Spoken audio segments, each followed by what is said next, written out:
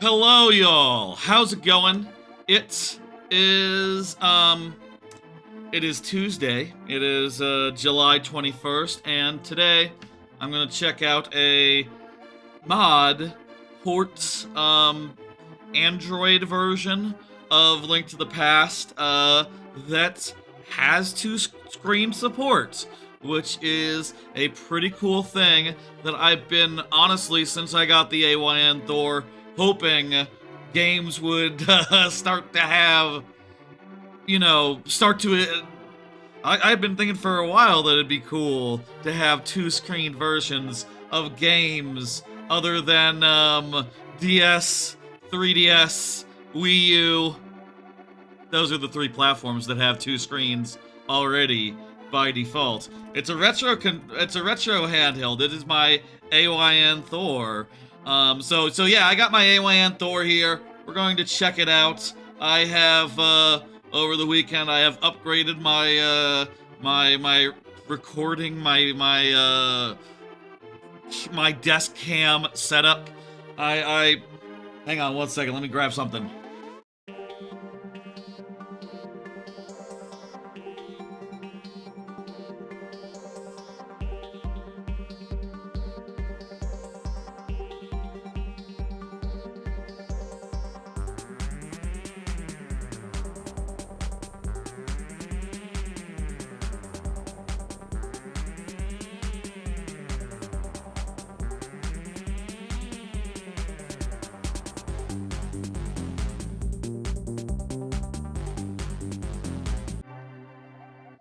Previously, my previous desk cam was a document cam, was a dedicated overhead cam situation that was from Amazon and fairly cheap and fairly no name, and it had pretty poor color quality when it comes to handhelds with screens that are bright.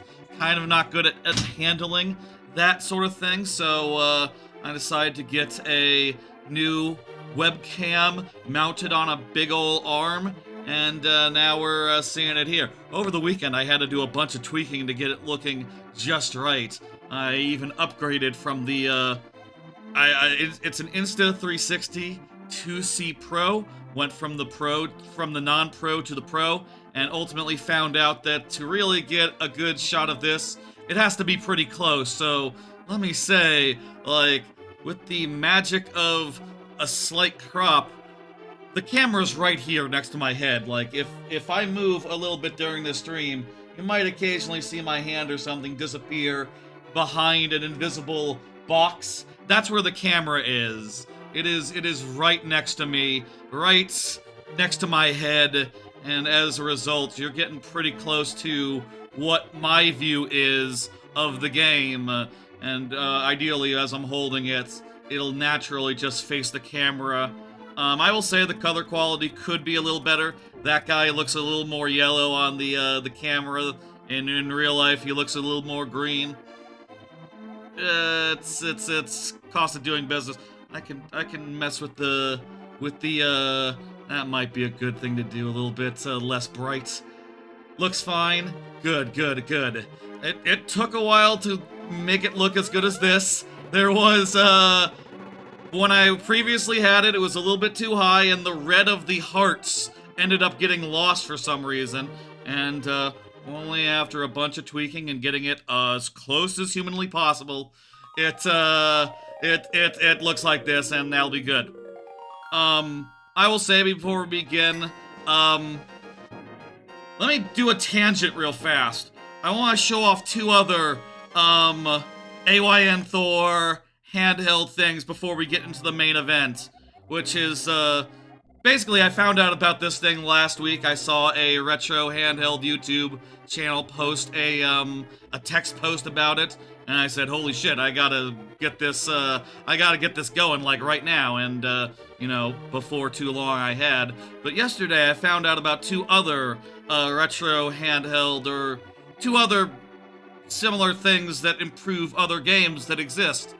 In particular, let me go over to, first off, Ocarina of Time 3D, which I found out has some nice mods that add in capabilities that I have long since wanted Ocarina of Time to have. In particular, first off, you can see here that this mod does multiple things. By the way, yeah.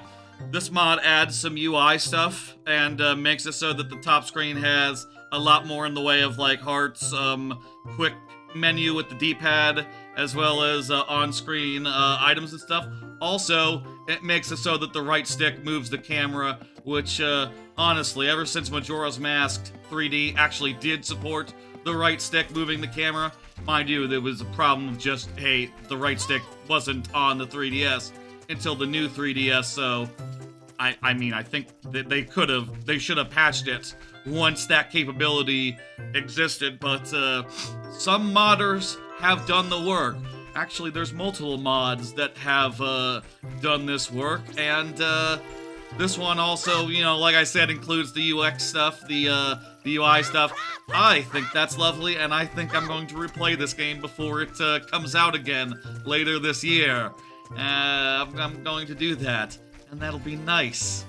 Look at that. Look at that. I'm moving the camera with the right stick. Wow. You'd have to usually wait until the Switch 2 version to do that, presumably. But it exists here. There's probably also the PC port. Probably also does that. Yeah, I'm just showing this off for a second. It's a cool thing. I'm gonna play through this in my own time. Also, I did see that there is an additional thing that exists that there's an additional thing that exists and is cool. Let me show you one more thing that'll allow you to make games a little bit more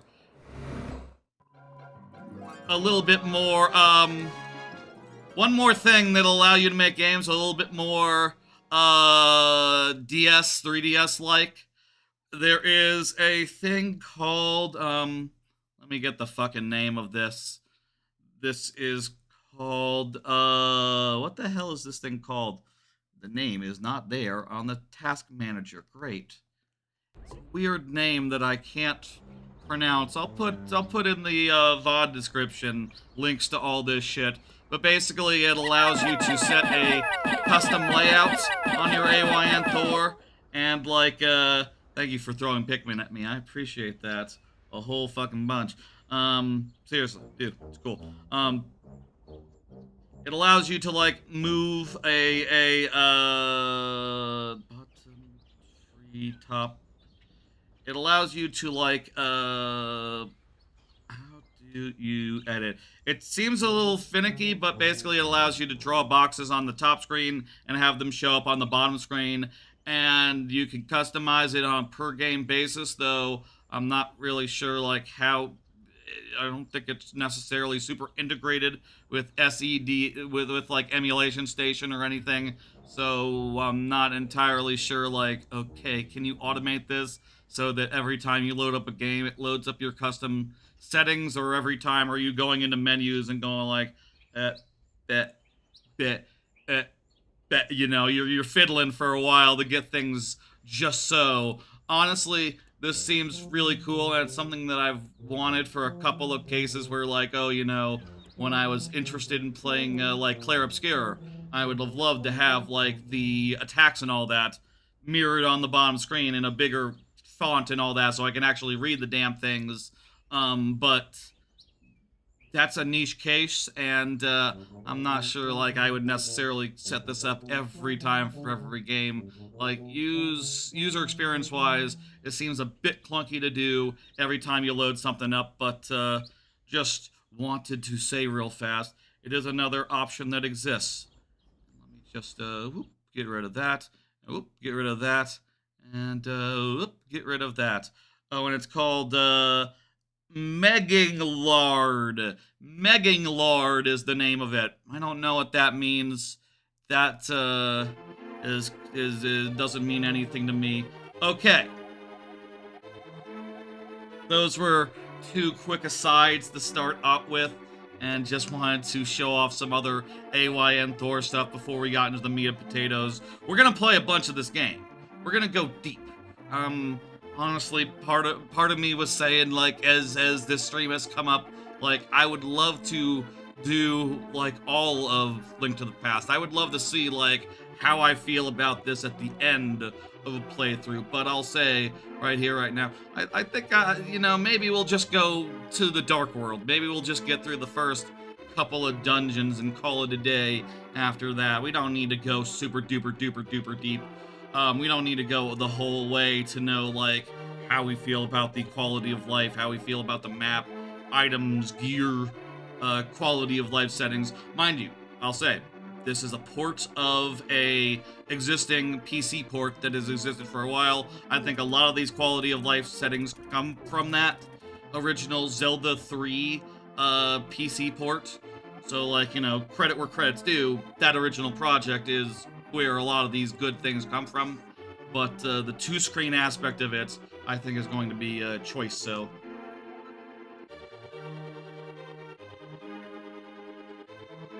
let's do it. Okay. Okay, here we go. Starting out.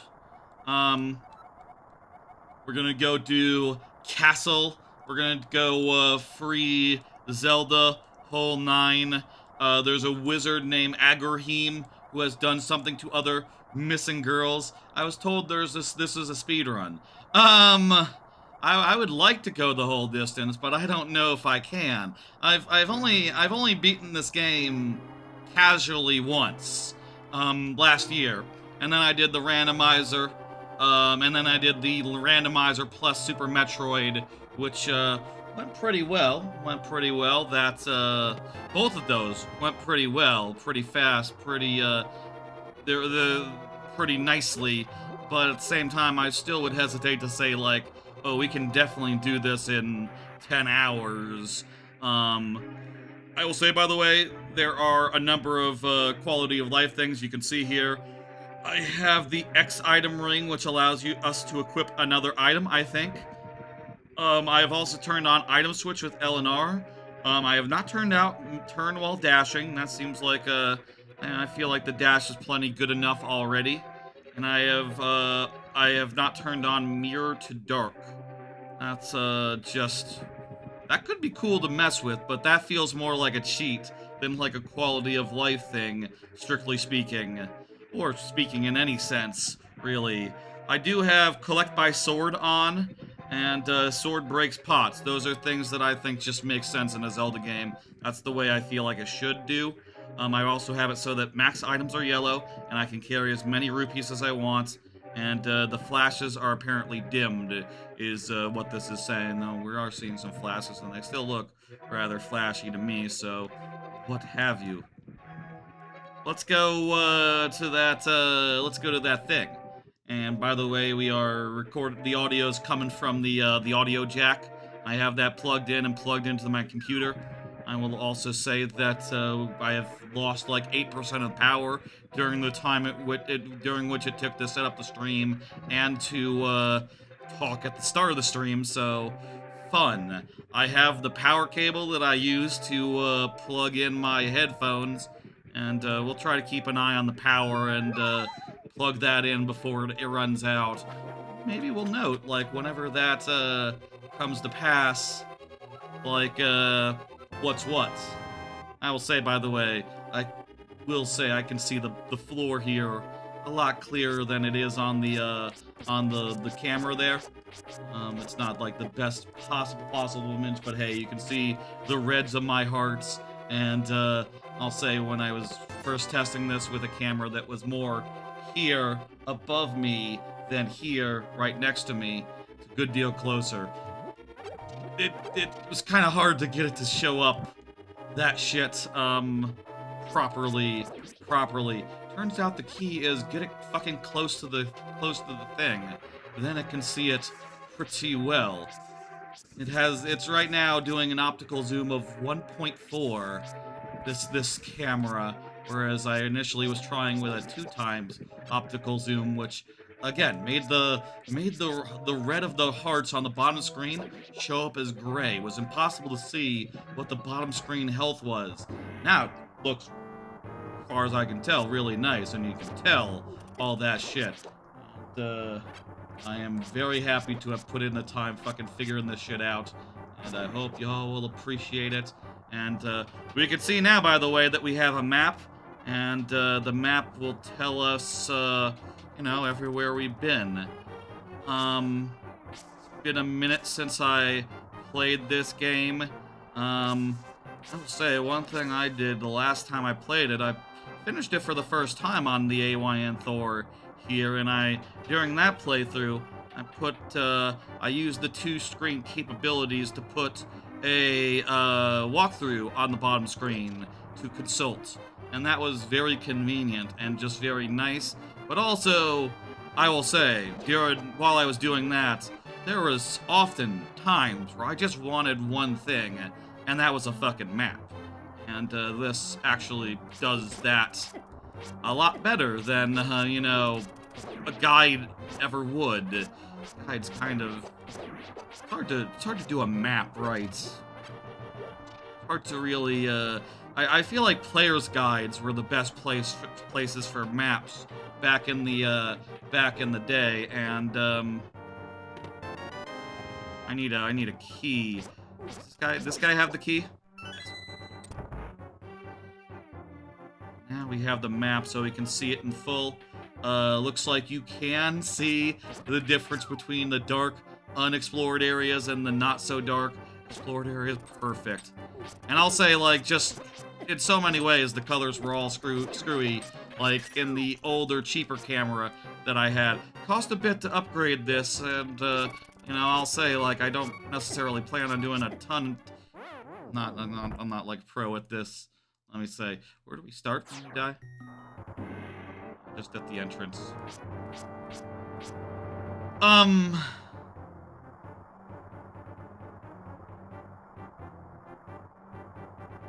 What was I saying? Yeah, it took a lot of tweaking to get it looking this good. I'll occasionally look over and make sure it's still looking good. Y'all let me know if there's any issues. I'm also trying very hard to make sure I keep it in frame. Keep my hands at just the right spot. Thought has been put into making sure that the map that I'm on covers the whole background. It only just barely does, so I have a very limited angle. I have to hold it just so. Let's do this. Here we go. I'll just walk by these guys. Efficient, fast, and nice walking. I am noticing a little bit of weirdness when we're passing between the screens. I can't imagine that'd be a thing related to the dual screen aspect. That's probably just more specifically related to the widescreen, the widescreenness of it, which again, that's let me move a little bit so I'm not sure I'm not getting cropped out a little bit by my camera hiding thing. That's from the Zelda 3 original thing. Now we have 2 items, so we can do this. Okay, how do I equip X to something? Oh, I click? Okay, here's how you do it. You touch on the X, and then you... No? Touch on here, touch on... Dude. Touch here. Okay, I have a whole X ring now. How do I equip? Okay, there it goes. Okay, so it seems a little bit screwy. A little bit screwy here. Maybe you can't do it while you're paused? Well, okay. Never said it was perfect. This thing is relatively new, relatively early, and it might, you know, I'm not sure where it's at, or how how, like, you know, ready for prime time it is, but, you know, that's part of why I'm going to try to go the distance and do as much as this as I can. I want to see how this holds up and how this feels. Use my boomerang, and I use that, and I can still light fires if I want to. It's nice to have 2 buttons. I always thought that was weird that in the original game you can only do one thing at once, but you know, I understand that just the idea had not been thought of yet. It wasn't until Ocarina that they had the idea, and hey, let's you know, say the obvious here. Ocarina is one of the most inventive games of all time, one of the most important games of all time. It had a lot of great ideas, including having a second inventory and a third one as well. Honestly, I feel like a lot of games today could learn a thing or two from that, you know what I mean? Like, a lot of games today could use that sort of equipable inventory shit. I've said many times, I love in Zelda how you have like 3 items on 3 of your buttons and immediate access to all of them. You know, it's rad. It's cool, and it makes for you know, great collectibles. I've said for a while, you know, there's really should be a game that has that basic Zelda gameplay items, etc. Was a little bit more Metroidvania-y. Like, that'd be a great way to do it, and you could just have tons and tons of different unlocks, and it wouldn't burden a button. You know, it'd be flexible and shit. You could have you could have dungeons that had multiple. You can have, you know, more than Metroid Prime even could have, with its, like, you know, using the C-stick to map stuff and stuff. I do think that I do think that's underused, as weird as that might be to say about one of the most inspirational games of all time. Underdone, underdid, etc., etc. Right, let's go through Snake Town, these dark tunnels and all that. Hey, because I have 2 items now, I can throw a boomerang and I can light a fire. I need to remember which is which. Kind of weird. I'll say one comment. Here's a comment for you, okay? Ready? Here's something that's weird to me. See here on the bottom screen? Y is higher, and then X is the one below that. Meanwhile, on a SNES Nintendo game thing, X is the top button, and Y is the left button. Really, these should be the other way. These should be the other way. So, jot that down. It's kind of a little bit backwards, isn't it? Another small point of feedback. We didn't even need a full, you know, 11 hours to realize that's weird. Just needed, less than the tutorial area to pick up on that. Oh, we'll pick up on more things, I'm sure, as we go on. I will say, let me say, just right before the stream, I'll say this because I am feeling a ways about it. I was like scrolling on Twitter and all that. Not Twitter, Blue Sky, you know, different one. And I saw someone mention like, oh man, with all these PC ports, it's cool and all, but it seems like so many of them increasingly are vibe coded, so it's harder and harder to be excited. And then I went, oh fuck me, I didn't check. And then I went and looked and I saw, it does mention Claude. Damn it. Well, I already bought a fucking camera and set this all up special and, you know, said I was going to do it. And also it's based on something that's 3 years old that is not, you know, comes from before that era. It's just a port of something that already existed. It has existed for years. You know, I will say, disclaimer, I did see that apparently some AI was used in the production of the port of this thing, which is, you know, something I guess we will all have to just grapple with and realize, right? I guess and maybe in the future when I look into like, oh, I should do this randomizer. I should I should also remember to check and see, like, hey, is this a bespoke, like, humanely produced randomizer, or is this, you know, breeze through thing? That said, again, I think pretty much the only aspect of this, it's just the port part and the support of the 2-screen stuff, which I'll say is, in fairness, is the reason why I wanted to do this stream. If it was just a regular PC port, I'm sure the PC port has been covered enough in the last 3 years of it existing, in the current version that it exists in, but, suffice to say, I was kind of miffed and bummed and wasn't sure how to, approach this, but, you know, I found this out like 10 minutes before start time, and my only thought here was like, well, maybe I don't have to do the whole thing then. Maybe we can just do a sizable chunk. Maybe we can just do enough to figure this shit out and see how we feel. I do think getting to parts that are not tutorial is the bare minimum, and if the point was just to show it off and in the least amount of time possible, I would have gotten past this part first. That's the wrong one, it's the right one. I would have gotten past this part before starting, and instead, we're just going to experience it for the first time live. And, you know, see where it goes. And hope for the best, and, you know, this thing is early as well. Even if it was...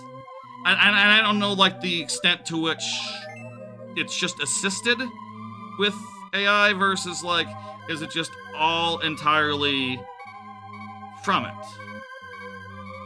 You know, and like, figuring that shit out and, like, how... You know, to what extent, like, code AI versus art AI versus, like, you know, a lot of code. As an engineer, I get it, you know? I do understand that, like, coding is one of the few places where it's, like, a lot of shit is, you know, a lot of shit is just finding a previous example that did it right and, going from there. I understand that can be... Of all the jobs that can be automated, I do think my previous job is one of the most automatable jobs that there is out there. So, like, on one hand, I see it coming. On the other hand, I do think that, you know, certainly amateurs running around vibe coding up bullshit, I see a lot of signs of that being a net negative thing, and a lot of projects like shutting out vibe-coded contributions from people who don't know what they're doing, and I don't know if this person is or not a person that knows what they're doing. It seems like a pretty good so far, so they might be one of the people who don't know what they're doing, and is just using it. My feelings on that is all very complicated. We're out of the first, the tutorial area, and now we're in the game at large, and we can go now to the first dungeon. Interesting how there's like just big bars of black wherever there's like screen boundaries. I guess like just, you know, there's just nothing in that direction right now because the widescreen is what the widescreen is. Again, I will say again that a lot of this is stuff that already existed long before, for years and years, called Zelda 3, and like that all came from a previous era where it was all just dedicated humans and passion projects. I'll also say it's probably different, like this being a free thing on Discord. That does make it a little more palatable if you're comparing it to like something pooped out onto the Steam marketplace, or, you know, filled with microtransactions or other egregious shit. You know, like I've been hearing crap about Roblox and like how that is just, you know, there's been a lot. Mecha Chameleon came out recently, huge hit. but like the amount of people playing Roblox clones of it actually outnumber the people playing the actual original game, which is just so bizarre to realize. I will go into the palace and I will get the thing. I remember the flow of this game a little bit. I remember you have to talk to the man to get the boots. Very important thing. I didn't realize. I feel like I've gotten stuck after the first dungeon a lot of times trying to just get into this game casual style because I don't talk to NPCs or listen to what they have to say, and that is a problem when you need to use context clues apparently to figure out where to go, which is a lot of time. My hands are getting sweaty from resting them on the mat. Wet. Let me try to hold it like this. There we go. Here we are in the dungeon, and we can see we have different floors. Nice. Let's do this. First dungeon, by the way. First proper dungeon.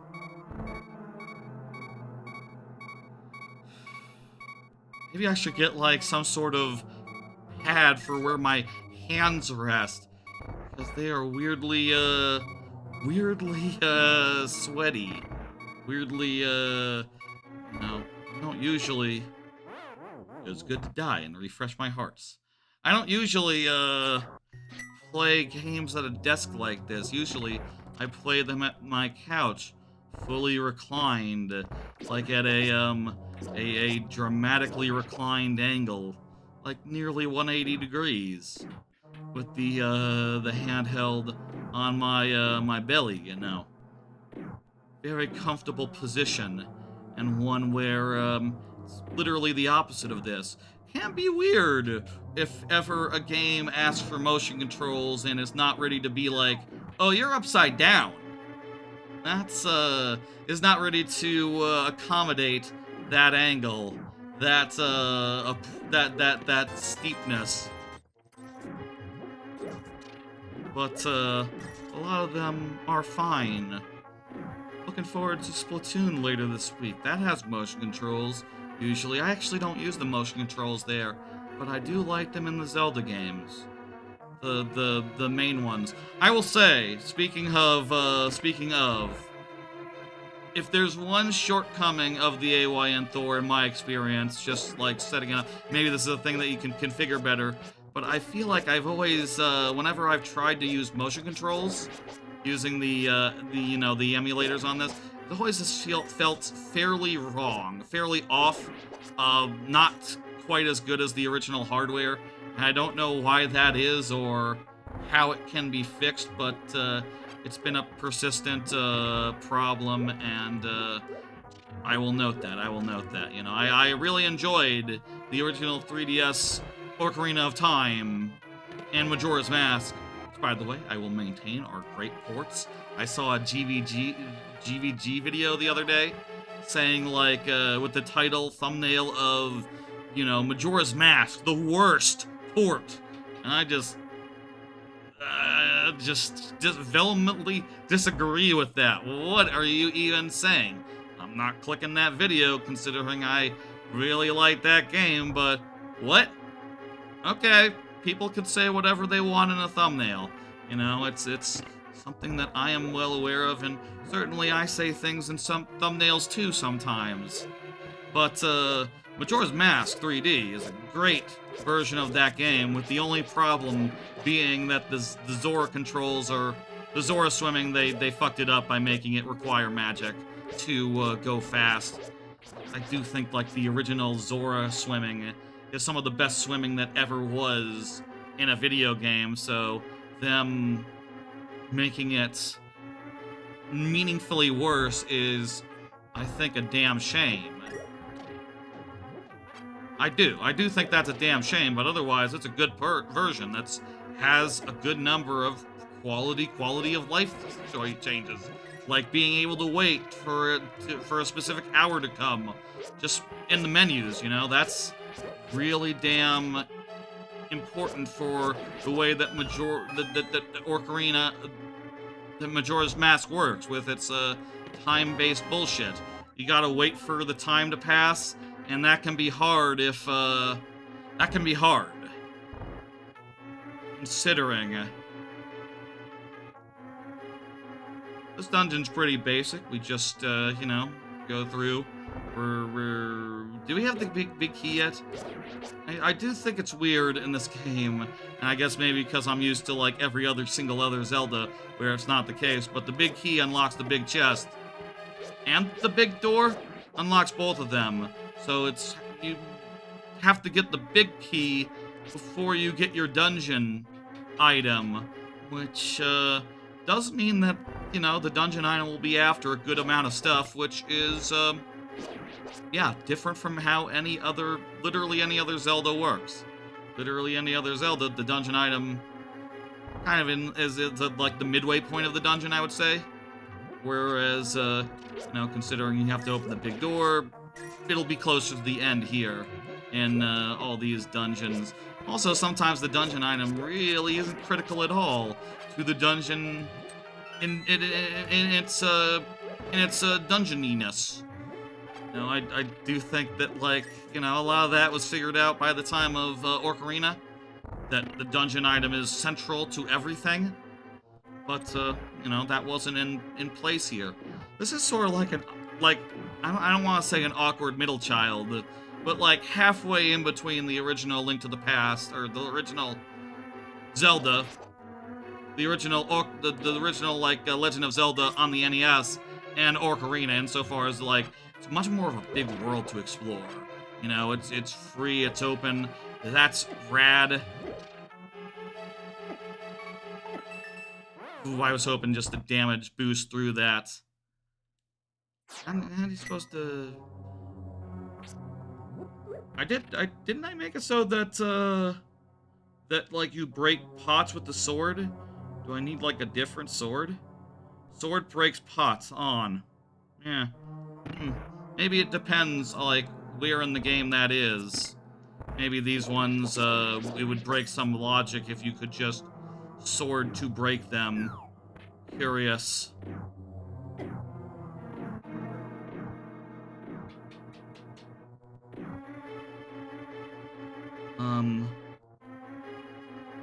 Say one thing about this map is that, it is, a very good to have a map, but at the same time, you know, this map is not as useful as, like, a comparable current game map would be. Also, the nature of this dungeon, and a lot of the dungeons in the game, is that, like, when you die, if you die, don't die, you're going to have to go through most of the same rooms you just went through, and a lot of them will relock to make you fight enemies or find the switch that opens the thing. It's different from later games that are a lot more will and able, happy to open shortcuts for you.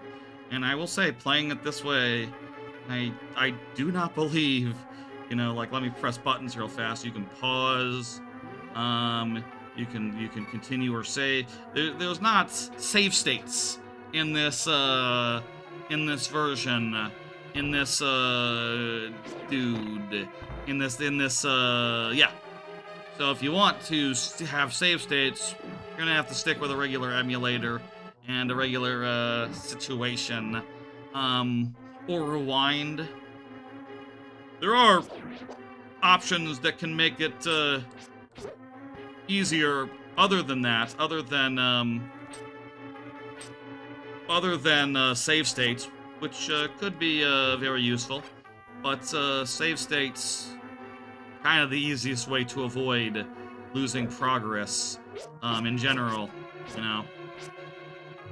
This guy really takes a lot of hits if you don't just pot him real fast. Am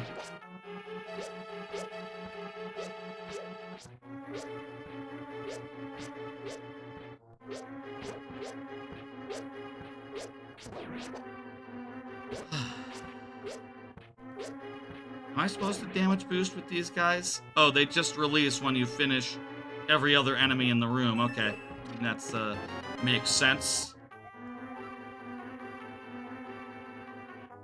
Again, I never played that much of this game. I played it a couple times.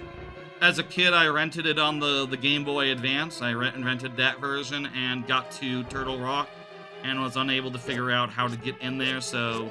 And then my rental was over, so, you know, it was like end of the line and all. Okay, let me just, I'm equipping my crap. I want to equip... Ooh, I got bombs now, so I want to equip those as well. To X and Y is the bow. Okay, cool. The touchscreen menu on the bottom could be a little more intuitive to use quickly. Say again, that's first time we equipped. It was weird, and let me say, it continues to be weird. Second time. Oh, also, turns out torch was the right answer. So let's equip the torch. Okay. Then let's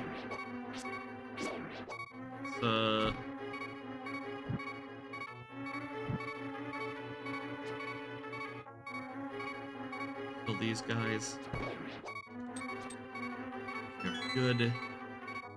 All lined up and ready to shoot.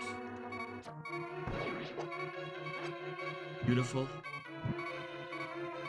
Okay, what's down here? Show me the map. Apparently that's on the map, so the other one is stairs.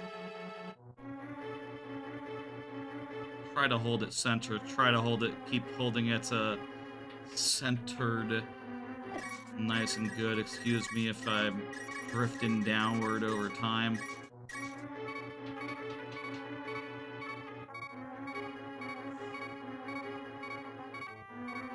And you can see another quality of life thing. There's, on the, you can see another quality of life thing. There's, if I have max of anything, such as bow ammo, it's yellow. That's another thing that Zelda 3 adds as a quality of life feature. Try to sit right here and hold it just flat. Really use a heart. Go. We'll use another heart. Oop. Damn it. With the bow, is there a shortcut leading back where we were? It'd be nice if there were, but I don't think I saw any, like, bow-specific shortcut, other than getting to the boss, the place where it turns, and going one way instead of the other way. Say a thing about Link to the Past, which I think is relatively weird, and something that people don't talk about that much, is that Link to the Past has, you know... Yeah, that doesn't do anything. Link to the Past has, you know, death runs, like Silksong does. You have to go through some rooms and some arenas and some puzzles, and it's all just, you know, the same thing of just like you died, so now you have to go through a lot of the same rooms again. I mean, I guess, like, there's a lot of, like, that's like a lot of what happens when you die, oftentimes, like in a platformer. Oftentimes, you start at the start of the level. What is a dungeon but Zelda's level? It makes sense. That said, it does take a minute to get back to from whence you came. Though having the map helps a bit because we know where we've been and where we need to go, and we can see down there. Oh crap! We're about to hit the boss. Just as soon as we go through these rooms again.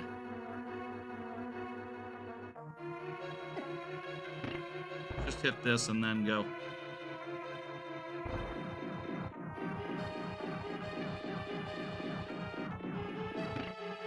Top left is the correct one there. Excellent. Is this the funny expanding room? Feel like, is that this room, or there's another room in another dungeon that's the funny expanding room? Where, right, I gotta remember. Y is the top button. Can I remap that? If you go into remap buttons, you can...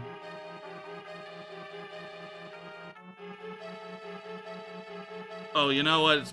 It might be confused because I think, like, from a system level, the system acts like it's Xbox because I need to do that to make, like, Steam work. Though eventually I realized that you can just set individual apps to use individual layouts. But by that point, I was already all switched over to Xbox everywhere, Xbox controls everywhere. So, yeah, let me just see what happens if I switch this to be that way. It doesn't actually change the label. Okay, cool. So that's what they call a coincidence, and not relevant to my complaint at all. I'm gonna keep it this way because, yeah, I'm pretty sure this is just how it is. Okay, it's not like these got swapped because my control scheme, it's mapping the right buttons to the right buttons, and would do that even if it wasn't the case. Okay, still not my fault. Still not on me. Okay, cool. It's good to know that it's just a little bit backwards by default. It's just a little bit backwards by default.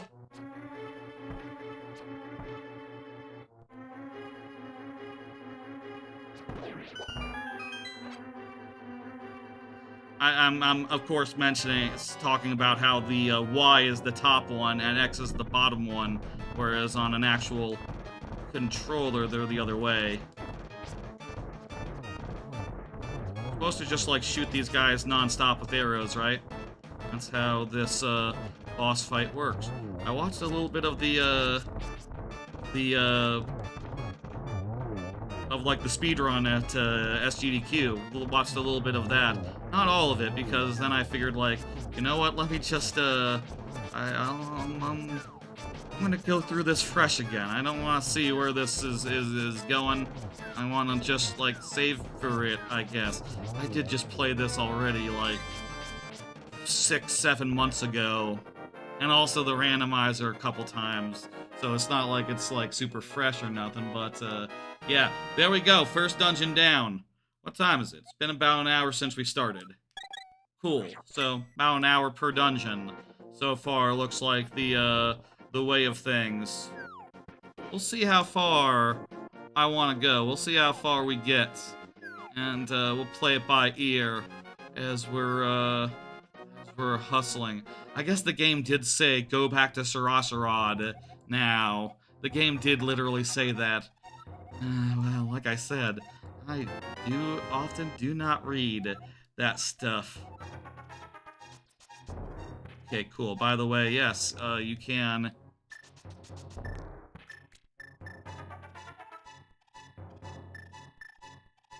You use A to do the dash, excellent. And, you know, R and L will switch your main item here. So, that's another quality of life thing this adds. Let's take the second item and make it,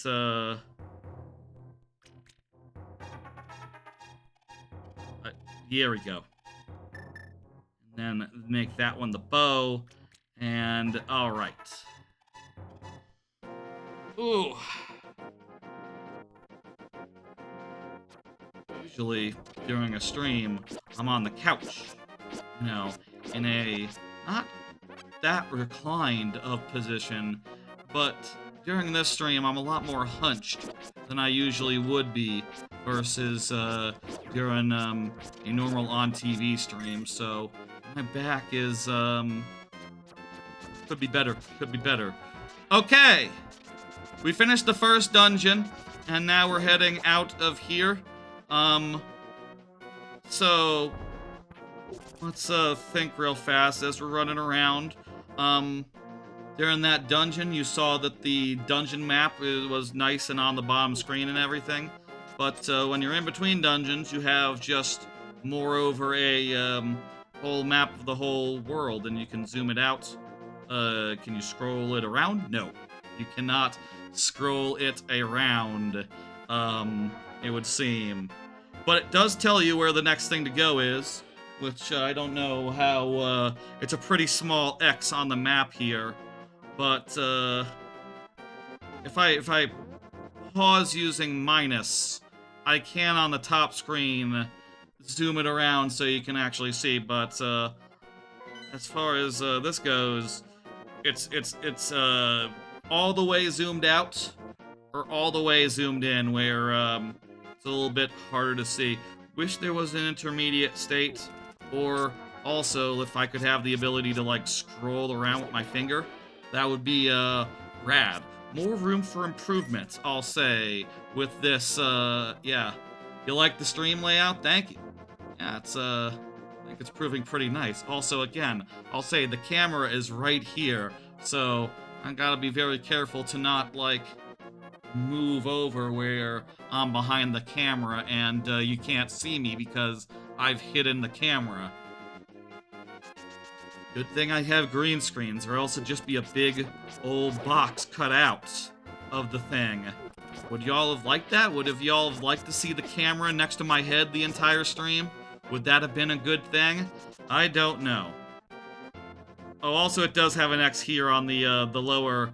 I didn't even see the lower X there. It was harder to make out at this, you know, at this resolution of map. Again, I'll say. Map could be a little, there could be more to the map. The map could be better. The second screen map, yeah. Improvements can be made. Now, if I recall, don't I have to go get a book from like a bookcase or something? I have to go get a book from a bookcase, right? And to do that, I need to go over to the town or like the library, which I think is over here, and then we can go up the mountain. I think that's right. I think that's correct. I'm gonna lean in and like move in a little bit. Ooh, this is kind of relaxing. I'm now a little bit sitting back. Oh, that feels nice. How y'all doing? How's your Tuesday going? Everyone, hope your Tuesday is going lovely. Mine was weird. The Book of Meduba, I can use it to read the ancient language. What do I do with this? Do I need anything else to go to go up Mountain Town? Or do we go to the desert first? What is the... Maybe this is... I think this is non-linear. I think we can go either way. So, I guess, I'm feeling more like mountain. Tell me if I'm wrong. If, you know, like I said, one thing you can't do, in addition to, like, save states, is you can't as easily do a guide versus, like a more... Ooh, that was sort of a weird effect. Suppose that's how it works in the first place?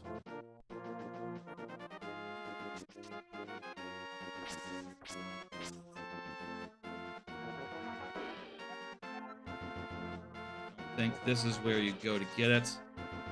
It's been a minute. Maybe the sign will tell me where to go.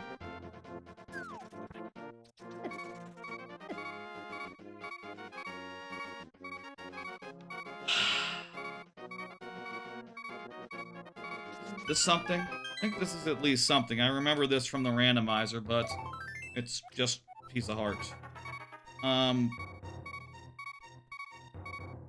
Let me just put into my phone real fast. Link to the past guide. And let me get that up just as a... I'll get up the Zelda dungeon, which I used. And that's something you can do. You can use a second screen, a phone. Yeah, you get the Pegasus boots and the books of Madura, then you go to the Desert Palace. Okay, Desert Palace is the right answer. And then after that, we go to Mountain Town. See, I was confused because I saw Mountain Town first on my bottom screen there on my on the map by zooming out. But that is not the right place to go, or at any rate, it's not what this guide I'm looking at over on my phone is saying. So yeah, start from Link's house and go downtown, down to yeah. Ooh, I'm gonna sit back up. Cool.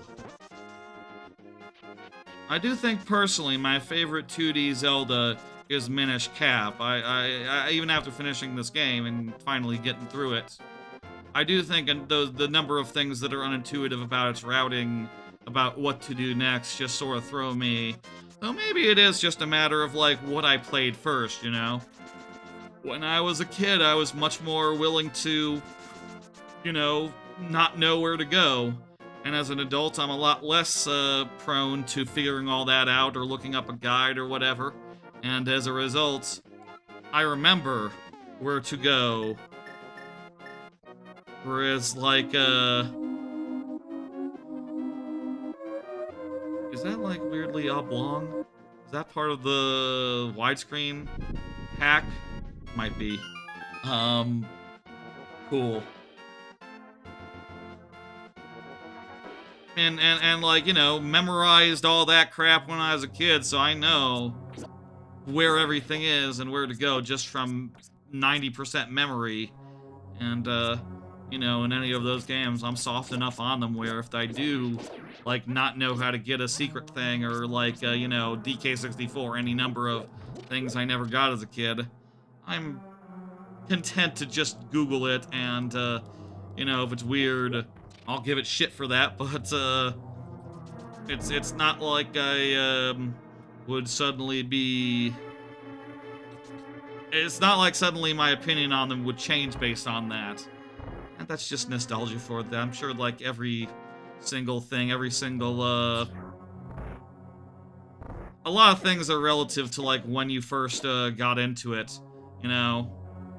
Like, personally, I don't think I could ever say this would ever be my favorite, but, you know, it is an amazing achievement for its time. It is a step on the way to Ocarina, and, you know, Ocarina is a step on the way to Majora's Mask, which I played first, so, again, I feel...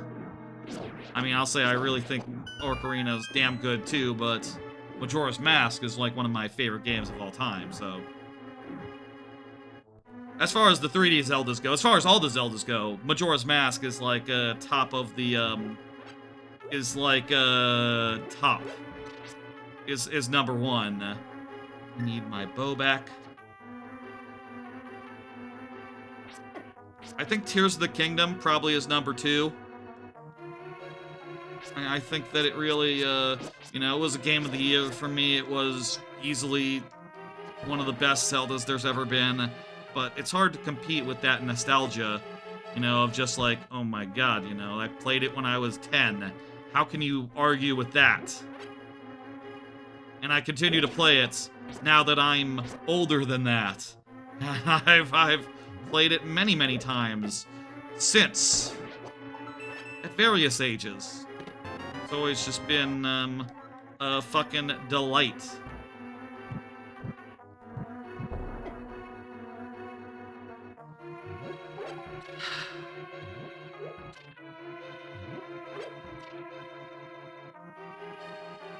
I've moved the pad a little bit and shown y'all a little bit of my desk. It is black. The pad adds a little bit of nice texture to the background, I hope, I think. So I'd rather it be the background, but it'll get nudged a little bit on occasion. Just how it is. This dungeon, trying to remember what the item is that you get here. Is it the bracelets? I think it's the bracelets.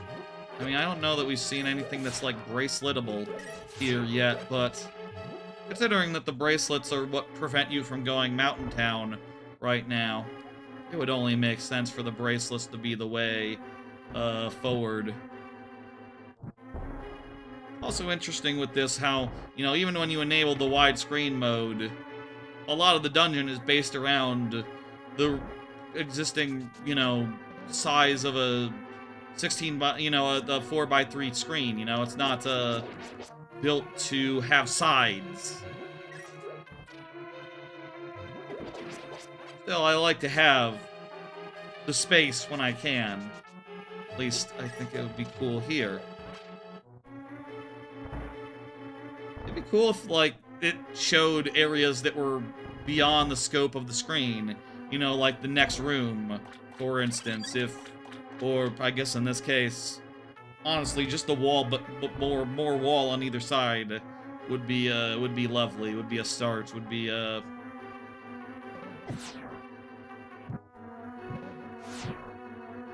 I'm out of bombs, so my bomb's unequipped. Honestly, it's with the clunkiness of equipping items, it kind of is sometimes just easier to use the item switching with L and R versus the second button. You know, like I said, it's worth remembering, worth noting that a lot of these could be from Zelda 3, not necessarily part of, not necessarily, oh, it is strength, isn't it? Because there's rocks to pick up. Not necessarily something that's been, that was part of this port, but, you know, it's part of the original thing. And I do think when you're experiencing something, whether it be a port or the original game, you can, you judge it as a whole thing, right? Not like, oh, well, this came from a previous port, so can't complain about that. Well, forward my complaint on then. Forward my criticism on to the original project then. Or to the original game, depending on the context of where exactly, why exactly, etc.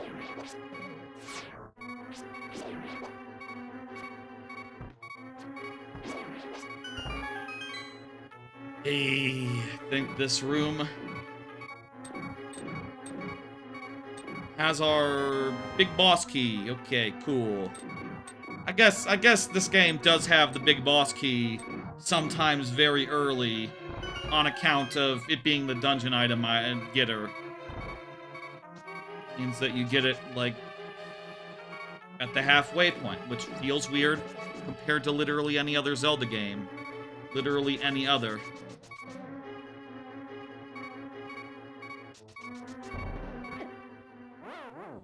I needed a little bit of a health thing anyway. Also, this got us where we were going, so that's actually, it was good. It was good that I died. It was faster, and right, I need to use the key. I need to use the key before I can go lift those rocks. Very important. When we die, we do not die in the overworld. That will send us back all the way back home. We don't have fast travel yet, so that's something to be aware of.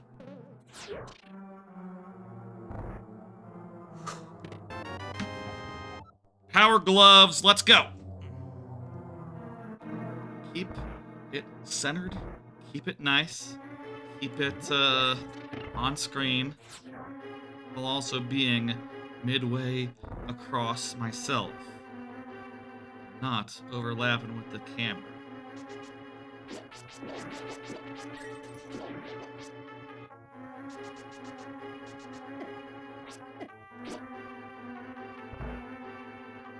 Now that we got that, we can go to Mountain Town later on.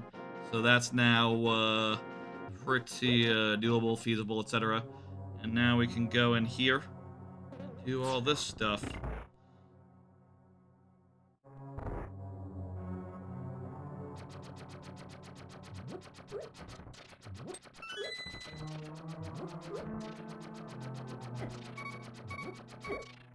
Again, actually a good time to die, considering that, we get our health back, and we're just inches away from where we were starting-wise. There's good times to die in this game. This will save us a death run later. A corpse run. That's the word. Corpse run. Death run. That's not what they call it. Ugh.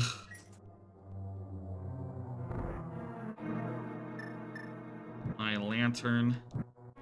Again, I really wish there was an easier way to equip 2 items at once, so that you could more easily, like, be equipping and unequip. You know, you got that whole second item, which is very convenient, except that the UX is a bit shit. And I do think the equipping UX, you know, that's on the touchscreen port, and like that is something for this version to improve, right? Like the process of hitting X and then hitting, well, actually, not once you know what to do and you're not screwing it up. It's not that hard, but you know, I maintain that it's kind of fiddly and seems a little bit, sometimes doesn't work. Here's the funny expanding hallway. I need my bow.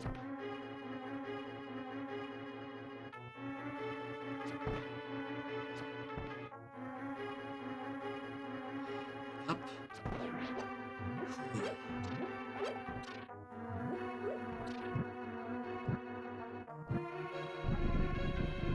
Lovely. By the way, I'm not 100% sure, but how's the is the audio? I can hear it. Sounds fine, but I do wonder if there's like a delay in between, like how long it takes the camera to between the camera's audio and the camera's video feed and hearing the sword slash through the microphone audio input going in through like the computer's audio jack, basically. And I don't know if that like introduces any lag, latency, etc. But there's nothing I can do about that. Oh no, we're doing super good here, by the way. Shoot them. Very careful. Be bad to restart here.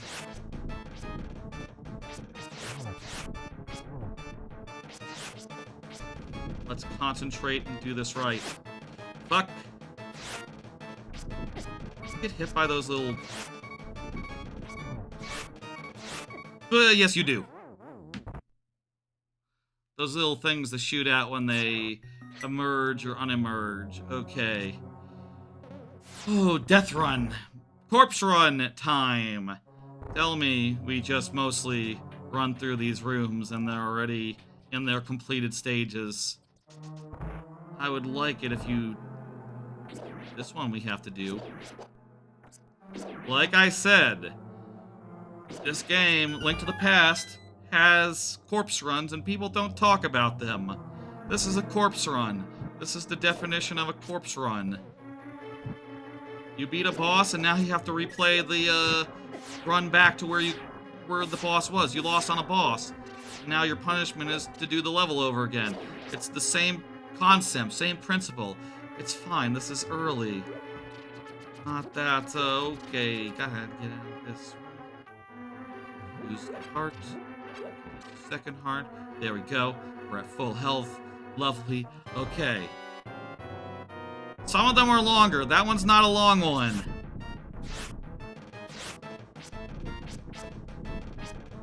You can also do charge attacks. That would help. I think. Theory?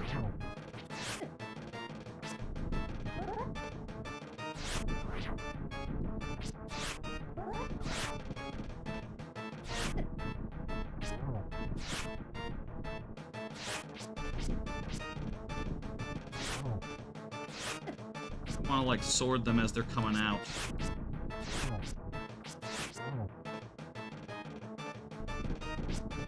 Wait, this is... I don't want to be anywhere near that one. There's So they were sort of overlapping and covering each other's, like, weak zones. Still haven't gotten one of them down. Where do you get, fucking fairies? Like, can I, when can you get fairies, I guess would be the question. I need a bottle and a net. I remember you get the net. Don't you get the net from, like, the child? Like, the little tanuki guy who's like, oh, I'm dying or something. And my dad is very sad. Isn't that where you get a net? Dying ghost child or something in the forest, in the woods. And the dad is like, oh, he would love you to have this net. He would have loved... I banged the camera. Please excuse me. Alright, 2 down. Oh, crap. My god, he's doing a full 3... God.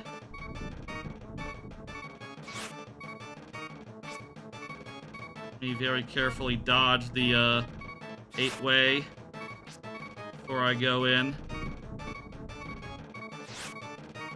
It's like going away from me. I only have 1 health left now, so be very, very, very careful. This game does not fuck around. Even from the very start. These bosses really can give you the business. I'd really like the... How do you get the armor upgrades? One of them is in a late game dungeon. Is the other one also in a late game dungeon? They might both be dungeon items.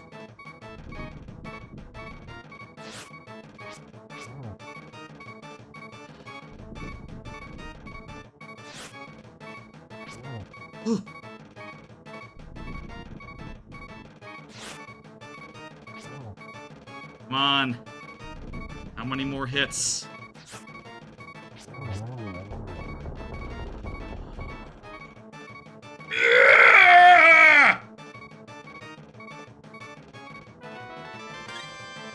Okay. The second boss of the game. It gets pretty fucking hard right out the gate, huh? Pretty challenging. When you get more heart pieces and armor and better sword, I think this game does level off fairly nicely. Fairly nicely. Ooh. Let me take a drink of my water real fast.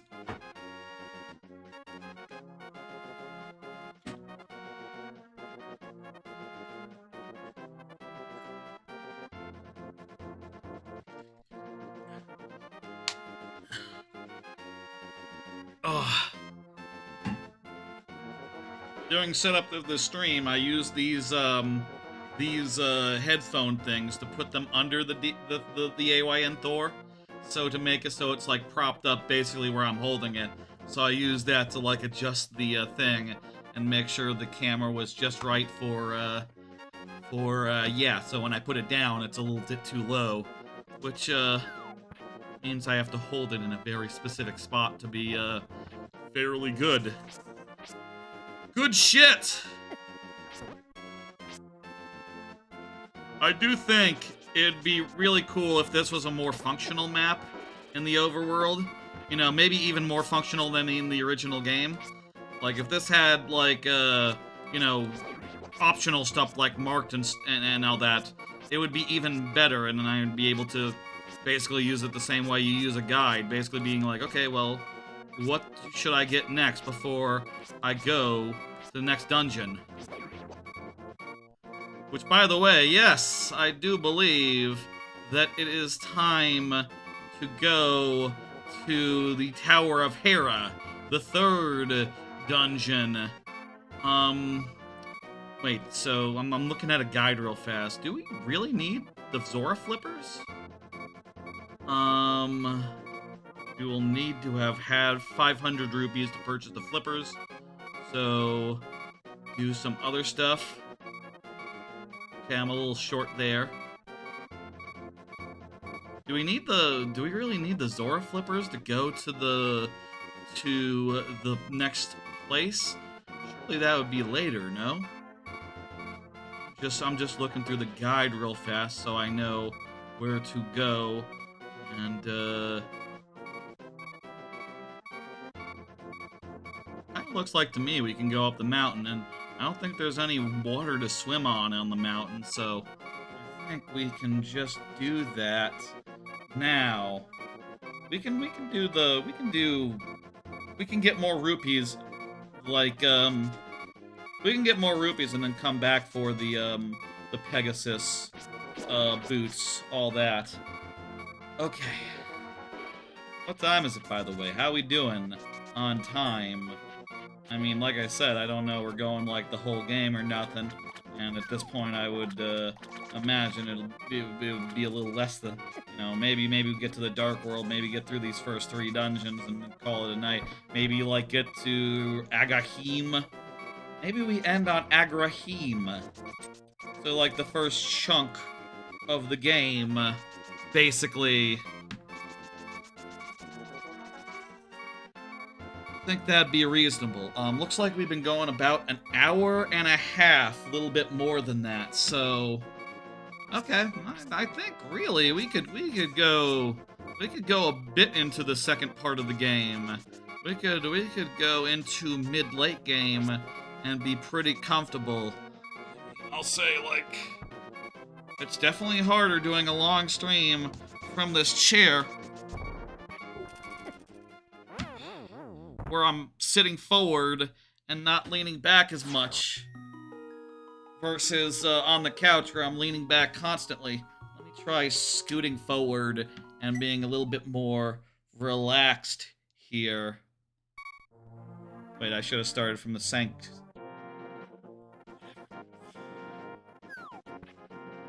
Do I need flippers?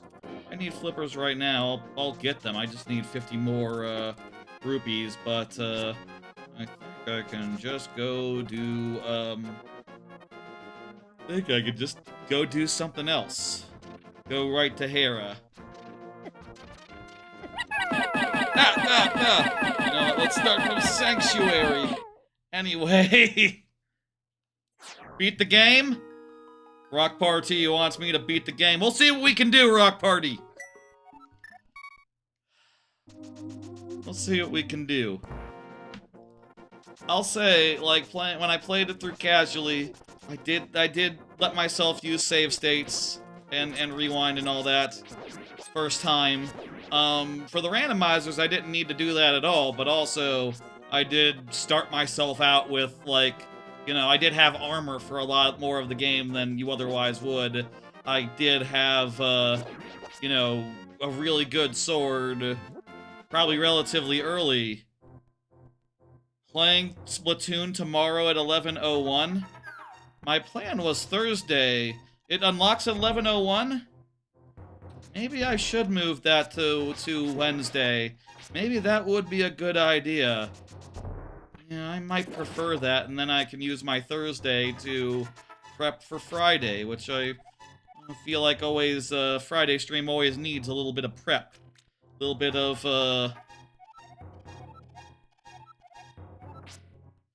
always needs a little bit of, you know, making sure all the things are ready. Though honestly, part of me has been thinking for this Friday, it would be nice to do a shorter viewer level stream than usual. We've been doing a bunch of long streams recently. Even last week's, where I thought it would be shorter, was longer.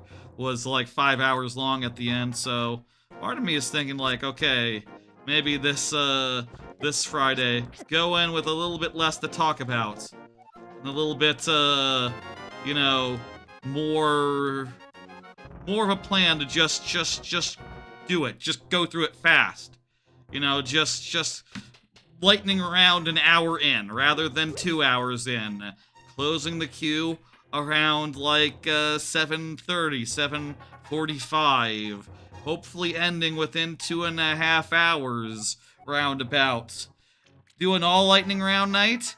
That's one way to do it, but I think I'd like to see if I can do a shorter stream while just having a regular hour of regular, you know, pre-lightning round stuff and trying to balance it that way. I have done that in the past, and that was my first impulse to be like, let's lightning round it up. And then I thought, you know, there are certain levels that really benefit from having 12 minutes to do them, and, you know, feel like it's a slightly more balanced stream when you have a little bit of one and a little bit of the other. And, we're gonna have a little bit of one and a little bit of the other on, Friday, I think. It also helps that I currently don't have that much to talk about. Like, the only thing that, really I have on my mind is that I've been now looking into a, like, road trip and all that, and giving serious consideration to, like, planning and all that, and, like, where exactly I should stop, how many theme parks to hit up, and, like, how many times I should just be like, okay, well, basically, I'll say, this was something that Rock Party suggested on, Friday, that instead of flying out to Cedar Point, instead just doing a big old road trip and, you know, hitting up a bunch. So I've been looking at a map and figuring out, like, okay, you know what we should do? I actually do feel like we should try out Mirror to Dark. We should try out all these fucking features, even if they seem a little bit, like, cheesy. Let's turn them all on, and we'll see what, happens with them. Oh, we'll even turn on, Turn Wall Dash. What the hell is up with that? I don't know, but, it could be cool. It sounds cool. Also, to that end, why don't I just put the, mirror on,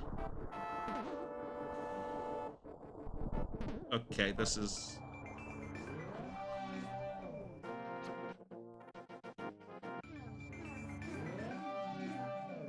trying to map my...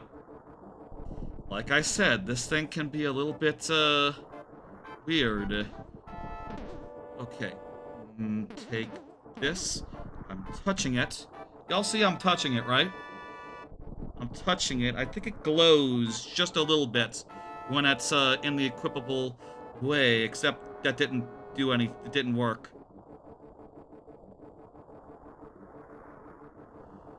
If I tap that... tap... Am I not able to equip it now because I'm talking to an NPC? There we go. Okay. So now I have the mirror on the X button. I need the orb before I can, like, actually freely go back, right? Where do you get... is that what we need before we actually go up here? Is the orb? Where the hell do we get the orb? Let me scroll through this. I always thought you got the orb after you got the mirror. I mean, that would make sense. Did you get to the data center level in Dench Attack?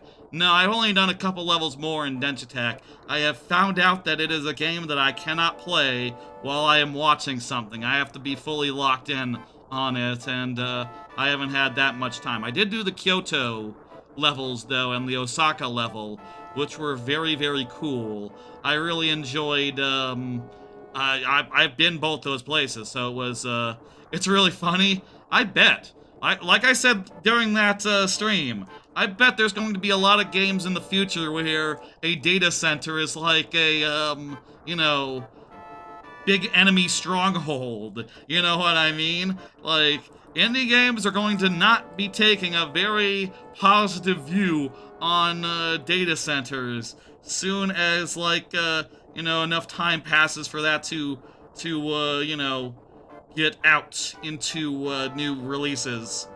I'll say the Godot thing I've been working on. I want the Grunty's Mansion, the Grunty's Castle equivalent, to be a data center. That makes sense as a hub of villainy. It's you know, just very natural. Let me see here. So the flippers, there's King Zora, there's the mysterious pond. You get some upgrades there. You get a third empty bottle? Wow, I don't even have one fucking empty bottle right now. Let me see. Old man is killed with dead rocks. Still turn to stone if he hits him with the sword. Magic mirror.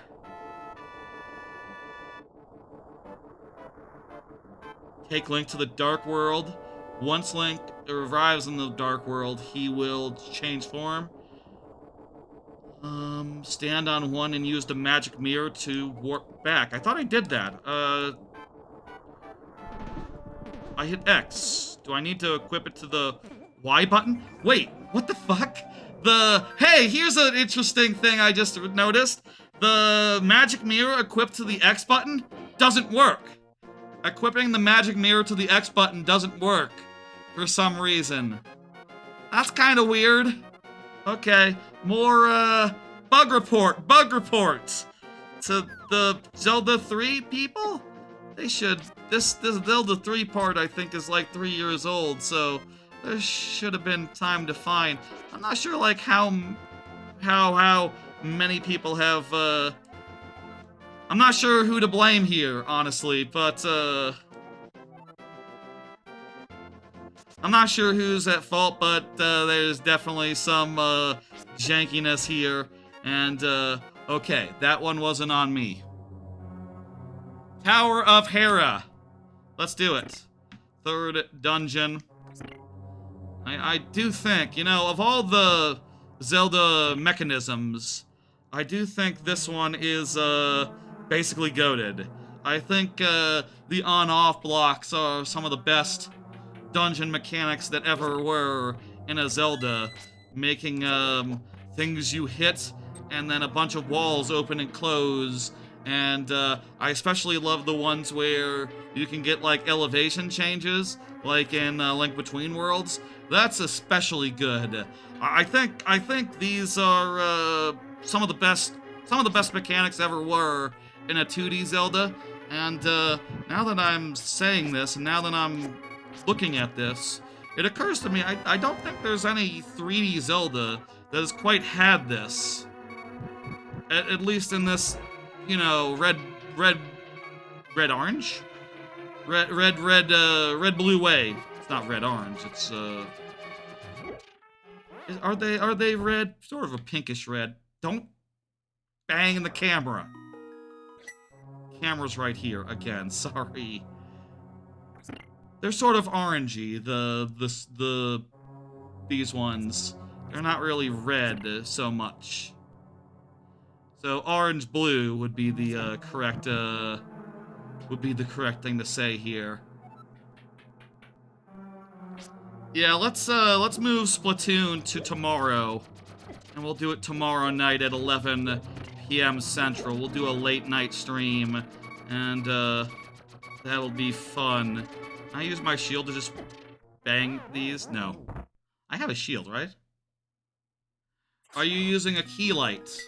I do have, yeah, I have, like, currently I have, well, overhead lights, one, as well as one light,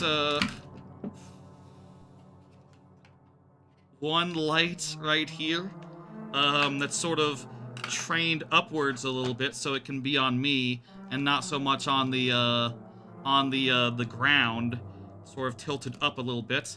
I have one light right behind the camera that's sort of more of a like a lamp that's just pointed in my direction. I also have a ring light on the wall over there to give me some light from this side, as well as overhead lights. So yes, lot of lights going on here. Yeah, let's do Splatoon early. Let's get that. Let's check that out first thing. And if y'all want to do some co-op during that, I would be down. You know, if y'all are also getting in this, that'd be cool. I don't know, like we do if we do like a stream, if we do like comms, you know, if we should coordinate or anything. But at the very least, we do I feel like it's easier just to do like you know, y'all get in the group and we play, and then we can chat. We can just use the text-based chat. You know, that'd be fine, and I wouldn't have to prep anything or do any levels, things of that nature beyond my own levels and such and so forth. Or we could use game chat. I guess we could give game chat. I still haven't. Fuck. I still haven't tried game chat. Not really. So that might be a good idea to do some game chatting. Let me play the game like this for a second. Give my wrists some air. They've been on the ground, on the pad, on the surface for a bit. They're getting a little sweaty. This is not how you should play a video game. I don't have any bombs. Is there a way I can, like, get behind? I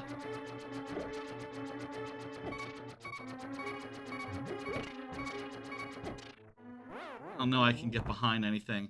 You haven't hooked up to any stuff to your Switch 2 for game chat yet? Gotcha.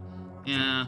I haven't had any opportunity to actually use the game chat stuff that I have hooked up. That camera, well, I got it at launch because because, you know, I thought it was funny and worth testing. Switch 2 already does have a mic. It already does have a mic, Rock Party. Apparently you're good. The microphone isn't something that the and also those do not block the floor panels. The microphone is not oh yeah, you can, like, it's pretty alright.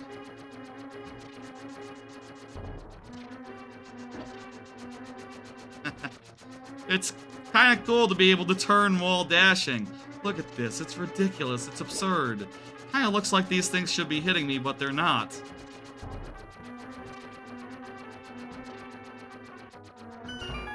Yeah, we could, oh, I could break them with my sword?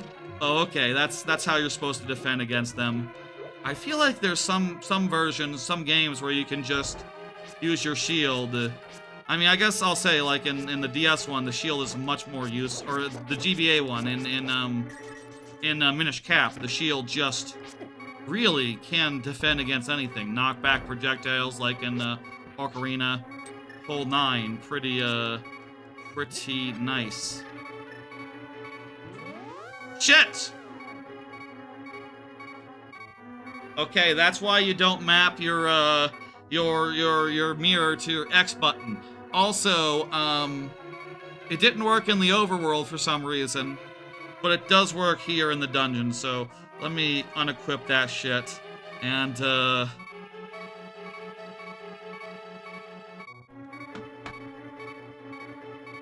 okay! Wait, are those rooms still completed? Maybe the doors are still open. Maybe we'll be able to, like, just go through them without, trouble. I mean, I have to get to them first. Come on. Nope, it uncompletes itself. And yeah, good tip. That helps a lot. I can't just mash the B button here, and it'll defend us fine. If you're getting Splatoon 06i, yeah, let's do some Splatoon Raiders. Let's team up. Let's game chat. I do like the ability in Splatoon Raiders to also just, like, call in a co-op partner just, like, from the internet randomly, not even someone you know. Like, that sounds very convenient for the purposes of, you know, uncoordinated team play. You just want to get someone in real fast and you don't care who. There's an option for that. That sounds, honestly, it's probably what I'll do most of the time playing that game if I care to do, multiplayer. But also, like, I'm kind of just fine just doing things on my own, you know. It seems like looking out on the world right now and like the next generation of gamers, you know, I mentioned the Roblox stuff earlier, but I feel like there's a trend among younger gamers where just, like, gaming is more of a social thing for the younger folk right now. You know what I mean? Like, it's more like...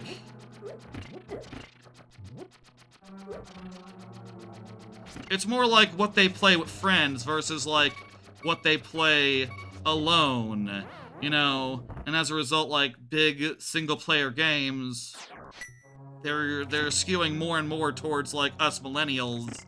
And, like, co-op stuff, friend slop is sometimes called, you know, is that insulting?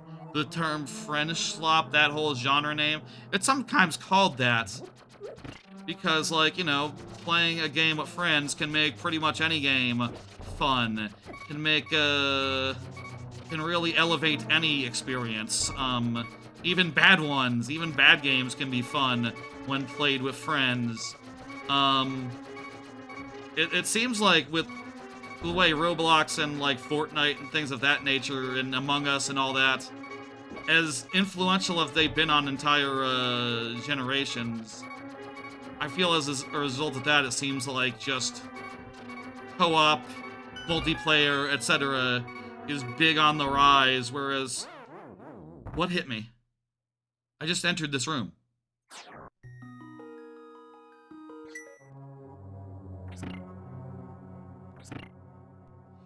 Whereas, more dedicated single-player experiences are on the fall, and, yeah.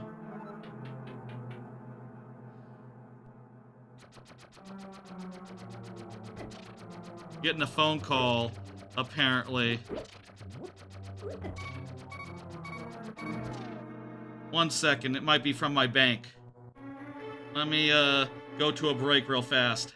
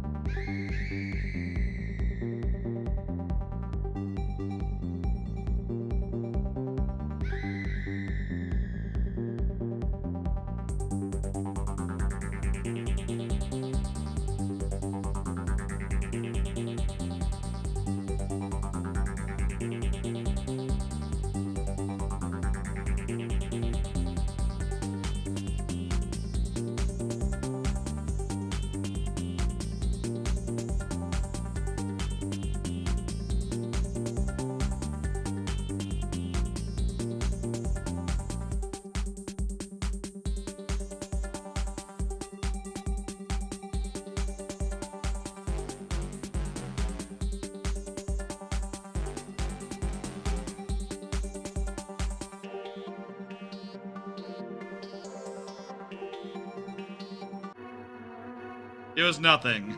They wanted nothing. Literally just like, hey, it's the bank. Anything up? How you doing? It's the bank. Don't know why they felt the need to call. Just trying to upsell a feature or something. I don't know.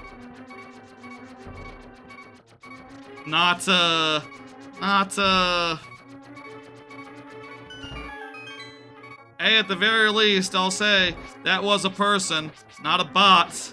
I think, far as I can tell. That's, fine. That's nice, I guess. Sure. Anyway,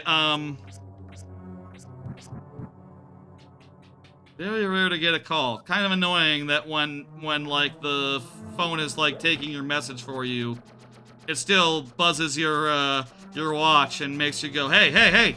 Call coming in, call coming in. Like, why am I letting you handle it if you're going to bother with me anyway?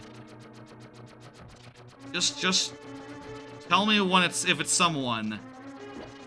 I guess it mostly does do that. I mean, I haven't heard any spam calls in a while.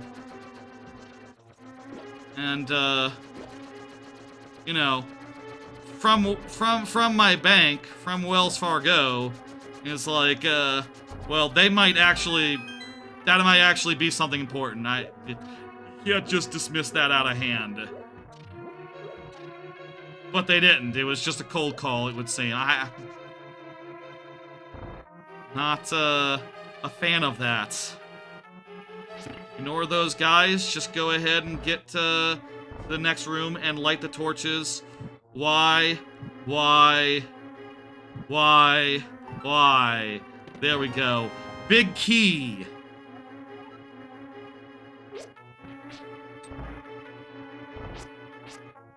Let's just die, and we'll head back from whence we came. Ooh, how we doing on battery? About 80% right now. About 2 hours in, and we started out around 92%. So, no, not terrible, I suppose. Don't think that's too bad. Wait, the big chest is on the first floor, right? You need to grab that right now and get the item. No, that's not it. That's just the that was just a key chest. You're getting Splatoon Raiders 2? Excellent. Yeah, let's do some let's do some co-op during the stream, and let's do it tomorrow. Y'all gonna be playing on launch night? You're gonna be playing at 11:01 sharp?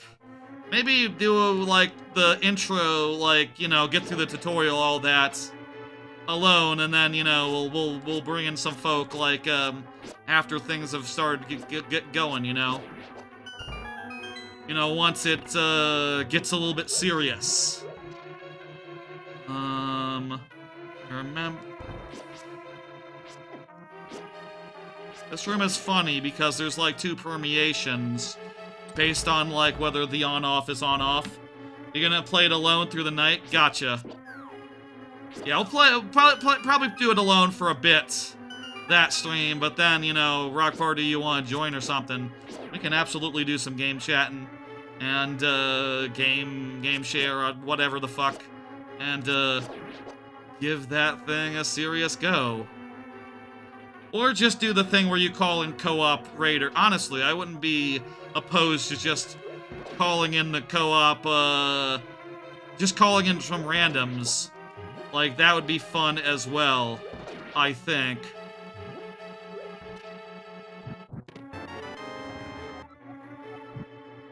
I can now pinpoint this dungeon's, main villain. Yes, I know the dungeon leader is at the top of the castle. It's not, top of the tower. It's not a mystery. You hear it's quite a long campaign? Excellent. I'm glad for that. That's what you want. Especially because you can play a bunch of it, like, you know, I'm sure there's value there in, like, going back and doing it co-op with, other people, so, you know, it being long means that, you know, you can play it once alone, you can buddy up and play it with some friends, and maybe even just, like, playing random levels with random folks would be, a good use of time if you have plenty, and, you know, want to just spend it that way. I believe here you do this, and then you enter from above, I think? Yeah. There's the Moon Pearl. This allows us to do the things. You're down to try game chat, can also Discord? Cool, cool. I'm curious, like, does game chat, like, account for, like, volume? So make you, like, relatively proper volume compared to... Like, I'm going to be adjusting myself based on game, so if it did that as well, that'd be nice. Put bomb there, and then I'll put, arrow, I guess, on Y. Like, did I miss? Hang on. I gotta be careful. I'm, like, really close to the... I guess that's not a bomb wall. Oh, these cracks are everywhere. They're aesthetic. And I'm out of bombs as well, so that's cool.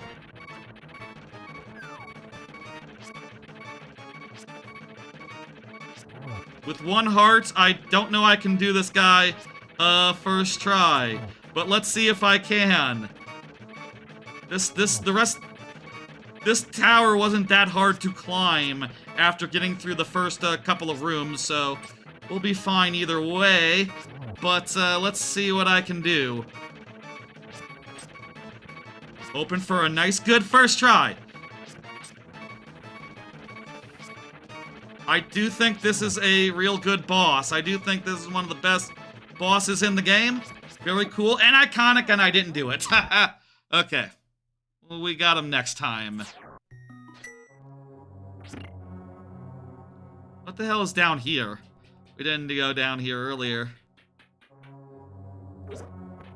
Oh, it's just an on-off switches down here. Oh, I think this is where you got the key. This is where you got the key. Maybe should have gone and... hitting the camera. I'm drifting a little bit too...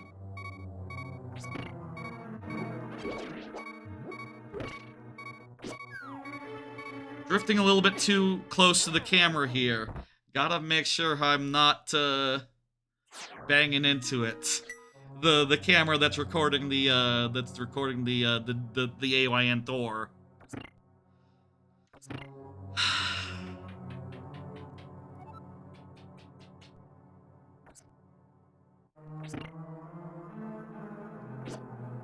Let's do this where we don't take damage that we don't need to take. Because I'm talking about, banging my head into cameras and things of that nature. Let's, do it nice and careful style.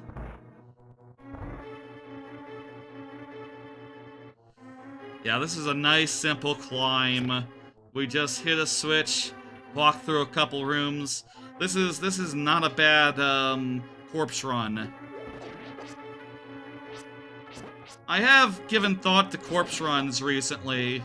Like, one thing I was thinking about the other day, you know, like, I've been mentioning offhand occasionally that I've been working in Godot to make, like, some sort of Banjo, you know, some sort of, like, 3D platformer in that retro vein.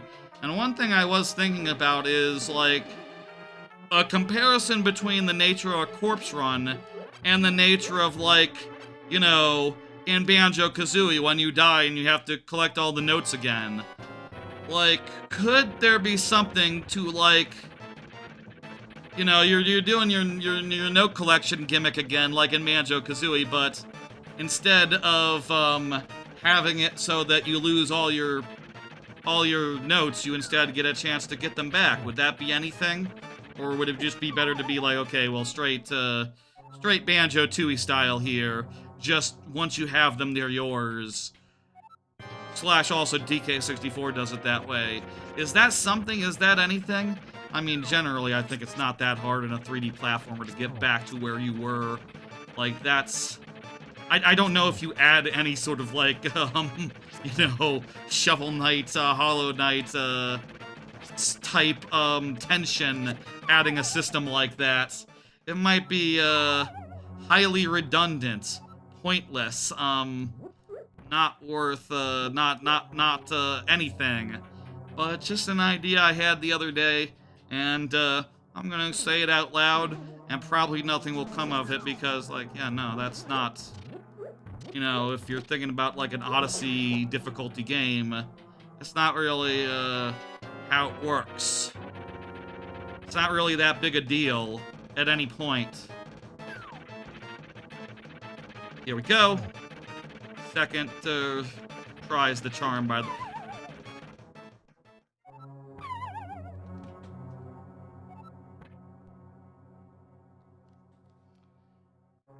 How about we switch the floors to be the other way? Switch the floors to be the other way here. And then, yeah. Make sure I'm lining this up at all times. I'm not, It hasn't been off for that long at any time, right? We've been mostly good? Mostly good on visibility, all that. Can be hard to line that up. Can be hard to remember to, you know, I'm just looking at the game. Looking at the AYN Thor. It's hard to, remember to hold my hand just so. Just so.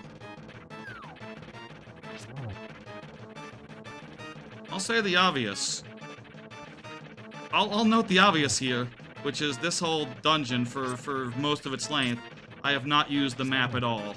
The bottom of the screen has basically been pretty, nothing.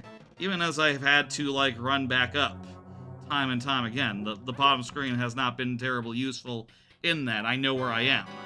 This dungeon has a pretty self-explanatory layout, and, most everything that's on the bottom screen is also on the top screen somewhere, so...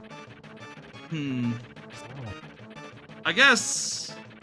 Well, I don't know, like, how it's all laid out in Zelda 3, the PC version.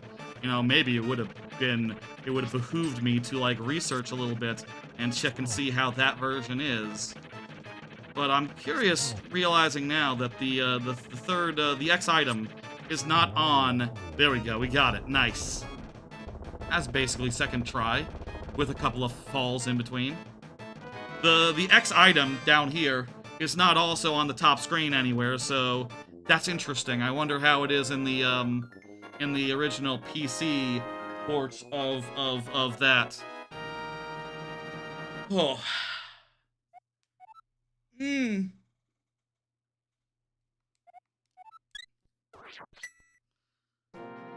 Let's go get the lost, Alright, let's go get the Master Sword. Also, I think now would be a good time to, like, start rounding up some, side things. Let's just round up some side things and see... I don't know, if the map on the bottom screen is terribly helpful for, that. The bottom screen map does not... I'll say, the bottom screen map does not show the sword, by the way. Though the pause screen map does, as well as things like your last teleport location. The top screen, like, actual pause map is weirdly more useful in several ways than the equivalent. How do I get to a pause menu? Since it overrides the, an extra button to give me a thing, I don't know how I save and quit. Other than dying. So, yeah, let's go to the Lost Woods, let's get the sword. I guess we'll just walk to the Lost Woods if dying is, too much trouble. Let's go Lost Woods style, and then, we can grab, like, I kinda wanna grab a bunch of stuff, honestly. I wanna go grab a, like, can I get, like, the net right now? Can I get, like, everything I need to, can I get everything I need to, like, have fairies so that I don't die immediately? That'd be really very nice. If I could, have fairies so I don't die immediately. That would help my survivability a shit ton. Maybe that's another thing that makes, like, the other Zeldas easier and feel easier, is that you don't... the battle is, like, critical path in a lot of them, as is, like, the ability to get a fairy is just, you know, you don't need anything special on top of that. Okay, let's start from, Sanctuary.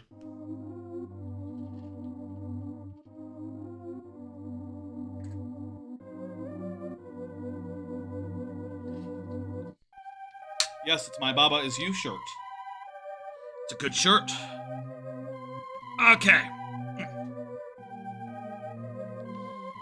Let's go get the Master Sword, and then also during this segment, before we go to the castle and do the castle thing, we'll get things like the flipper and bottles, and we'll get the net. Hey, thank you for the YouTube subscription, Goat Cedric.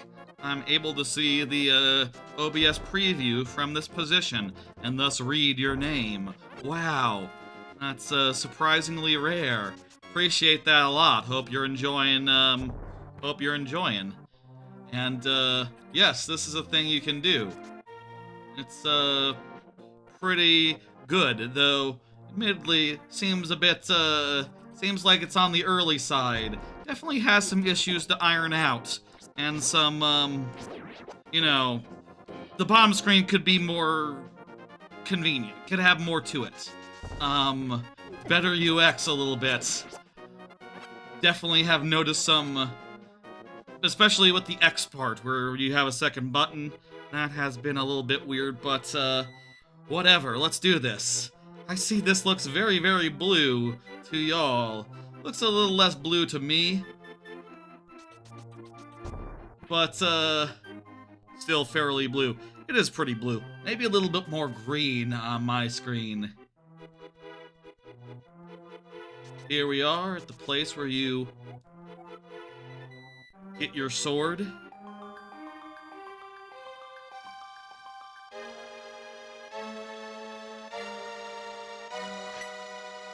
Good shit. That's right. Look at that.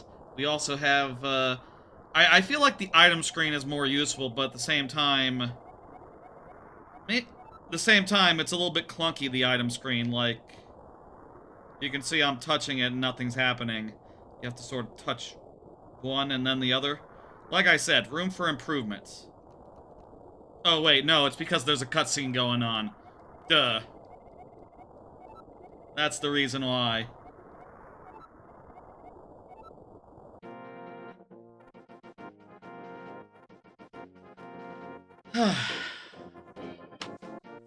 Alright.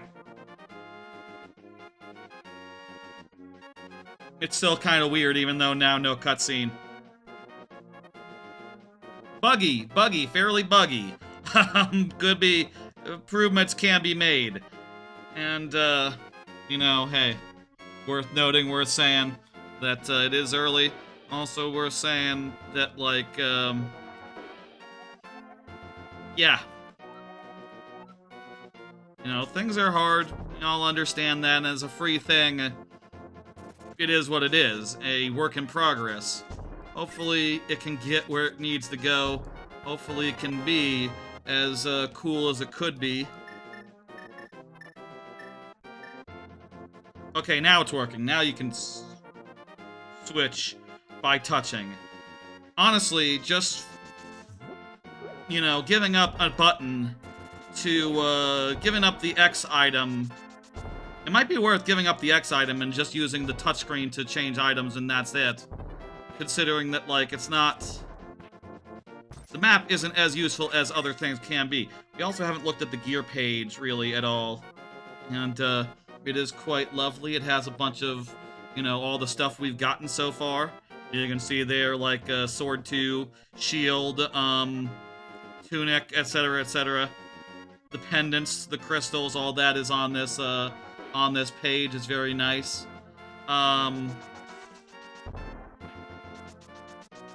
Yes. Let's get out of here. Ooh. Okay, I'm gonna scoot in a little bit because I am tired of fully sitting up. Do I still sound really good when I'm a little bit more sat back? I feel like I'm probably like a half a foot farther away from the mic in this slightly more slouched position. But I'm more comfortable, so let's just keep at it and do it this way. Grab some bombs. Let me think. So then. By the way, the audio has been great this whole time, right? It's not too loud. I calibrated based on the menu music. So, hopefully it's been adequate. mostly fine. Maybe I could be a bit louder. But, it's not something that I would necessarily do right now. I can modify it in post if I really wanted to. Assuming that I have this, audio jack, sound input configured right, so it's not on all the channels or something. It's only on the channels where, I would want to... You know, I can definitely, like, modify it independently of my voice. I think I set that up. Hey, who remembers? Okay, so, there's the flippers. Want to get those. I also want to get the net in the bottle.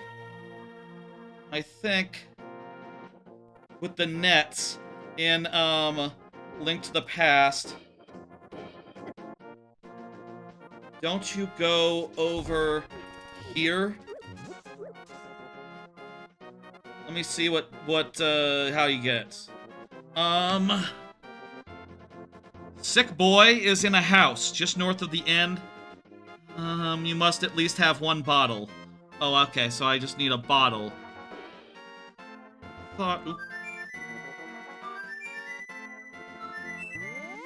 Hello, buddy.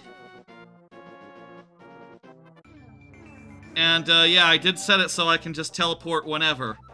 That seems nice. I think I like having this as an option, actually. Just being able to teleport back and forth from the light world wherever I want. Let's play with that. You know what? That'll make, like, some side stuff a little bit easier. Honestly, should we... You know, there are definitely dungeons where you could just skip right to the start of the dungeon by using that. Now that I'm thinking about it. Oh, it's in the light world, right, yeah. You could definitely do some real easy cheese that way. There's the ocarina. Fast travel system. Wonderful. Oh, once we, play a song for, Once we play a song for a, thing. Let's play it this way. You know what? This Zelda 3, that is one of the quality of life things it offers. And, yeah, sure, why not? Let's go with it. I'm aware that you should be finding your one place to go over, and also, you should probably wait until you've, like, actually beaten Agrahim and stuff, except there's some ways that you can get into the Dark World a little earlier than that, just maybe not all the main areas, necessarily. Can you get into all the main areas before Agrahim? Honestly, I think you can, for the most part. Where do I get a bottle? Let me see... Bottles, Link to the Past. I know the guy under the bridge has one. Oh, I can just buy one from over here.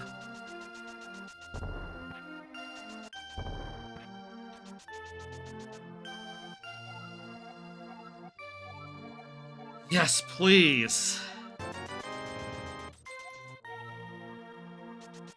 Alright, now we can go get the net. Hey, baby boy, I got a bottle. I need you to give me a net. Thank you. And now we don't have to die as much. We can get some fairies. Is that a picture of Mario? I think it is. I guess Mario is this guy's dad. Do you think that's true? Maybe he's like an uncle or like a great-grandfather, you know, ancient descendant. Or the opposite, No, that doesn't make sense. That, you know, Mario is in the present, or definitely a more present-y, world than the one we live in. Where the hell are the bottles? I don't see them on the item screen. I got a bottle. But it's not, Oh, there it goes. I paused and it appeared. Go figure. Alright. Next time we see... You know what? I think that the net might be a pretty good one to have on, all the time. on the X so that we can always get a fairy when we see a fairy.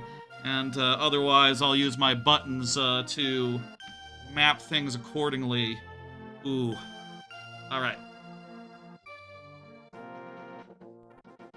Right then, flippers. Flippers. Last thing I super duper want before I go fight, before we go fight Agrahim at the castle. I think we should flip it up. We should do some flipper stuff. I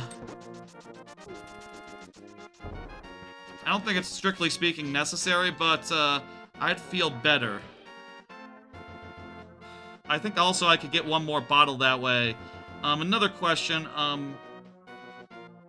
tunics linked to the past. Where are the tunics in this game? The red mail and the blue mail. Green mail is what you start with. Blue mail is Ice Palace, and red mail is Ganon's Tower. Okay. Well, that's later. That's not now. Sorry if I hit the camera again with my head. I need to be more careful about that. It's very close to me. It's on a big, like, arm suspended a little bit. Like, right over my shoulder.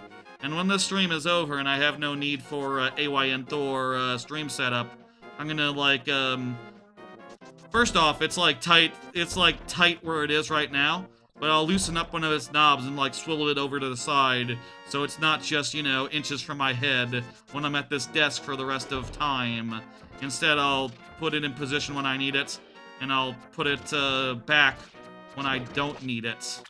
I think that makes sense. Here's where the flippers are. You gotta know that you gotta do this. I hear what you do is you listen to NPCs and they give you context clues that, like, oh, you know, if you want to learn how to swim, talk to the Zora. Or like, oh, the Zora's guys, they're really weird, huh? If, you know, they're way up in the upper right if you're a brave enough dude to go find out what's what with them. I don't know. I don't know if I've grown more impatient with time with games or if I've just always been fairly impatient and, you know, more in the past, just more willing to buy a strategy guide. You know, it's just the way you did things as a kid. I wonder if, like, the decline of strategy guides has anything to do with kids, like, not being as single-player prone. Why not flip the camera the other way around and record and flip the thing in OBS? Well, it's because I'm holding it at this angle. So if you were seeing it from the other side, it would have to be, like, right over. And the angle would be, this is a better angle as well as being closer on it. Because the way that I hold it is somewhat, you can see it's not flat. You know, this is flat. This is the thing flat. This is how I'm holding it. So, recording it this way is, helpful for, several reasons. Also, I tried it, yeah, it's just like, you know, from that angle, it'd be like this. You know, like, even if I held it flat, you can kind of see it's not very good. You know, I would have to hold it, like, ridiculous, like extra flat, and then even then, you know, you'd have to flip it, and I'd have to basically play like this, which you can see from y'all's angle, it's kind of a little bit askew, and it's even more askew for me. So yeah, it's there's several reasons why that's a bad idea. Oh crap, right, shit, I forgot. I spent 100 on the bottle. Shit, can I grind 50 more real fast? These guys have rupees. These guys have bombs. Tell me some of you guys have rupees for me. More bombs.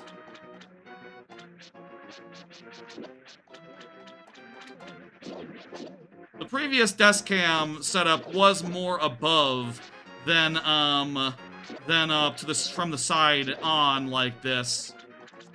But you know, the previous desk cam was also a lower quality and didn't get the colors right and was farther away. And this is definitely the way to get better quality, is having the camera be closer. You know, ideally, in an ideal world, you have it be even closer. And that would be, like, for the best possible image. You know, if it was, like... Well, autofocus isn't on. I've manually focused it to exactly this position, so it looks sharpest here. But if it was closer, it'd be even more sharper. But, in that case, it'd be in between me and the camera would be in between me and it, and there'd be no way to avoid the camera being in my shot. For like, streamers that aren't on cam already, like, yeah, that's how you would do it. That's how you would capture a retro handheld. You wouldn't worry about yourself being in the way, but, I stream with camera. That's how I do it. And, I don't ever see myself doing a stream without camera, so, you know, the AYN Thor, when I do it with a retro handheld, I have to, account for that. I did, by the way, you know, like I said, I ended up going with the, I went with the Insta360, so I use, the camera that I use for my regular stuff is the Insta360 Link, which is a swiveling camera that has a gimbal. This is the non-gimbal version. It's also a generation newer, and it is the Pro version, so it costs like 200 bucks. It's a really good camera, but, you know, it's not like super DSLR, you know, it's not like a pro camera or nothing. It's just a really good webcam. And I trust Insta360 because the gimbal cameras that I have been, like, the best. Were so much better than the Linksys one, even without considering their lovely ability to track, you know, me as I move around. Though they're not currently doing. This one's not currently doing that because if it did, the camera would get into the shot. It wouldn't be very. That wouldn't be right.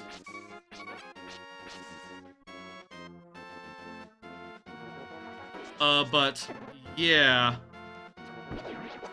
It's a really good camera so far. I'm happy with it. Could be better at the long range I first tried it at, but, you know, it doesn't have, like, an optical zoom or nothing, so it's just a digital zoom, so just naturally, if you have it farther away, you get less quality. That's all there is to it, you know? And I'll say at 1.4 zoom, it looking as good as this, I'm happy with that. My first thing that I checked was just like, okay, you know, Retro Game Core. I really like, he's like the Russ from Retro Game Core, is like the gold standard in, retro handheld video, right? I did check and see, like, what's his setup, and, I found out that, like, oh, to record the handhelds, he uses a $1,000, like, Sony proper camera, you know? Like an expensive, you know, professional camera, in other words. So, I just saw that and went, okay, I guess I'll go with a webcam from the people who make the webcam that, I'm currently happy with. Let's just do that and not break the bank, you know? And I'll say, by the way, for those who have subbed in the recent past, who have, supported this channel, supported the stream, yeah, you know, that money coming in helps me feel good about, you know, putting some money into some new camera and new equipment, and, being able to have a slightly higher, quality of AYN Thor stream than, the previous ones months ago, last year. The, general, hey, check out my AYN Thor stream, and the second, oh, let's do WarioWare Touch specifically, and, do a full of that. I do think we'll do some more AYN Thor eventually, some more. I definitely feel like, though, I want to make sure I have, like, a reason to do it, rather than just, like, you know, I just don't want to be like, oh, hey, let's play, you know, let's play a game that's perfectly good without the touchscreen this way. You know, like, the other week I did, Mario Maker 3DS, and I just did it through a desktop emulation, because, you only need the top screen, and it's kind of, silly doing it this way when, if the touchscreen isn't super duper relevant, but, you know, I do think in cases where the touchscreen is relevant, we can definitely do some more streams like this, and not to, you know, part of that definitely is that, like, yeah, no, that, the VOD of the checking out the AYN Thor stream is definitely, like, the most popular random VOD I've ever done, other than the one that randomly broke off. One of the most watch hours on a single VOD that I've ever had, so, like, you know, like, fuck, what the hell, you know? Like, this, isn't something everyone's out there doing. It's pretty rare, and, it does well in terms of, stats. At least in the experience of the previous two AYN Thor streams. So it would make more sense to do some more streams like this, but I don't want to do it for no reason. And also the other thing is, like, the difference between me and, like, a overall more dedicated retro handheld streamer is I only got the AYN Thor. And I'm pretty much only interested in the AYN Thor. I have enough now, so we're heading back. Can you read the 500? Yes, you can. Pretty fairly clearly. Let's go. Good, readability. I can read it just fine, too. I'll say it looks perfect on my end, and, from what the camera, it looks pretty damn, the camera picks it up pretty decently well. Not perfectly, but, solidly. I will say, at the very least, as far as, like, other ideas for AYN Thor streams, when we do Extra Life in November, and do all the Star Fox 64s, I think the incentive for getting whatever metric we need to do, or hey, how about this? How about this? For every $100 raised during Extra Life, one story of Star Fox Command gets, this way, through the, we now have the flippers, hell yeah, hell yeah.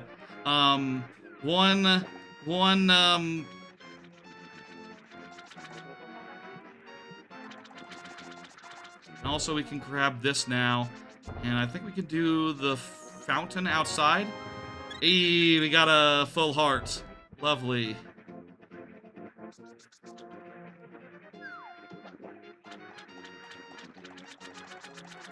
Sound like we're underwater right now?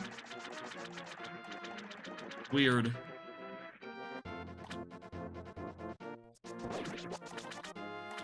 Maybe that's just normal. Don't worry about it.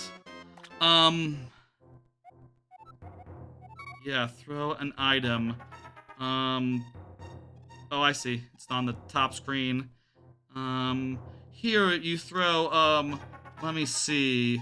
Let me find that in the guide real fast. Going back there on my phone real fast. Isn't it the bow and arrow? Let me see. So, boomerang and the shield. Magical boomerang. Oopsie daisy. Did I throw? Yes. Okay. That was the wrong one. Boomerang, shield, and, empty bottle. Boomerang.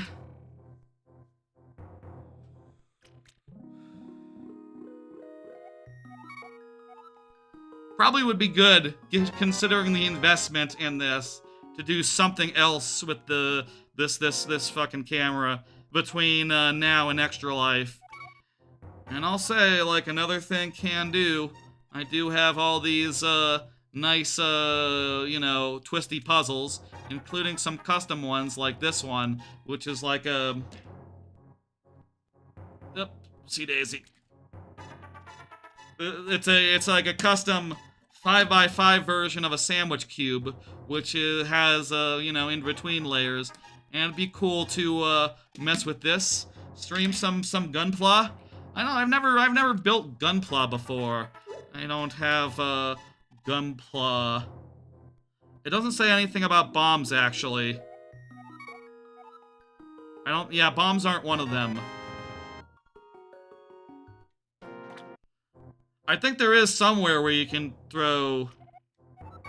I think that's like there's like a bomb bag or something. Actually, this allows you to have more bombs than usual, so I think that's just part of the... I think we already got like as many bombs as we... Wait, no, we have a maximum of 10 bombs right now. That's not too many. Shield. Shield is the next one we throw in. Shield. And this should give us the fire shield. I can get some free medicine of magic. Yeah! You can now defend yourself against fireballs. Sick! I want a fairy. I don't really want medicine. That doesn't terribly interest me, so... Yeah, let's, carry on. You think there are red bombs? Not there, though.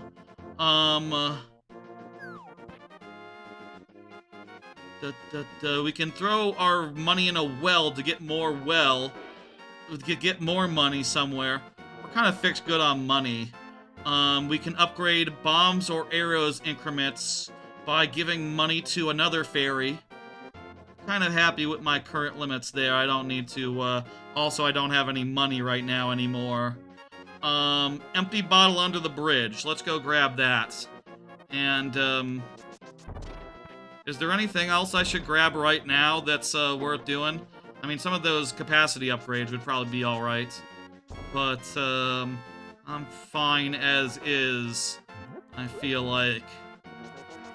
We're kind of, you know, getting equipped for the long run here.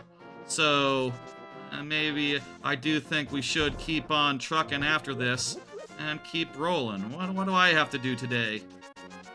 I think I mentioned my day was a little bit weird so far, and then I gave no details. I just sort of trailed off earlier.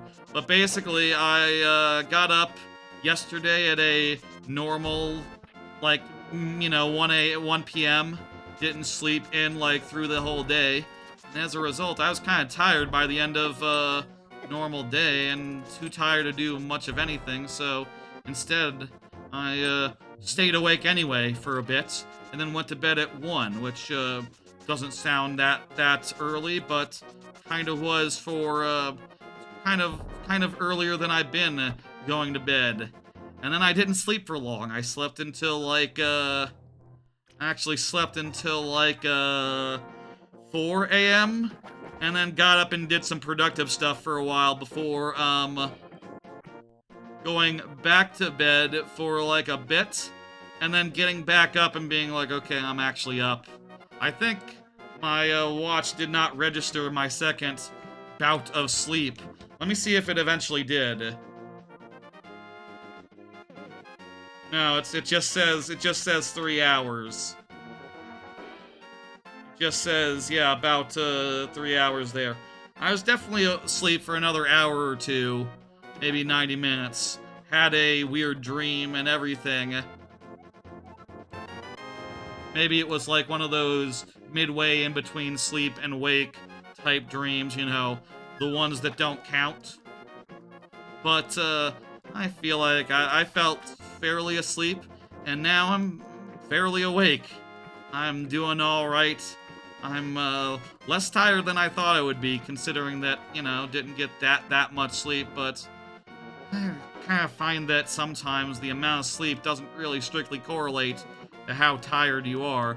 You can sleep for like 10, 12 hours still feel pretty exhausted, you know, not even 12 hours after that. More about, like, the cycles or whatever.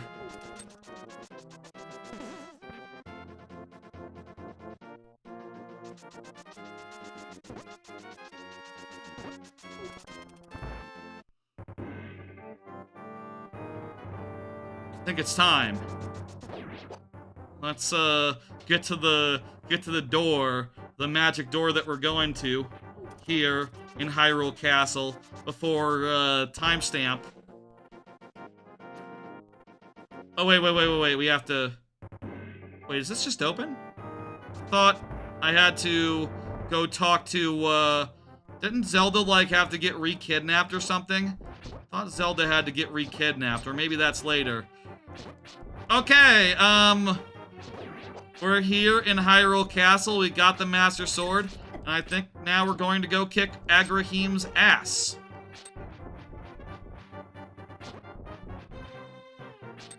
I probably maybe should have gotten a fairy, considering I now have 2 bottles, and they could hold 2 fairies, and that would make this a lot easier to get through. I have 2.5 health already. Are there fairies in this whole area? I'm not sure if there are fairies, but we didn't capture that one. That one was just good for health. Maybe I should have bottled that one up anyway.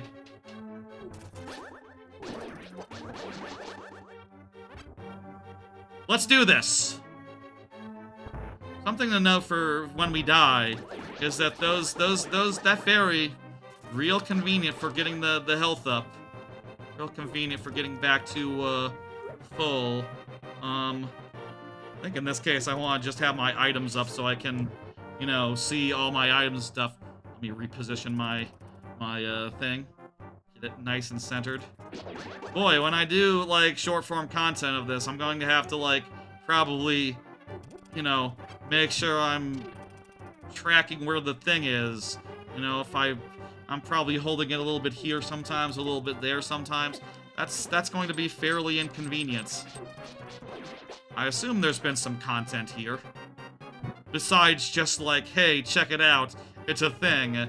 It's maybe not 100% ready for prime time yet, but it's pretty cool. And, definitely a start, and more than a start, I would say this is something that I think should be encouraged. This is something that, like, I've been looking at the AYN Thor and thinking, like, man, I love playing even, you know, one-screen games on this, but imagine if more games could really just be 2-screen. You know, imagine if just like this could come to, like, Minish Cap. Imagine if this could come to, you know, you name it. I think that'd be rad. I think that, no, that wouldn't necessarily, like, benefit every game. I know that there were plenty of Wii U games where it was just like, I mirror the screen and that's it. And, like, for 90% of the time, that's honestly all you need, but, yeah. I mean, it also doesn't help that the maps are pretty just, like, general. Like, it just tells you where the rooms are and where their connections are. Like, all this tells us right now is like, oh, we can go up and to the right. And it doesn't necessarily give you that much clue as far as the logic of it goes, like if there's one-way walls in the way or other things that would prevent you from, you know, going there yet. And if you're navigating back, you know, it's not like, oh, just find the shortest path. It's like, no, well, there's one path, and that's the path. Shortest or no. I don't know why you push that. This is going quite nicely. This has been nice and smooth. During that AYN Thor check it out stream, I was at this point in the when I showed off my AYN Thor on stream, I was at this point in the game, and I think I tried this like 5, 6 times, and got to the end once, and then was like, oh, okay, how about we check out another game then? How about we check out a Banjo-Kazooie mod, and I show you that, yes, you can load mods up on here as well. Well, case in point, that's what we're doing tonight, but... You know, this is a somewhat large corpse run to have to do, and, well, I hope we can get through it.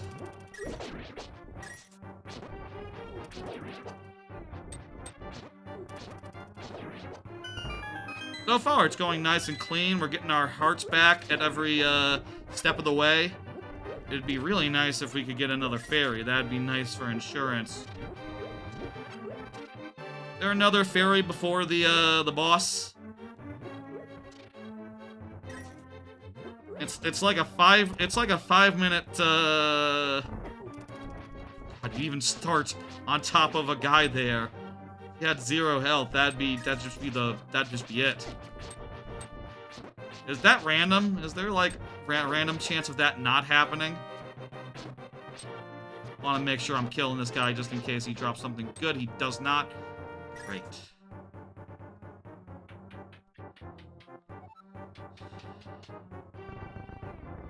There are on some of the other games other bombs, like in Minish Cap. There's the remote detonation bombs where you hit a button to trigger them.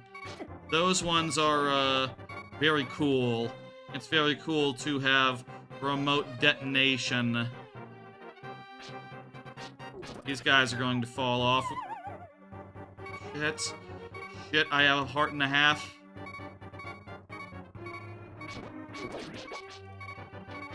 If we die here, we should go find a fairy. I will say, it feels good to get here to the end first try. But, we do have to fight this guy. Okay. Let me try to remember what the deal is with Agrahim.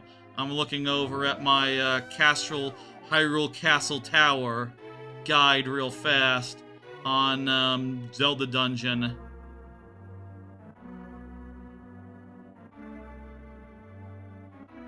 Okay, so I will have to basically orbs can be bounced back, and then I hit him.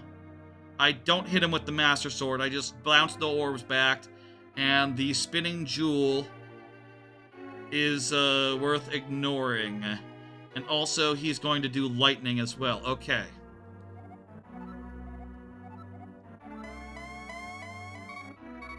Be really nice if I could get a fairy right now, you know? Now would be a great time for a fairy. Or like some sort of, you know, in Mina the Hollower, sometimes you can find a pipe or a hidden checkpoint right at the end before the boss. No such luck here. This is a, you know, just one of the games that inspired... Right, yeah, you get the orbs back. Shit, do not sword him, because he will shock you. Right, the burst was the bad one. I was instantly blown. Okay, whoa, hey, why was that not there before? But, okay. Let's go grab some fairies. Let's go get some fairies real fast, and then we'll, take a second stab at that.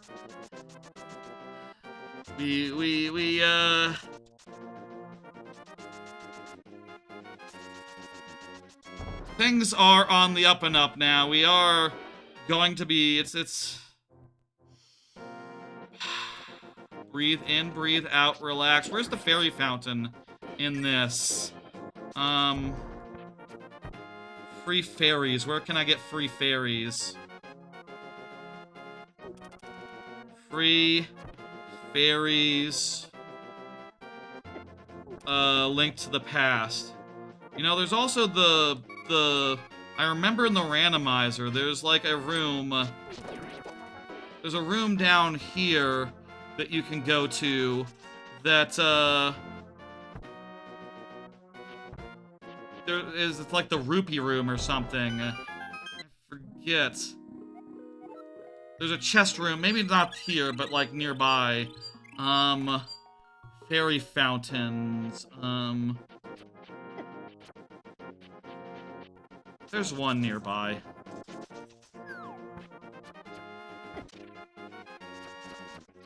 think, like, over here, I remember getting a, I got some major item over here once before. And let me just equip that.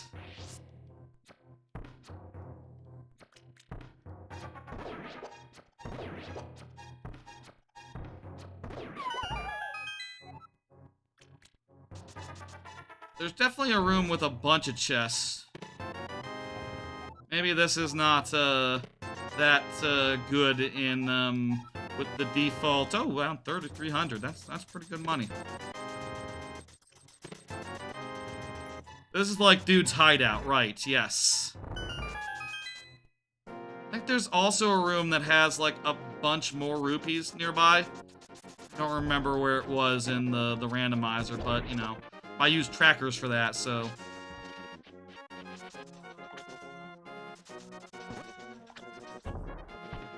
I'll also say, with the ability to use the mirror to just go directly to the Dark World, we can shortcut a good deal of, like, Dark World shenanigans. And, I think it'd be fun to do that. Why not?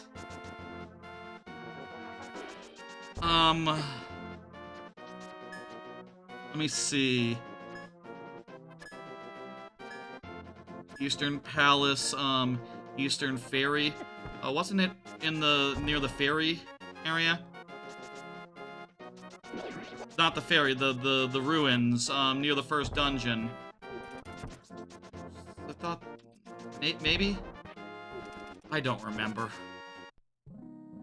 Just a regular ferry. You know what? I'll take some health back right now.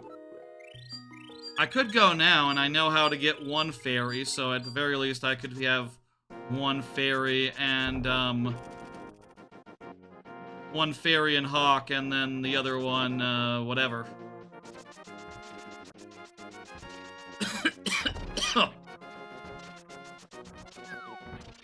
Was it here? Behind this dude? Well, now we can get, whatever's behind this dude, so we might as well. I don't need fairy fountains, I just need the free fairies. Let me see what Zelda Dungeon says.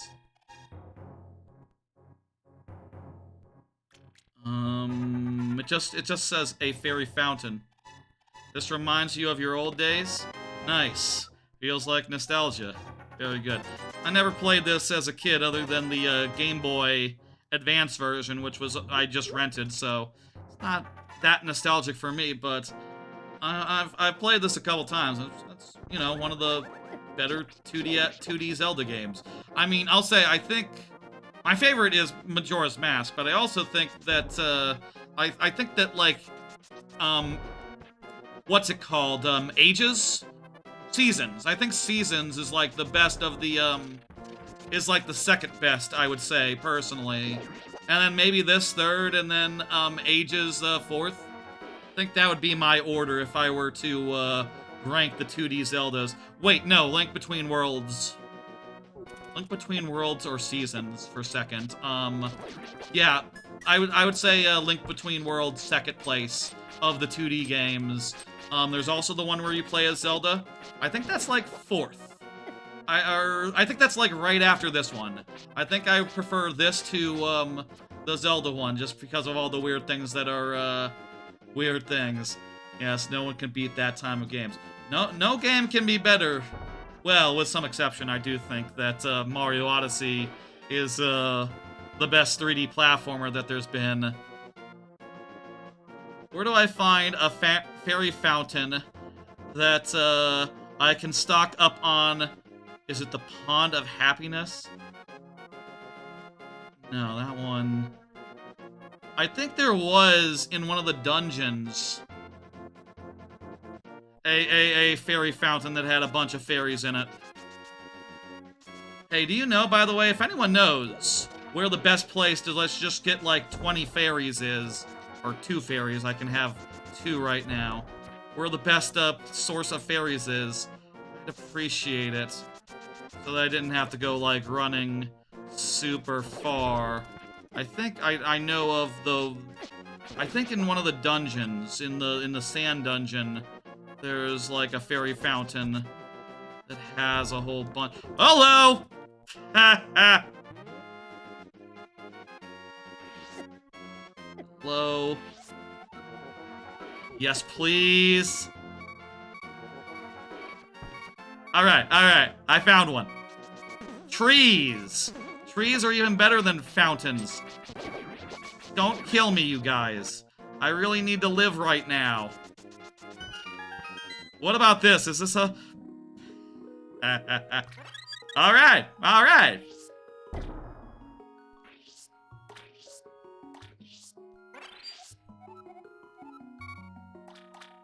Now I got 2. Alright, perfect. Ask and you shall receive. That was perfect, and also, look at that, it's really near.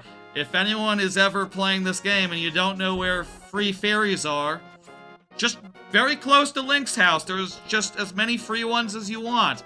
There you go, there's the answer.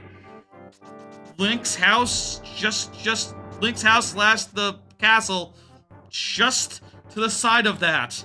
Just outside. And yeah, because of this mod, I'm able to have the net equipped at any time, so next time there's a fairy, I can grab it if whenever it's convenient, and I don't have to do nothing. And otherwise, I think I'll just stick with the touchscreen, changing up the normal weapons with. Which one is favorite? My favorite Zelda, I think, is Majora's Mask. That's like one of my top 5 games of all time, and it was also the first Zelda I played as a kid. At the time, you know, it was kind of wild, you know, when I played it for the first time, that Zelda game, you know, I had never, I don't know if this sounds silly or not, but I never played a game where you couldn't jump before. Not really. I hadn't played that, you know, I kind of got into it and was like, it's kind of weird that you can't jump, right? But, no, it's not weird at all. That's just, you get used to it. I mean, now, maybe kids now would be weirded out because, like, Breath of the Wild, Tears of the Kingdom, which, yeah, Tears of the Kingdom, that's the second best. That's the second best, I'm pretty sure. One of the best games of all time. Like, if Majora's Mask wasn't so, wonderful, and I didn't have so much of a strong feeling for it, you know, Tears of the Kingdom would be the one. I think it's amazing that Tears of the Kingdom is, like, you know, as good as Breath of the Wild was, Tears of the Kingdom is, like, an order of magnitude better, which is just startling that, like, you can, there's room there to, advance as such. You know, I don't know that I would have believed it before it happened, but they pulled it out. I wonder what they're going to do next. You know, it's not, well, I guess Ocarina of Time is next. I wonder if that will take any cues from, yeah. Also, Pokemon. I enjoy Pokemon. Definitely not, I feel like there are some that enjoy Pokemon more than me, and there are some that are more madder at Pokemon than me. But I'll say I always, you know, I always get the new game. I always play through it once, and I always have a pretty good time. A pretty damn good time. And then I finish it, I put it down, and I never play it again. And I feel like for some, that's like, if that happens with them for their Pokemon game, they're like, okay, that was the worst Pokemon game ever. You know, a little bit of hyperbole, I think.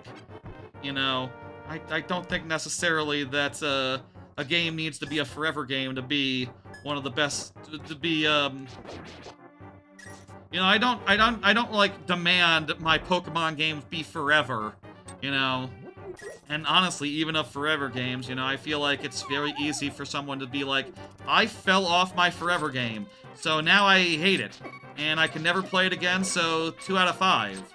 It's like, oh well, even if I never play Heroes of the Storm or, you know, Marvel Snap or Hearthstone ever again, for years they were pretty damn good, and, you know, for that, still think they are, some of my favorites. Even if they are favorites because I remember them fondly. Makes sense, makes sense. Thank you, I'm glad that, what I'm saying sounds correct. Bonk these guys so that they can't. Ooh, some guy came up from me from behind. Hello, Sevda. How you doing? It's Link to the Past with 2 screens. Isn't this something? I make no guarantee that we'll, like, do the whole game or nothing tonight or otherwise, but, I think at this rate it'd be fun to do another dungeon, or at least go farther, and, we can think about later, like, if we're pushing for completion, or if we're, you know, going, like, how far we're going. I feel like now that I got, like, fairies, I'm not gonna die. I'm not gonna die on the boss again. I hope. Like, this game has some corpse runs and everything, but, like, also it has, like, much more generous, like, you know, you literally get, like, basically your health back. Basically, you double your health bar for every fairy you get, so, like, bottles are the most valuable thing you can find in the game. In a way, they're kind of like energy packs from Metroid times a million. And we got 2 of them now, so that's, really, maybe I should go find even more of them and just become an unstoppable juggernaut, and that's probably how you're supposed to do the game. And, like, if ever this game feels difficult, just fairy it up. Where are the other bottles? I have it on my phone, open, a guide. List of bottles. There's one that you buy. There's, one where you enter from a secret exit. There's the one under the bridge. We got the one, and we got the one under the bridge. We got the one you buy. We need the tempered sword. The tempered sword? And there's one that requires the tempered sword. Okay. And that's, like, the second order sword. That you do it with the that's a whole thing. We won't worry about that one, but we will get the third one. So mostly you stream about these games? Yeah, I'm a big Mario fan. I'll say, for those who are new or who don't know what I do normally, the main thing that I do, the main event of every week is on Fridays I do viewer levels, Mario Maker 2 viewer levels. That's like the main stream game. And also I do things like play new games. Next Monday, I'm starting, the second part of Sonic 06.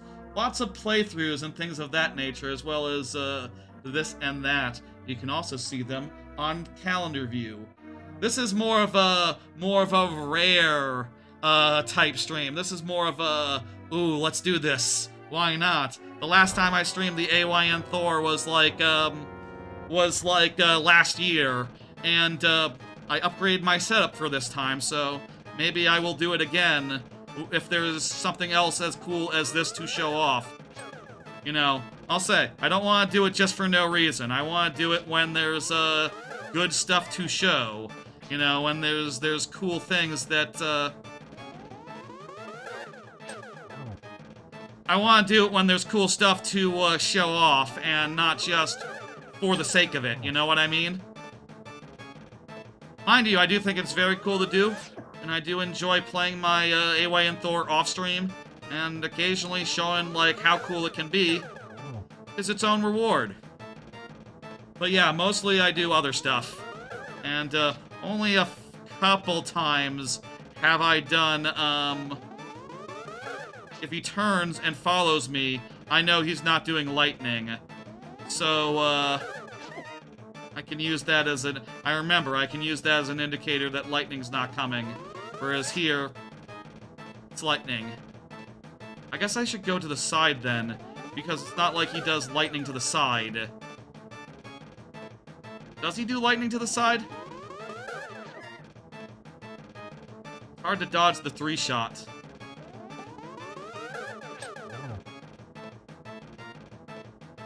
We got a fairy after this, so we got nothing to fear. But, should still be careful. This is lightning.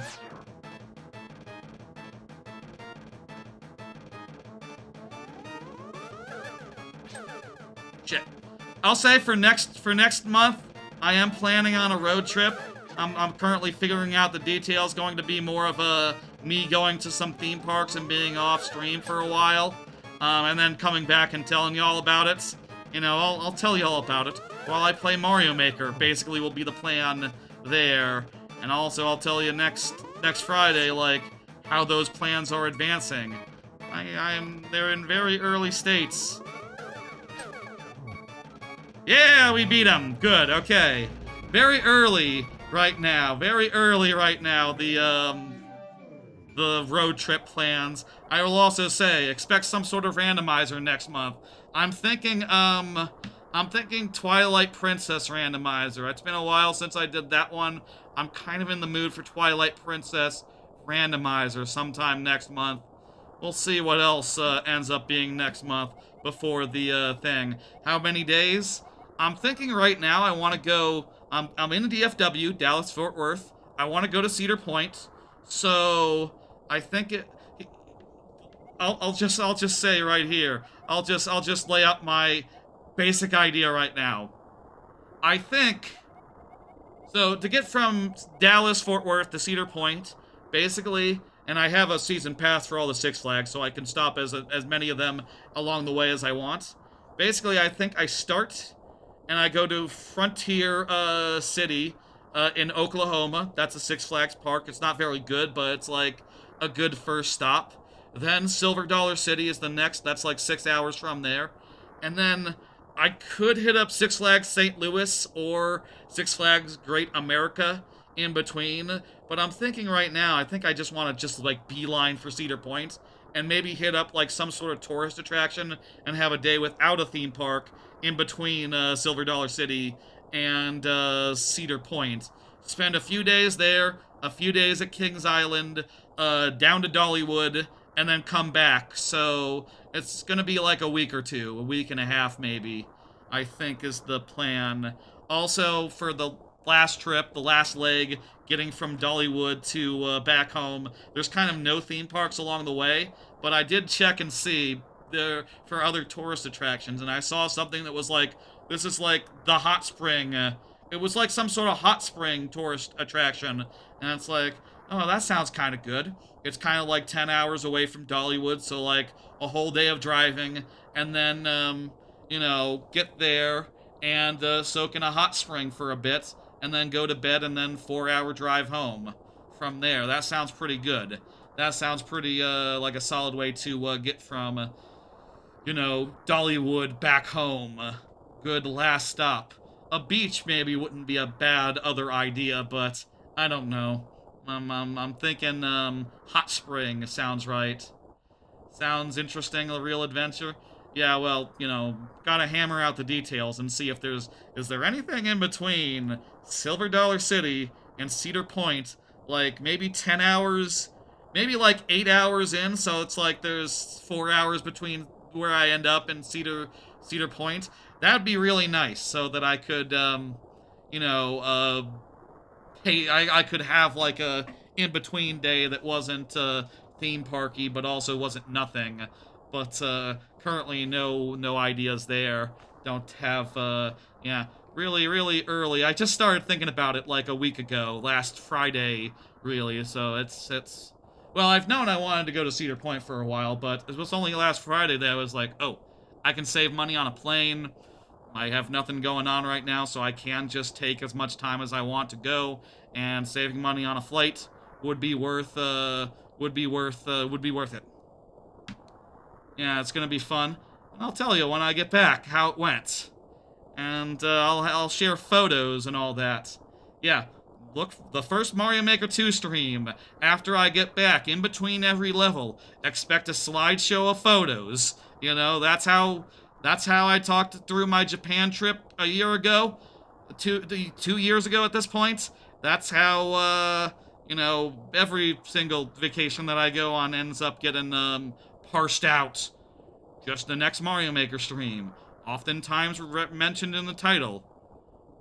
Should I have any sort of, like, special playlist for, like, oh, these are the streams where I was just back from, a vacation. I have the Japan playlist, but I could also include, like, you know, Six Flags, Universal, Epic Universe, that stream, where I was back from Epic Universe.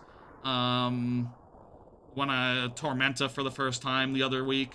There's definitely some streams that are heavy on the I just did a thing, let me tell you about it, you know. Dark World!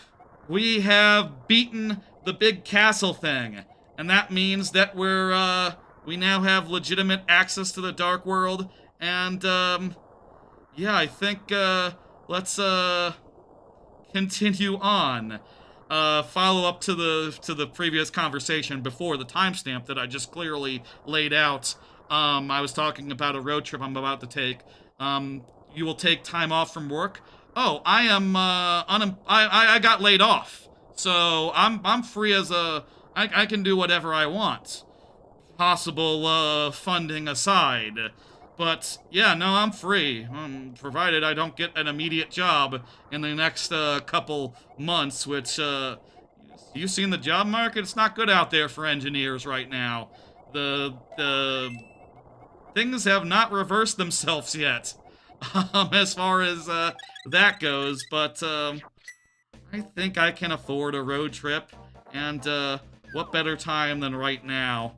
There's never going to be a time where I'm more free to do it, you know.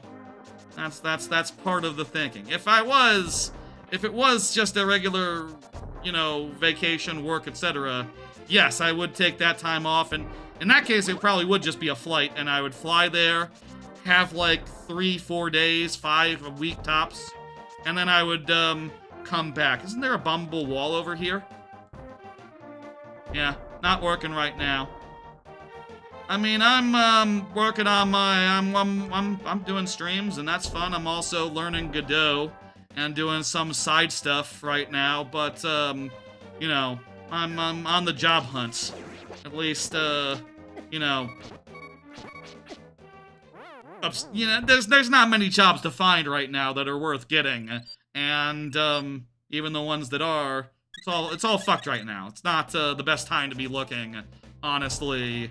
And, well, I'm just hoping that something I'm doing now either pans out and I don't need to be working for the man anymore, or, alternatively, you know, the equation changes again and suddenly the people have more bargaining power than the corporations do, and also that all of the jobs aren't taken by AI.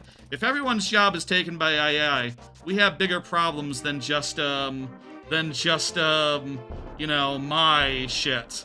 You know, either AI works out and no one has a job, or it doesn't and they need engineers again. You know, already it seems like it's more expensive to, you know, AI code than it is to just employ engineers, it seems like. Already, so some of that stuff is already starting to reverse, but, that's not there yet, and, you know,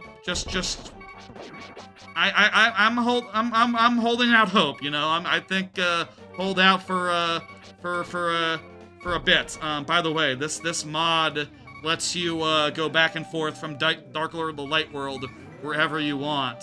I mean, I know you can do it just by hitting this button normal style, but I mean, you can do it, the other way as well. Like, hang on, let me go to the, let me do this. Let's cheese this. Let's not go through the, monkey maze. It's not a problem not to go through the monkey maze, right? It's not, like, required, right? It's not going to break anything. So yeah, no, in this time, I'm streaming, and that, makes about $10 a month. And I'm working on, you know, learning Godot, which is an independent game engine, which, you know, I would love to stream and make games for a living if it was, economically possible. But, you know, it's also fun as a side thing. This is all fun as a side thing, and, however it turns out, I do not plan on stopping streaming, you know, it's just fun. It's something that I enjoy doing, and, what more reason do you need to, do something? It's good to have a hobby. 5 hobbies. Yeah, and maybe a bit much, but, it is what it is. And I like it. Anyway, we're going to the first dungeon now, here in the Dark World, and I'm just going to cheese it. And for that, I should try to be, more attentive.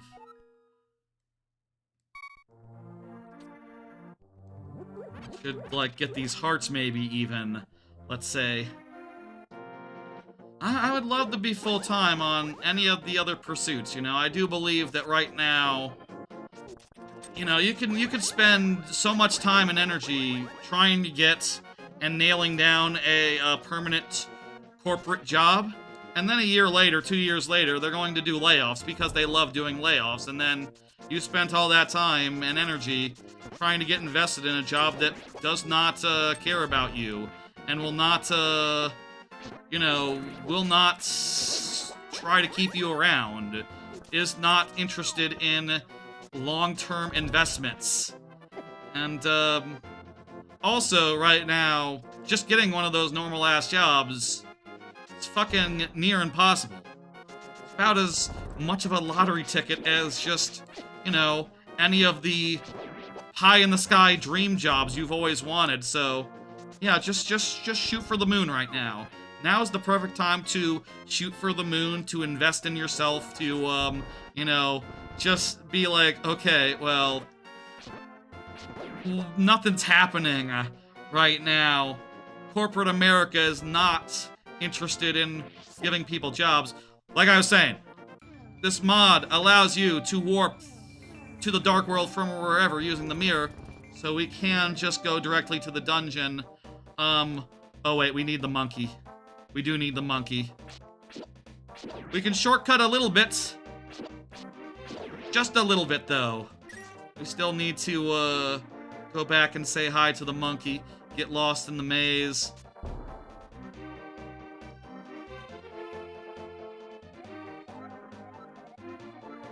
I do have 10 rupees, so here you go. If you... one of the things about this game, if you didn't know, how would you know that you need monkey to open up the door?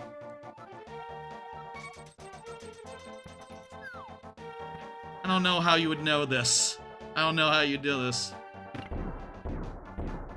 The economy is tough, but you do want to get something that pays a high amount of money. Well, I was a software engineer for, I was doing alright. I can hold out for a bit.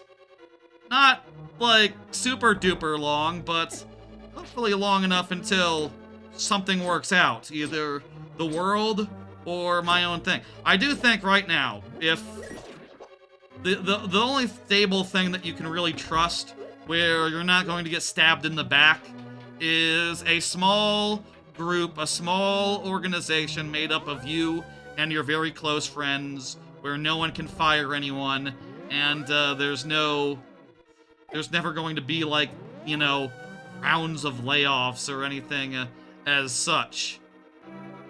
I do believe that is, like, the only thing that you can really rely on. The only thing that feels terribly stable right now, and will be into the future, provided your whatever it is you built is sturdy and can stand the test of time. I don't remember what's up with those rooms there, so let's just go another way. Dark Palace, let's go.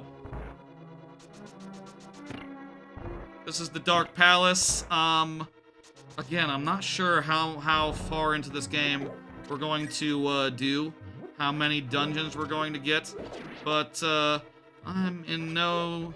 I think it'd be cool if we could do the whole damn thing. You know, I think it'd be cool if we could do the whole damn thing. How long have we been going? It's like 6 o'clock. We started around 2:30. 3.5 hours for 3 dungeons. How many dungeons are in the Dark World? Like 6?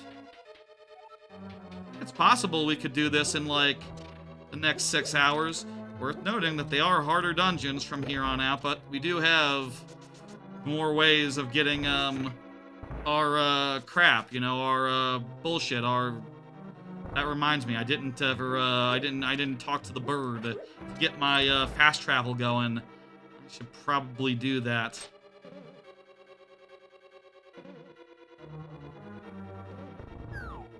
push this aside, and this is how you get to here. The small key. And also we go down this way for something. I can't kill these guys, right, with what I got?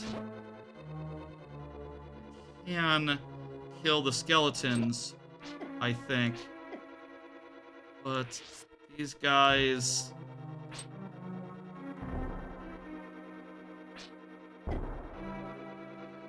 Yeah, you need the hammer for them, right? So without the hammer, we, nothing we can do as of yet.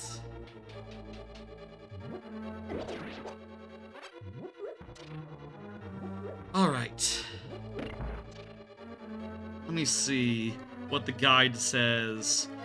We can't get the Quake medallion now. Thanks for the follow, Lexi, by the way. I appreciate it. It's been nice, having you in chat. I like anyone in well, any amount of chat I appreciate, and it's been lovely. We can get a Quake medallion now, but we don't need it until later. So let's okay, I need to move. Not a good time to be consulting a guide. I will say with a you can also play this on an emulator with a guide on the bottom screen, which is also an effective way to do this, but you can also just have your phone off to the side. Feel like you're special? Oh, well, that's how you should feel when you're in... Damn it, chat! You should feel fairly special and, noticeably appreciated. Because you have Lexi power. Power up L is the name of that emoji. There's everything gets copied over to the YouTube chat, so I can see the names of emojis because they only get the YouTube only sees the name of them. Nice, because then I can identify them at a glance, which is harder when I'm at the couch. Usually I'm farther away from the monitor that has chat on it.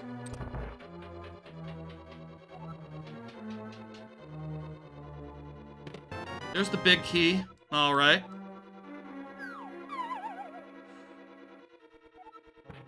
I am 99% sure we're getting the hammer here, which is nice and lovely. I thought there was a trick to this. I thought you, like, did something here. Wait, what? It's me, Zelda? I'm locked in Turtle Rock?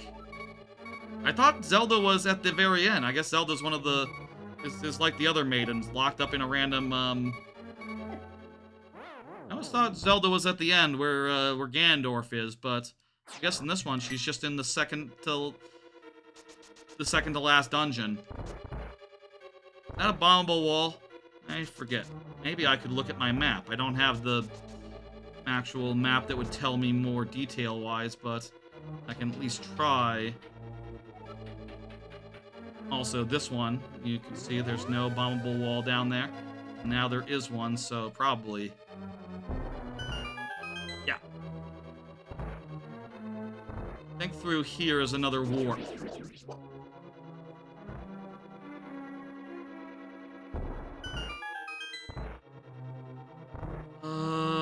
These guys are vulnerable to arrows, so...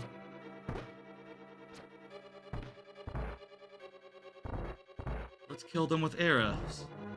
You love talking about nostalgic shit? Oh yeah, I think a lot of people do. That's it's fun to think about all your favorite things. It's fun to play all your favorite things from old days. I think I said earlier multiple times this stream, yeah, it's hard to compete with the things you played as a kid where all the rough edges, you got over them when you were a kid. And, you know them well enough where they don't bother you anymore. And are, like, charming even. They're even charming now. All the weird bits and all the weird little bits of design. You actually like, like in Banjo-Kazooie, when you'd have to do... It's funny. I realized the other day, playing some Tooie, that in Tooie, you can do a feathery flap out of a Talon Trot. Did you know this? In Kazooie, you can only do a rat-tat-tat out of a Talon Trot. And in my head, you know, I've gotten so used to, like, the muscle memory of just every time you land and you want to cancel your,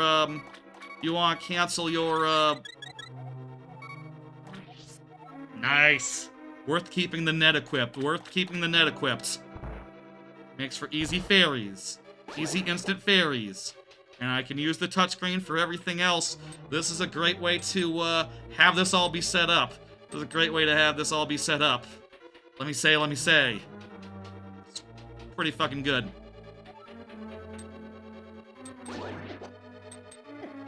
And there are times here where it's just proven its worth just a little bit. Just a nicety here, a nicety there. Simple stuff, but makes me smile.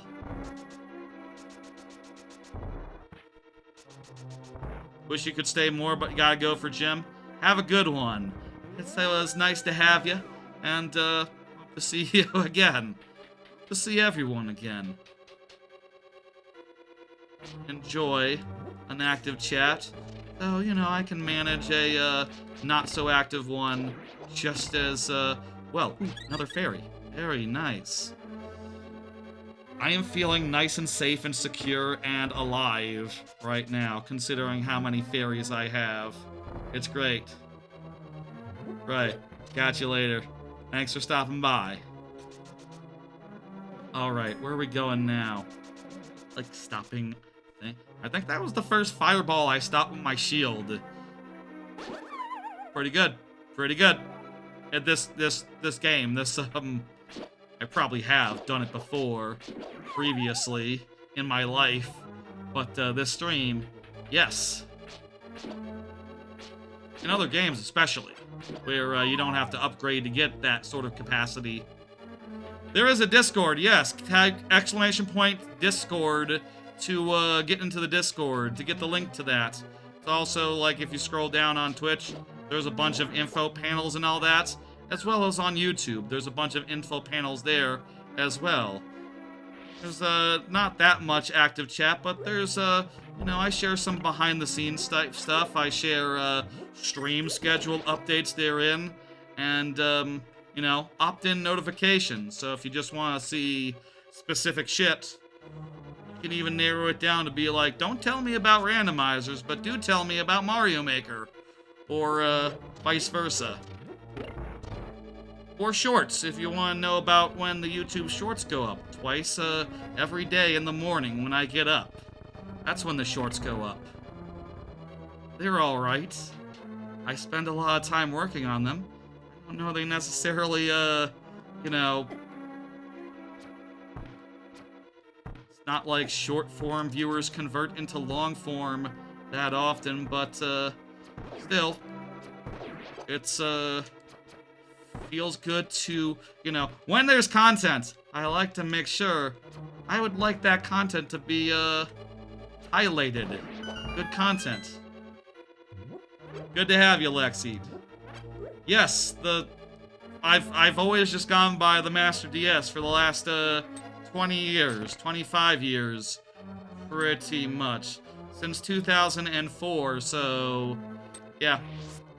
Same name everywhere.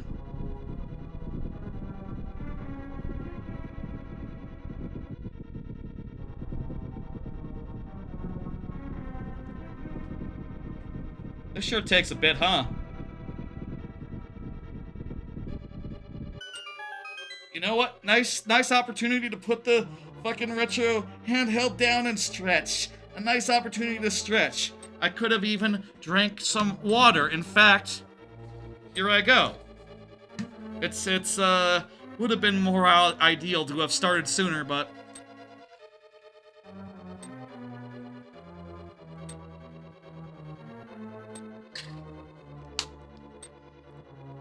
I need to drink water to live. So it's important. Let's do this. Wait, I don't have the... Did I get the hammer? I haven't got the hammer yet. Where did I get the hammer? Oh, I did undo the on-off. Maybe I find... Map. Look at the map. Where haven't I gone? Right, now that I've hit the on-off, I can go in another direction, which will be, now that I've hit this on-off, I can go... Wait. I need to use a bomb to do some trickery. That's it. Convenient having the map on the bottom of the screen. I'll say that. Get some bombs up. That's also fairly convenient. This thing has some rough edges, but also cannot deny it's it gets it done. Shoot that. Now bomb, throw. I don't have that many bombs, so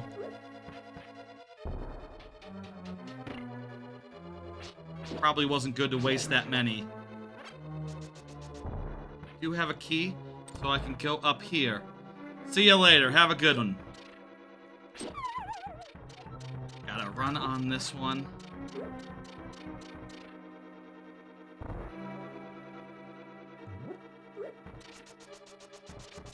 There's that big, massive chest.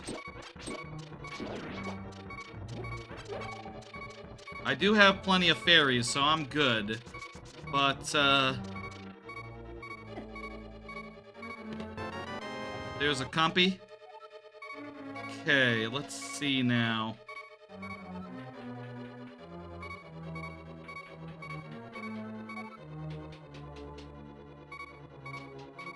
Let's light up that room so I can see. And then, just money here. There's a key. That's what I needed. And I can get another arrow. I got fairies. I'm good. Ooh. Some points, I want to do some sort of silly extra life. Not this year, because like I said, the idea for this year's extra life is Star Fox 64, especially since there's like 8 of them now. But some extra life, I want to get a bunch of like you know, I want to get a bunch of, like, Connect stuff and do a whole stream of all that motion control bullshit that I never played. That's going to be hell on my, you know, moderately overweight body. Running around and jumping for, a marathon live stream. Ooh. That's, that'll be an interesting one, I'll say that much. Whenever it becomes feasible to do. I'll say I kind of don't want to do it necessarily in an apartment. And, like, you know, originally, before economic situations changed, my original idea was to be, like, going into a house around this point.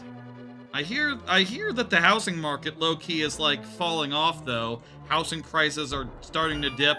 Things are starting to get, like, moderately affordable.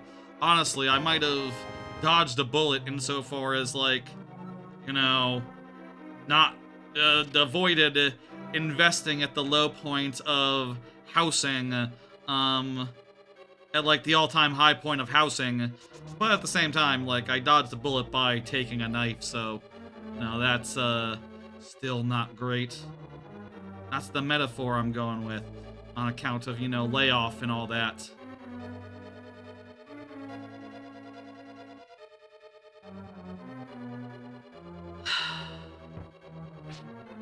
We can finish the dungeon now. We're good. Ready to, go.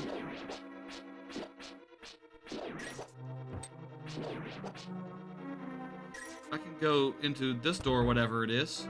This door like a shortcut, or... Not sure what it is, but let's find out. I got 5 rupees! Ooh, wow, 5 rupees.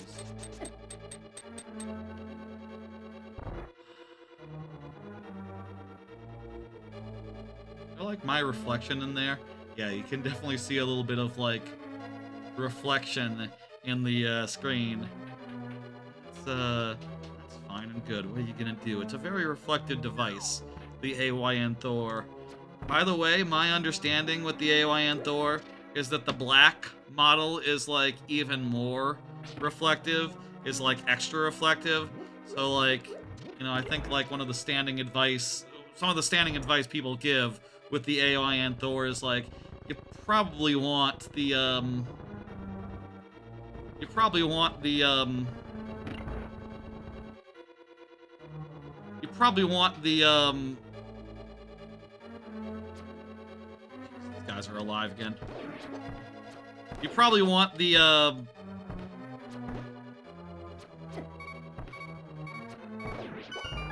you probably want, like, either the rainbow color or the white or the... I don't know how the purple turned out. I feel like people didn't go for the purple, and also it's, you know, a darker color, so it's probably pretty reflective. You want to go for one of these lighter colors, or else you're going to be dealing with a lot of glare, besides the regular glare of just regular, you know... Also, it's like glass on top, so it's like pretty noticeable, visible, etc. I do really love my Thor. I think there's a couple of weird things about it. Weird, like, rough edges that have been, shit! I shouldn't have used my key earlier to... I don't even know what I got.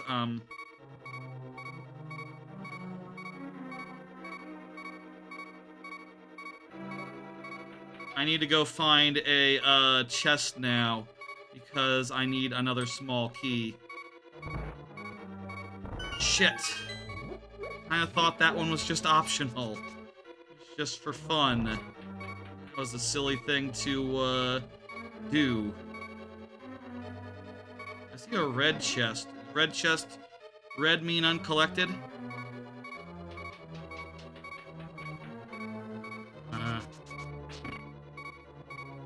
If I die, I just use fairy, so it's not worth, like, refreshing, dying to refresh the shit. Wish these guys stayed dead if you beat them, and then, you know, didn't necessarily, die. A nice quality of life thing, I'll say.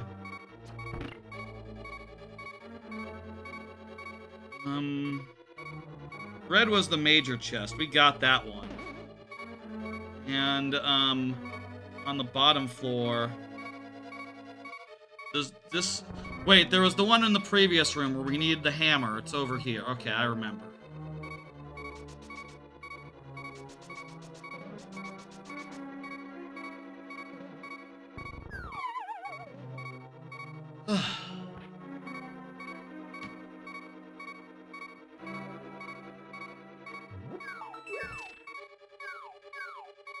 Need a hammer.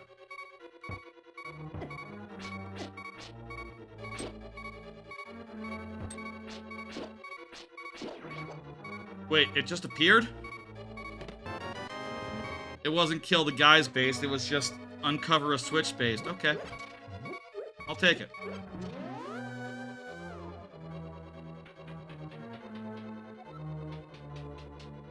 If I want to get back and get more fairies... How can I do that? Should I do that? Probably worth it to do it. Worth it to not die. Also, I should go get the extra bottle in Kakariko before doing anything further. Also, can I get the tempered sword? What do we need to get that?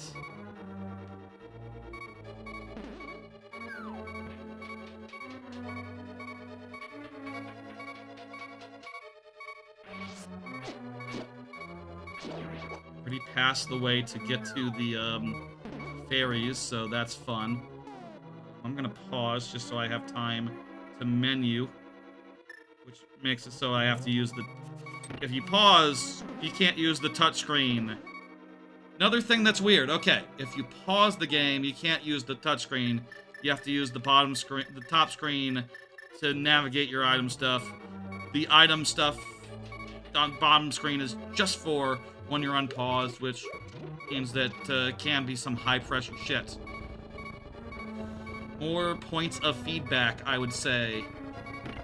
definitely ending up drifting a little bit side to side. Let me just a little bit. There we go. That's good. Okay. Hold it just there. I hate how these guys respawn. Come on. Killed these guys already this life.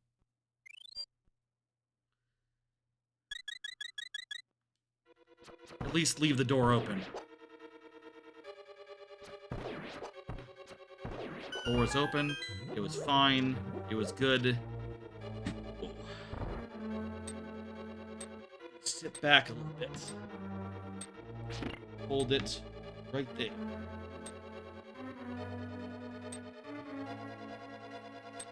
And now with this small key, we can go to the end. Whip the hammer. The arrow. Hope we get another fairy before the end here. That'd be lovely. Okay. Back. With foresight, it would be nice to equip, like, you know, you need hammer, you need lantern. When you need two things at once. This mod's two things at once capabilities would be very handy to take advantage of, but I feel like they're just... The fact is, you have to do them real time, so since you have to do the X button real time, kind of a pain to manage, and also it means that if you're under duress, you don't have time. Just the reality of it.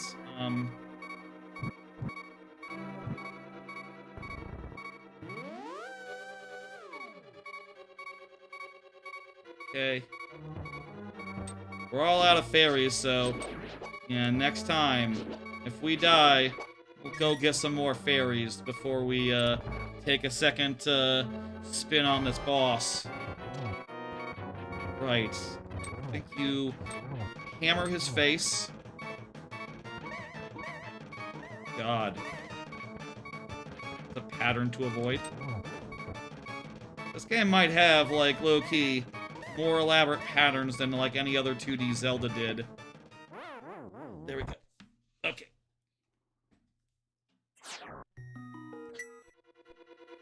Okay. Now then, let me see. I think to get to the fairy room, we go this way. I'm not even gonna worry about enemies because we're going to the fairy room.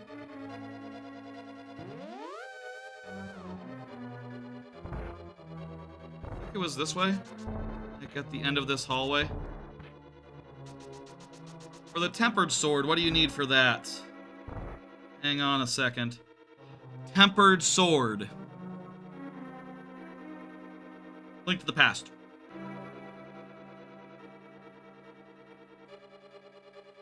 Rescue him from the Dark World and reunite him with his partner, the Dwarven dude. I think for that we can use the quality of life features to make that trivial, right?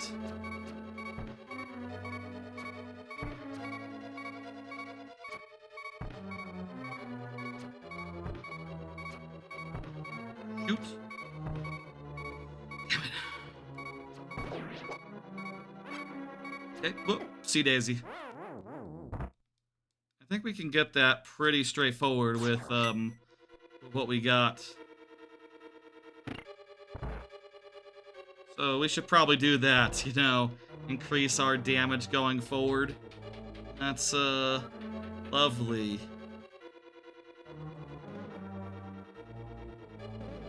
Does have increased damage and stuff. It does twice as much damage. That's a pretty fucking good amount.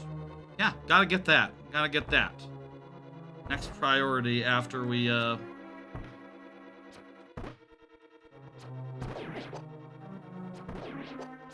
after, you know, this dungeon. And this dungeon will be pretty straightforward, considering that we do have, we'll have, provided we get through this room, we'll have fairies. Provided they're still there. They're not, like, used up or nothing, right? Yeah. Keep it. Keep it. Keep all 3. Oh, right, I need to get a third bottle. Yeah, we'll do that before, next, order of business. And hey, now there's a shortcut to go right to this.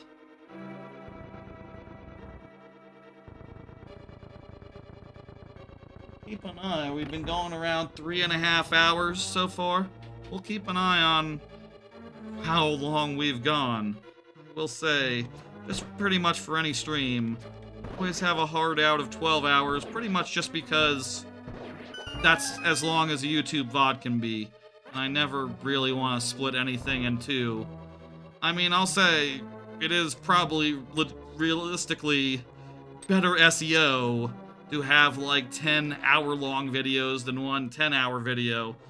But, man, I think that's just messy if it's all one stream, all one session. I'd rather do things right than optimize for algorithm or whatever. I see, you know, I see what YouTube likes to serve. You know, I see when you search for a Let's Play or whatever, it gives you like hour-long installments of that. I just, personally, you know, I feel like after an hour, I'm just getting started. You know, and yeah, that's what timestamps are for. If you just want to be like, oh, I love, that's what timestamps are for, or watching it a little bit at a time. Either or, you know.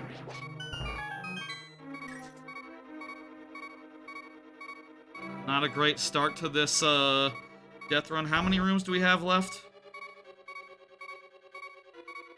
I think very many. I think we're about to get back to the, boss room.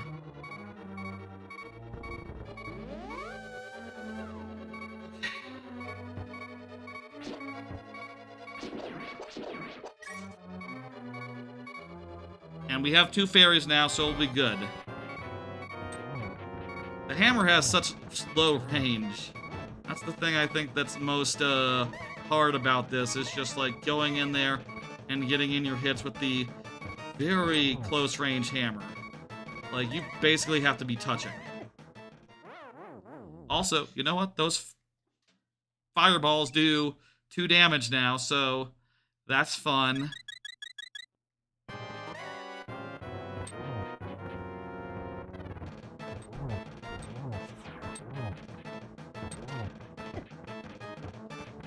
Very least, there's a fairy fountain in the middle of everything, so convenient location.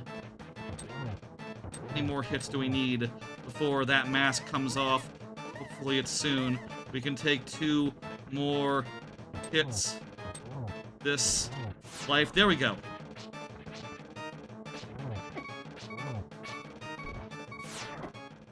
Shit.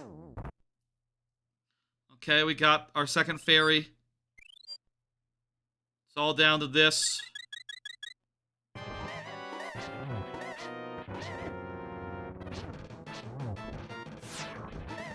Dodging.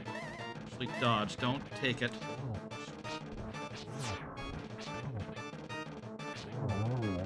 Whew! Okay. Good. And recenter that shit. Come on. Oh!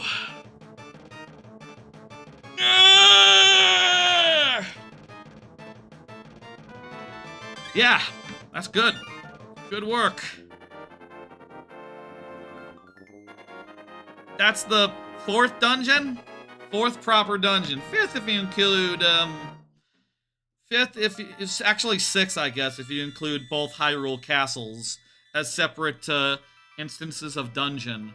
It's going pretty well. I'm pretty happy. We saved our first of the Crystal Ladies. Getting some plot here. And, yeah.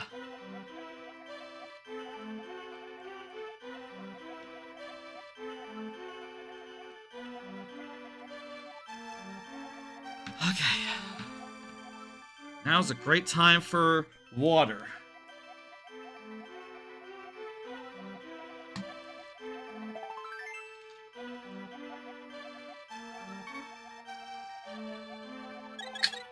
I understand. Ah! Now then.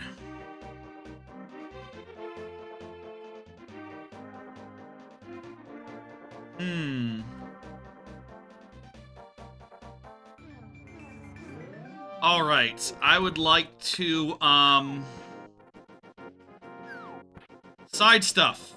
It's time to do some side stuff real fast, because, I think I would like to get into slightly better shape before I take on, the next dungeon. I think I can do a bunch of the stuff that I need to do to, get things like the double damage sword, and, you know, such things would be very useful for us. Double damage sword, I want another bottle. I want to get the fast travel system online. Let's do all that crap, and then, Stop that. Stop that, you man. Let's do all that, and then, well, we'll do something more. Let me pull up on my, phone here. Let me see, I've been looking at the guide right near my house, so you can kill me and then I'll start right in my house, guys. It's, you do what you want. I'm just looking over here. The next place is Swamp Palace, apparently. And, the guide on Zelda Dungeon does point out some overworld goodies for us. Including things like pieces of heart, money, anything really interesting. Oh, we can't get the Quake thing now. That could be good. Let's, there's also a bunch of stuff that we could have gotten earlier that we haven't gotten. Yeah, we're going to just run around for a bit. Get a bunch of that. We do have, you know, some quality of life stuff from the, quality of life slash things that let you get places earlier from this, mod, which, will help tremendously in making this easier than it should be, by rights. Where should we begin? Should we begin with the, bottle?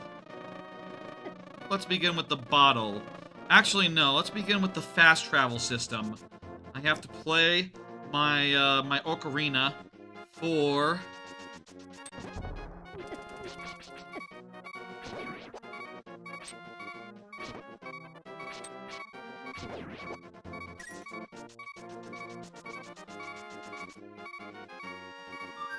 Play the ocarina for the bird. The bird transforms into the fast travel bird.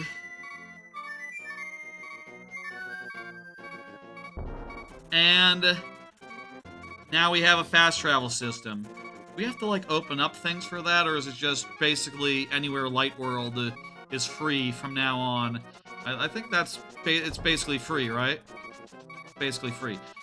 With the ability to use the mirror wherever to go into Dark World wherever, where, you know, obviously this was never a feature in the original game, but I will say I think it would have been cool all the same. We can just go to Dark World right here, and, where is the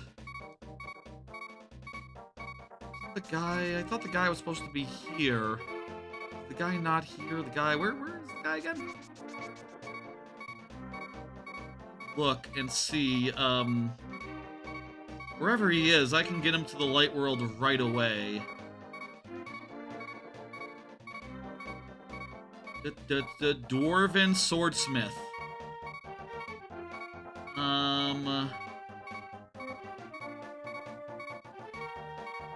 Oh, there's a strange Strog trapped behind some black stones. Unless I can get through that without, using this bullshit, I don't think I can get to him yet. I can use this bullshit to get at him. Let's see. Let's go find out. I do have to go back to our world to to get through, here. So he's like, around here, right? Can I get to him just using the ability to... Oh, I think I can. I think I can cheese dick this. Right here? Is this good? I'm on top of him.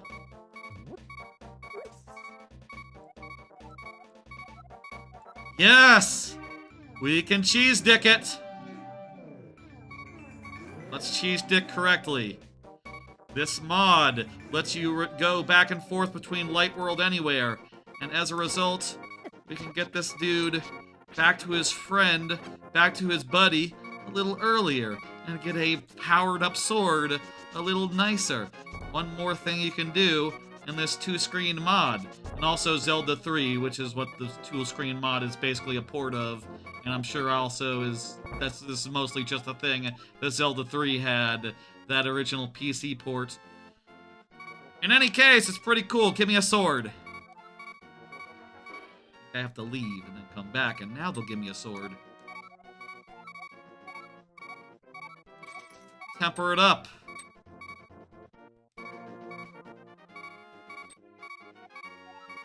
How long is a while? What? Oh, I think I have to, like, leave the screen. I think it's just a matter of go 2 screens away. I can't play that much more of this game without my sword. Kinda need my sword to, do things. So, please give it back. Hey! Is there, like, a second level of, upgrade? Is this the max level sword? Let me see, we'll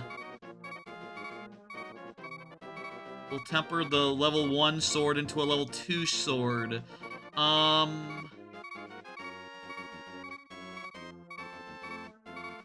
Which remains fully upgraded. If the side quest is not completed in week 2, what does that mean? Shortly between one of the beginning of week 2? One of the dwarves goes to the Lost World? What the hell does that mean? Week 1, week 2. Zelda Dungeon. What are you talking about? Is that this game? This game? Week 1, week 2? You can further temper the level 2. They do not further temper the level 2 sword, nor will they temper the level 3 or the Master Sword, which retains its fully upgraded... That must be Link to the Past, Link Between Worlds, actually. Not very clear. It just says Ancient Stone Tablets. It's just a Link Between Worlds. That's it. It mentions the rental shop. Is that the max level sword?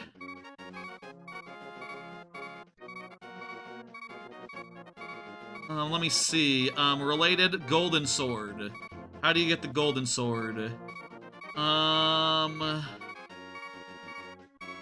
The Fat Fairy, who resides in the Dark Pyramid. And you have to beat certain dungeons to do it. Okay, right, yeah. I remember, you need that to finish the game. Gotcha, okay. Right then, bottle. There's a bottle nearby. You can get it. This is just a matter of entering one of these, shops from the backside. One is it? This one. It's the long... Is it the long one? Yeah, it'd be this one. There we go. There's our bottle.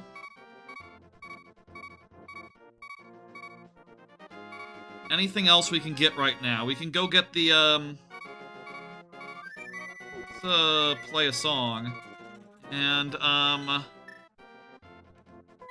let's go get the Quake medallion. That's a good one. We can get it real easy using, the ability to mirror over to the other side. Anything else that's real easy right now with what we got? If anyone has any pro tips, any, like, ideas that would be, you know, not in logic typically, but is in logic right now, I'd appreciate that.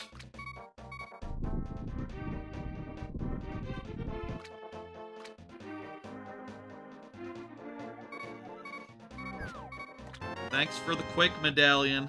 It is very important.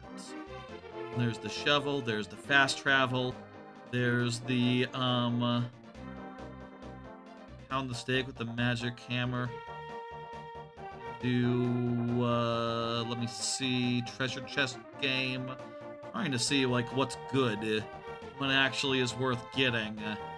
Heart pieces and things of that nature are probably worth getting, but they're relatively small compared to the, compared to just fairy stuff. We can get the magic cape from the graveyard. Okay. Let's go get that then.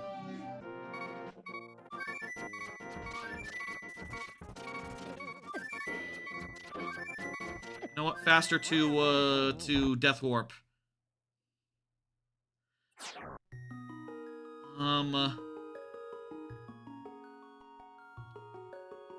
Open the grave so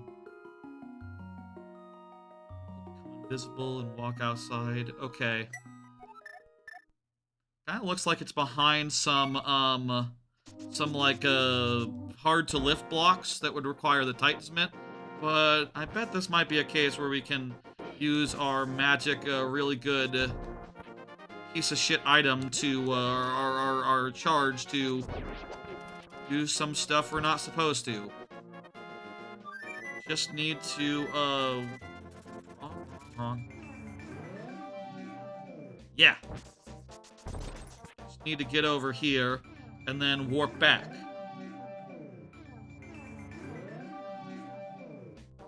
And this is how you would do it, I think, originally, to go via the Dark World, or this is how you could do it originally.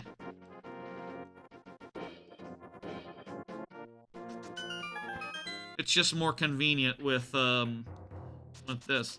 I like this. I wouldn't mind doing the randomizer like this. Can the randomizer account for that sort of ability? Honestly, that being like this would be a good way to be like a second tier version of this item. Honestly, practically, kind of ungodly strong as is. I can also get up here relatively straightforwardly and into this cave, which is just like a heart piece or something. It's not like anything big, but it's a goodie.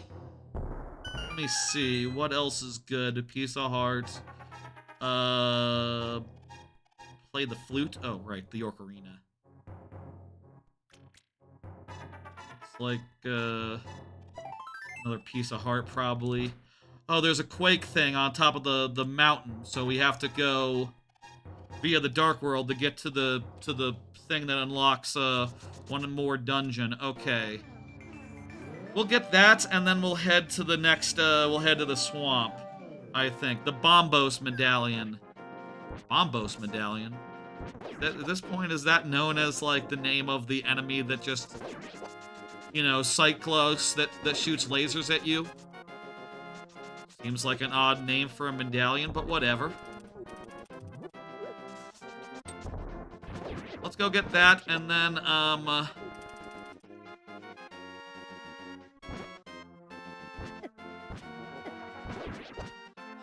go get that, and then, for that, I think go to the desert, and then, with these dungeons, we can't do them out of order, right? Could we do, like, the one that unlocks, the armor thing first? That's Ice Palace, right? I think with some of what we got, we can cheese that.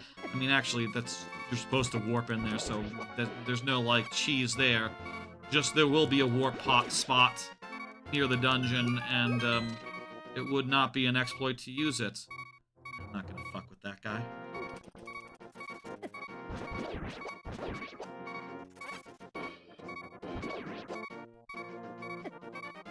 Okay, go ahead and mirror up right here. Mirror again over here. Then we book. Get the medallion.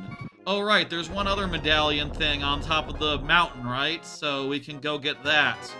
Where do you learn that the last medallion that you definitely need is being guarded by a fish that you have to throw a stone at? How do you know that? It doesn't matter. I don't need to know.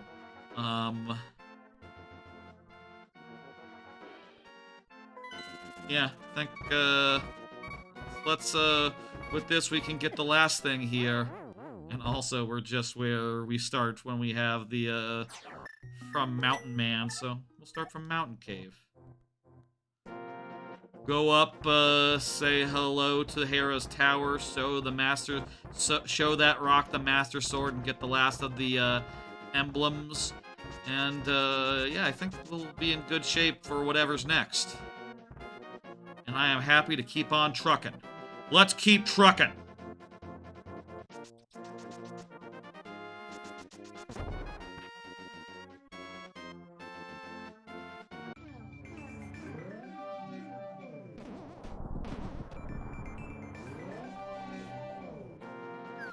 Right.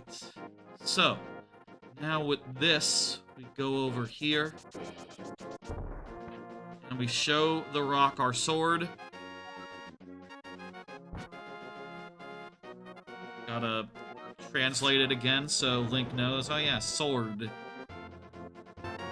will give us the last of them. We need all three, and now we have all three. Lovely. Yeah, we can get into Ganon's castle, can't we? By, like, oh no, you need all the things, even if you can reach there physically. I think we can get into some of these before we should be able to. But, I don't know we can do much in all of them, quite yet. Alright, I think it's swamp time. Let me take a quick break. I'm going to go, take a quick, bathroom break, you know, that sort of thing. I'm also going to plug in the, AYN Thor while I am, away. No data transfer. This is just, strictly for power. I'm going to plug it into my monitor, I guess, which also, I guess, is plugged into the computer, but I use it to charge my headset all the time. Quick break, and then I'll be back with more.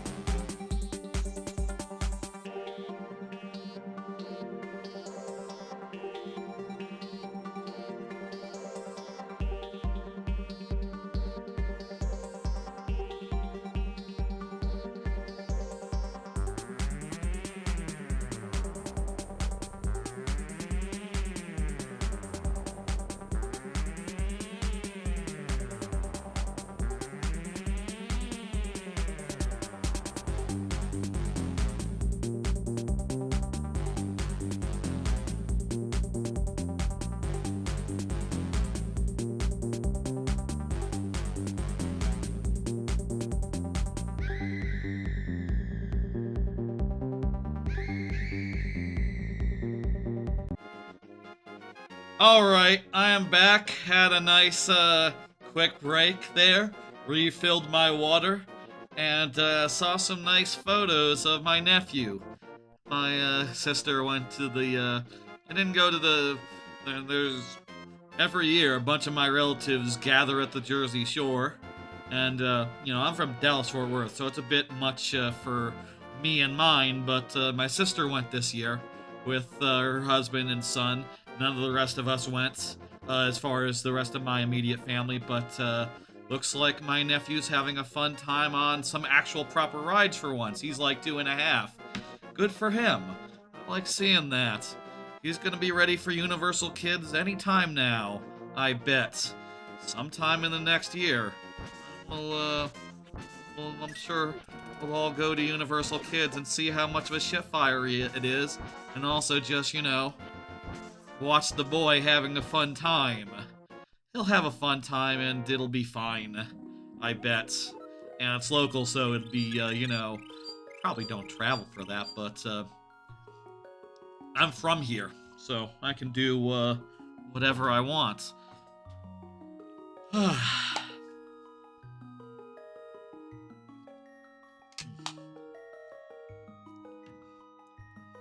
Let's do it! Here's what we're doing next. Let me pull up my chair a little bit. Here's what we're doing next. We're going to the, swamp dungeon. It's over here. Whatever the hell it's called, where you go and you do stuff. You have to lower the water level first, right? I believe that's what you have to do. You have to do, this whole rigmarole. This dungeon being darker does look a little bit like, overly bright here. But, it's fine. It's close enough. I'll say, it looks a lot better in real life. The AYN Thor, the screen. You lose a little bit of detail. A little bit of, you have to sort of tweak a lot of stuff for it to be consistent, and, all you can get really is consistent enough. And this is consistent enough, so let's, stop fucking getting too hung up on that and just go into swamp. Here we go, we're in swamp. We have everything we need. We've, gotten everything we can do, I believe, right now. We'll do this, this hook shot dungeon, and then, we'll have a lovely hook shot, and that'll be great. What do we need for Ice Dungeon? Is that the one where you can get the defense? That's kind of low-key what I want next. If there's anything in particular, I would love to have extra defense. That would help with survivability. I should probably also get some, now that we're in here and I'm dying, probably should go get some, fairies before we get too far here.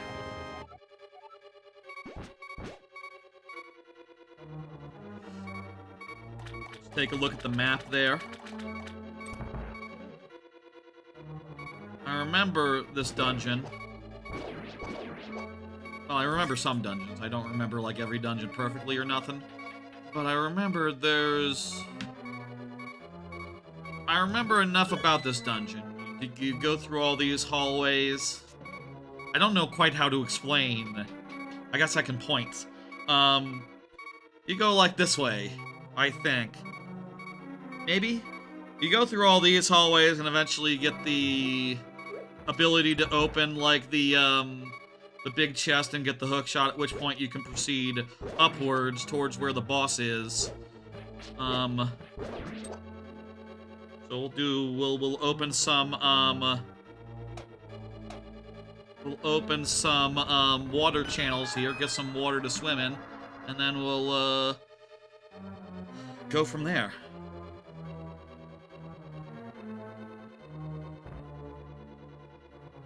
Nice.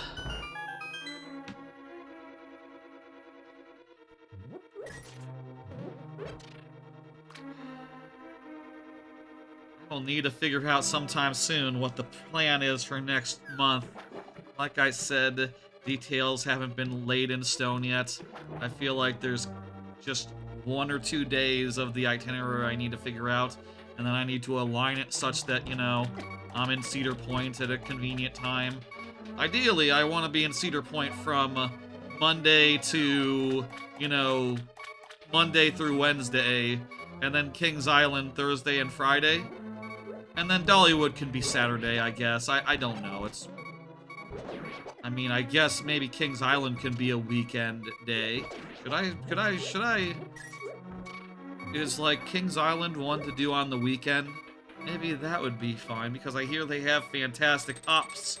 Whereas, like, Dollywood, maybe Dollywood for one day would be better if it was a Monday, specifically. Details to work out. Details to work out.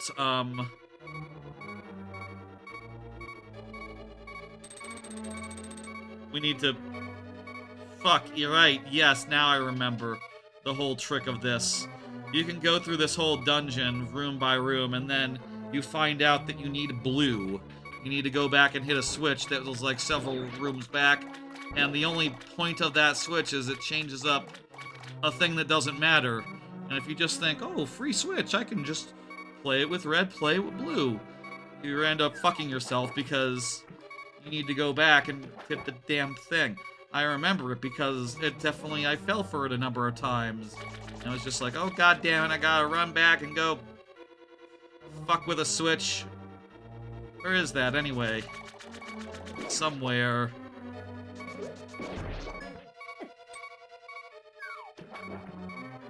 I have to go back here, fuck with the switch. Thought it was nearby. Thought it was here.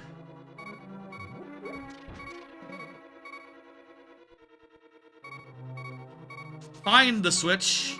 Gotta find the switch. And then, and proceed from there.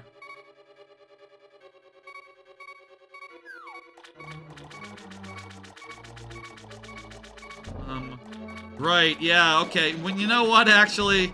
I'm remembering now. Okay, you need the key to actually get into the door where the switch is. So this is only really an inconvenience on the second go-round, at which point, if you do fuck this up, forget this, you're wasting time, but at this point, I think you have to, like, backtrack to get the key. Right, okay. So really, it's actually not a big deal and actually normal progression, and it makes sense on the first go-round. On the second go-round, it's going to be a thing I forget, and then forget again. Second go-round on, that's when we can complain and go like, oh, you got me. You know, that's when it's just trickery. And I guess it's not really trickery, it's just you forgot something you have to redo. It's like if you leave a note in Banjo-Kazooie, you gotta get it again. You fell in the engine room, you gotta go get it again. Simple as that. Do it first, before you do any other notes, because you're going to fall in the engine room. It's a hard room. Shit. Okay, we can get our health back up.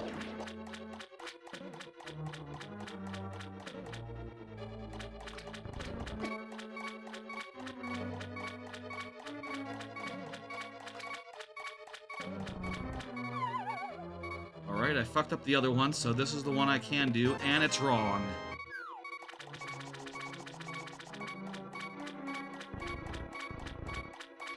This is going to be close. I think, like, once we do whatever this is, we get a big key, we won't have to go this way again. So, it is very important that we don't get hit one more time, or else... Okay. Oh, that's the other thing, right! Fuck, you have to undo the on-off.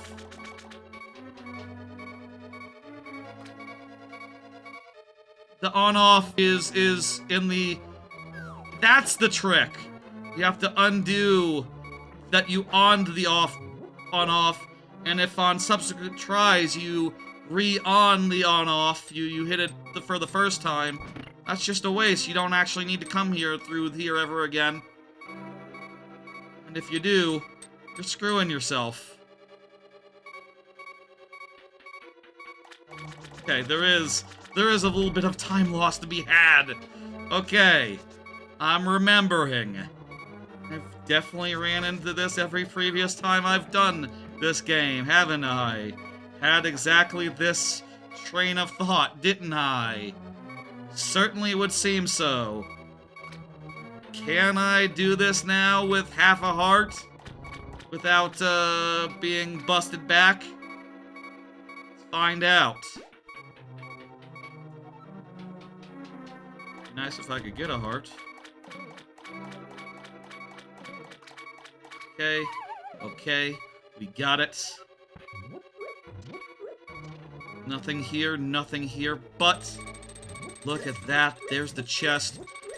And we got the big key. And now we can, you know what? At this point, we can just die. And, that'll take us back to the start. And that's a convenient place to start from. Alright. And now we don't have to worry about that area.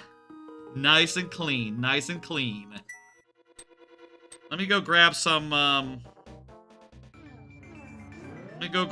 fairies real fast.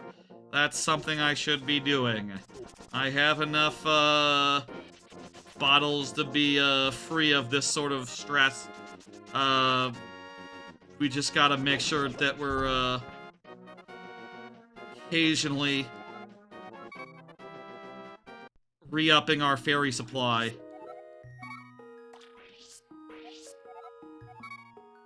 Alright. That's as many as we can hold. Bang the camera there. Sit up straight. And relax. Alright, let's finish this. Let's get the hook shot. Let's finish this dungeon up. Be nice and straightforward from this point. Remember it being, God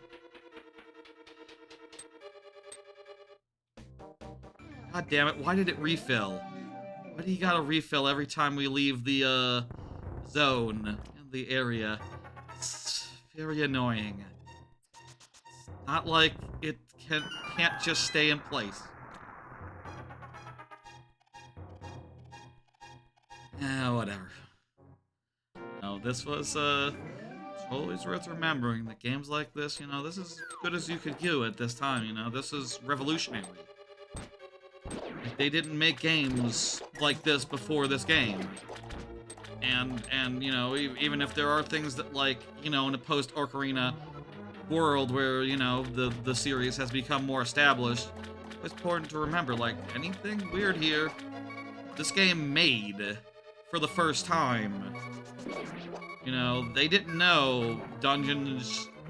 They basically invented the idea of dungeon items in this game. So it's kind of fair that, like, not every dungeon revolves around one, because they didn't think of them until this game. No one had done them before. They were brand new and very cool. Get a hook shot and then... Oh.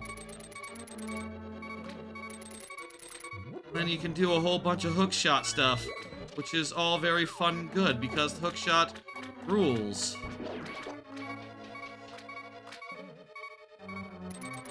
I destroyed the things that I needed to hookshot, so now I need to leave the room.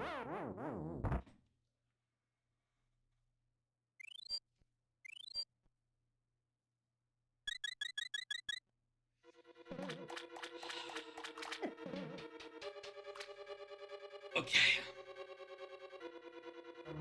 This dungeon's in the bag. And it's a good one. I think... There's parts of the flow of this dungeon that, you know, I get to a certain point, I'm like, oh, goddammit, I have to go back and fix this shit now. But I do think with the hookshot, this might be the game's best dungeon. I think certainly the hookshot is, like, the best dungeon item.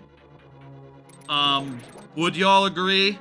Would y'all put, like, Skull Woods? What would you put over it? Skull Woods? Skull Woods is really weird with its structure. I wouldn't necessarily say a Skullwoods. Some of the later ones are confusing as well. I think this one's a shoo-in. I think this is as good as you get in this game. And like, yeah, dungeon item-wise, it's a really good item that works very well without any issues, and it's just beautiful in every application. In addition, it's like one of the only items that gives you, like, real-ass traversal tools. Like, you can traverse the world in ways that you couldn't before. That's what you think got that money? This is one of the best I agree, that's what I'm saying. What would you say is the best dungeon, in your opinion, if you had to name just the top one? I think for me, this is my favorite. There's parts of it that are confusing and weird, but I feel like there's parts that are confusing and weird in every one of these dungeons, so, you know, it's not that, it's all the same, you know? They all have that, aspect to them. Gotta deal with a little bit of weirdness. Regardless, here we gotta open that door. Oh, isn't that you killed the thing? You really like the ice dungeon. Interesting choice. I don't remember I feel like I don't remember the ice dungeon or the Turtle Rock super duper well, other than them being very long and fairly confusing. Also, those ones, they don't have, like, dungeon items, do they? They don't have dungeon items. I think, like, they have, like, the cape or something in ice. By the way, do you know if what do we need for ice dungeon? If I want to go to ice dungeon and get the cape? Can I do that before I go to, the forest? The forest, what does the forest have again? The Skullwoods? Trying to think, what don't I have right now? Forest, mostly like going down layers, dropping into the various dungeon bits. Mirror Shield is Turtle Rock, Ice Dungeon is Blue Armor. Yeah, I want the blue armor. I really want the blue armor as soon as possible, so as soon as possible as I could get it, I would like it. Not sure how soon that is, though. I'm gonna sneeze. Excuse me. What?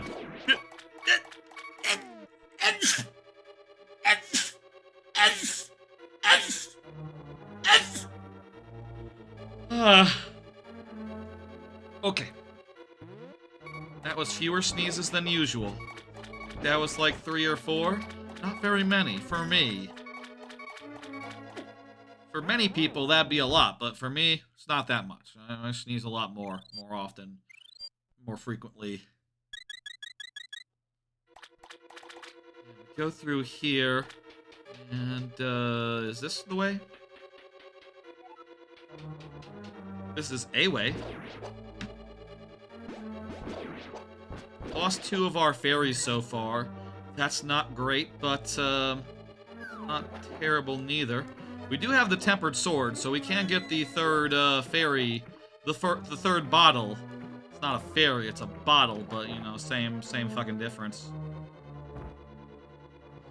Now that we're late game, I'll say I do think there was real value in going late on this game. You know, I could have just, like, done a single dungeon and been like, okay, let's see how this mod is. Okay, thank you, good night. But I think going late game like this has had the benefit of getting us to some dungeons where I actually do have to switch items relatively frequently and go from one to the next and to the next, and that's made it so that, like, equipping this and that has been... The equipment screen has been pretty valuable.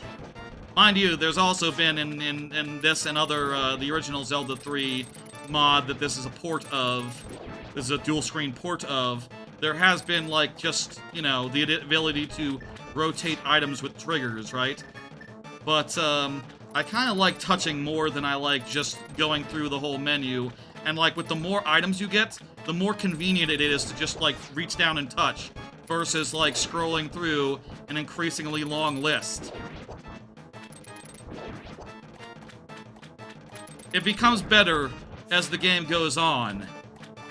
And, more convenient as well.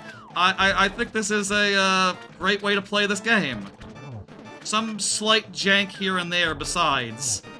There's some slight jank with this, I will say, insofar as, like, you know, some of these, like, it's kind of hard to assign the second button that is also added by this thing, the second, item.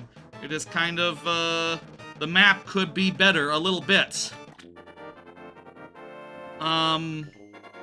It could be a little bit better, especially the overworld one in particular. You're kind of better off just pausing and using the overworld map on the overworld, I would say. It also might just be a little bit before prime time. Not quite prime time yet, but, pretty damn, cool nonetheless. Check it out. There, that's, what I could separate that and make that short form content that's just like an appraisal of this mod, of this, port of Zelda 3. It's a port of Zelda 3, which is a PC port at the 2-screen devices, such as the AYN Thor, Android 2-screen devices, such as the AYN Thor. I should say all that for context. Yeah, maybe. I don't know. I'll make that short later. Probably should fast track at least that one as a general thing, but probably other content from this as well. Part of what's good about this game is you can do the dungeons out of order. That is true. Like, they are all very independent of each other, so we can do whatever we please. We've been going about 4 hours, which I think is lovely pace. We've done 2 of the 6 Dark World dungeons. I think we're going for broke. I think we're going for it. And, yeah. I want to do the ice dungeon. Let me see here. So yeah, what's left is, the ice dungeon, which is typically the 5th of, 7. What are the other dungeon items that are available, that are on offer here? Let me see. I kind of want the armor, because the armor is so good to have. So next up, chapter-wise, is, Skull Woods, which... Let me scroll through the walkthrough real fast. I have open on my phone a walkthrough. If you just using the non-2-screen version of this, you can put this on your bottom screen, but I'm not. So let's put it on the on my phone, which is nearly as good, honestly. What is the dungeon item of Skull Woods? I didn't see it here. Oh, it's the fire rod. Actually, that would be really good for yeah, you probably need that for the ice dungeon, don't you? You probably do need that, right? Yeah, okay. That would make sense for a prerequisite for ice. Thieves, sorry, Gargoyles Domain. In the other one, in the 3DS one, isn't that the different? It's a different one. You get the Titan's mitts, and, yeah. Been a long time since you did Link to the Past. Gotcha. Yeah, is there anything else we should do before Skull Woods? Let me see. I'm pulling up this, and let's have a look at, the camera that's recording all this, by the way, is, like, right here. So, if you see it jolt... It's because I banged into it. You can sort of see where the camera cuts out. That's where the desk cam is hiding on the it's in the shot, really. Yes. I agree. It's an big upgrade from the previous desk cam situation, which was lower fi and also from a larger, more overhead than, this is kind of the same angle that I'm looking at, so that's nice. Let's see now. Okay, I don't think they're talking about anything other than pieces of heart, and, yeah, just like a piece of heart is what we now have access to with the hookshot. Not surprising. You think the hookshot would give you a lot more access to stuff, but no, it's Skull Woods time. Also, I use these to prop up the thing to be at the right angle. Without them, it's not at the right angle when I'm not holding it, so that's why those are there. I think I would like to go to Skull Woods next. I would like to go to Ice Palace sooner rather than later, but I'm just thinking viability-wise. I think that I can't do Skull Woods Ice Palace until I get the Fire Rod, which is in Skull Woods. So yeah, that's the next destination. A timestamp just happened on the VOD. Wow. What's in here? Wait, this is... Oh, it's also a fairy fountain. Cool. I thought I would have to go back to the thing. Oh, you know what? Actually, there is one more bottle that we can get right now. 1 second. Let me look at bottles linked to the past.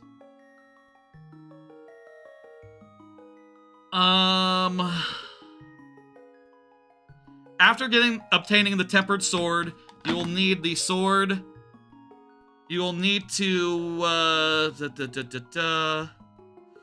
head back to the swordsmith's shop in the Dark World. In the location where the shop would be is a ruined with a locked treasure chest. It'll follow you. Take it to the man with the sign. Oh, okay, cool. I can do that. I think I could do that regardless. Quick bottle aside. Quick bottle aside, actually. Never mind. Give me a... Here. I'm going to go here. And by the way, this mod has, some quality of life bullshit. I say quality of life. Honestly, it's kind of it's kind of some game-breaking bullshit here, where it enables you to use the mirror wherever you want. And that's nice, and I like that. And considering it's my second time through this game, I think allowing myself to do things that you can't do vanilla style is 1000% fine. No problem with that. Here we go. Hello, chest. And now I can just return to the regular world with the chest. We don't even have to go through the whole Dark World. What? Hey, why did you... Okay, you can't charge with the chest. Lesson learned. We gotta walk. Can we go off cliffs? Yes. We can't run. Or is it because I have the other thing here, where when you run... No, it's just running in general. The mod adds the ability to turn when you're running. I was wondering if that was the issue. No. It just... Do it slowly. Do it the slow and steady style is what you need here. Cool. Nice and easy. Nice and simple. Another bottle. More survivability.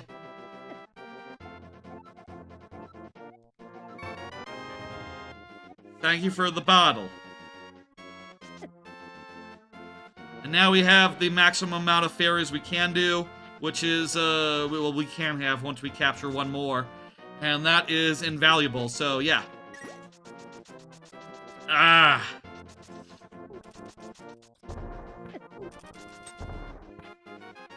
Let's go, get that there fairy. And by the way, I've been keeping a special button for my nets on X, which is something that the mod lets you do. The port lets you do. It's pretty cool. I would just keep changing it, but honestly, for anything I need to switch constantly, it's just too much overhead to switch it around. So the net is just something I might need at any time to get fairies, and fairies are important, so that's my logic with prioritizing those guys. With this bullshit, can I totally cheese this fucking dungeon? I probably would need to learn this dungeon better to cheese it, realistically, because I can, like, just go to... Like, I don't know, like, what benefits skipping to the last bit would get me. Like, look, with this, Zelda 3 mod...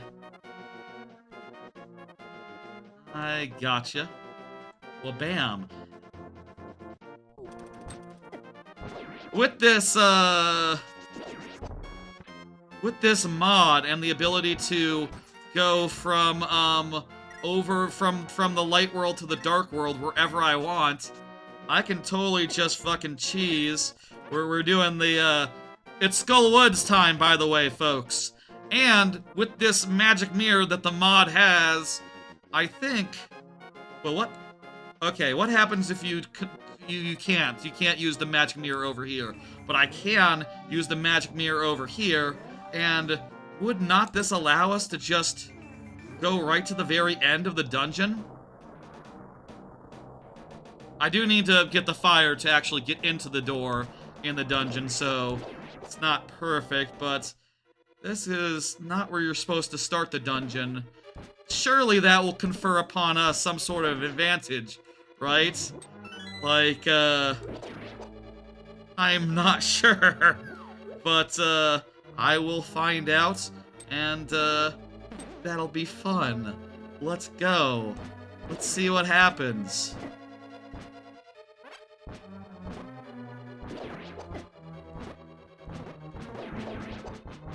We can, do some business.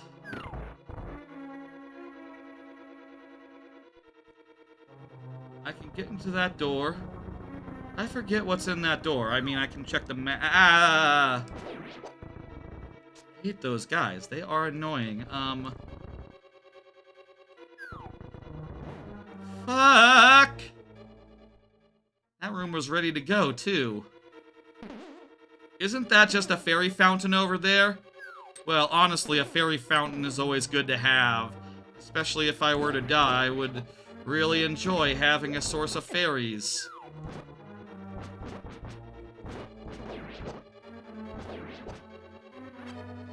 But, it's not worth having to get an extra... Fuck you! I wonder if this is a time save. Let me look at the, I'm pulling up the guide on my phone over on the side. Don't remember where you get the big key. Also, I'm about to use one of my fairies. Not great. Considering I haven't done much with that life. Whatever.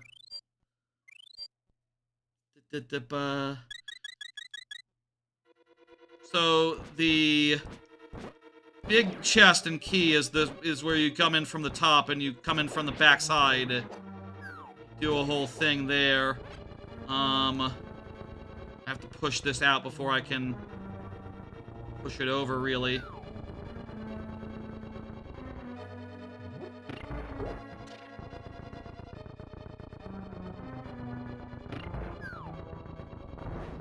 Oh, come on, really?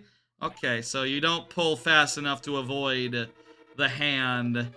Good to know. Good to know. Never liked the hands in any of the Zelda. They're one of the most annoying enemies in the game, really. Definitely, for sure, for sure.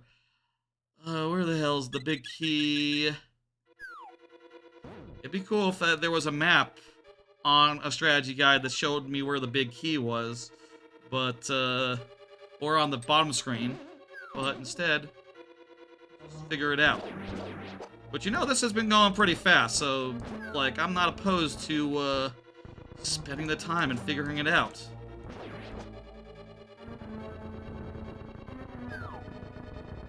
That guy is...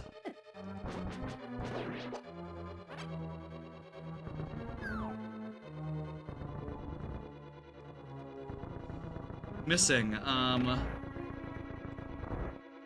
Oh, come on.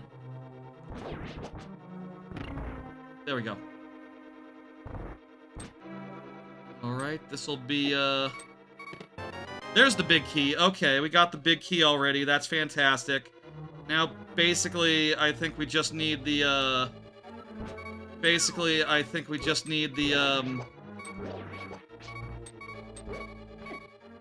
we just need to find where the small key is. That bomb door... Oh, wait, I'm still alive. Right. I was wondering if, like, okay, well, I can return now. That's fine. Honestly, though, it'd be good to have another key just for, safety's sake. Okay, so... position myself just so that, I'm not banging the camera. It's right near my head. I'm sorry for banging into it. Hopefully it hasn't drifted any from where it started. From, repeated head bangs into it. I think this is where we're supposed to go. We're supposed to go here. Go through this wall. This is very ringing a bell. Yes. How do you do this? Let me look here.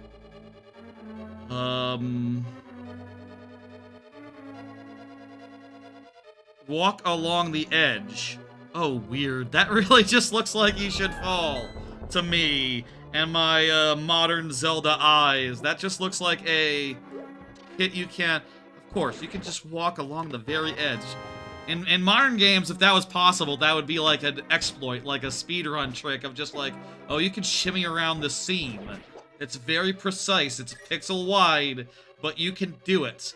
Here, it's the intended route. Very fun. Maybe that's where speedrunners got the idea, is they played games like this where, yeah, no, you just have to sometimes just walk along the edge. It's not that weird.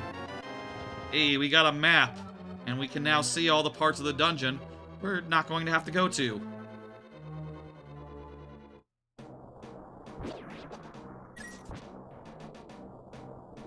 Again, using our, fucking... We got one key. I think we should use this key over here. And, actually, I don't know I can get over there that easily. Can I get over there that easily? Maybe along the, nah. You know what? It's faster. Shit. Oh, right, I'm not dead yet. I still have a fairy. I think this might be the last one, though. So... yeah, it'd be nice if we could find some more fairies to, Isn't fairy in the last room? Yes, I believe so, but, I'd rather... it'd be faster to use my key to go forward. I think we cheese-dicked that dungeon a little bit. I think we cheese-dicked that, just a tiny amount. Not a ton of cheese-dickery. But just a little save, just a little skipperoony. We got past a couple rooms that we shouldn't have done, and it was lovely.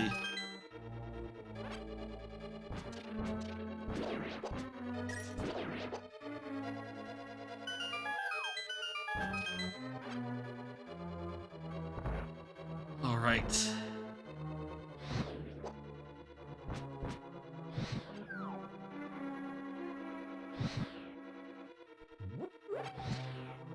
Quickly light these torches. There we go. What? Why is there the do-do-do-do-do-do noise going?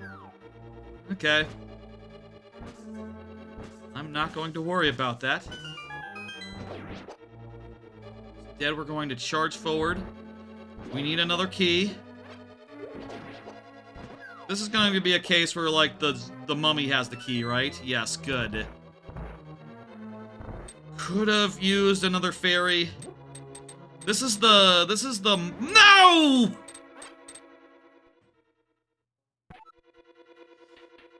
Okay, you know what? We might as well get the chest and, we might as well go get this chest here and use that key to unlock the fairy fountain and re-up on fairies. Fucking hand. Fucking hand.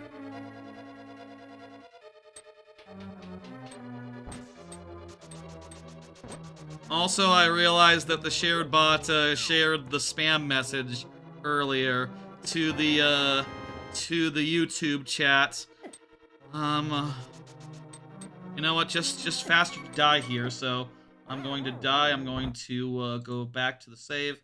Let me remove that message. There we go. I need to do that whenever there's whenever that happens. Be more up on that. I'll try. Don't you need to have, like, I forget if there's a way to, like, move this... How do you get the fairies in this one? Hang on, Skullwoods Fairy.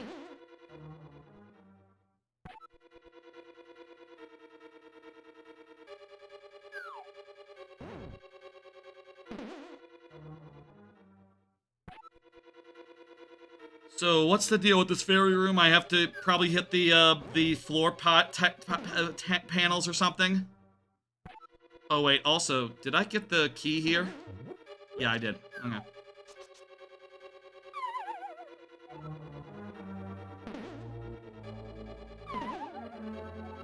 I can't quite, like, get around the outside here. Nope. How do you get there? Can you get to that fairy fountain easily?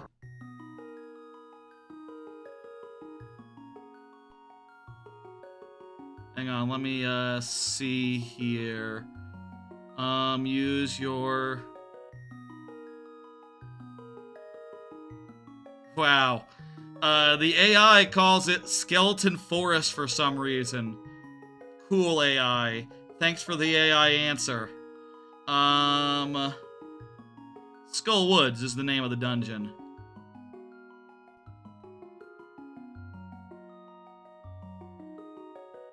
I think I just need to find that floor switch and toggle it the other way. And it's somewhere here. You have to... Can you come back after...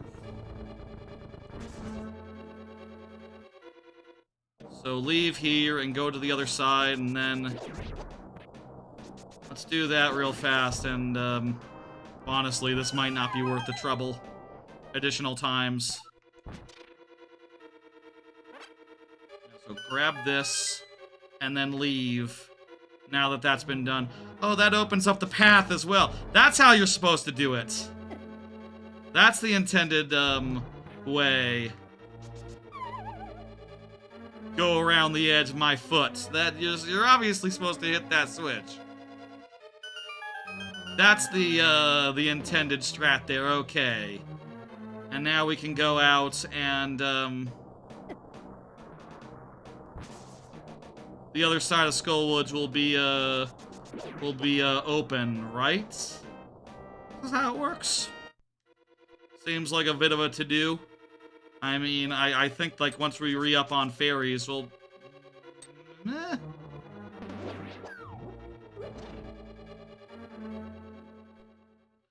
How do you get to that fucking... I know I've gotten there before.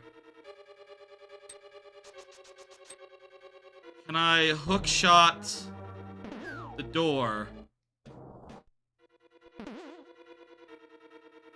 hookshot thing?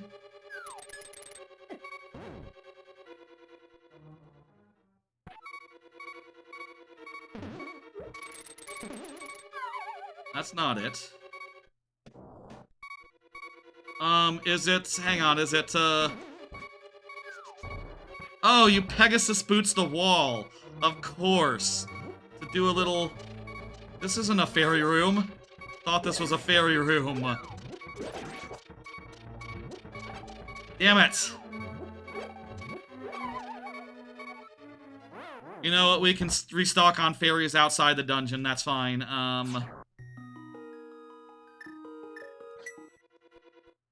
So yeah, let's go back. Where's the best place for fairies nearby? I'm just gonna go where I know.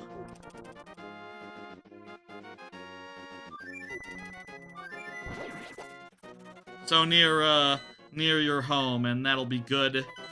Quick restock on fairies, and then we'll go ahead and beat the dungeon.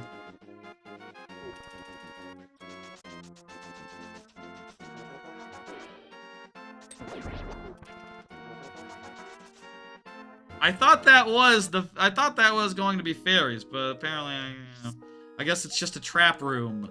Literally, you're not supposed to go in there. It's a joke room. Gag room. I have been good and properly fooled. One more bottle. Okay, that's all. I can, yeah, prove that I don't have room for another. Okay.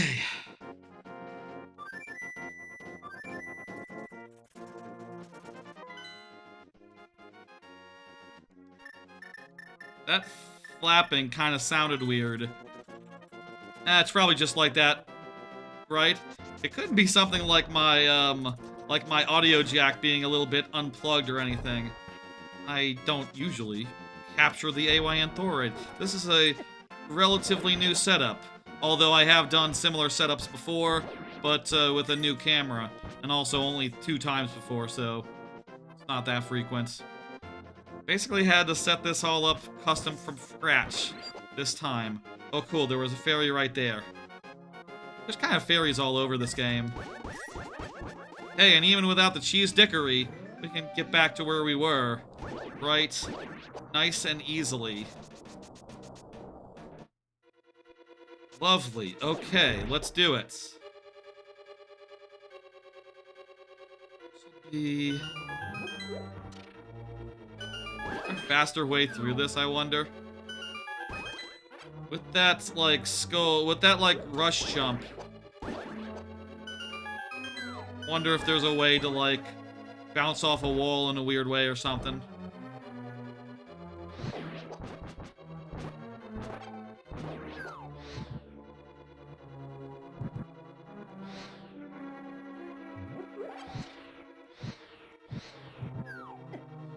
I'm kind of running low on magic, but not too low on magic that I can't get through.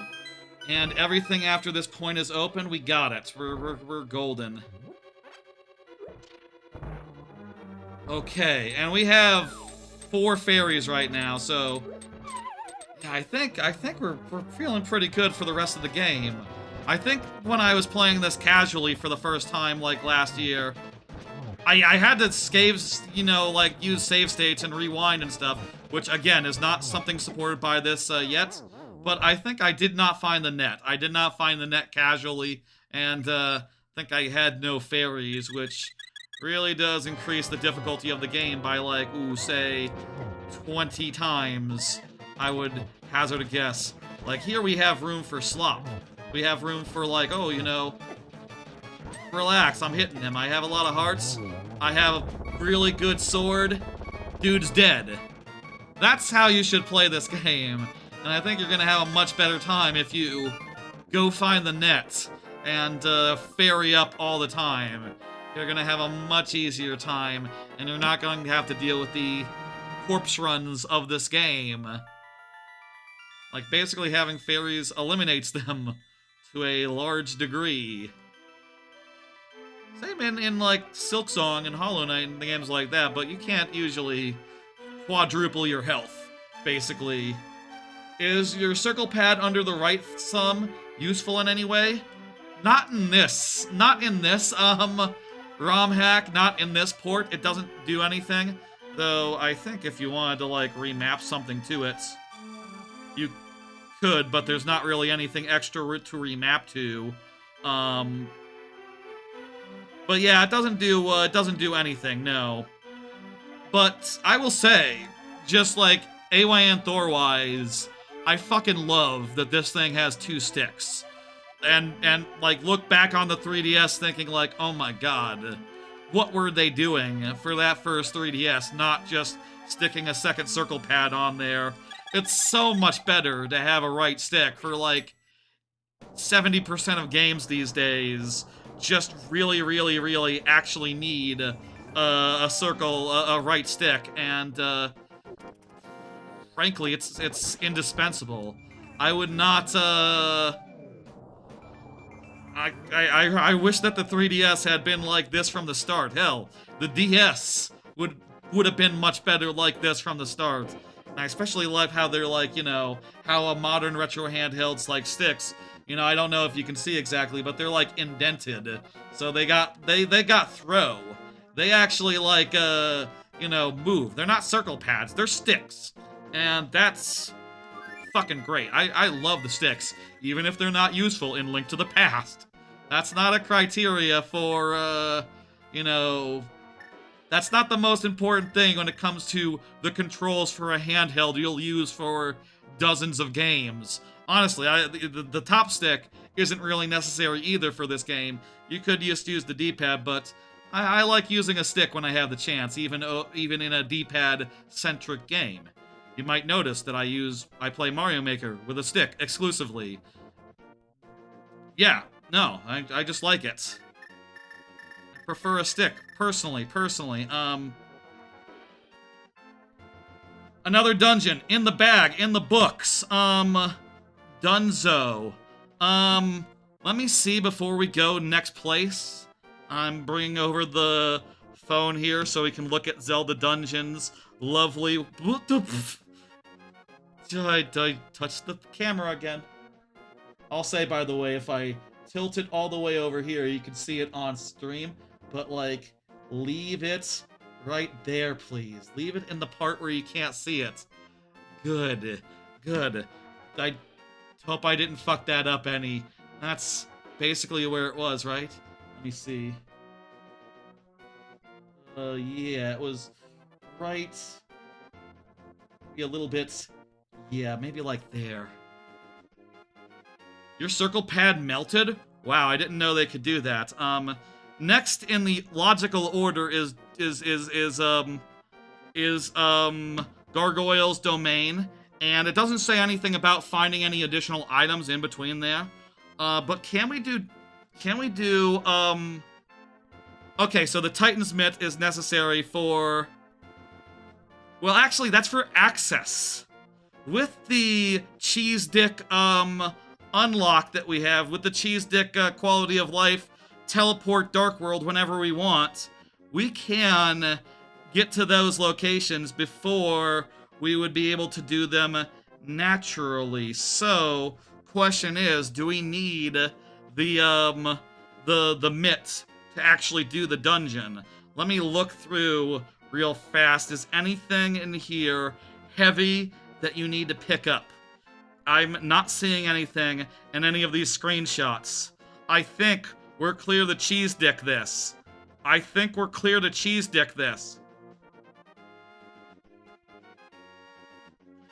Wait, what about this? What about grabbing the tongue?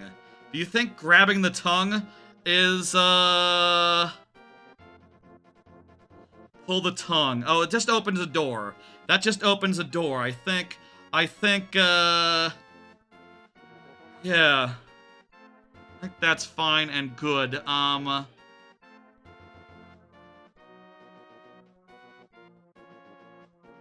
I think we can go do this. I think, like, other than, yeah, I'm liking that idea. Okay. I'm gonna put this aside. We've been going around about 4 hours 45 minutes as far as the VOD goes. Nice. Okay, that's I'm happy to keep rolling. We are keeping on rolling on. Folks, we are now headed into the next dungeon, which would usually be Gargoyle's Domain. Would be the next one that you could do, because you need to go get the Titan's Mitt before you do that one. But this mod has a quality of life feature where you can switch, where you can go to the dark world wherever you want using the mirror, which means we don't have to pick up this heavy rock, which means we can go into this ice dungeon right now, and we can do it, and we can go get the red armor, which will help our survivability a whole bunch. Oh, hang on, actually. I'm just realizing I'm out of fairies, so I should go get that. Let me take care of that, and then we'll go into this dungeon. So, apologies. 1 second. Hold off on the timestamp, then. Timestamp can wait. I'll do that introduction again. And this is still technically part of the Skull Woods part of the stream. As far as the timestamps go. Oh, we only needed a few more. Apparently we're pretty close to, I knew we didn't lose all of them, but apparently it just shows like the last one you collected on the bottom screen there, so I didn't know hey, another point of feedback here. There's plenty of room to put like what all the fairies that you have in Hawk, like the other it'd be great to see the other bottles here on the bottom screen. That would be lovely. Oh, it's under gear. It's under gear. Okay. I'm learning. It would be nice. It would be perfectly good also, like, right here or something. They are kind of items as well, you know. Okay. Feedback complete. Let's go. So, yeah, again, here we are. Usually, we wouldn't be able to go into this dungeon early because our mirror is special and has quality of life stuff. We're able to do the mirror early, provided we can pull on this tongue. Okay, we have to... Wait, do we have to pull on this tongue, or do we just kill these guys? I think the tongue stuff might be later. Yes, tongue stuff is later. Tongue stuff, ugh. So yeah, we're gonna do this dungeon first. My rationale is pretty simple. I want to get the armor now to increase my health and my durability, and then yeah, we'll carry on from there. This is a very brightly colored dungeon, so please enjoy the best my webcam can manage. As far as yeah, I could be tweaking this more and like turning up and down the brightness. I think I got it where it's like pretty vibrant, matches well enough. I'm happy with it so far. You know what? I don't think I got the sword, the second sword, when I was playing through it casually too. So probably when I was playing through it casually, I was just had tons of disadvantages compared to right now. I will say I'm having a real good time with this. This is a better way to play than blindly without fairies or bottles or fairies, and also without a. It's once you make sure to get those things, this game is pretty damn manageable and like no problem at all. It was very stressful without those things. I will say I was fairly stressed playing it last year off stream on my AYN Thor with a guide on my bottom screen. And, you know, even with the occasional rewind, still fairly stressy. But the randomizers, on the other hand, went so swimmingly that I guess part of me was kind of expecting it to be that way. Like, in the randomizers, I started myself off with, and often got pretty fast, the equipment. You know, the armor, the everything. And as a result, I was able to just, like, not worry about difficulty, and that was really fun during the Link to the Past randomizer. Honestly, I could go for more Link to the Past randomizer. The first time we did that, I did that, it went so swimmingly. Bet it go real swimmingly again. And, that'd be cool as well. Link to the Past randomizer is a great rando. Very configurable, too. And even, like, combined with Super Metroid, it took, like, less than 10 hours, at least with the settings I configured, which, you know, of course, with any randomizer, you can put in more dungeons or less dungeons, and that'll affect the, that'll affect it. Challenge-wise, difficulty-wise, it is what you want it to be. And, been pretty damn happy with, I was pretty damn happy with that rando. Can we go down from here? Let me... I don't have a map right now, so there's no way of knowing.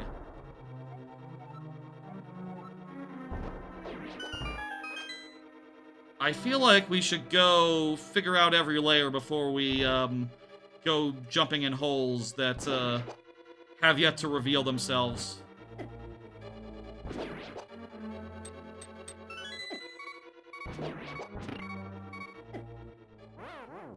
Do I have a key? I do. I have a key. I'm good to go into that door. Man, this is really nice with 4 bottles. Just, I have nothing to fear.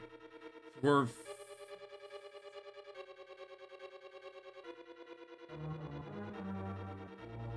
Right, okay, the on-off is right there, and it's no big deal, okay.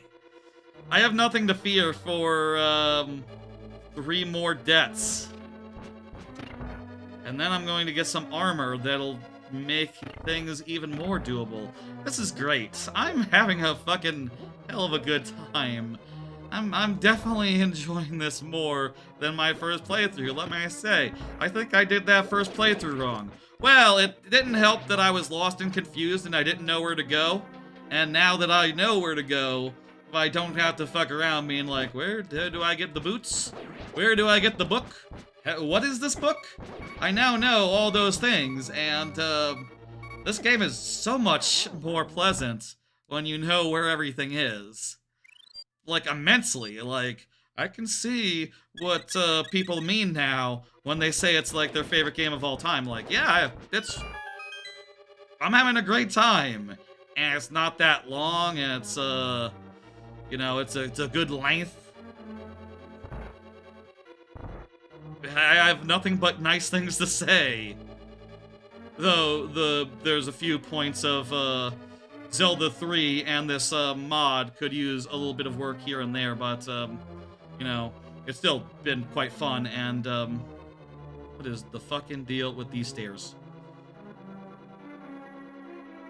There we go. What the hell? Oh god, I gotta switch to fire.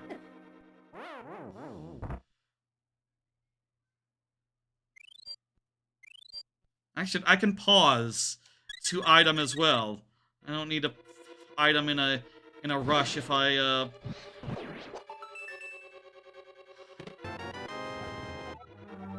This is totally telling me to bomb here, isn't it? Isn't this where you need to like come back later? Because this leads to like the big chest. I think this leads to the big chest. If I recall. I could go for another Link to the Past randomizer. I think, you know, next month, let's definitely do, Twilight Princess randomizer again. I'm super in the mood for, oh, jeez.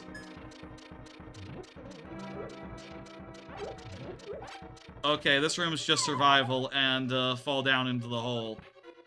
Or is just a room to get you down to basement 4. What console was this originally on?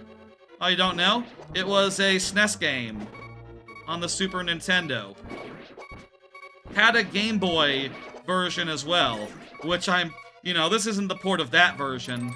Not that, I don't know they really did, like, quality of life changes that often in their Game Boy Advance ports at that time. Like, even something like, you know, the Marios didn't really have that much, and they're pretty direct ports, other than, like, minor physics, concerns. Oh, we're out of fairies. Wow, okay, shit. I was not sufficiently cautious. Let's go restock on fairies. Back in the light world, and, yeah. This is a mat. This is a mat under the AYN Thor, by the way. It's just a, gray mat. I kinda just like, a plain... I just kinda like that. I don't know, I guess part of it was when I was originally picking out this mat, I picked it more for, like, contrast with cubes, you know, with, like, speed cubes or whatever. Because at the time, there was, like, one of the things I did... The document cam was sort of for two things, right, originally when I got it. It was for, doing, like, you know how I make Mario, do Mario Maker levels. The idea at that time was like, oh, let me just, like, take a sheet of paper and, like, draw up some ideas as I would do, and do that on stream as, like, a thing. Barely ever did that. Barely ever was an on-stream thing, but that was, like, the original purpose of it. Then I did some stupid shit where I, like, put GameCube boxes on the document cam and used that to fill up the empty space at the side of a 3x4 window. That was a fun application of the technology that, you know, didn't last forever. Now I just sort of put random images there, and that's the more traditional solution. That's what, like, other people do when faced with that, how to fill up that space problem. And that's fine and good. And then, yeah, no, cubing was, like, the third application. I think that was maybe the one where I actually did whip out the mat. I think it took a while for the mat to actually become part of the setup.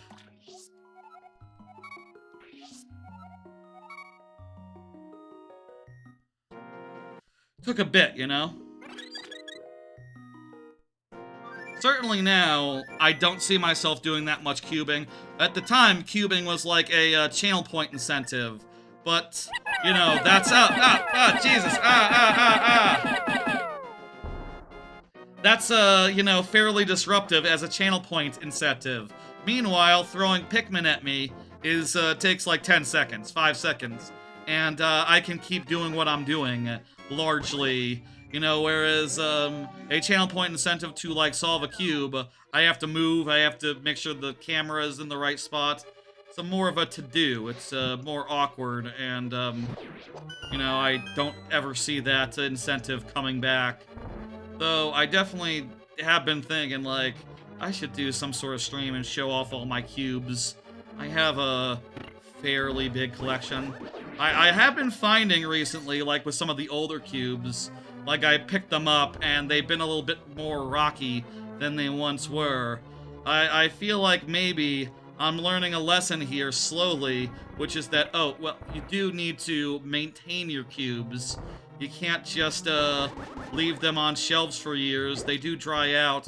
There is a reason why, like, cubers use cubing oil, you know, to, like, lubricate. They use, like, cube lube to lube up their cubes because, shit gets rough after a while. All my Rubik's Cubes from, like, when I was a kid, they were just, like, unturnable. And I guess even the more modern ones eventually, you know, with enough time, will head in that direction. It's all cool, though. Whoopsie daisy. Didn't need to do that.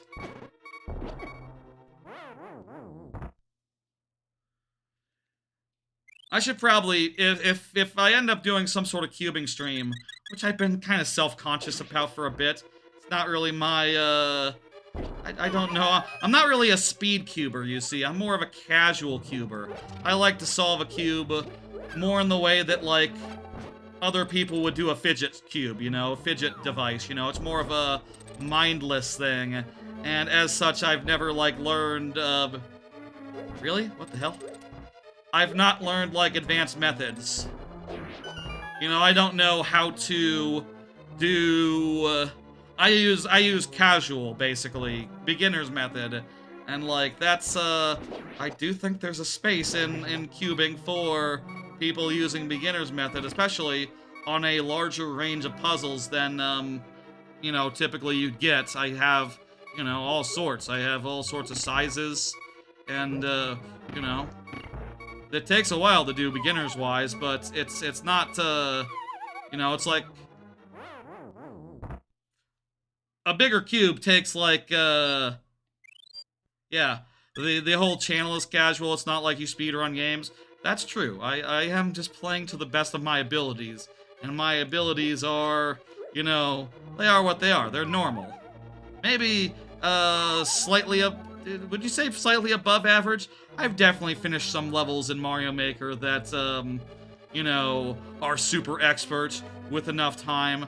I've done some, I've taken out some doozies. I'm definitely not, bad by any means, but, you know, it's not like I can, first try a light Kaizo level or shell jump most of the time. It's, you know, most people, you'd be surprised, you know, whole Mario Maker streams go by without anyone giving me a level where I have to shell jump.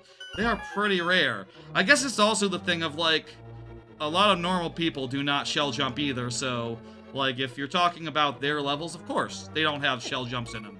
Because then they would have to do them. And that would be a big ask. That would be, clearing-wise, difficult.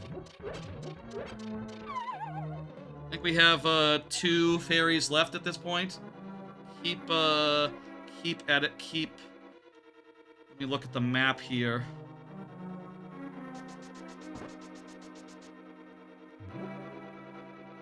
Okay. So this room over here is how we would get back up top. If we wanted to get back up top, I think we need a key first. You can't shell jump either. I've done it. I've completed a level where you need to do 2 shell jumps at once. And because I'm not, like, you know, incredible with those, I definitely popped off, you know? I'll pop off, it's fun to push yourself a little bit. But, you know, I'm definitely not in the camp of, like, full-on hardcore. It's true.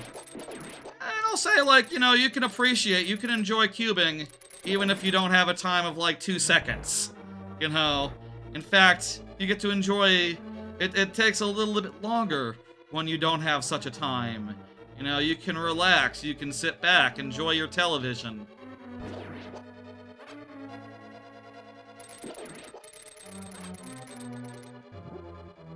And, you know, I, for one, I enjoy my television. I really do. Here. Which way do you think we should go? There's, like, several options here. There's also been several key doors already. I'm gonna use this to get over the spikes. It's like the ring in The Hobbit. It lets you go invisible, and makes you mildly intangible. I'm wondering if I should...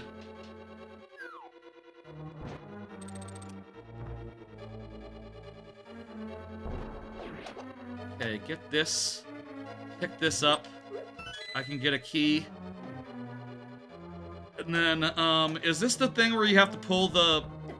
Oh, hey, fortunately, you do not need the mitts to pull the tongue. Also, it just opens a door. Okay, cool. So we got more keys now. We could waste a key, but, whichever way leads to the Fuck! Oh, not a big deal, not a big deal. Oh, the map. Whichever way leads to the big key, is where I want to go next.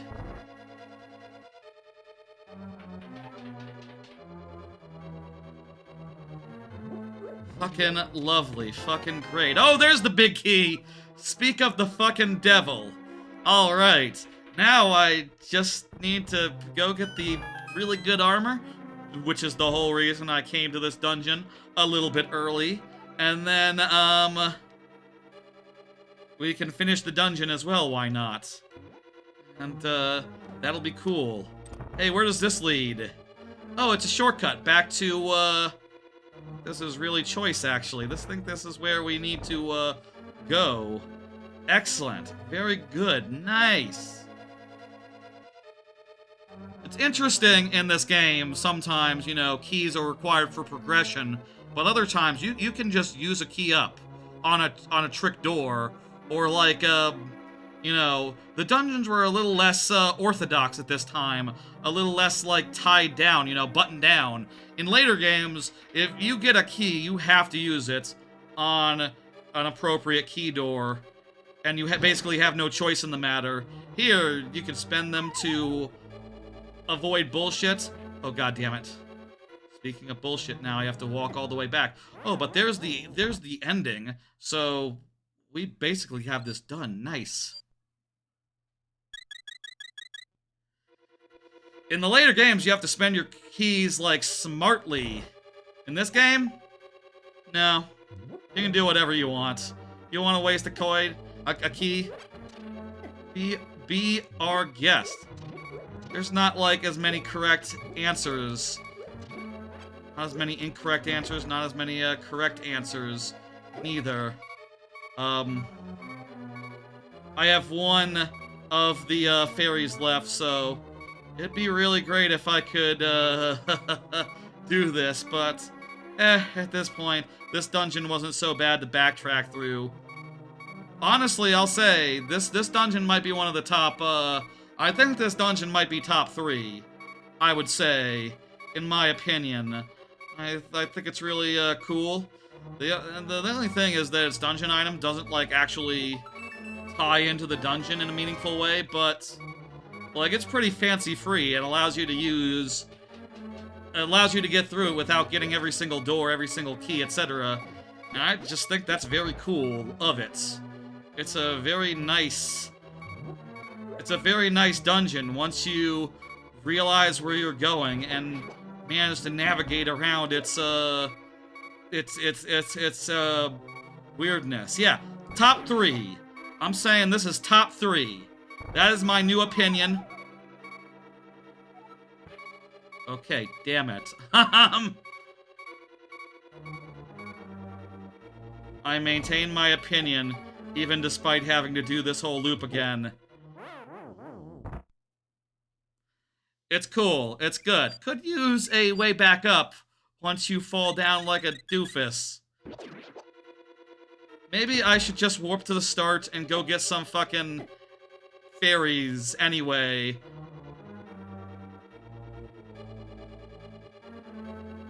I have basically no health left at this point. Yeah. Go back to the start. Let's go get some fairies. Top 3. Really. Seriously. Brand new opinion. Didn't think that before this stream. I do think that now. Lock it in.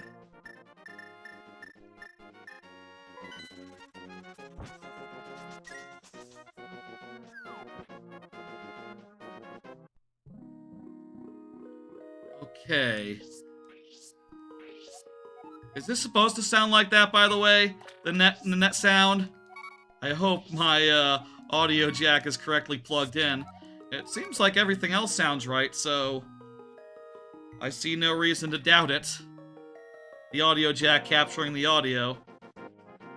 I'm just, you know, sometimes I'm a bit of a nervous Nelly. A little bit of a nervous, about things such as this. It can be, it's hard to know for sure if everything's completely right. Especially when you're streaming off a 2-screen handheld, rather than, like, sitting back on the couch. I will say, I bet this would be just as, nearly as fun on the couch. But then you wouldn't get you wouldn't have the touchscreen. Touchscreen is definitely very, very helpful. This has been rad. I gotta say. Oh, we barely have any magic, so we're gonna need to get some post-haste from somewhere, because I'm pretty sure we're going to have to, like, we're gonna have to deal with someone here with the fire, right? The boss of this dungeon.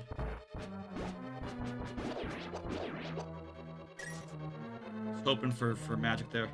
Does the boss of this dungeon require fire? Might do. Oh, whatever. Open this. Pick this up. Step on it.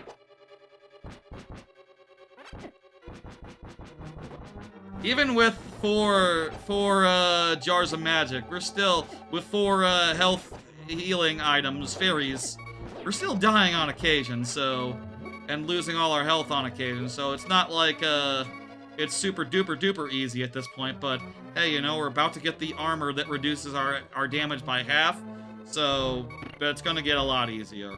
And even then, you know, I don't mind. I'm pretty pleased with, like, how well this is going.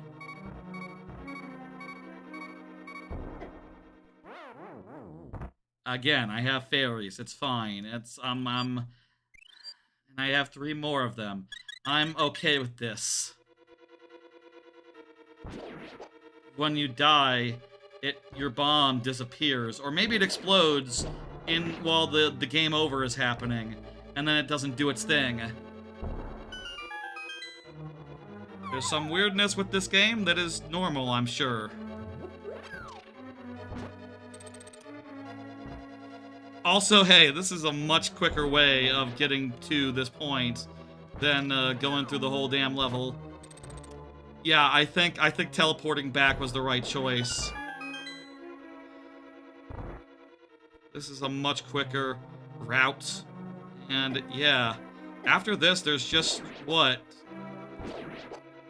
3 dungeons left? 4 dungeons, including Ganon's big fun hoedown. This has been going pretty damn well. I think at this rate, I would like to go to Ganondorf's big fucking hoedown and have myself a time. I think we're doing this all in one. A complete playthrough of dual screen, AYN Thor, you know, work in progress, work in progress, work in progress. I think we're going for the distance. I think we're gonna do it. Also, it's very fun, so I want to go the distance and see this through. I'm having a great time. I have still 2 more after this, right? I've only died once. I think I've only died once. That's fine. There is actually a bit more in between us and the place where we start looping around. I guess I could look at the map to see. Yeah, it was like... Well, I'll say one thing about the map as far as, like, having the map on screen. Ooh, that's convenient. You can't really tell which room is which, unless you have, like, a fucking photographic memory. They're all just blue boxes in various patterns, you know? They do not have iconic shapes or anything of that, nature to help you, get through.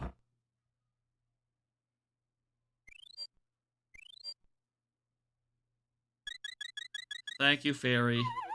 I'm dropping down, and here we go. Blue mail. That reduces the damage we take from enemies, and look, it's quite fetching, isn't it? How long has the stream been going?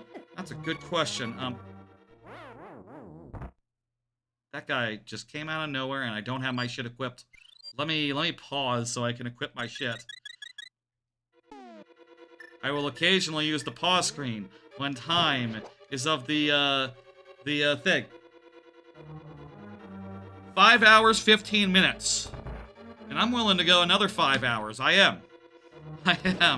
At this rate, I severely doubt we'll need that. I looked at how long to beat real fast, and it was like 12 to 15 hours. And I was like, are you real? Is that right? And I saw some other estimates that were like, no, maybe like 8, 9. And maybe it's just the difference between knowing where you're going and not knowing.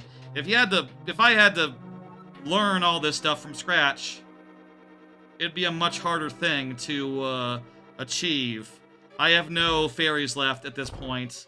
But I do have...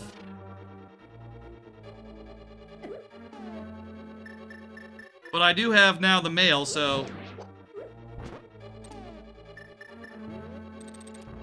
Time is of the essence, so I will switch. I really thought we'd be at the end here. Hey, this is a case where the map would be really useful, right? Hang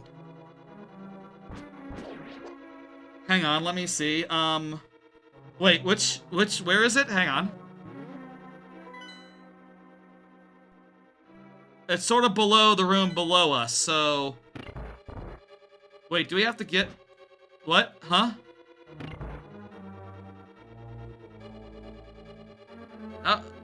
How do you do this one without the cane of Pocky?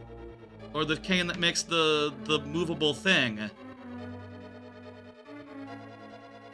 I guess you don't. I guess you need it. Do you need that? Let me see here.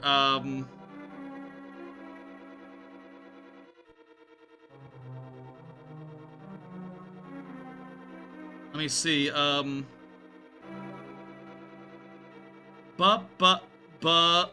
push the lower block to the right and then fall down behind it. Oh, crap, I can push a block from above? Really weird, but okay. I need to push a block from above, and, that's how you're supposed to do it.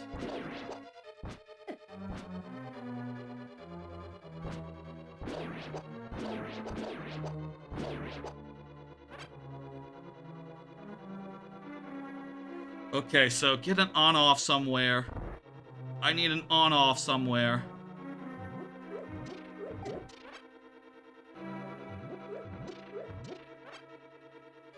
Get some health real fast. And then, yeah, go through here. I need to find wherever the on-off is and hit it. And then backtrack to the room that way, I think. Or you can do it with... Isn't there an item that makes, like, a block that you do the thing with? In, like, Turtle's Domain? I guess that's... I think I've seen people talk about, yeah, you do Turtle's Domain first for a bunch of reasons. I really appreciate having more health, for what it's worth, but it is a trade-off between, like, yeah. Crap, this ice. Did I really earlier say that a dungeon with ice physics is top 3? I'll stand by that. I'll stand by that. I'm not changing. I'm not some, you know, fair weather friend to this level. I continue to think it's good. I continue to like it even after a little more extra confusion.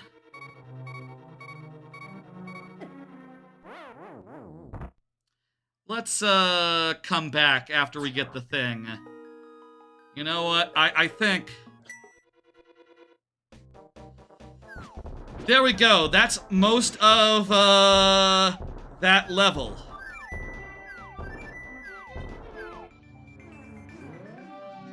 Okay, I've decided. Executive decision. We got the item, we got what I came here for. I now want to just leave. Is there anything I need to get right now in the overworld? Is there anything I should get right now in the overworld? Honestly, I think we're pretty good, except for, like, I think you need to beat some dungeons before you can get the more advanced sword. So, like, that's not on the menu yet. So, yes. Let's restock on fairies, and then I'll do another timestamp dealie. I'll do the thing where I reintroduce everything, and then you will know what's going on. People watching the VOD will know if they skip. So yeah, that was most of Ice Town, but not all of Ice Town. we'll come back to Ice Town final thing, okay? All right, folks, that was mostly most of Ice Castle, Ice Cavern, Ice whatever it's called, the Ice Dungeon. Decided not to finish it because the last thing seemed kind of inconvenient without the item that you get in Turtles Rock, and also I died, so at this point, you know, basically I only went there first because I wanted to get this really good armor, and now that I've got this really good armor, I feel like, yeah, let's go back and do this. Also, again, I'll say usually you wouldn't be able to do it in this order, casual style, but this magic mirror lets us just cross into this Dark World wherever. The mirror that the mod, the PC port that has been ported to Android and 2-screen version, it lets us teleport into the Dark World anywhere. It lets us get to that ice cavern early. So yeah, now we're going into this is the whatchamacallit, I always think of it as it's Gargoyle's Domain. I always think of it like as the Thieves' Hideout because of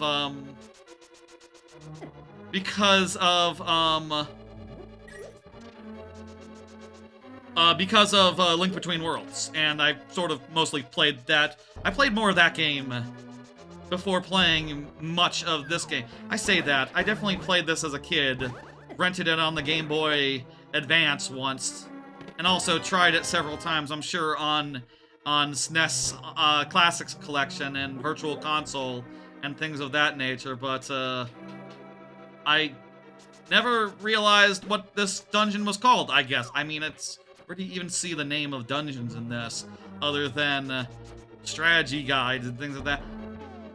It's probably on the map, isn't it? Oh, it does say Thieves Town! It is Thieves Town! Why does the ZeldaDungeon.net call this Gargoyle's Domain? Is that like the Japanese name translated or something? I was right to think of it as Thieves Town because that's what it is in this version and the 3DS Link Between Worlds. Okay.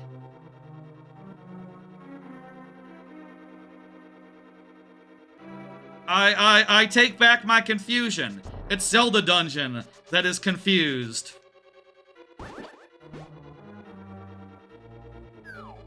I can't account for that. See? Look, that's what they say. That's what they call it. I'm getting hit while I'm showing you my phone. What's up with that? I don't know. Maybe there must be an explanation. I don't know. If you know, you can tell me if you want. Up to you. You don't have to. You can just be as confused as I am and enjoy that. If you want to enjoy confusion, that's up to you.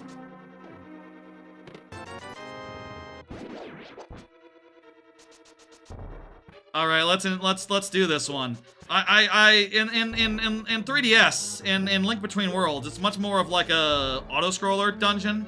It's kind of weird, really. You go through and you like escort like I think you do some escorting in this, but it is much more escort based, and also you are escorting like your actual friend in the like the actual sage or something, I think. Is that right, or are you escorting the same gimmick as in this one? I don't remember, but you escort them for like half the dungeon, whereas this one, it's basically going to just be at the end, and you know, I'm fine with that. I don't mind this one being a little less escort heavy. I should make sure my AYN Thor is nice and centered. Look, so it is, so it is. Hold it nice and straight. Find a nice neutral position and stay in it.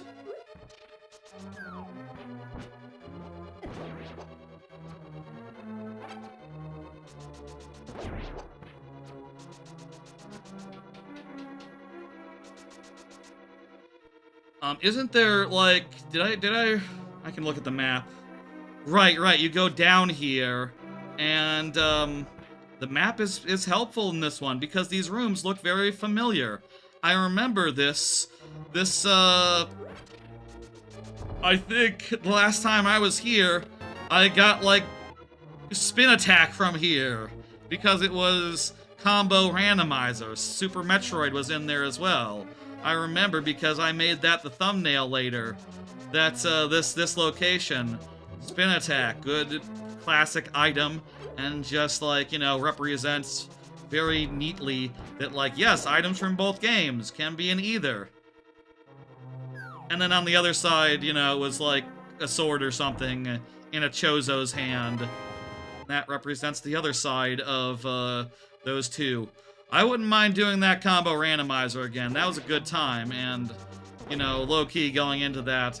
I'll say, it's been a while since I did that, and it has never... None of the other Link to the Past content I did has been parted out for content yet. I will say, I was surprised to do that in one stream. You know, I did make it so I didn't have to do all the dungeons or nothing, and nor all the Super Metroid, but it went a lot faster than I was expecting, and just, ooh. It's nice to finish something. You know, it's nice, it's always feels good to finish a randomizer. Feels good to finish a game. It's, yeah. Okay, so here's the boss room over here, but the boss isn't here. That's the gimmick of this level. You gotta go do something before the boss shows up. So let's go do something so that the boss will show up. This dungeon's pretty solid, too. I think it's... This one might also be top 3, honestly. I do think that room with all the different crisscrossing paths and the multiple levels, I think it's, like, iconic. I think it's one of the most iconic dungeon rooms of this game. And, you know, I think part of that is the mere fact that it's not one room, it's 3 rooms, actually. And that makes... or 4 rooms. And that makes it fairly hard to miss. Fairly hard to forget. And, I like it. I bet I need to switch that back to on-off. Maybe it doesn't matter. Oh, this is the switch. What does this do? This is a trap, isn't it? We haven't gotten the Titan's Mitt yet.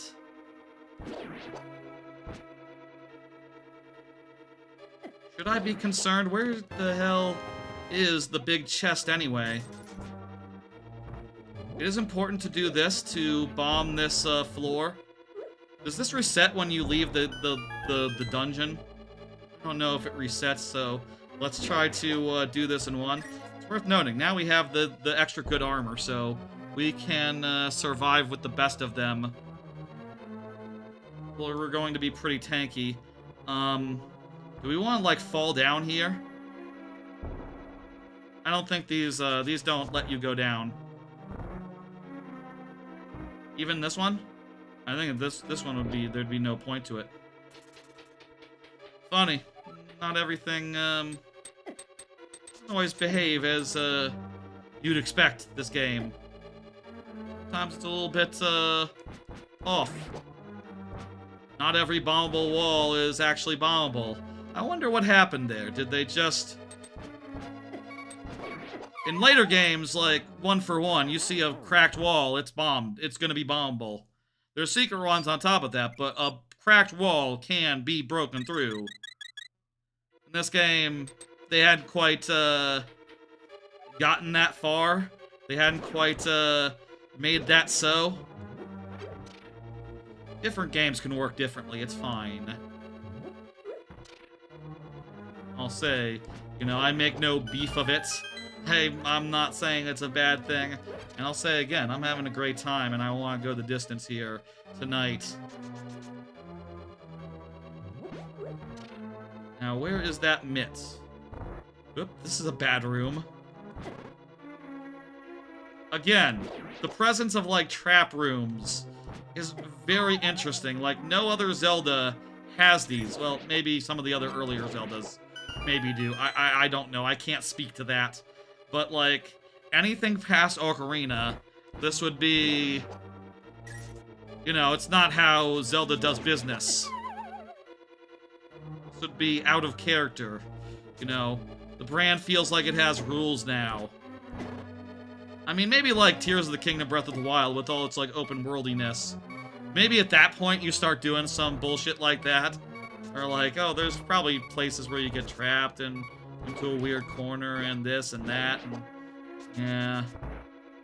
I can see that. Where the fuck is the last key? I'm short a key. And I need a... Oh, wait. Big key. Does the big key open these? Oh, the big key opens these. Okay, cool. We still haven't gotten the really good mitts. I think I need the really good mitts.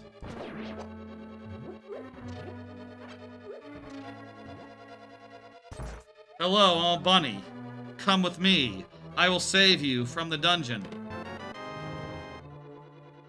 Okay, a small key will let us go where we need to do. I think I need those really big mitts. At this point, I'm not sure what the fuck I need them for, but...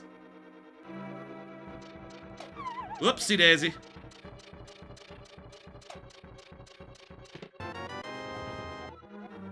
I'm not sure if anything in this dungeon actually requires them, but for outside of the dungeon, it'd be mighty convenient, I think. What do I know? Oh, right, trap room. Good, okay, but they're all still dead, so yeah. We got 2 of our fairies left, so we've used 2 of them so far. I'll take it. We have everything we need now. We can go finish the dungeon. And in fact, the fastest way to do that will be to go down through here. Wait, no, there's no out. The map can confuse you. The map can lead you astray if it shows you a way that doesn't exist and you don't realize that. So you take the girl to the thing, and then she realizes, oh, wait a minute. I'm a demon. I'm actually not your friend. I look like the cat that sings to you in Chrono Trigger. And, we need to hit her in the head, don't we? We need to hit her in the head. I have 1 fairy left after this. So, let's just, you know, go for it. Easier when on bottom of screen. On top of screen, you have to, like, get to the side there. There's just probably 1 more phase, right? Haha, I don't know. Not an expert. I'm doing pretty alright. We have fairy. First try? Come on, first try. This dungeon's not that hard to repeat. It'll be easy to get back here. So we could take a second try, but we're not going to need to. We had plenty of fairies. 2 was enough. Let's go.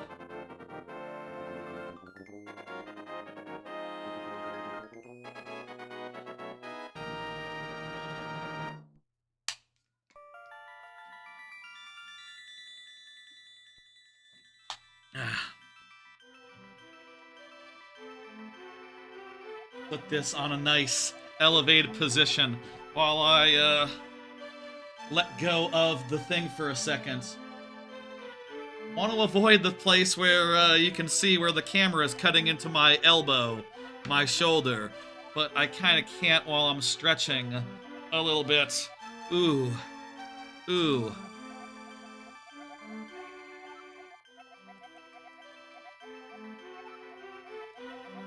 This has been fucking great.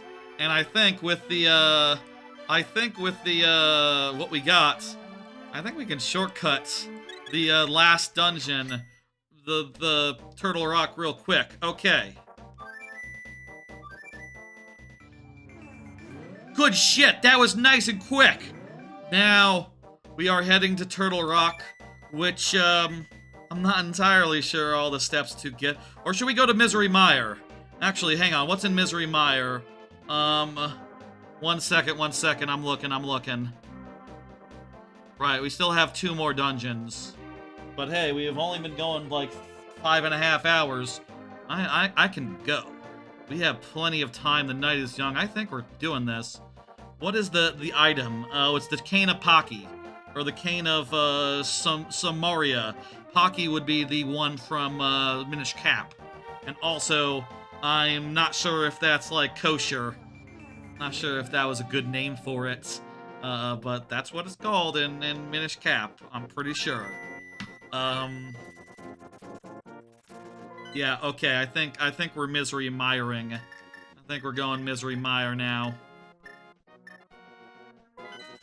And then after, maybe we go finish, like, Ice Fortress real quick. Because it'll be real quick. Folks, it is time now for Misery Mire. The next world, the next thing. We are right at the entrance here. It's pretty straightforward, pretty easy to get into. We just have to use the Thunderbolt right here. Fortunately, we got all this crap earlier. I don't know if casually I ever would have realized. I feel like one of the things that was difficult about this as a kid was I don't know I knew where I could find the Quake one that's required for Turtle Rock, but whatever. Point is, we're heading into this dungeon. We've completed all but this one and Turtle Rock, and also we still have to beat the boss of the ice area. We still have to do that. Oh shit, I just realized I didn't get any I didn't re-up my fairies. Should have done that. This intro stands. This intro stands for Misery Mire. Let me say. This is the intro. Full stop. Can I get up to the thing using some malarkey? There's like a fairy fountain like right here, isn't there? Yeah, pretty convenient fairy fountain actually. Come to think of it. This is one of the most convenient fairy fountains, I think, in this game, for a specific, dungeone.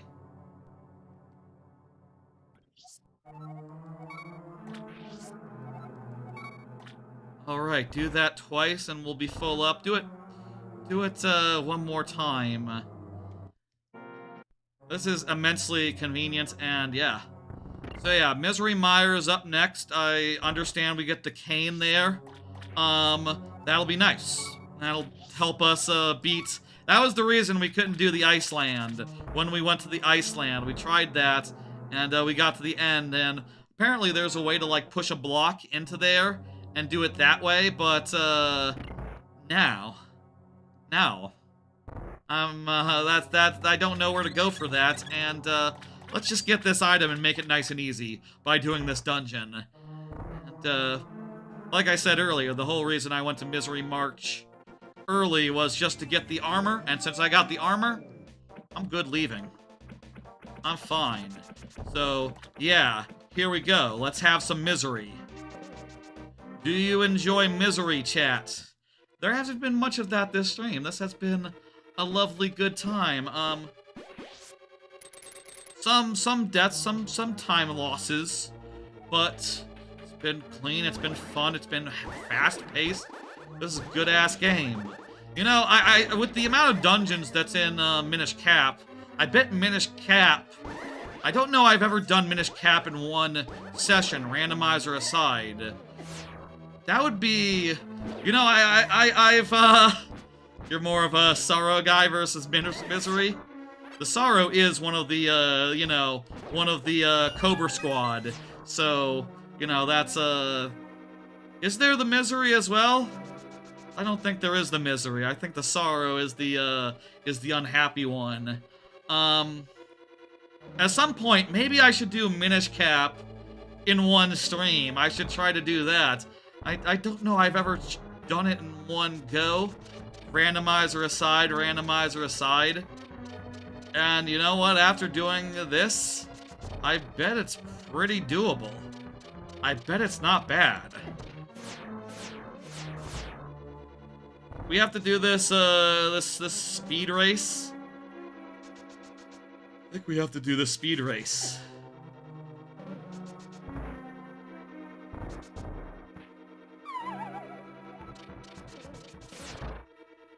Okay, you know, maybe remember that in the original game you wouldn't have the ability to turn, so let's relax and just, like, take it easy and, yeah.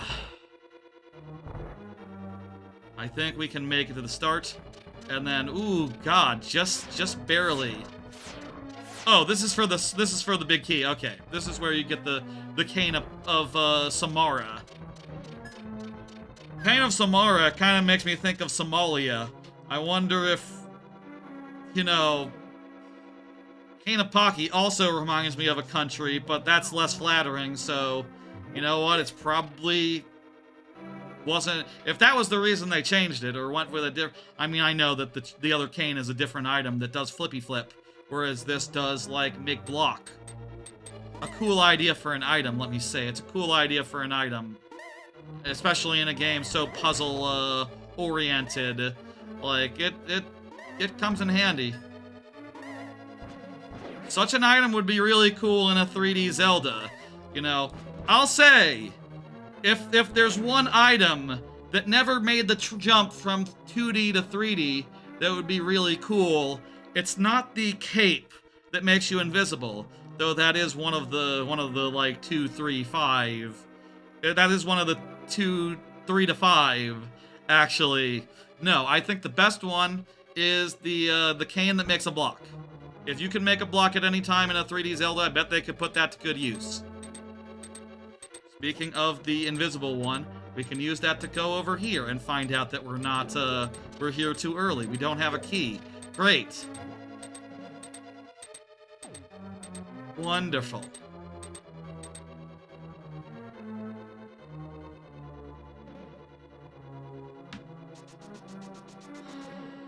Need a key for that.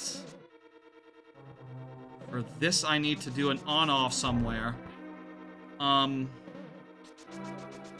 me see. What can I do right now? Oh, I can go down there and go up on the other side, and that'll be the way. So, right here. Yes, this gets me to a room I haven't been yet. I think, honestly, I don't need the map unless I'm really looking for the next way to go. So, like, generally speaking, I want to keep the items on my bottom screen. The items are definitely, like, more useful in the heat of the moment, I would say. I'm gonna go through this door, even though I don't know if that's the best use of key. Because there's ways to lose keys, or some key uses are wastes. Don't want to waste keys, though. It'd be best to get through efficiently as much as we can. There's that on-off we were looking for. Very good, and we get a replacement key. That is the thing when there's, like, optional keys and stuff. Like, any failure route has to give you another key, basically, as a replacement for the one that you spent. Or there has to be one, like, fairly nearby. In this case, there was one fairly nearby. Do anything in this room right now? No, that's boss key room. This game could also use, I'll say one more thing this game could use, and like, hey, here's a suggestion for the Zelda 3 people, / the maker of this 2-screen port of that PC port. There's multiple. This is an Android port of a PC port, you see. Again, here's another suggestion for you guys. You know in Minish Cap how there's like the red and the blue warps? Put that in here. Make it so that when you get to a certain point, you open a fast travel that lets you skip to later in the thing. Why not? I feel like that'd be a pretty cool addition. A nice quality of life, certainly in line with things like warping from the warping into the dark realm wherever you want, or breaking pots. It's less broken than it's more broken than breaking pots, less broken than Night World teleportation. It's just a checkpoint system.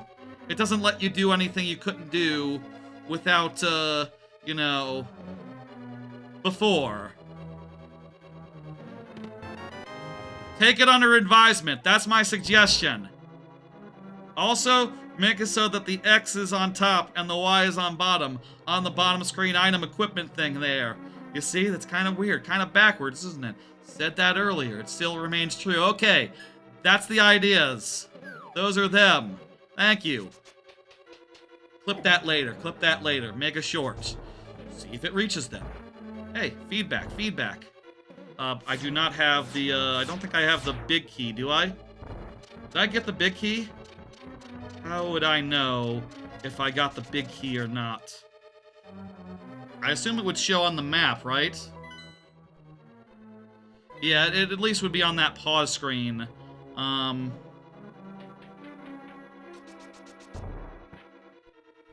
Now we can at least, there is one place that's unblocked by the, by those, removing those on-offs. So we can go into whatever that room is up there. This room. See?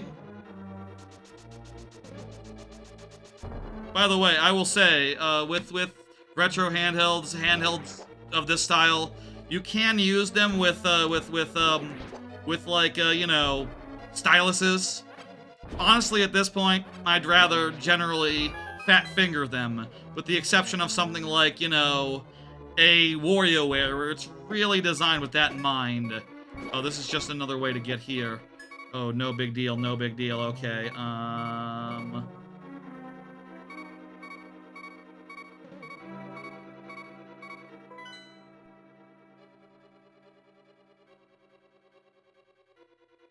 let me think for 2 seconds.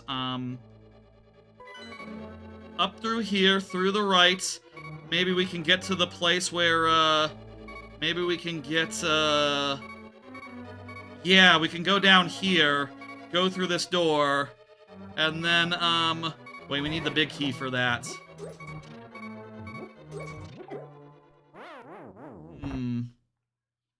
I do have the guide open. I can look at the guide at any time.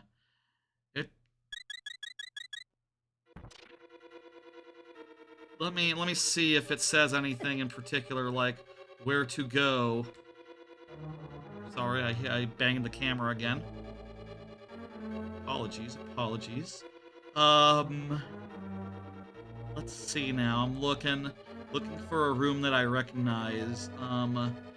It's cool, all these screenshots of all the rooms and all that, but I don't recognize them from appearance necessarily, so sort of have to figure out what's what. I think I might have used a key that they didn't use in their walkthrough. Apparently you're supposed to go left in one of the main rooms. Okay.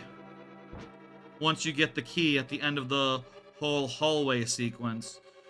So we might have made it harder for ourselves than otherwise would be. Cool, I love that.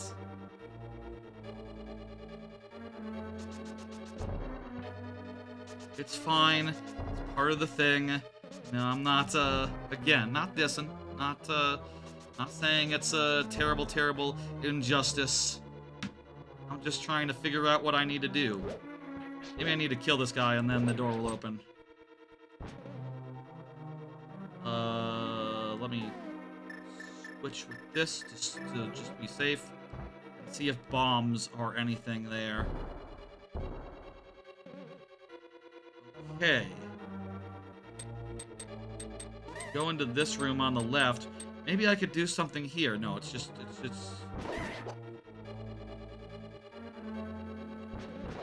Maybe killing these guys gives me a key.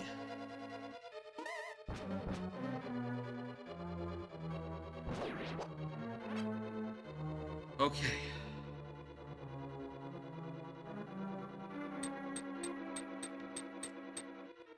I will say, by the way, speaking of other games, I finished going through Mario Odyssey again. I say I finished. I did Darker Side. That's enough for me right now. I don't feel like I super have to do the whole everything in that. I feel like definitely, you know, I feel like Darker Side is like a good place to call it and to play some other games. Oh, cool. Okay, there's the key. There's a key. Okay, cool, cool. Found it. So got through that. Decided to start some more games. Not Bonanza yet, since I just did the DK challenge on last week. I feel a little bit. I feel fairly Bonanza'd out right now. So instead, I'm going to do some other smaller 3D platformers,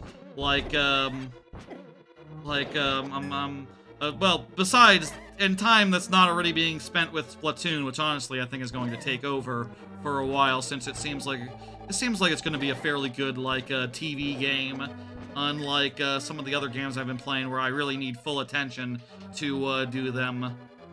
But I started some more random playthroughs like The Messenger and Super Kiwi 64. Super Kiwi 64 is more jank than I remember, actually, I'll say. But, you know, it's sort of a cute little indie 3D platformer, so, you know, you don't go in there with high expectations, and if you do, you know, you shouldn't. But it is a charming little thing, and definitely worth, like, the $5 it cost for some worlds that you run through and collect everything in like 5 minutes. Damn it. Need to think. Like, those worlds, literally, they're like 5-minute affairs. They're like faster than any Banjo level has ever been, and they're all pretty much that fast, and it's kind of nice. A whole platformer of just like, you know, popcorn-length worlds. They're free exploration style. They're not like obstacle course style or nothing, but still they're so damn small. It's wild. That didn't do anything. Really? I thought for sure that would be maybe we have to kill these guys or something and then light the torches. Let me try that real fast and then continue finding other places to find things. I'm expecting Splatoon to be a big, good one. Also, I'll say I need to spend more time with Dench Attack and Rhythm Heaven. Since those games are like full attention games, it means that I gotta pay full attention. You know, I can't be watching anime. I definitely can't be watching anime, and I can't be watching near anything else either for either of them, because one's a rhythm game and the other is just so intense. You can't. There's no time to look away. Is this a pattern recognition thing? Am I supposed to be getting the...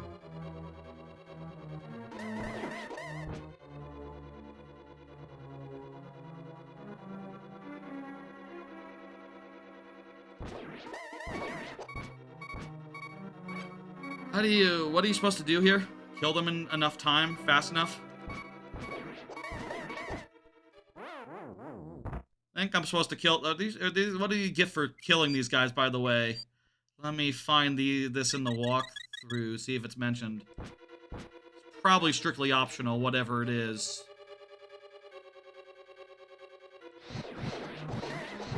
There we go. Use the fire. The fire is better than arrows. Now let's try lighting them. Was that all optional? Not even anything? That was a bit of a challenge. I thought for sure... Oh! They're still spawning. Okay. I think those guys are just here to have fun. Okay. Hey, you know... Oh, wait a minute. There's torches in this room, too. Okay, I get it. I get it now. I'm supposed to do the torches in both rooms. You know, fast enough.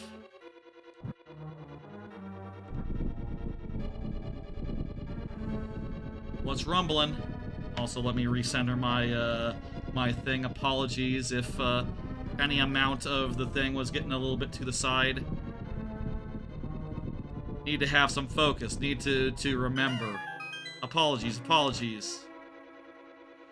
That's a 10-hour stream is a long time to maintain focus, you know?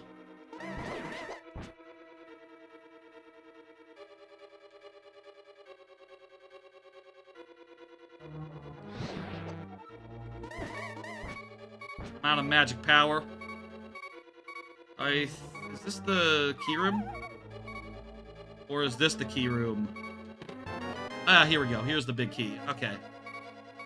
I saw it in the guide. It mentioned falling through a thing. Oh, here's a warp panel. It's a one-way. They got the one-way warp panels in this. But not like two-way or nothing. Let me see. Let's go get the cane of Pocky. Because, you know, we need that. But otherwise, we're ready to go fight the boss. Also, this dungeon is pretty nice insofar as, you know, I'll say this dungeon is pretty nice insofar as, you can get pretty much from the boss to the entrance relatively easier than a lot of other dungeons. This dungeon might be top 3, actually. Okay, so I've said that about 3 now, so I need to, pick words more carefully the next time, or displace one of them. I think, yeah, maybe the ice is... I think maybe ice is top 5. I don't know. Let's see how I like Turtle Rock.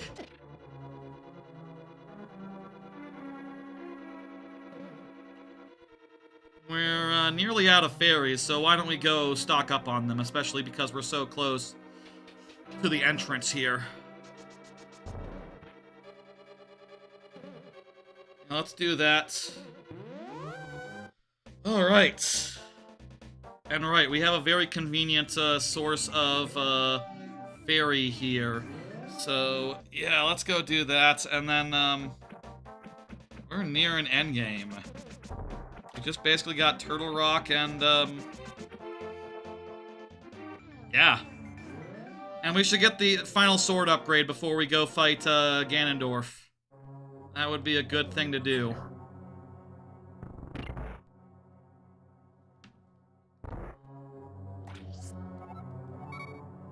Right, 1 fairy, 2 fairy.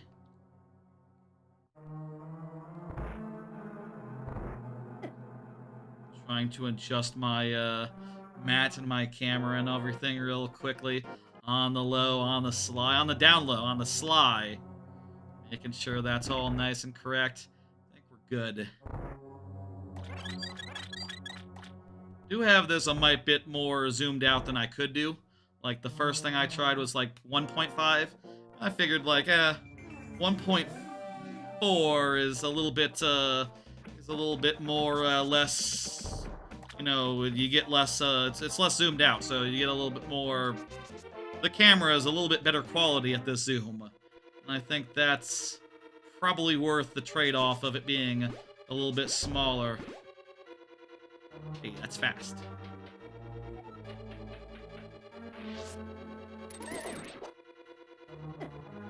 Alright, let's gotta kill these guys.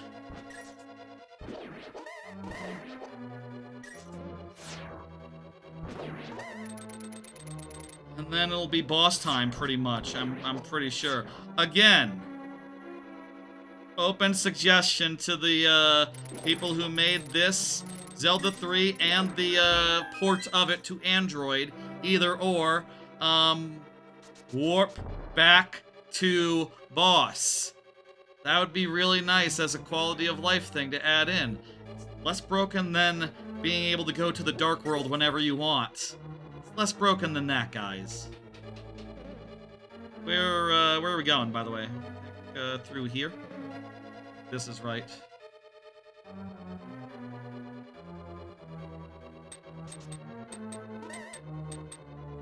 Well, this is a boss door. I assume this is for some sort of... Ah.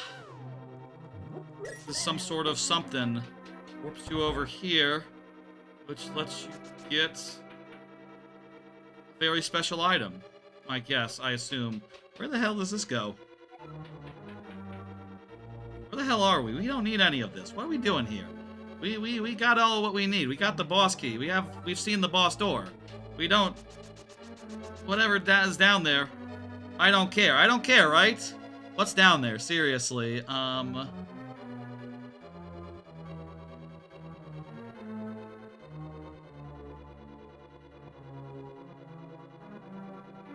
Wait, oh, wait a minute. That boss door that we saw earlier, there's a lot of boss key doors. Okay, so wait, I thought that was the actual boss key door. I thought that was, like, the real one. But I think whatever that was just another... Do we need to do something with that previous boss key door, or can we just go right down?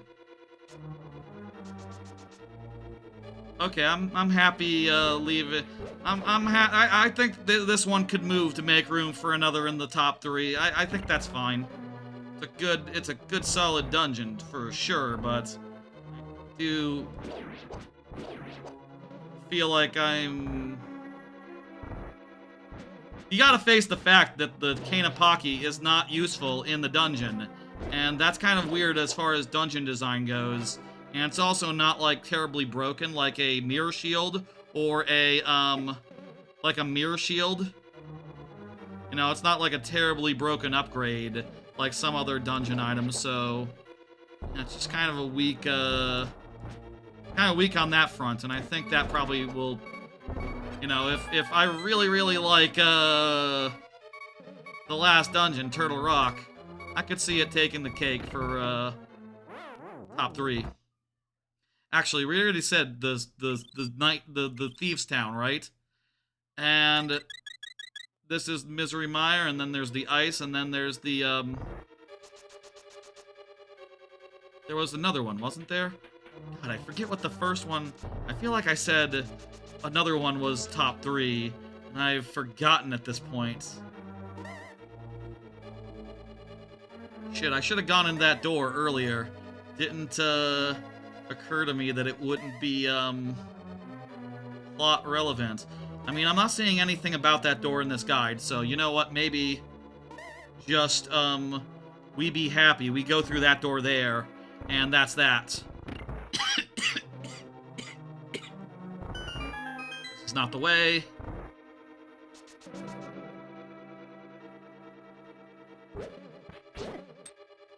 Yeah, we go through the dark zone. We're going through the dark zone now. Okay.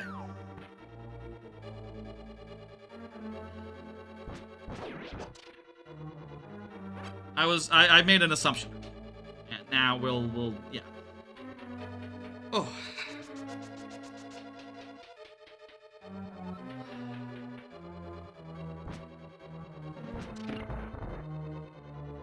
All right.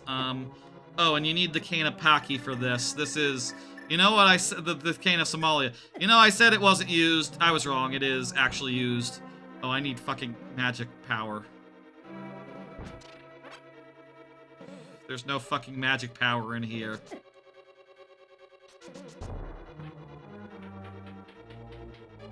Tell me there's magic powder outside. I just have come a long way for this. Oh, good. There is. 100%. All right.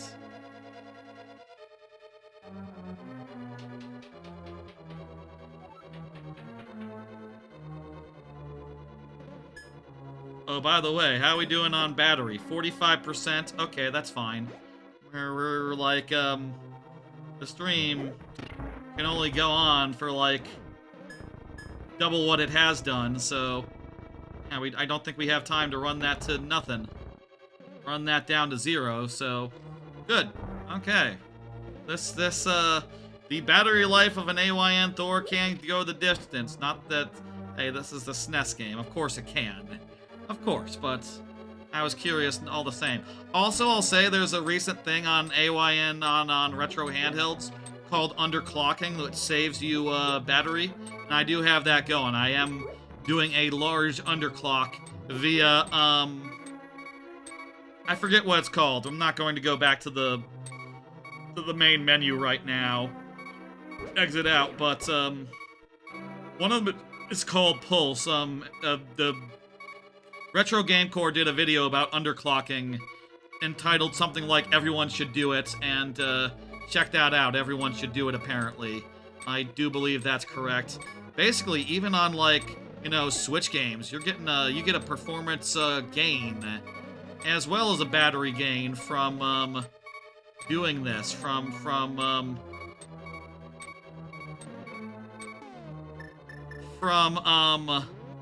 it.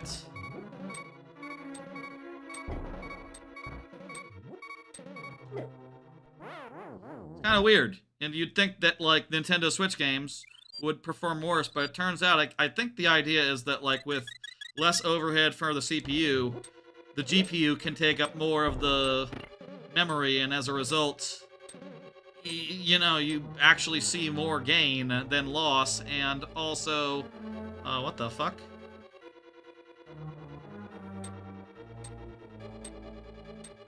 This room is confusing to me. Guess they do call it Misery Mire. I shouldn't be surprised. It shouldn't be, I knew what I was, you know, they tell you, it's Misery Mire. Okay, not top three. This one, it can be Turtle Rock, or it can be, what would I say top three wise, if not Turtle Rock? One of the first two is fine. I got no problem with either. I thought on-off was incorrect in the first place. But let me just on-off the on-off.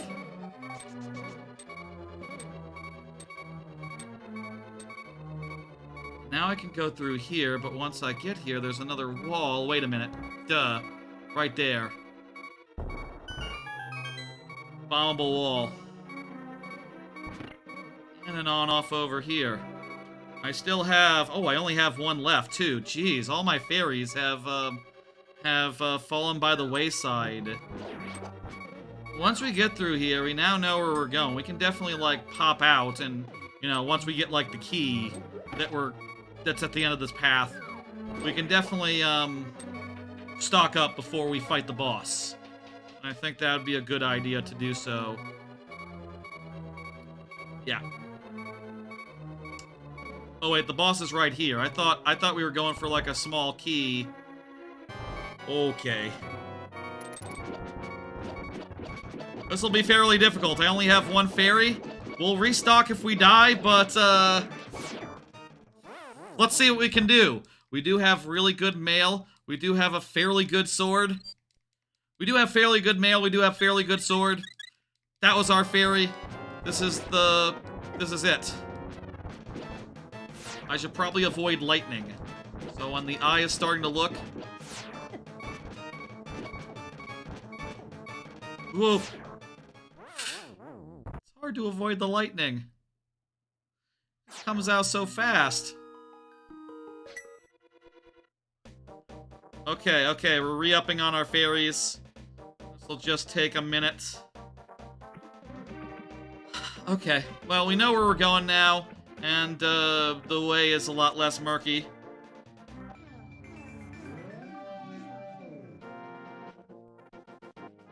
Is one of the first dungeons maybe top 3? Let's see. Maybe Tarot of Hera?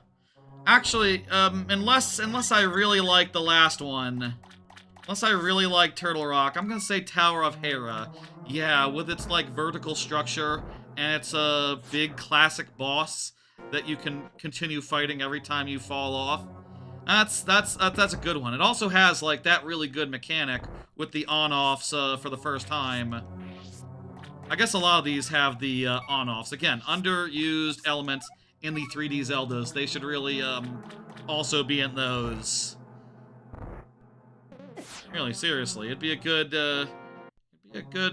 mechanic for a dungeon. Toggleable switches. I mean, there's always been, like, you hit an arrow into a switch, but usually it activates one thing rather than a whole suite of things, like red and, you know, a whole toggleable array of things all across everywhere. It's usually more bespoke in a 3D Zelda. Alright, we're all topped off, we're ready to go. Yeah, that was always going to be a hard one on one fairy's worth of health. So, yeah. Let's do it. We're almost done. We almost got this. After this, we'll go back to the Ice Town, and we'll take care of the Ice baby. We'll take care of Ice Boss, where now we can get in using the Cane of Pocky. It'll be nice of the Cane of Somalia, whatever cane it's called. The Cane of whatever, wherever. And then we'll be able to go to the last dungeon, and we have plenty of time. The day is young, the night is young. I am happy to go the distance. How the hell do we get back from here? Maybe up through here?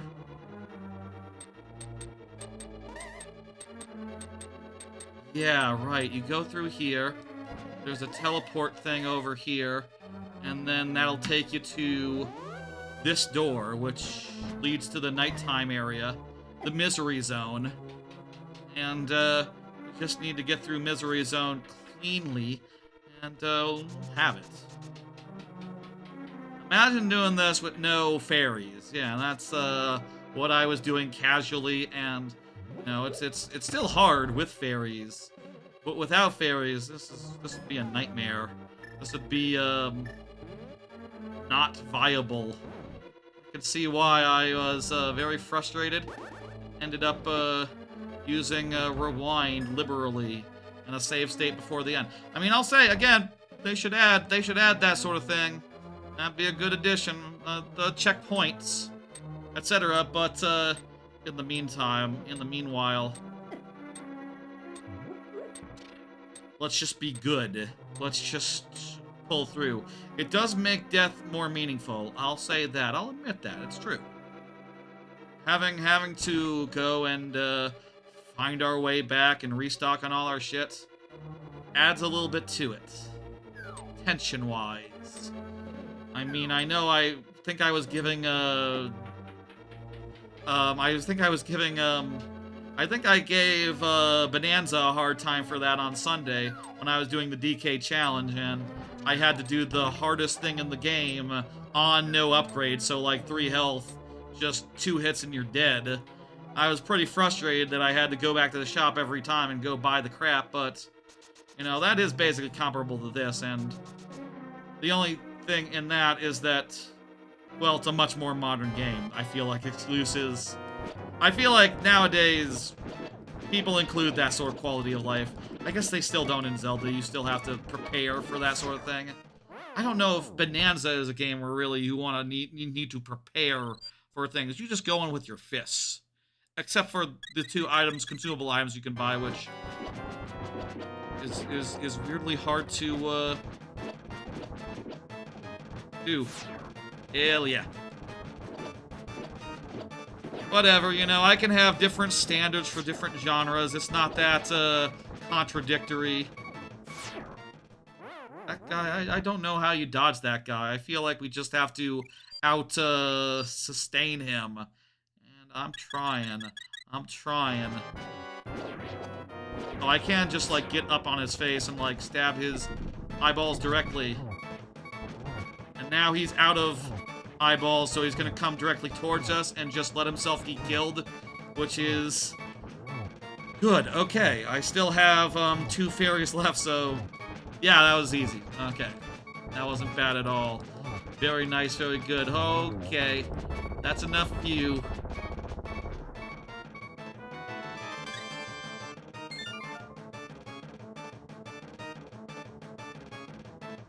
Okay. Yeah! Another dungeon down! Ooh! Let's re-up on our fairies, and then we're gonna head to Ice Town to finish the ice ice dungeon, which we left in a state of incomplete for very well established reasons. I'm gonna drink my water while this cutscene goes.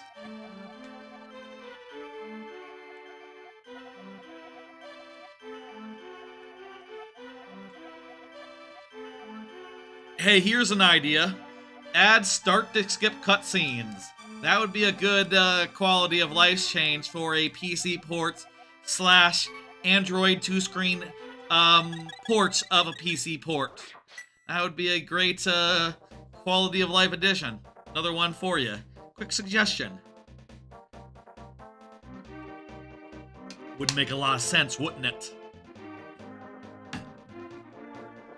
I'm full of suggestions, it turns out.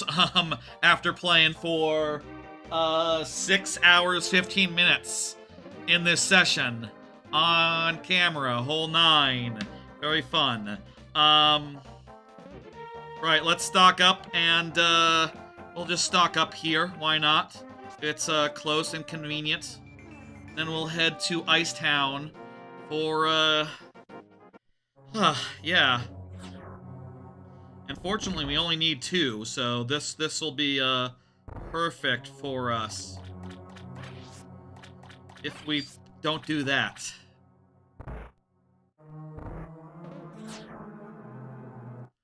By the way, if you're wondering, where does the timestamp go? I've noticed you've definitely been doing call-outs for timestamps where you reintroduce what's going on as soon as a new segment of the game starts. We'll go when we get to the Ice Town, when we get to Ice Town. So give it like half a minute. 30 seconds.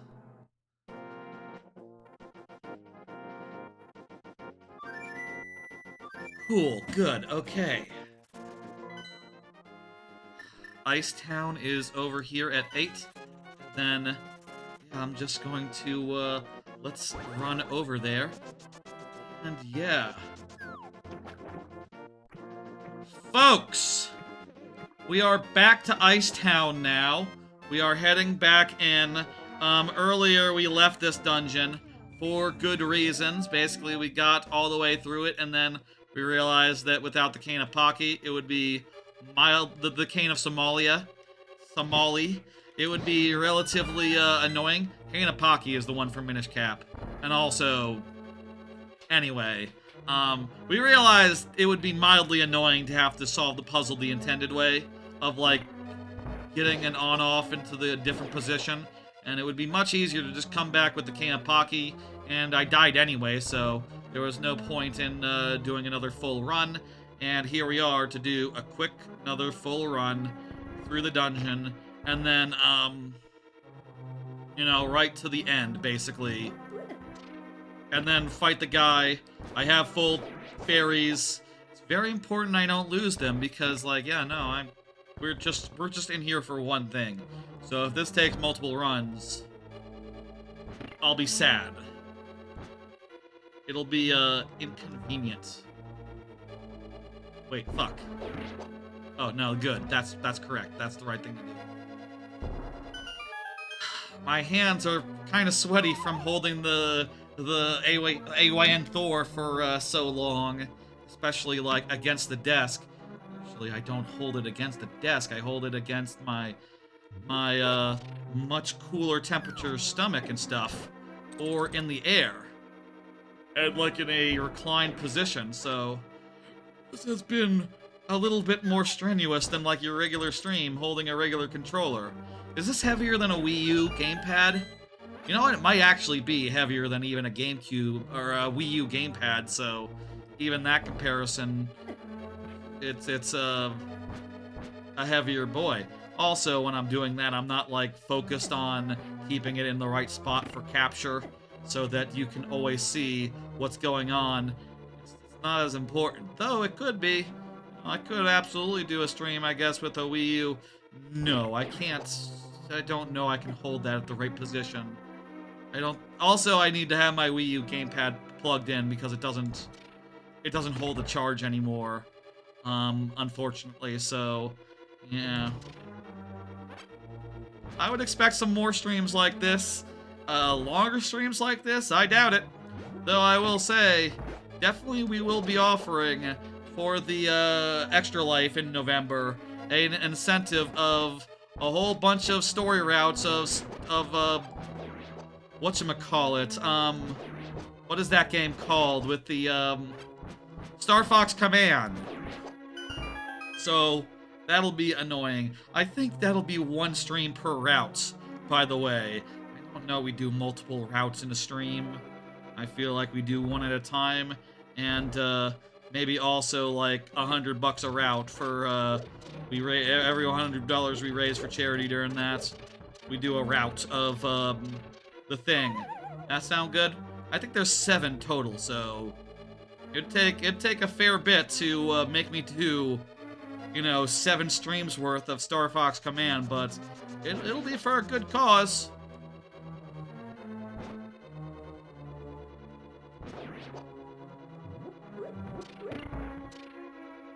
Hey, how do we get down from here?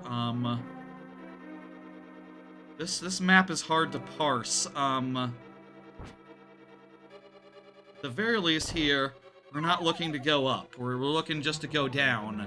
Go down and down and down, and oh yeah, here we are. Now, so there's some trick to getting these on-offs to be on-offs, and if you do that, you can get to the boss room by pushing a block. Instead, what we're going to do is use the cane of Somalia. And after we bomb this dude,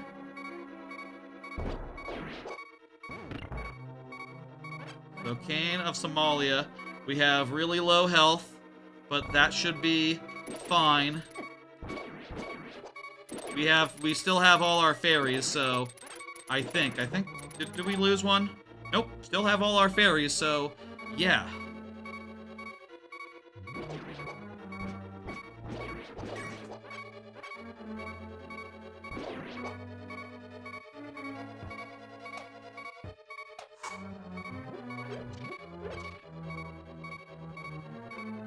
Okay.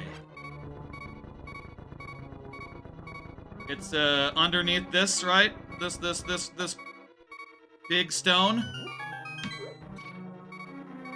Okay. Boss time. Okay, it's bringing ice down on me. Is this a case where you might want magic? Doop. Okay, good. We ran out of magic, but now I think we're good to go just on sword. Okay, good. Maybe this might be a case where you might want to have a magic potion.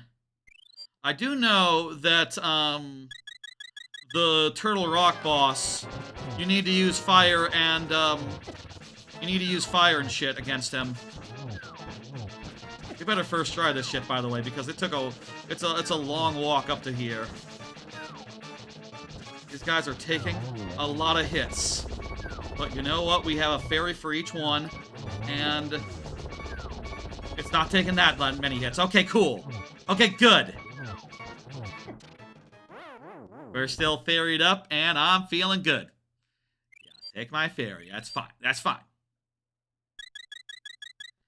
It'll be nice also to have another heart before we go into Turtle Rock, so yeah, that's a lovely thing to take care of now.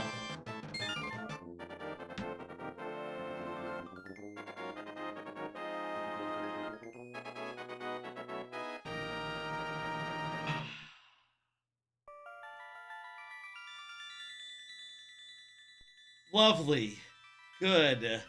Okay. When I do the thumbnail, should I have my fucking hands be in the shot? Gonna have to do some sort of editing magic there at some point. I don't know. I'd probably like to have, like, Legend of Zelda behind me. Like, something from the game itself. I don't know. Ganondorf, perhaps? Ooh, Ganondorf. Final victory.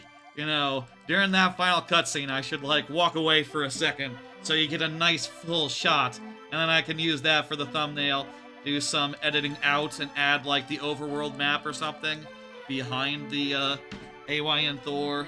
That'd be nice. That'd be good. Yeah, showed the victory. Show that we did the whole thing. In full. And yeah, we're on track.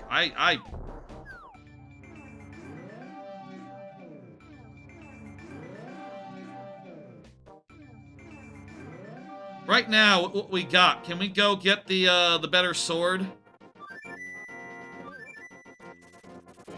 Let's do some stuff. Okay, I'll say we're heading to Turtle Rock next, but I think it might be a good time to like take a breather, look around, and see if there's any last items before we go into the last dungeon, and before we like after that head into endgame. Like, part of me is wondering about the whole pyramid situation. In particular, are we now good to get the big old bomb? I think we might be good to get the big old bomb, and with the big old bomb, we can get the big old sword, and with the big old sword, we could take care of business better in the last dungeon. Now, that might not be the case. It might be that you need to beat Dungeon 7 before that's unlocked. Let's just see before, let's just have a look. Let's just go by Link's house. I'm just realizing you have to start by Link's house by this first, so this was a silly way to go about getting there. I was already closer before I walked. Reminder, I do have a silly mod option that they added in, the ability to just warp into the dark world from anywhere, and I have been availing myself with it because it turns out it's fun. It's fast, and it's lovely. And I like it as, I think like any dark world could use this as like an endgame ability. I know it breaks certain dungeons. Oh, I think I bought the big bomb from him, right? Did I? What did he say? I think I can't, Okay, so here's the big... I think this is the big bomb? This is the big red bomb. Right, and you use this to, I guess also, hey, they had this in Link Between Worlds as well, where you guided a big bomb around. Except I think it was much earlier in the game. Ah, shit. Despawned. Is it? I don't think it's free. I just don't see the price anywhere. Excuse me while I hold it. While I refrain from holding my, Shit!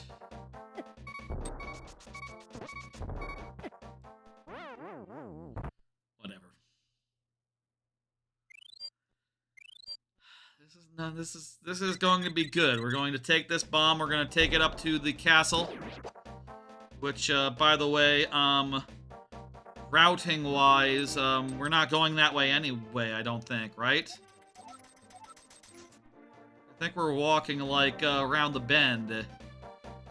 So we're walking, like, this way. We cannot charge. We can't go fast. We just have to slowly walk this to the, temple.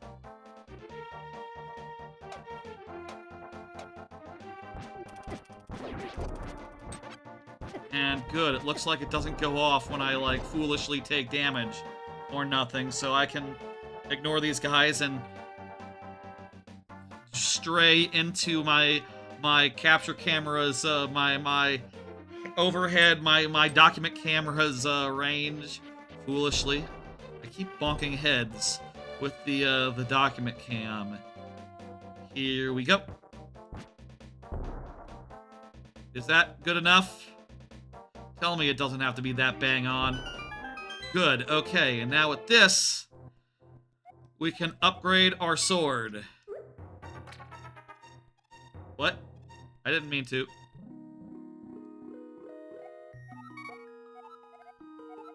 Oh, silver arrows. Okay. I thought that, this is where we got the, Silver arrows are very important, but...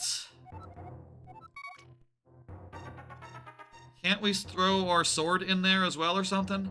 Hang on, how do you get the... Yeah, I think we throw our sword in here too, and we get the gold sword.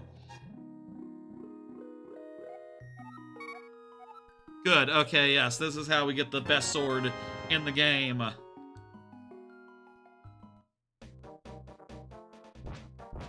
Lovely. Okay, that was a little bit of a final upgrade aside. I don't know there's anything else we desperately need at this time. Is there anything else we desperately need at this time? Like, actually, I think that the menu doesn't... Yes, the menu doesn't go up into these corners, so, like, we're only missing whatever that is and whatever that is. Let me look. Let me Google real fast. Link to the past, items, and just see the Google results. See if there's anything, or if it's... Oh, right, the ice rod. We'll get that in the next dungeon. Okay. And the other thing that we're missing is, wait, there's the ice rod. What the hell is that?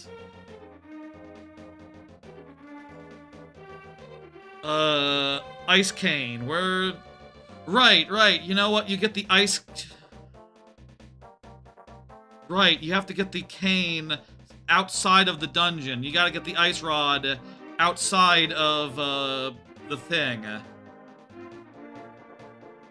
Let me see. So the cane of Bera, what the hell does it do? It creates a force field, but contains magical power. It basically has the same effect as Magical Cape, except the force field damages enemies if they make contact. That sounds hella optional to me. Okay, right. Okay, what we need to go get now... Right. I realized this during the last time when I played this game casually. I got to the end of the dungeon and could not do anything because I didn't have the ice rod. You need to go get the ice rod, before you go in. It's kind of ridiculous and kind of that's not how any other dungeon works in this game or elsewhere in the series, where you need to go get a seemingly optional item before you enter to beat the boss, and it's not like gated anywhere. You don't need to prove you have the ice rod before you get into Dragon Rock. You just have to prove you have a completely different item, the Quake emblem, which does not do anything in the dungeon. Weird. Ice rod, Link to the Past. So we'll get that as well, and then we'll start the you know, the segment for Turtle Rock when we actually get to Turtle Rock. Yeah, it's right near the lake, so we just go back to the lake from here.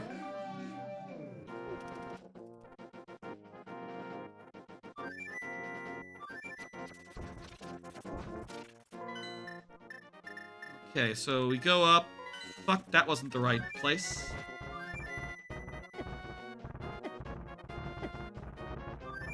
Okay, bird, come on, let's go. Okay. We all good? We all happy? Yeah, that looks great. That looks wonderful. Okay, right. We go up here. Before you go to Turtle Rock, you gotta go in this random cave. Actually, not this random cave. I think it's this random cave. The one that's not even, like, the hidden random cave. And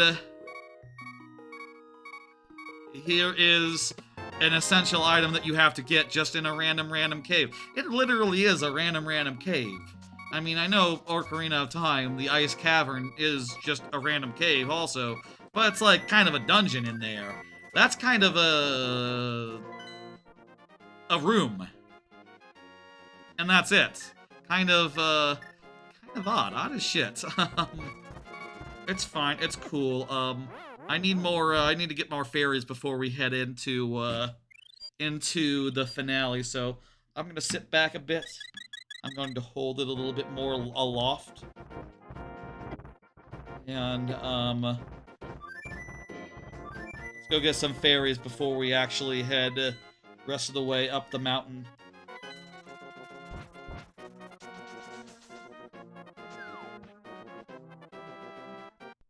Just next to Link's house. Perfect fairy location. I like this a lot. Really nice and convenient.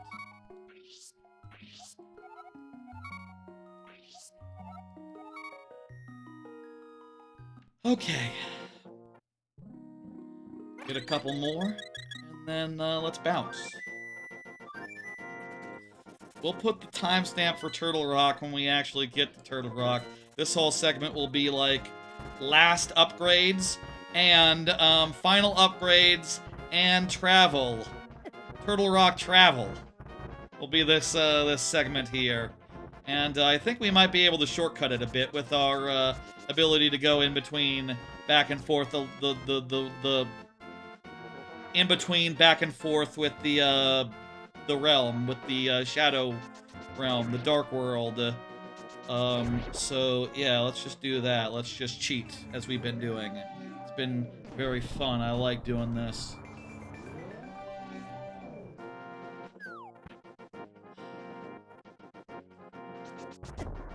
So here's the Temple of Hera. And over here, there's a bridge you can only get past with the hook shot.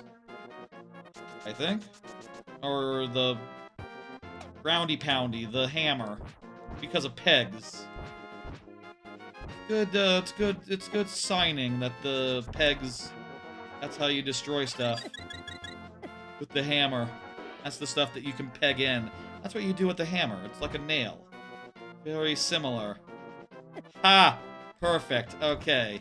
You know what? This isn't even hard. This isn't even a challenge. Even normal style, it wouldn't be. That was not much of travel. Okay. And you know what? We don't have to deal with this whole puzzle. We can just warp over. Alright, folks. Alright. Let me straighten up in my chair here.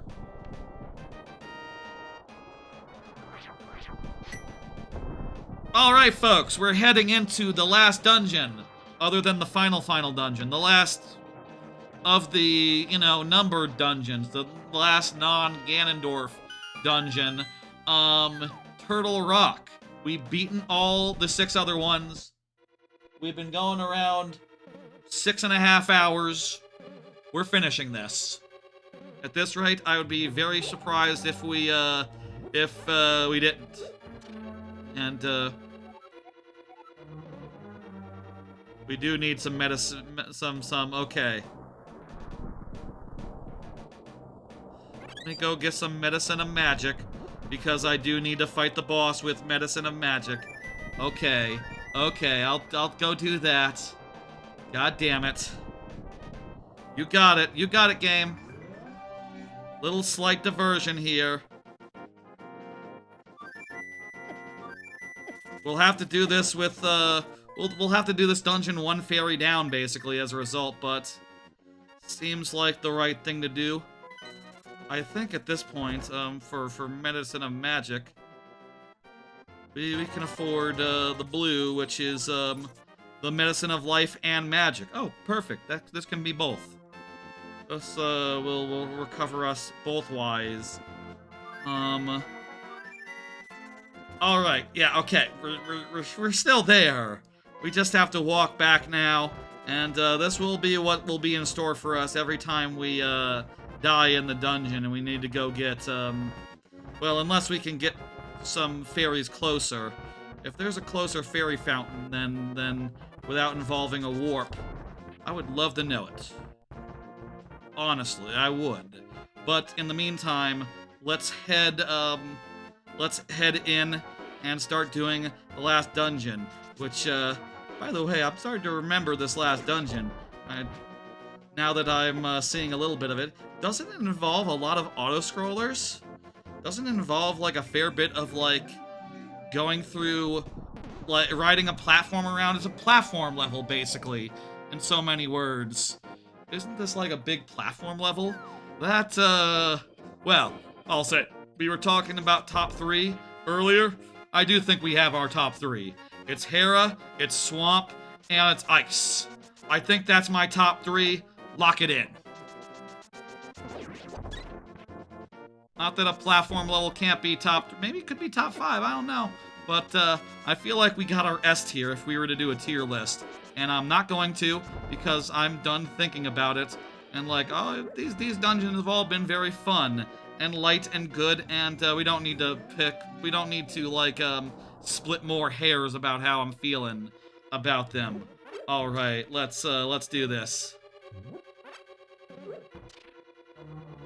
Oh, okay, so the cane of Paki is actually the cane of Somalia is actually useful in this one because it's how you make your platforms. Weird that it's not in this one then.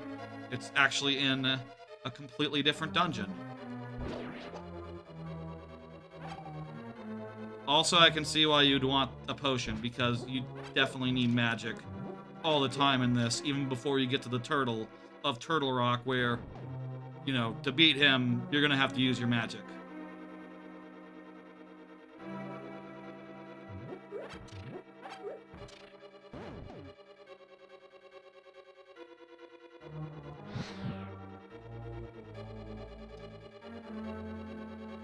Ah, shit. This isn't going to be fast enough, is it?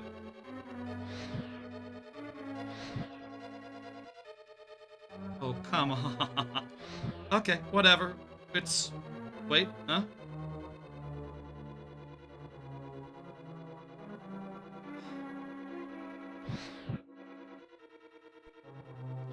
Okay, there we go. Wait, is it like you have to light them all at once situation? This platform is very slow. Please don't tell me that it unclosed immediately. Fuck this room. This dungeon.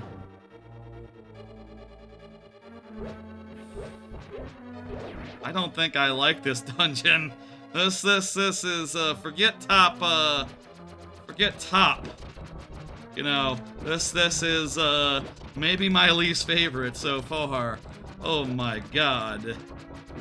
The resource intensity of this one is unfortunate. Like, at least in cases of, like, Wind Waker, right? Where it requires you to use potions, or requires you to have magic. Cut any grass, it'll give you as much magic as you want. Or jump in a Bakubaba pod, and it'll be like, you want magic? Here, have some magic. Full magic, here for you. Okay. That's what you need to do.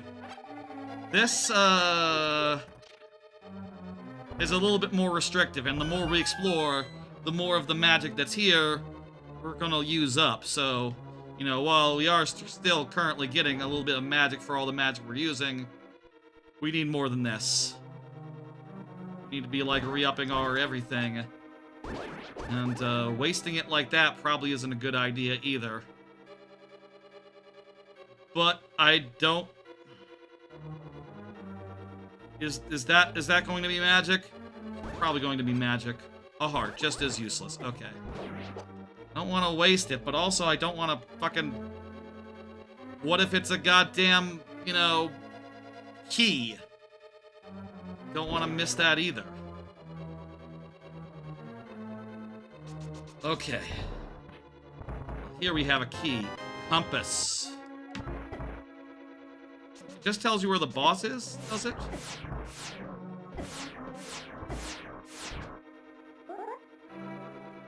Weird thing.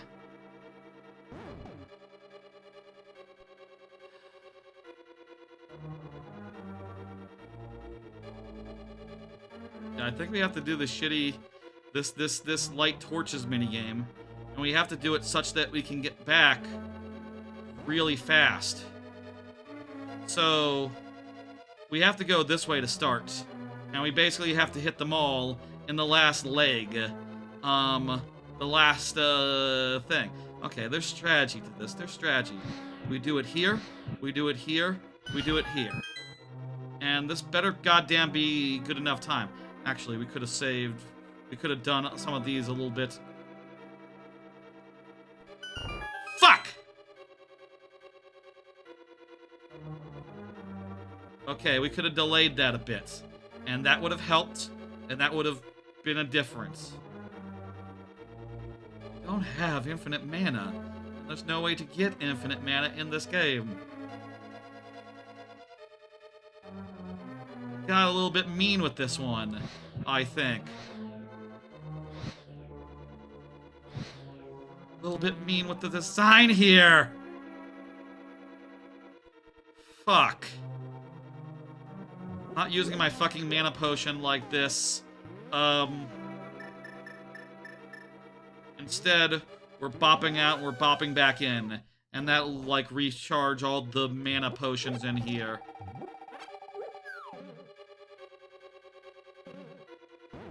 Oof, this is a stinker. Ugh. Ugh. You know, I've been very positive thus far, but, I do not care for the design here. It's just...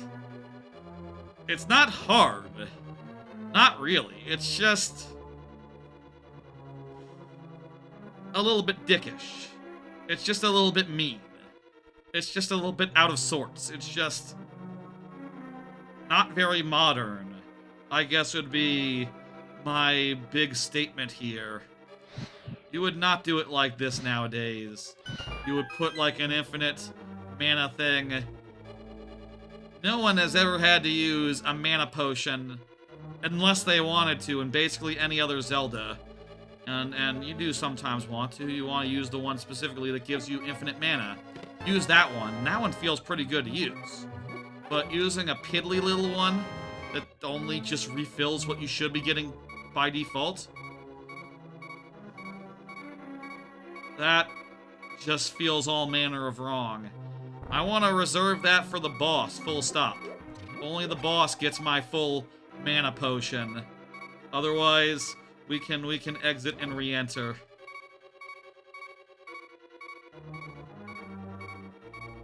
So right now we have one key, and I think there's maybe just one door to use it on. This dungeon is pretty big, so there's a lot more, where that came from. There's a lot more in this dungeon.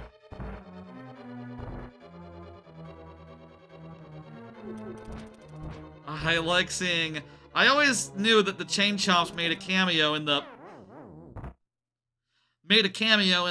like, the Game Boy games in Link's Awakening. I didn't know they also made a cameo here in the, I forgot that they made a cameo here in the original Link to the Past, the second game that they did. Third game. Actually, I guess... wasn't Link's Awakening actually the second game? No, that would be Zelda 2, duh.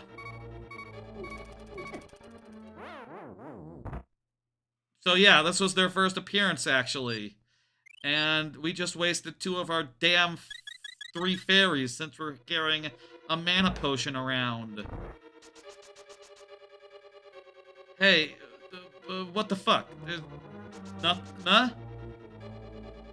Let me get the guide for... Let me get, let me look in... I got the Zelda dungeon here. Let me, pull up the, Turtle Rock real fast. Honestly, we can probably save the mana potion for when we're, like, actually ready to beat the boss. That one maybe we can hold off on. Difficulty-wise, we have the big sword. We just... and good mail, so maybe we can, like, hang out for a bit, not... do stuff. Okay, let me see. Okay, so it says to do that big room with the fires. Go through that room and get the key. Go through this door and do that. I'm supposed to push some blocks around in this room. Okay, cool. And, for once I'm gonna use this just to be safe from those guys.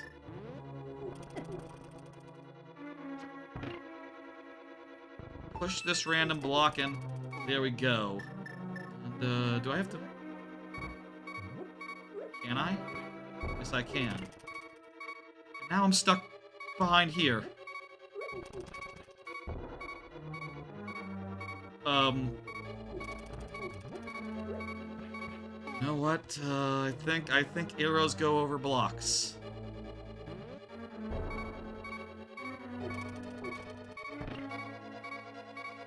Oh, I wish this thing killed, the light arrow should kill more things. I'll say that much. I think that's true. Alright. Here's the room with a bunch of, like, weird warp pipes. I guess these guys are also like pokies. This dungeon is oddly enough like the dungeon of Mario cameos. I guess like Bowser is famously a turtle, and this is Turtle Rock. Turtles, Koopas, not that different, right? Is that the whole point of this dungeon? Is this whole dungeon like a big cameo thing? I mean, the pipes are... It's kind of a stretch to say these are pipes. Or, you know, they're more like clear pipes, which weren't around until much later, so... Also, even the Pokies were relatively new at this... I say relatively new. They were out for like a whole generation by this time.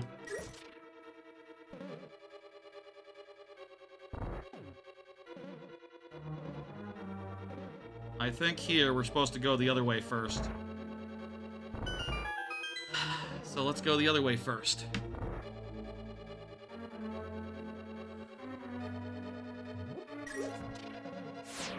What?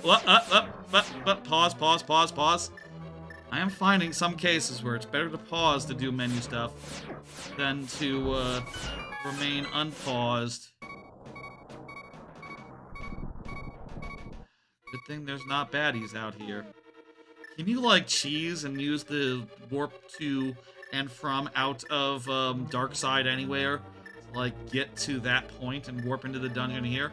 Probably wouldn't help. Let's just relax and play it normal style. I need the cane of Somalia. It is actually called Samaria.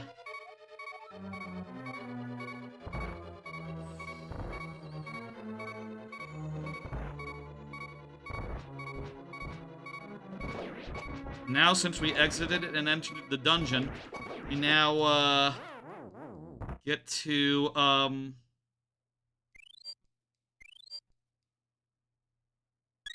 fight these guys again.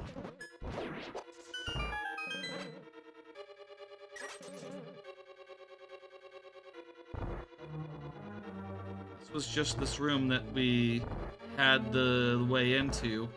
So this is all later stuff. I'm guessing we can do something with the other room. We don't have a small key yet. So, we also can't get into that door. I guess try the other pipe. Must be the other pipe.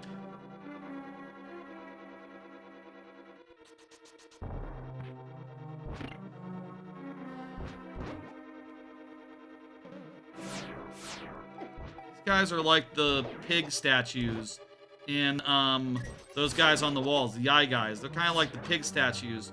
Actually, aren't there literal like there's like eye switches that you shoot in Ocarina? They're more like that, but functionally they're like the pig statues that shoot you when you're not paying attention in Wind Waker.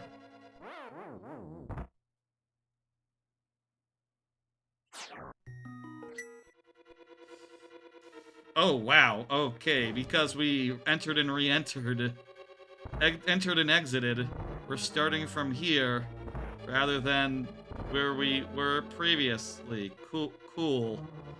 That's... makes perfect sense and also gives us a more convenient place to start. You know what? I'll take it. That's like the closest thing this game gets to a shortcut, and it almost feels by accident, just like, oh, you're starting from here because that's the last door you went in. Oh, okay. Yeah, I came in and entered from...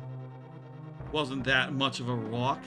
Basically the same place that... Ooh, big key. Okay, we're getting the item now. Lovely. Well, provided we go back to where the item was. Okay, guys, how about you just fucking kill me? Kill me now.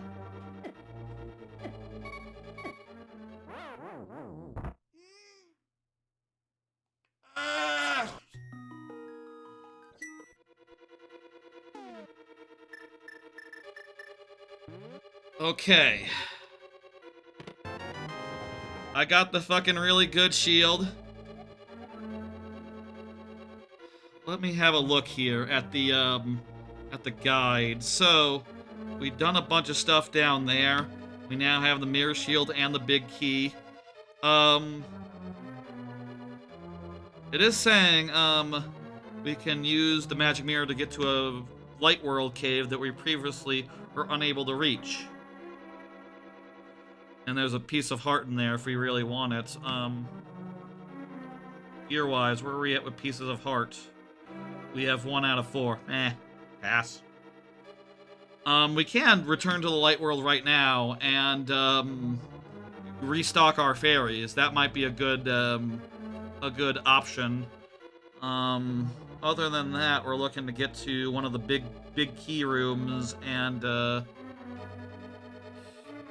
bonk my head on the thing. Yeah, I think it's a good chance, a good time to, get out of here and go get some fairy time. This is a good opportunity in a good place, so, where is Mirror? Right there. And we can go into there, and we could get a heart piece. What about that other cave? Anything good over there? Just check while we're in the neighborhood. While we can just, like... Oh, this is the one with the big maze. Nah, not. Okay. Also, sorry. Let me, reposition it. Reposition my, my bullshit. Sorry. Apologies. I moved my stuff around for a second because, you know... Yeah. Okay. It's hard to remember to keep AYN Thor in just the right spot for, you know, going on, we're about to pass 7 hours on the VOD in like 5 minutes, so fun. I'll say again, you know, we are well within range of doing this all in one sesh, all in one thing, and oh, I am very happy to do that. I'm feeling really good about it, and we're doing it. I wish I could keep this one, but instead I will eat it and get my health back now. And we got a bit of a walk back to the rock, but it'll be fine. You know, I could also go in the back door of the rock using my mirror anywhere. That would save a tiny bit of time, but not a bunch of time. Mirror anywhere really opens up some interesting routes. I wonder if anyone, you know, I wonder if this feature, this like quality of life thing that the Zelda 3 PC port has, as well as the Android 2-screen version of it that I am currently playing. I wonder if anyone's ever done like routing for that, you know, like speedrunner-wise, like if you can just always go directly to Dark Realm, how much time does that save? How many ways is it broken? How many dungeons can you do early or out of order? I'm sure the thing is, like, well, they already have ways of doing all of that and more in the original with glitches. But, it's still cool. So yeah, we could, duck down there to get back to where we were in the dungeon. In fact, why not? This is faster. Okay, let's just drop down. Equipping my, my mirror. And yeah, we're going back in.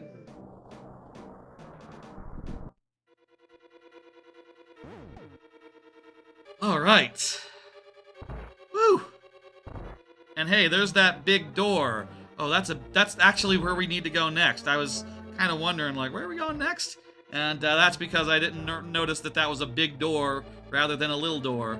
That is the thing about this game. It has, like, so many of each that, like, when I see a big door, I'm not necessarily like, ooh, there's the boss. I gotta be like, oh, there's a door. It could lead anywhere. It could just be on the way to the boss, or it could be bonus. There's no guarantee. Any of these rooms are good, it looks like.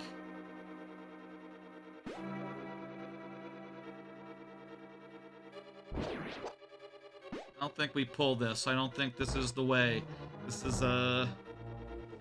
is maybe a way out or something. Switch to my magic arrow. Get a small key. Getting small keys after you've gotten the big key feels so weird. Any other game, because the big key is always the last thing you get in any other game, it's just feels a mite bit backwards, but it's just how it is. Normal here. Where the hell do we go in this room? It's like some sort of big-ass maze. I think I solved... No, I didn't. The big-ass maze.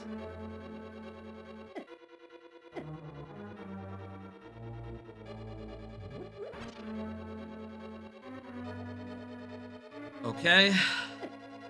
Here we go. Here's... Nope. You know, I'll say I haven't needed to use my magic since that first fire torch room. It hasn't been a problem since then. So, you know, I guess I can, you know, be a little more chill about that. It hasn't asked me to constantly be upping my magic. And I think the potion thing is more a warning for, like, well, when you get to the final boss, you'll need it. You'll need it for the boss. That's more what that's about. I probably, I will rein it back a bit. I will, you know, retract some of my, sour grapes, my bitterness.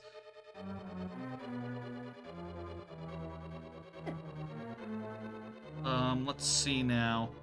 How do I get over there?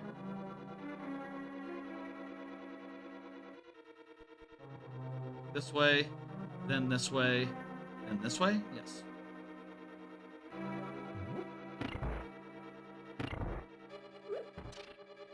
I need to use my cane.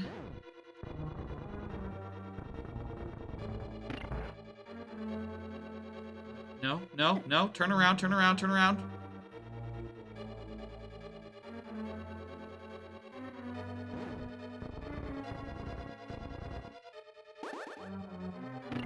This one you really have to get it bang on. Think of that. I think I heard a door opening, so we're good. If you get out of range, it doesn't despawn, right? That would be really... It's gone.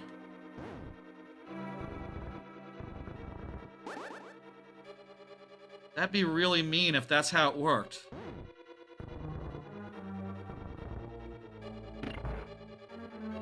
It is pressed. Maybe I didn't press it right the last time. Or maybe I have to specifically do a path that leaves that thing loaded and doesn't, like, unload it accidentally. I can't tell. We don't have to worry about it anymore, either way. Also, do not worry, I have a fairy. I can take a death. I prefer to not die. But, if it happens, it's an occupational hazard. Oh, I can deflect the lasers now with the, mirror shield. That's right, okay. I should be, doing like this as I'm walking. And lining it up as well.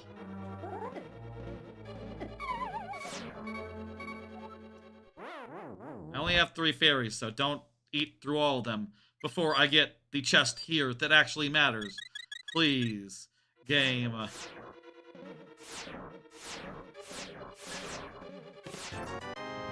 just have to...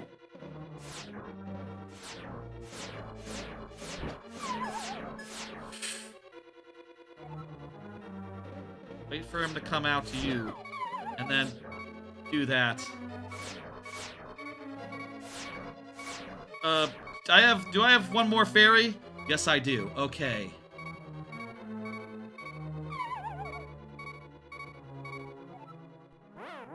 I have one more fairy, so I'm good, and, just have to be really fucking careful now. Or use that potion I brought. I could use my potion.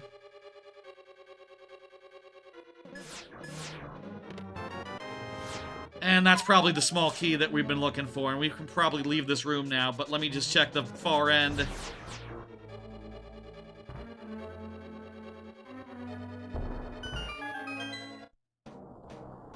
Okay, so we now got another start point nearer to all this bullshit. I could have died and still gotten it, though. I would probably like to re-up my, my shit. I probably would once all is said and done. Cool.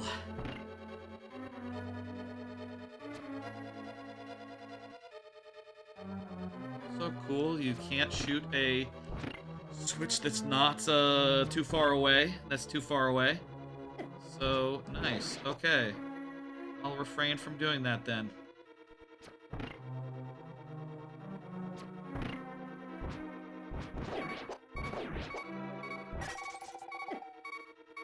I really do have one heart left, so I should be modestly careful. I would have to repeat a couple rooms. Probably. Is this the final... is it?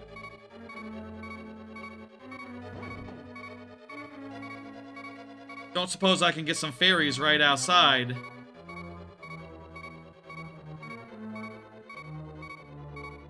I do have the magic potion, so I need to use up my... If I have any shot of this, I need to use my magic against the two heads. Okay, so here we are. Turtle of Turtle Rock. It's got two heads. We need to kill each of the heads, I think. Let me see. Checking the tutorial now.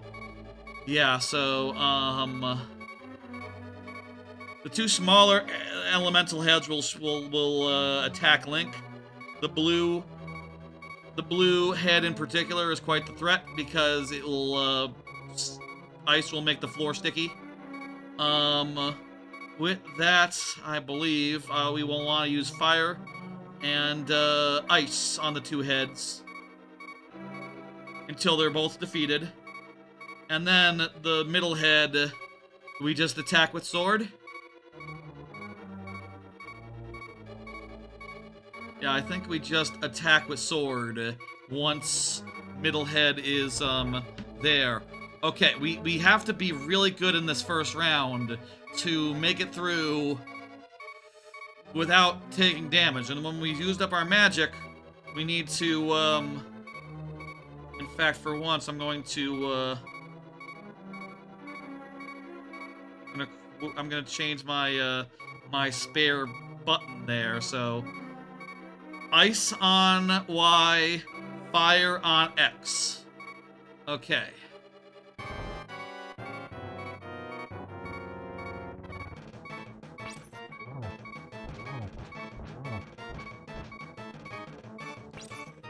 Here's ice. Fuck! Turtle got me, and I do not have any... I can save and continue. We can give this one more shot before, like, running and going getting some...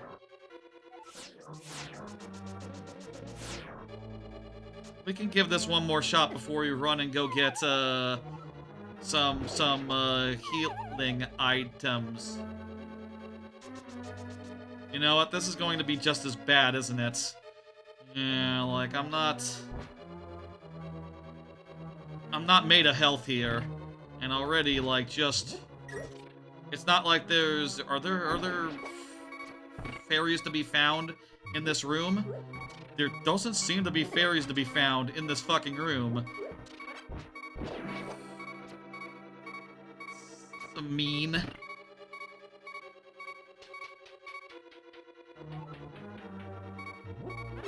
I can... Okay, second try, at least.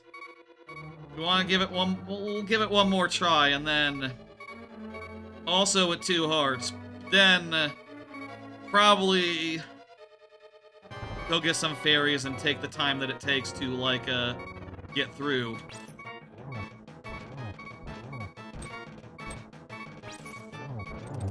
My stun and sword. Okay, good. First one's done!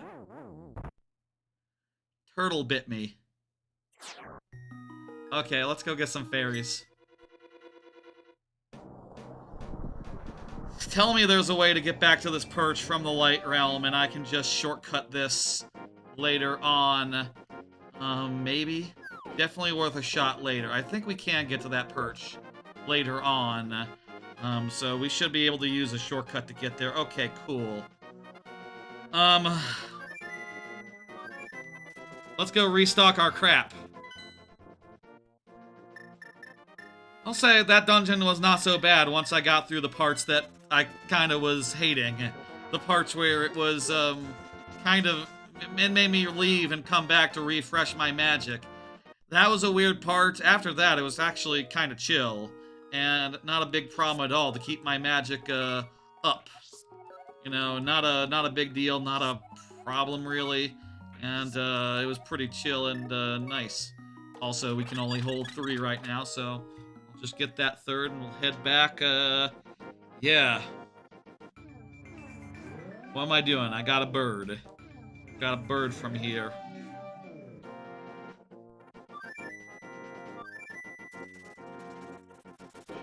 Oh. Wish there was a warp point closer to this. That's the only thing that's kind of a bummer here.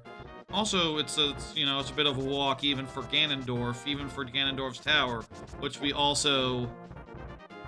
It's the end game. It's getting harder. I can't fault it for that. Obviously, that just it makes sense and all, but I am getting to my I mean, I'll say you can always, if you're playing it at home, at this point you take a break. You don't have to keep going. You can do it tomorrow, next day, etc. And I could do that too, but at this point, I feel like I want to finish it. I want to get to the end. And, yeah. Okay, yeah, I think I can jump down right here. And that takes me exactly where we need to go. Actually, like, low-key, if you know this is here, and you have this, mod, you can just use it to skip this whole damn dungeon. Except... Yeah, you don't need the mirror shield. Do you need the mirror shield? I think you could skip that. You do need the boss key. You can't skip that. Right, yeah, no. But it is very convenient in this to be able to do that, and makes this run back a lot less frustrating. Okay, now we're going to go in with fairies aplenty.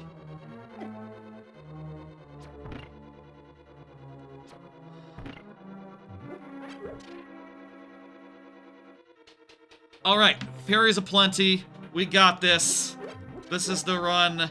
I'll be surprised if this isn't the run at this point. I mean, we basically already dealt with the one dragon head. With fire.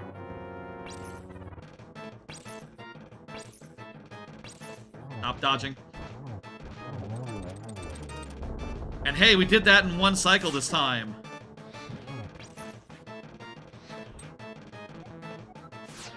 Okay, so it is fairly strict. Okay. So, let's take our magic. And now it's fire time, and we really gotta hit.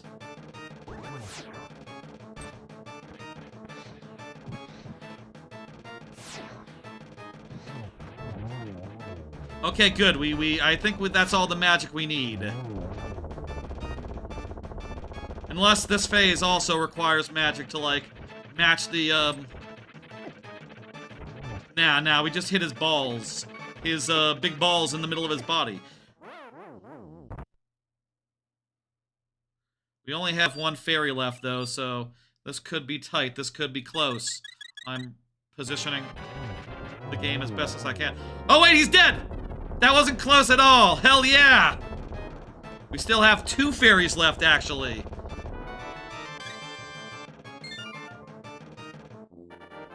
That's Turtle Rock! That's the last of the not Ganondorf dungeons. We're doing this. I'm gonna go to the... I'm gonna take a quick break after this cutscene. You know, use the facilities from GoldenEye. I guess in facilities, literally, there is a bathroom in facilities, so that works on multiple levels. I'm gonna go use facilities. Is facilities the first level, or is that like actually a multiplayer map? And when people say facilities, they're not referring to the they're not referring to that. They're referring to the, you know, yeah. I understand. I need to go to Gan's castle, and, yeah. Time to go restock one more time here, and, time to go restock one more time before we head into Ganon's. Don't tell me if there's a fairy fountain all along, like right near Ganon's, lair. I'm just going to head back to my home where I know there's one, and it's comfortable to me. This is like my home. I'm also going to re-equip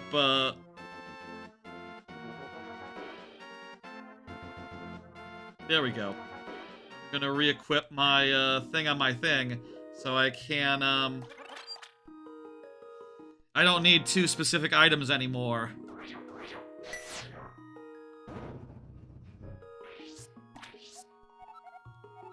Do I need magic for magic arrows, for light arrows?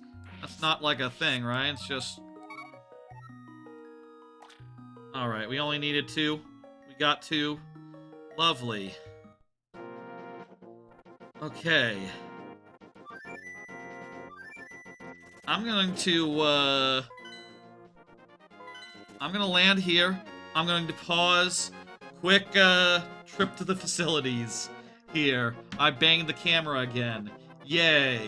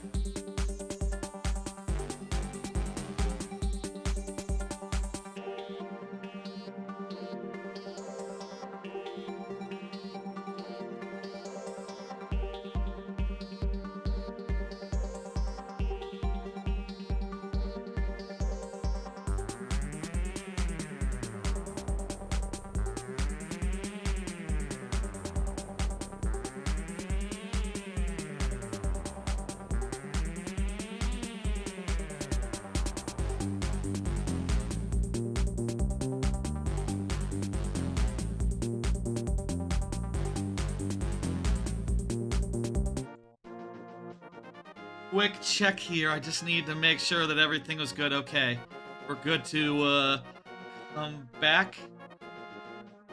I think I might have messed up the 1 second. I think I messed up the other camera. I accidentally hit a macro that changes. I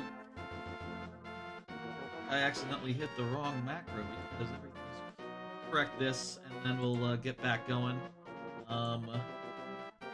Here is good. I guess it went over here to preset 2, preset 3. I think preset 2 is what we've been using. Okay, but the desk cam is on preset 3, so that's weird. Also, this updated version of Instalink 360 controller seems to use all the hotkeys even on the cameras that aren't selected. Interesting. And by interesting, I mean that seems like it could be problem. Say maybe I'll just use the old version for unless I need this specific desk cam situation. At which point, do not touch any of the other preset buttons. Do not adjust the camera. Okay, the VOD is all paused right now, so you can pretend this never happened.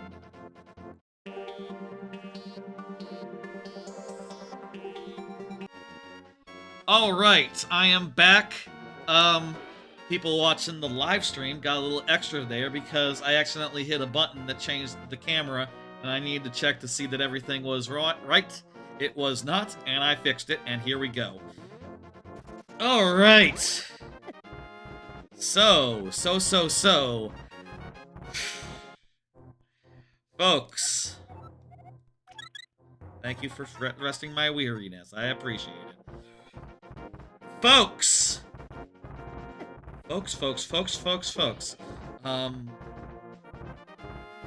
you know how far we are in this game right now? Do you know how if you're watching live, maybe you might be a little bit behind and unsure and don't know. You might be able to get some idea by the fact that I have a full inventory and the gear screen is looking very, very good. But and if you're on the VOD and you click a timestamp that said Ganondorf's Castle, you might have some fucking idea where we are at and how we're doing. We're going to Ganondorf's Castle. We've got everything we need. And, well, I just think that's lovely. I was not sure if there would be time or if I would have to be like, okay, you know, let's just do the first 3 dungeons. And that's it. I need to go into the Dark Realm. This is Hera's. Now we do. And here we go. Yeah. It's Ganondorf Castle time, and this is it. This is the final dungeon. I don't remember this that much. I think the last couple times, you know, randomizer-wise, I think this was mostly out of logic. By the time I had it open, I didn't have to do much, or otherwise just had to, like, carve through it. There are a lot of fucking floors, but if I recall... Okay, let me... How about I consult the guide real fast, just to get a good basis on how this is going to go. During the first portion, there are 2 courses that you can take, both of which end up at the same location. Take the top left. Okay, so it's the top staircase at the top left of the room. So on the left. Okay, cool. This is the easier of the 2 routes, so let's do it this way. Excellent, cool, etc. I wonder if there's any, like, you know, going into one place and getting a quick key and using that to shortcut the other side. That'd be cool. Not sure if it's super duper duper relevant. I'm also not sure if I should be just winging it. I don't have a map yet, so it's not like I can use that to help me out.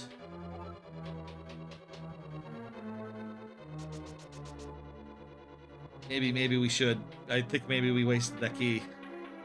Possible we wasted the key there.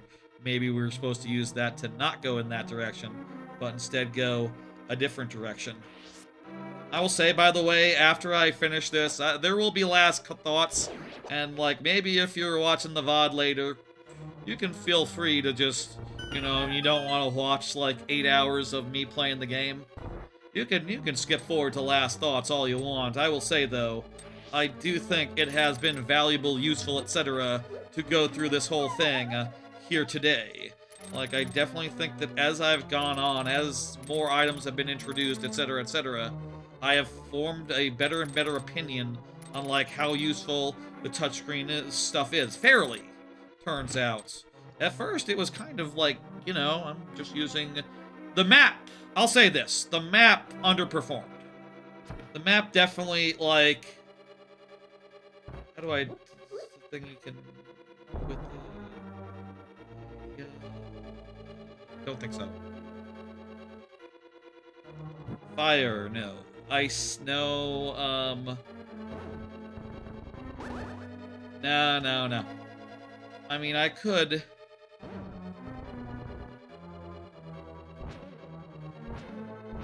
Wait, what?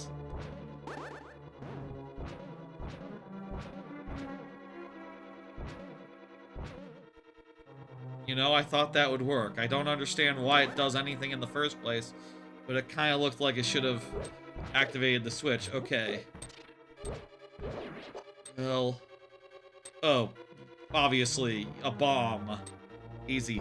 As we've gone forward, I've gotten more and more of an idea about how useful this is.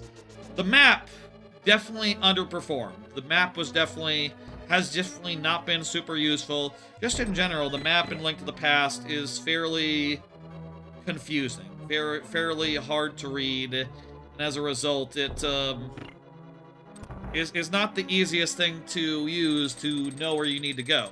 Like, just looking at it, oftentimes I did not know near where I needed to go. But switching items on the touchscreen is so much easier and so much nicer than, like, other quality of life ways they've done it. Like, you can use R and L to switch, for instance. You can see me doing that now. It is way easier to just put your finger and grab it. You gotta finish the game to make use of that camera? Yes, I do. I do as well. I probably should come up with another idea for a AYN Thor stream at some point to get further use out of it. What's the deal here? Is this another case where you can edge along? No. Let me scroll on the thing. The Zelda dungeon has tips and tricks for all of this. Oh, you move a tile to make a chest appear. Okay, cool. Try Gunpla? That'd be, you know, hey, that's an idea. Definitely, like, as far as, like, other uses of this camera go, cubing, I think that'd be good. Art? I could do art. I'm not great at art. Like, really, what I would be more likely to do is some sort of, like, schematic type thing, you know, like, drawing out my ideas, like in Mario Maker or whatever. Like, you know, I've been working on 3D Godot 3D platformer recently, and I really just don't quite know how exactly to concept out a 3D level yet, and at some point I would, you know, that sort of thing is the sort of thing I would love to bring y'all into the process of and show off in some way, but probably more that'll just be, I will show y'all a video of the thing and not necessarily do it as a whole hour-long affair. I've been thinking that should go shorter, those Godot-type installments. Unless it's something like specific, like, oh, let me see how fast I can implement this cool feature that I have in mind, with already some materials ready, like I have all the models or whatever I would need, and then go from there. I don't know. That honestly doesn't seem like it's a good match for this. Definitely could come up with some other things. Gunpla is an idea. This is the first room, isn't it? Where do I get the big key?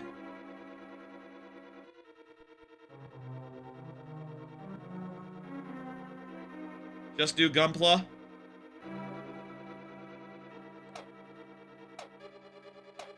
know, like, I have the... What else is like Gunpla? I don't know that Gunpla specifically, like, speaks to me that much. Did we go up? We did not go up. I need to go up. That's probably where the thing is. There's models. There's, what's, like, something where you're building something?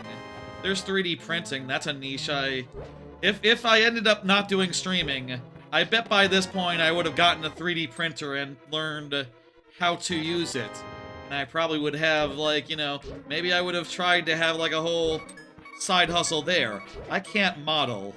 Or rather, I'm just learning how to model now.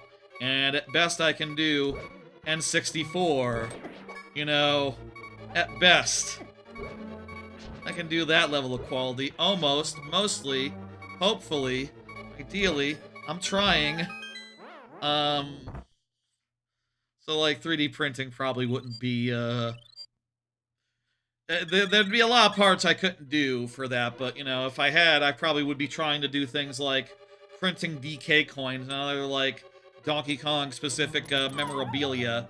Like, I do think it'd be cool if, you know, like, you could get a DK coin, or... I at one point bought a, I bought, like, a keychain of, like, Mario Odyssey's, purple currency, and as far as I know, that doesn't exist anymore. That shop closed the fuck down. So I don't think you can get that anymore. And I think that's a bit of a shame, because I really like that thing.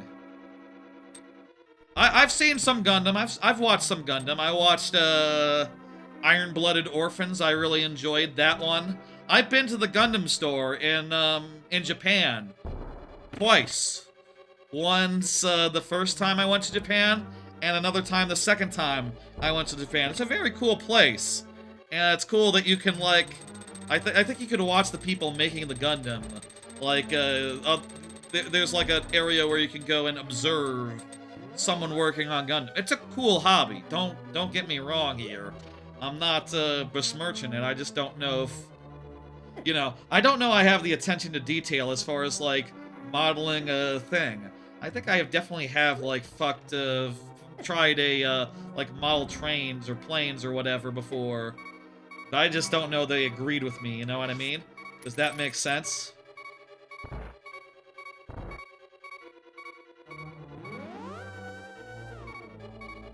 Is this... Do we have to go through specific ones to find the way forward? Kind of going blind here.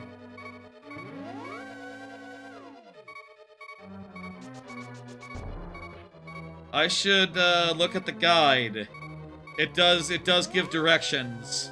There's no glue, you should try it. Okay, that sounds better than a model plane, I guess.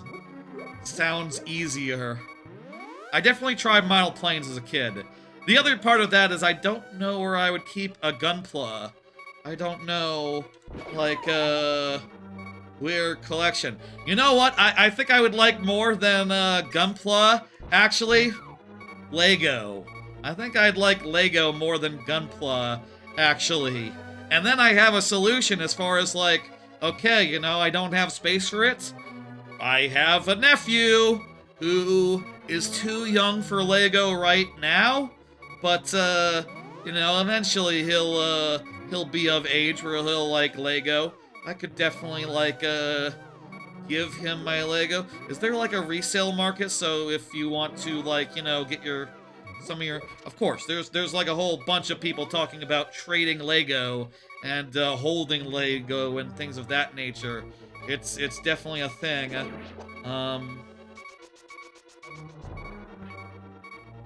Is there invisible platforms here? Okay, but how do you know where they end? Lego, I think, would be more up my alley and seems more, I'm more interested in that than in Gunpla, honestly. Also, the fact that you can make custom Lego. I made some pretty dope custom Lego as a kid. Like, you know, as all of us did, perhaps. It was a fun hobby while we were 10, and you know we didn't have the shame that you get as a you know, you get a little more shame later on in your life. You know, is there? Oh, I see. I think there's a the hidden path is over this way. Maybe it's over here. Is this the right room, by the way? Yes it is. And we do come over here somewhere. You could also look at old magazines. Right, like what Dan Reichert does. I do have a bunch of those, and I have, like, just shown them in passing. Like, when I was doing DK64, I did some comparisons, and I had to just read aloud what they said because, you know, I didn't have the cam set up at that time. I could definitely have that ready to go the next time I wanted to do any sort of, like, reading of the guide. We do have 2 of these guys left, so we can take another death. Is this the way? You can use the hook shot on what? Hard to find the path.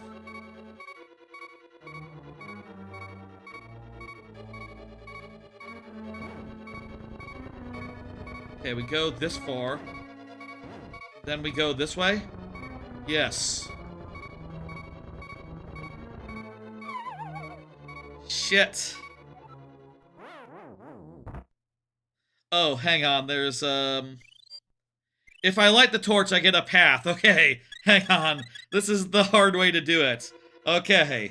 I'll say I don't remember every single screen of this, or how you're supposed to do it. I thought the idea was just to use the fucking block and use that to find the way. You should use the torch. It's fairly nice, and now we can remember what it is, even if the torch were to go out, which it did not. Looking at little magazines is a fun one, and it's something that I could have done for the DK64. That's more of a side thing. That's more of a doing it during, like, you know, if I'm playing DK64, here's the DK64 player's guide I got. Or you could do the thing where you order it. What do I do here? Bombable floor, right here. Okay.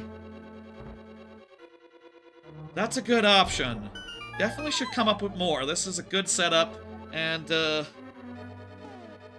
hello, Armos Knights. I have, 1 fairy right now, but you are the first boss in the game, so are you an easy version of that boss?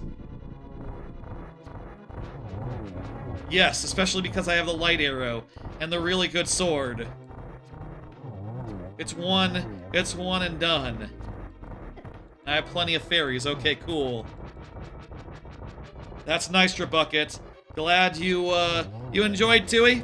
You enjoyed it? I see you said you beat it. It took a bunch of tries, it sounded like.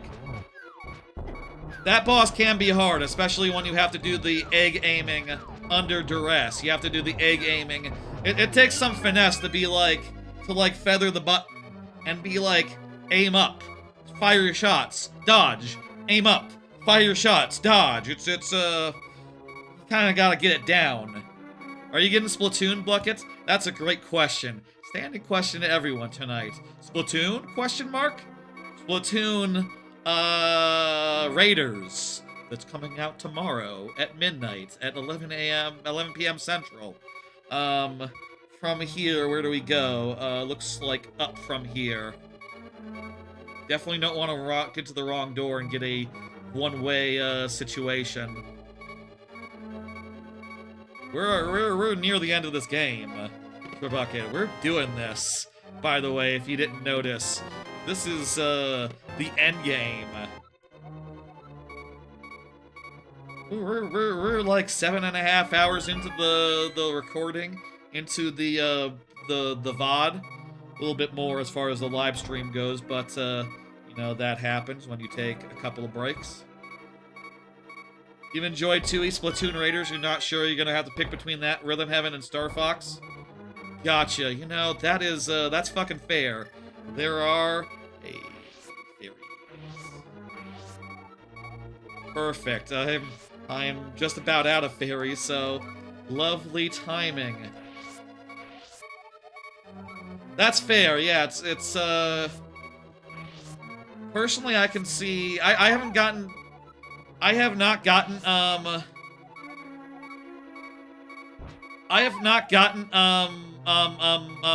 Star Fox yet, myself, because, you know, it's a port. It's a remake of the, original Star Fox 64, or Star Fox, the original Star Fox on SNES, whichever. I will say I will be getting it, though, before the end of the year, because, I'll say again, the extra live stream is going to be all the Star Foxes, and by the way, as far as, like, ideas that we can do for this thing, one of the incentives for all the Star Fox will be, one of the incentives will be, like, Star Fox Command. Star Fox Command in this, on this, camera. Well, every $100 doing Extra Life, we'll do another campaign, we'll do another story. I think there's 7. Separate streams, I think. I mean, we'll see. Maybe they're fast. I don't think they are. But, that'll be fun, and we'll have to put aside a bunch of time for that. Is $100 enough? Maybe it should be, like, $200 for the first, and then $100 after each additional story. Yeah, let's, workshop that real fast. Yes, that'll be the agreement. That'll be the way that we do. So I'll have to get it eventually, but I'm holding off for now, and just, you know. I do think Rhythm Heaven is really good. I will say, personally, if I had to choose, I would choose, personally, not having played Splatoon, I think I would pick Splatoon over Rhythm Heaven and Star Fox.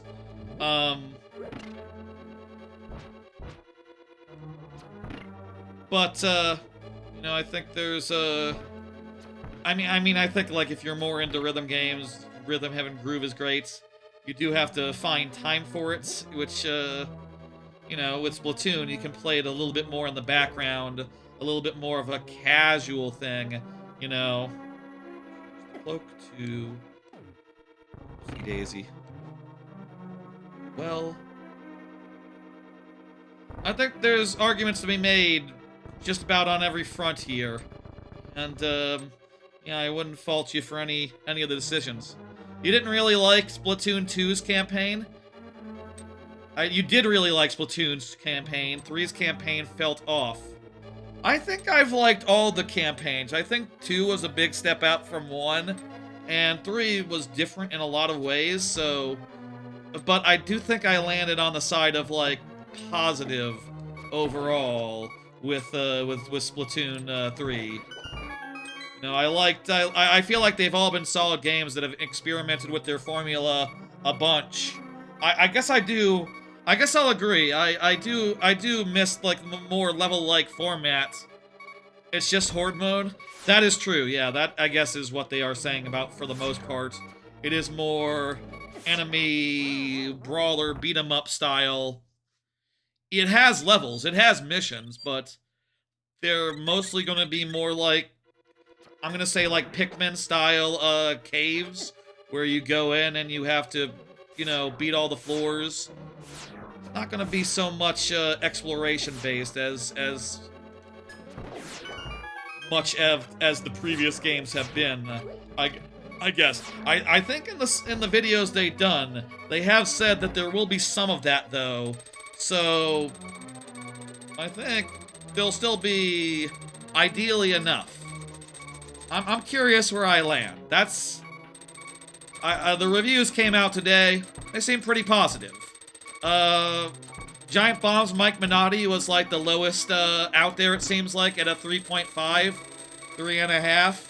And, seems like everyone else was more positive generally. I've liked the Splatoon games well enough, and I've been looking forward to this enough where I'm happy to just, you know, go in and give this a chance. I'm not going to, you know, I'm happy giving it a go and seeing how I feel. And generally, I just like to do that with games, to find out how I feel versus, like, going off consensus or whatever, or whatnot.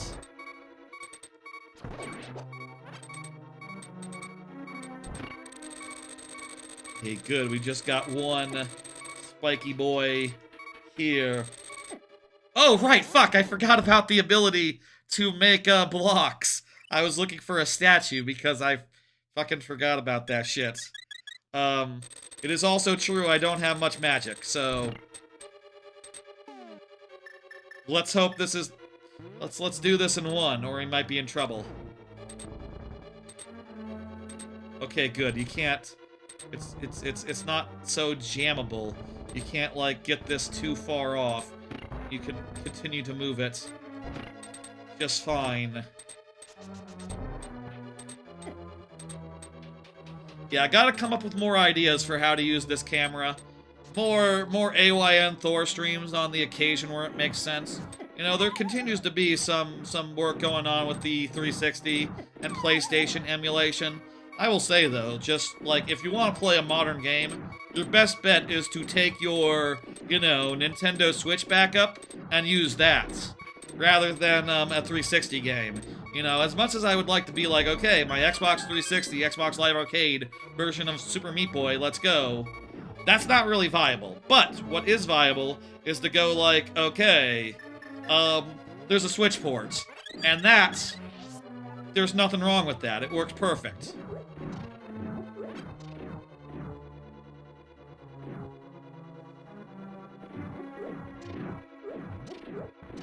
But, like, there's plenty of games that were never ported that were left on the 360, as well as games that were more minor in nature, as well as, you know...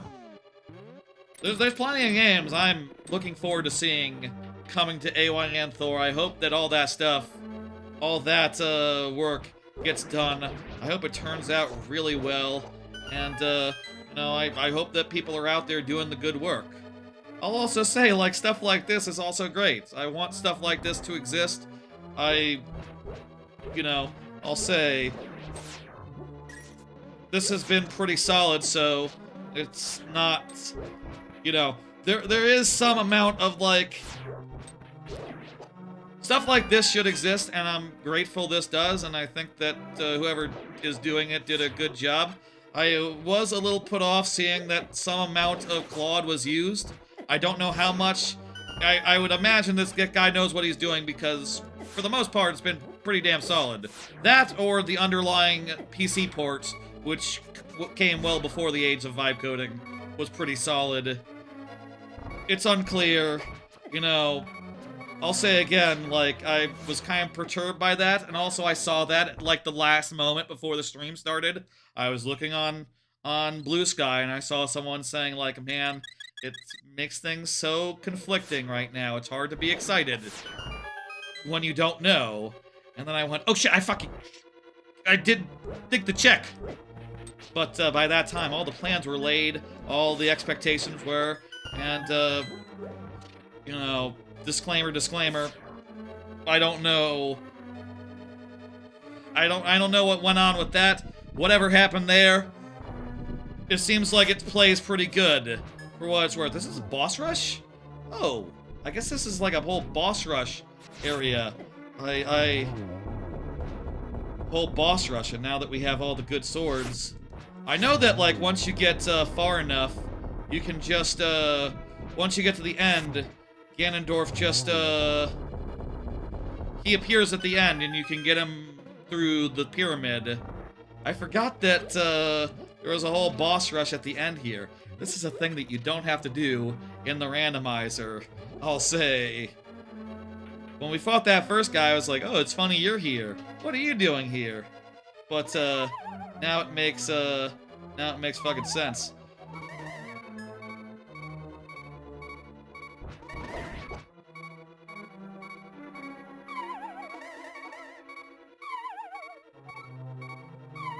Anyway, I think this has been a good time. I think this, I'll say again, you know, I want to hold this up just as an example of something that I want to exist across a lot of games. Not just Zeldas, but, like, I do think there is a lot of potential for, like, other Zelda games, even ones that have had 3D versions before. You know, what if you had Ocarina of Time, the original version, or original Majora's Mask, but with 2-screen support? What if you could have, you know, you name it, any of the Metroids, like, other than Samus Returns? Like, that could be rad. Like, there is serious potential for dual-screen mods of things. I hope they can be produced in a humane fashion on the passions of volunteers, as they often are. I hope, like, you know, all that goes well. All that, you know, is... I wonder if soon enough there'll be... Is there an open source, like, you know, code that says you can't... If you're going to develop anything with this, there's all sorts of, like, codes, right? That say, like, you can't use this for a commercial thing. Something like that. Open source, release stuff. Is there going to be, or is there already one that's like, yeah, no AI if you're making a fork of our shit? No AI can be involved with the fork.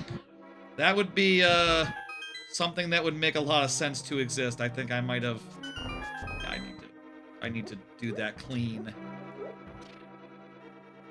I feel like that's going to exist if it hasn't, if it doesn't already. A release thing that says, fuck. That's not what it's going to say. I'll add a magic. Oh, tell me there's a place to get some free magic nearby. Oh, tell me these guys drop magic. Come on, man. Come on, man. Thank you for the YouTube subscription, Mark Baker. I appreciate it.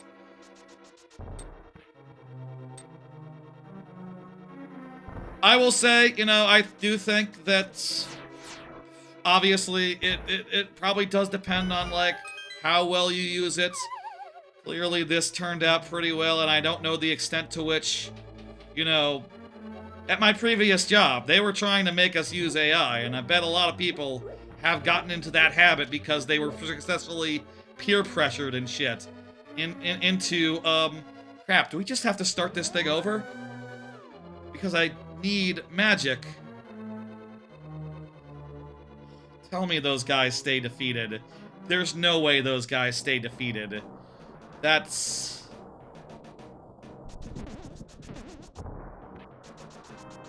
Damn. Did I bring a magic potion in there? I mean, certainly wouldn't be a bad idea. I have plenty of money, and I could afford it. Yeah, I should probably get a magic potion so I don't run out of magic again. Shit.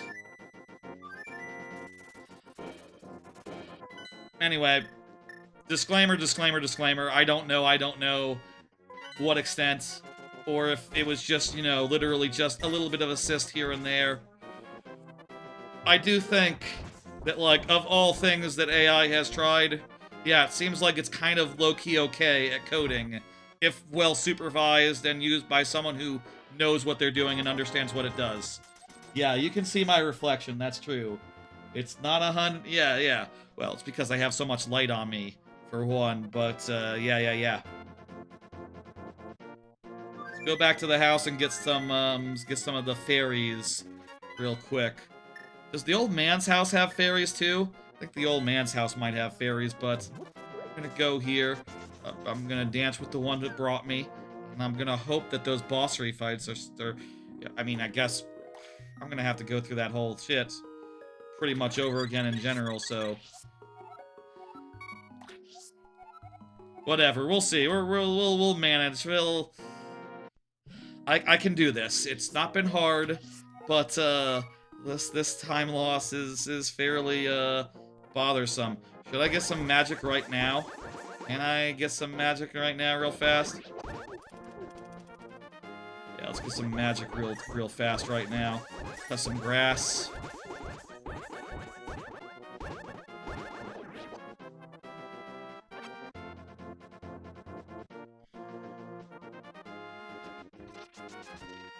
It's a very reflective handheld, the Thor.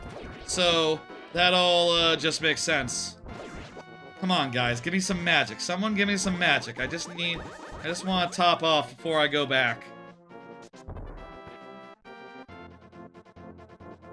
Whatever, I'll check by the old man. Old man probably got me covered. Okay.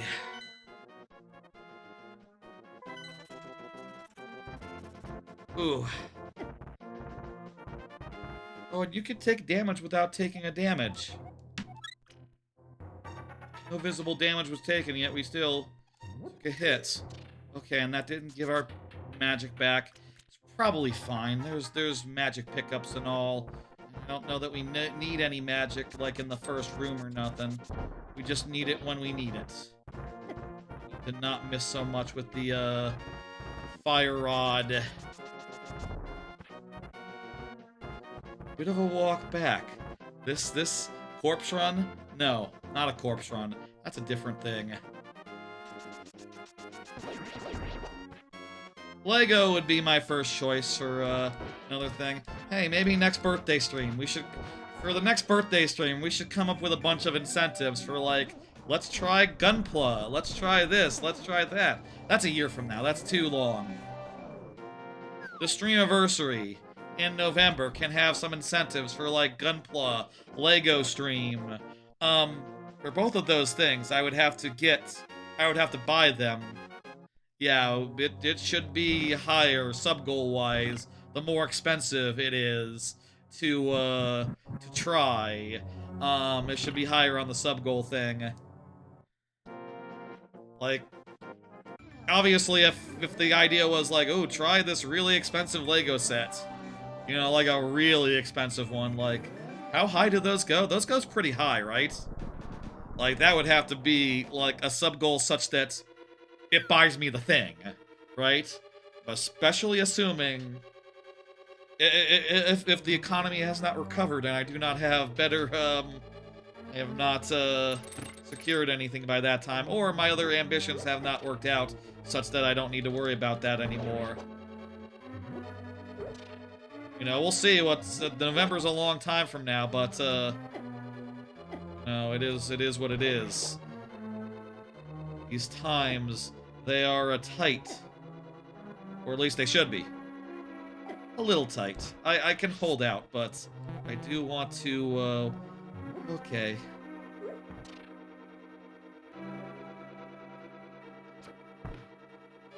Magic would help us, toggle the thing.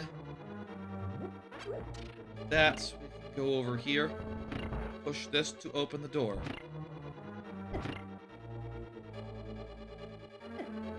We're gonna have to do the bosses again, aren't we?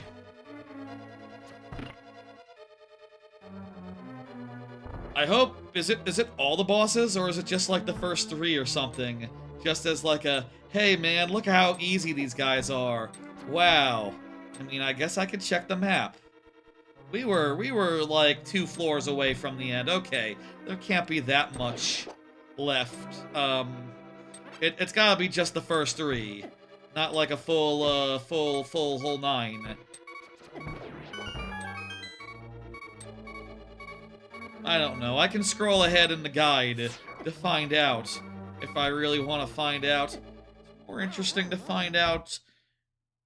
Well, if I remembered, that would be a way. I could just use my memory from the last time I did this whole fucking thing.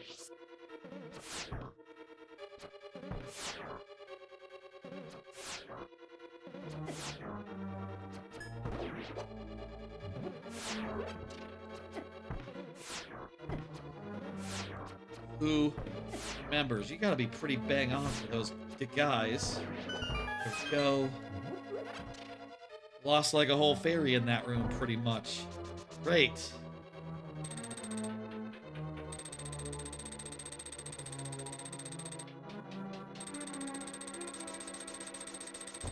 Tell me there's...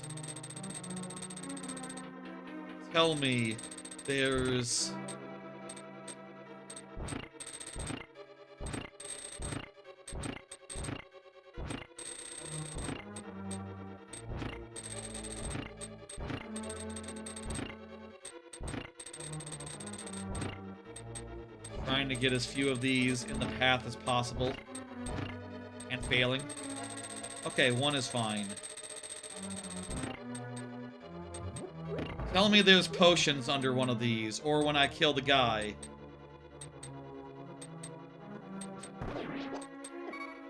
Arrows.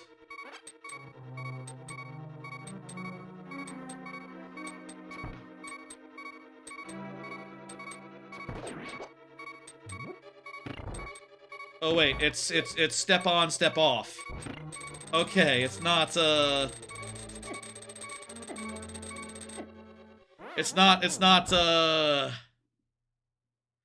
going through our fairies, but at least midway we will get a fairy refresher.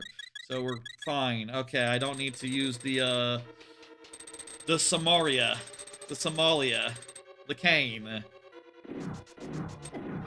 I also feel like with how valuable magic is, I'm not bothered that I didn't get the invulnerability cane. I don't know I would have the magic to really use it that much. So yeah, let's capture these fairies. Good refresher.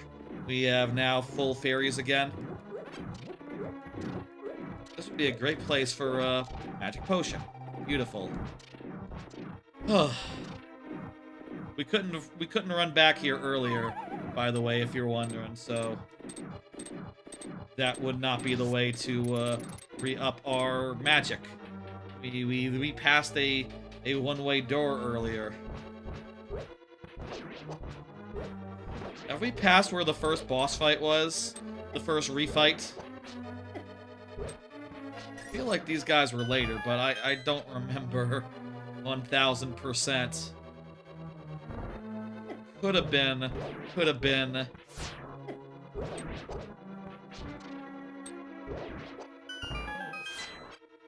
We'll come up with more ideas. I think there will be at least one, you know, rest of the...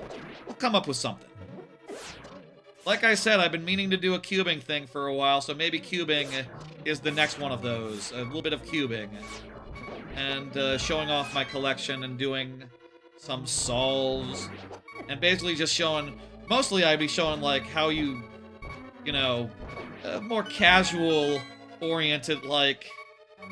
I don't know if I can explain how to solve the cube. You know, the algorithms and stuff, so many of them are just sort of ingrained muscle memory-wise in me.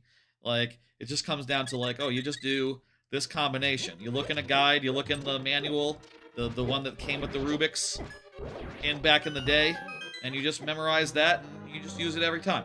And it's good. And there's like 5 of them. And if you want to do a 5x5, there's like 6 of them. There's just one more, casually-wise, to move up to a 5x5. And a 5x5 and a 7x7, basically the same thing as far as those algorithms go. Actually, it's more like 7.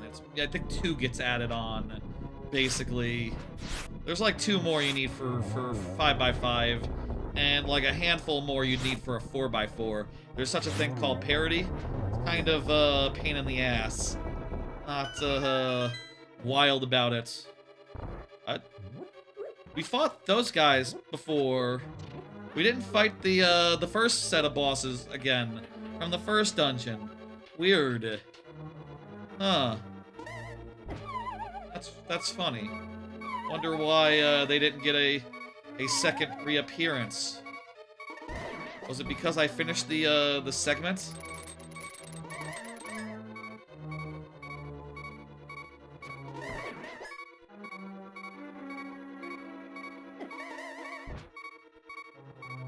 Kill this guy. Interesting these guys don't teleport randomly like in the other games.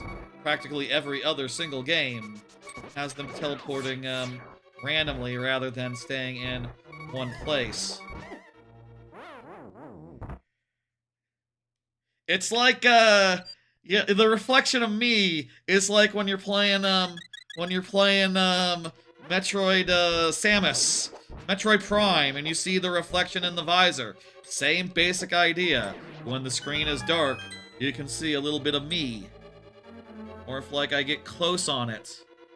Look. You can see my eyes a little bit in there. It doesn't, I currently have it manually focused, so it doesn't actually, adapt well if I take it closer to me. It seemed more accurate, more sharp this way, so, that's, why that is and how, you know, we're doing it tonight. Don't, worry. Next time you'll see, I'll get real close. I'll get real close and you'll see it Samus style. First we unskull. Then you get that posh. Now we fireball, fireball, fireball, fireball. Okay. And get through the door really fast. Cool. How many floors are left? Just 2 more floors. Okay. We're almost at the top. That's right, it's on 2 screens. It's the AYN Thor. This is a mod that came out. It's a sort of a, this mod takes an existing mod and modifies it a bit so that it can be on AYN Thor and support the 2-screen bullshit. It's need to up my magic right now. And, oh, fuck off! The fucking guy was in the way! The fire guy. That didn't hit? Okay, I'm out of magic again, so there better not be any more magic required for the rest of this. I'm out of magic and I'm out of potions, so... Fun! I don't need bombs right now. I still can only hold 10. Actually, you know what? That's a clue, isn't it? I do need bombs right now. Been a while since I only did this casually once. In the randomizer, you don't have to do this. I think it got skipped, or otherwise... Let me pause and check the guide I have open. I'm just gonna scroll towards the bottom of the thing, towards the bottom of Ganon's castle, find this, room.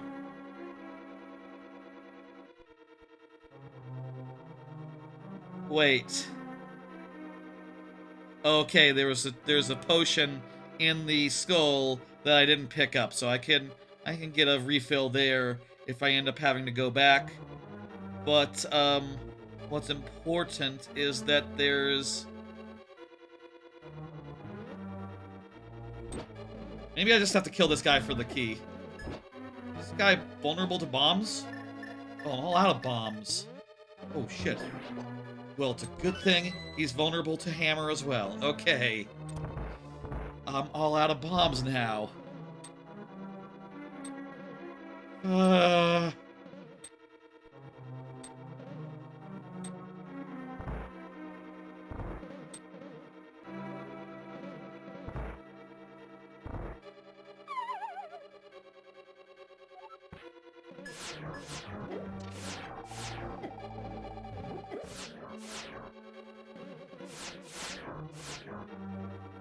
Is there a thing?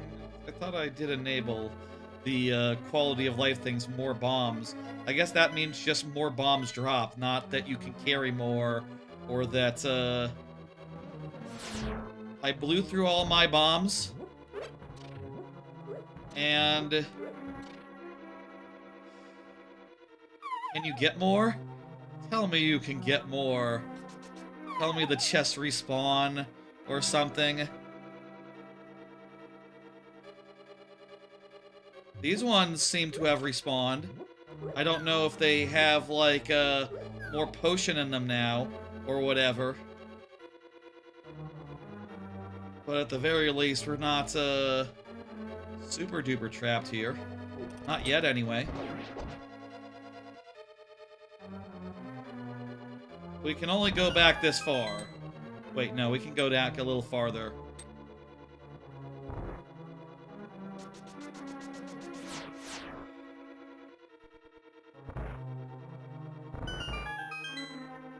Guys are dead. What about the room that had... Can I get back to the room that had, like, a bunch of stuff in it? The room with the fairies. That was a long time ago. And no, this is a this room that seals you in, makes you go forward. Okay. Also, all the rooms reset now that you've switched floors. Is that how they determine whether they reset or not? You switching floors? I did not know that. Hey, well, maybe if it resets, maybe we can get more bombs. Maybe, hey, maybe before we weren't as locked as we thought we were. Maybe this whole floor respawning means that, we can now get, more resources from it. Respawning, restarting, etc. Resetting. Oh god, let's hope. Because I am going to be really annoyed if I have to do a third do-over. If I have to start this over a second time.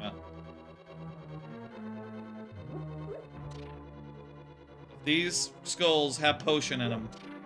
That's a good sign. If they don't, it's a bad sign. Not a good sign.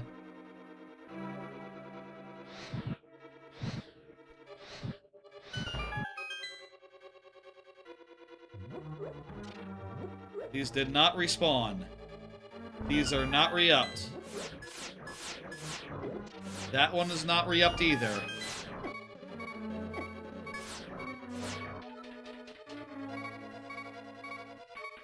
I have one try to do that room with the magic that I have.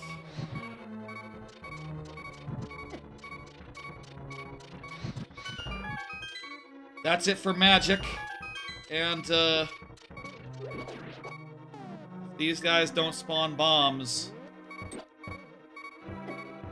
We are cooked. Are we out of, fairies anyway? No.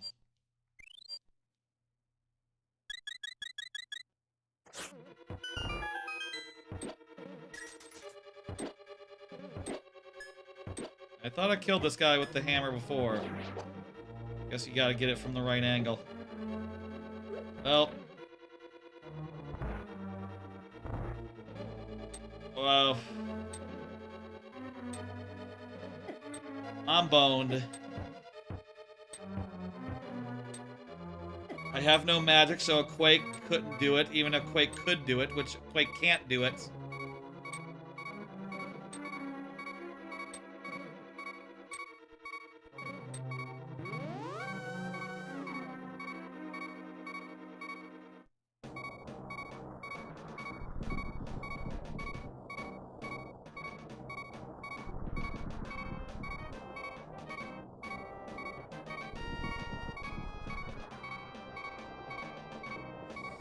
That's a long sequence to have to start from the start.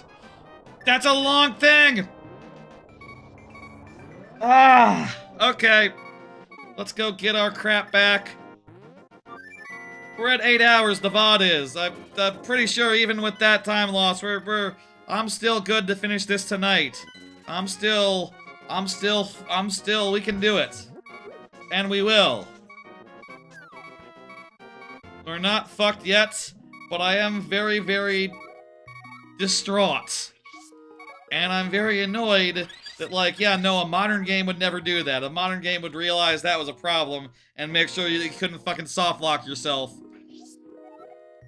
I'm sorry, I assumed those bombs were for that room. It seemed like a reasonable thing. Oh, probably a hidden wall in this room. I get what you're pitting down. No! Thank you for getting me to softlock myself, game. Put the bombs in the room with the bomb wall. Or have a piece of grass that gives you as many bombs as you want. That would be the modern solution. Hey, another thing for the, I do think, actually, you know what I'm remembering? You know, this is a port of, like, Zelda 3, a PC port of this. I think the randomizer does have a quality of life feature that's like, yeah, more bomb pickups in specific places, and that must be what it refers to. People have realized this is a problem before, and some of them have fixed it. Not every single modder, though, has. So Zelda 3 team, as well as the who made the PC port, as well as the person who ported it to Android. Room for improvement, something that the randomizer already got. 2, first. Ugh. Can I get some bombs before I go in? Do I really need to? I don't know, I really need to. We got all our fairies now, right? Well, remember, we should consider getting potion. Fuck that! I'm going with fairies. Fairies are good. Potion can be used to revive health just as much as fairies. True. Okay, let's go buy a potion. It's like a... You know, I have all these rubies. Rubies can be exchanged for goods and services. Simpsons, you know, Simpsons, he's Homer's inner monologue. You know that joke from that episode. It's a great episode. Here, release a fairy, eat it, and now we'll get a potion for our ass. Another thing to note is with the touchscreen, there's no way to get your potion selected. So you just have to use the last one if you're using one, which not exactly ideal.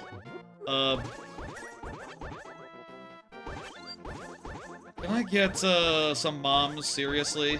I feel like I might end up at the end without finding any bombs. I think there were some bomb pickups in the room with the fairies. Okay, you know what? I'm gonna trust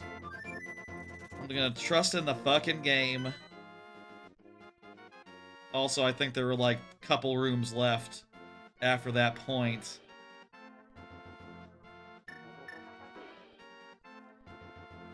Okay.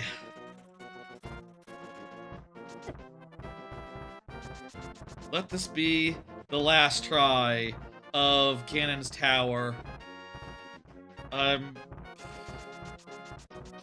Man, I've really been enjoying this game tonight. I think a lot more than I did the first time casually, because I didn't get as many fairies as I needed. I was short on power, short on defense, short on everything during my casual playthrough last year. But like here, now that I have the stuff, it's been pretty nice. And this one last opportunity it really has worked me over pretty good.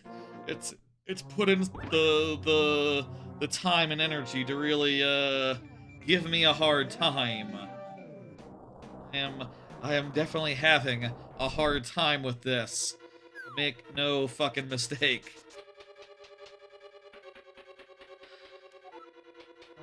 It's been entertaining. It's been very interesting, and I'm glad to have you know, done it. I'm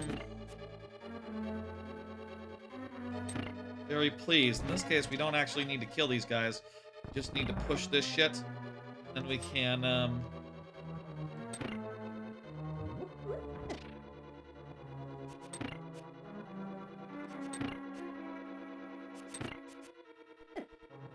go down here.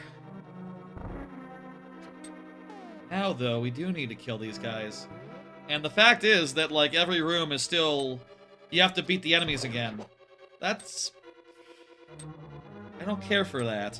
Really makes it a big corpse run. That's, like, one of my least favorite things about this. Is just, like, the lack of shortcuts. You know?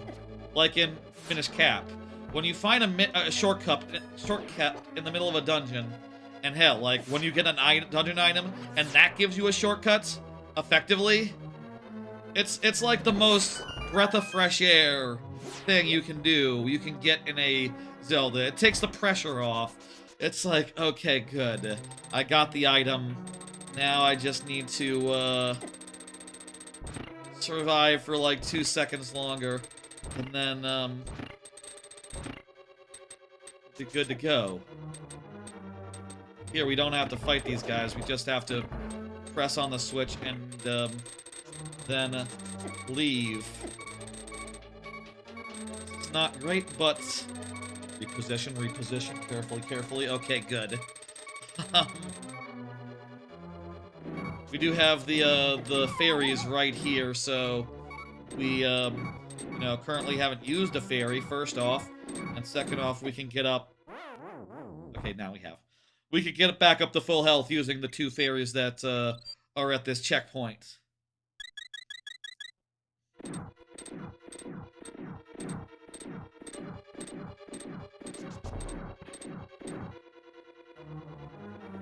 Okay. Okay, waste of a fairy there. Whoops. Also, good, hey, I was able to get 2 bombs. 2 bombs. And some magic. You know what? I'll fucking take it. I'll fucking take it. It's good. Let's do this shit. Let's get this done. Kill these guys. I wonder, we haven't... The first boss... I guess the first boss was downstairs. That's why we didn't see the first boss again. Because we already been through the area with the first boss.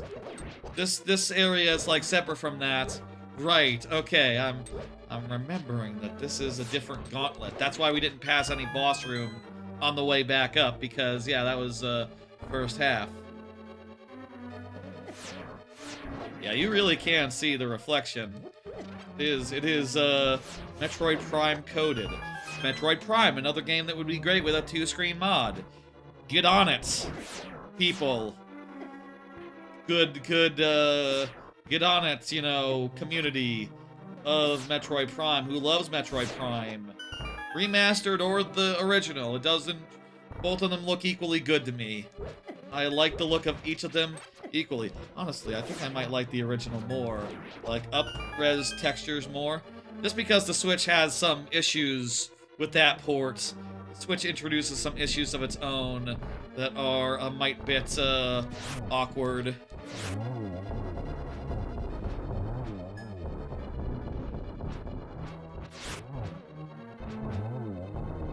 Here, look, when we're going room to room in a second. No, there's no black screen here. I'm getting some more bombs, and I know where to use them now.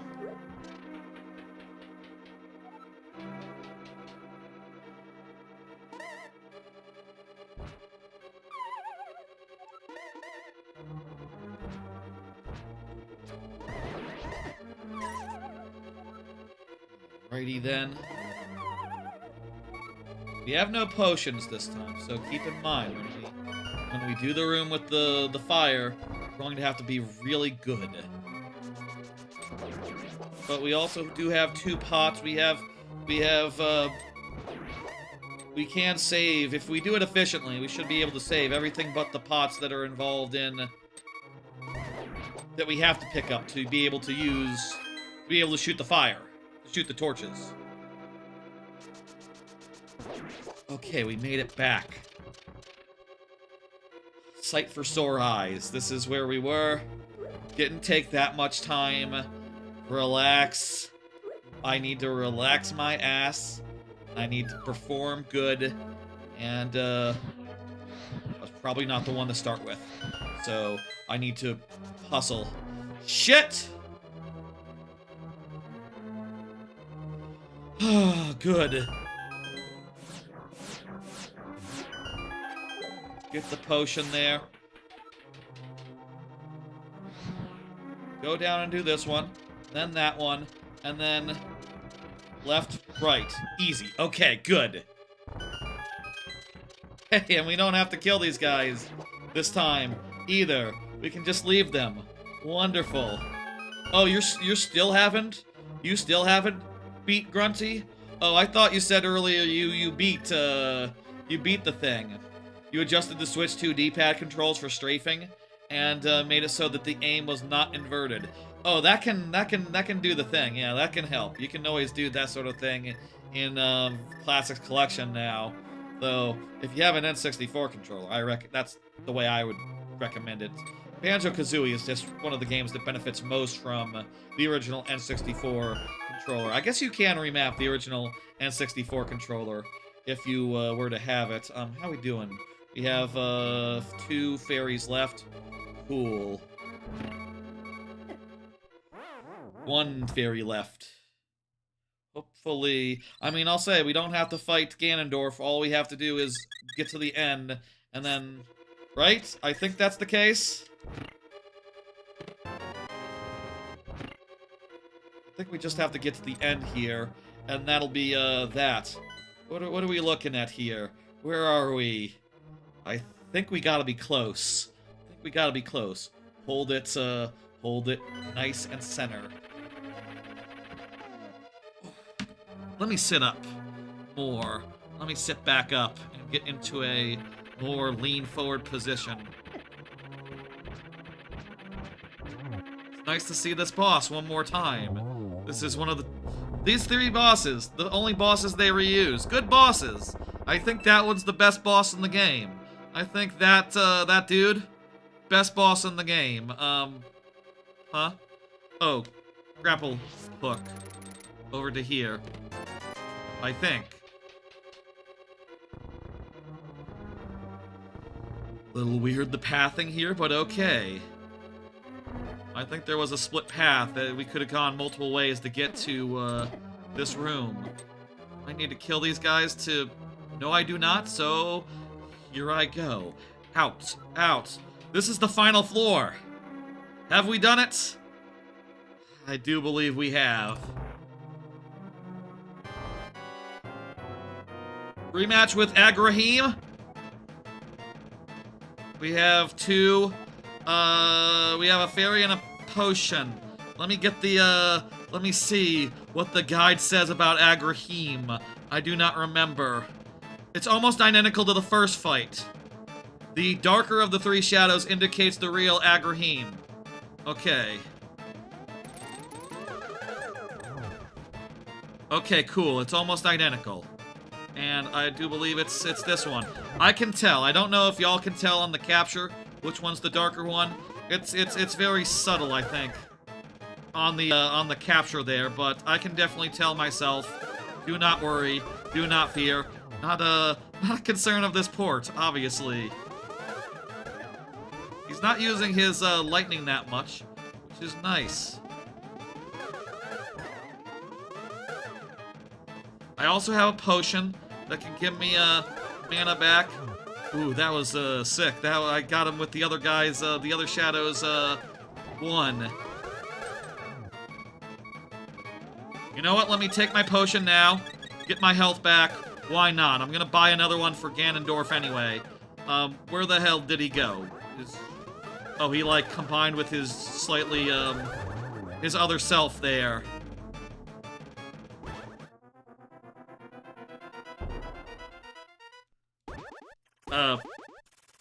You're leaving, right? This is done. This is done. Yes, good.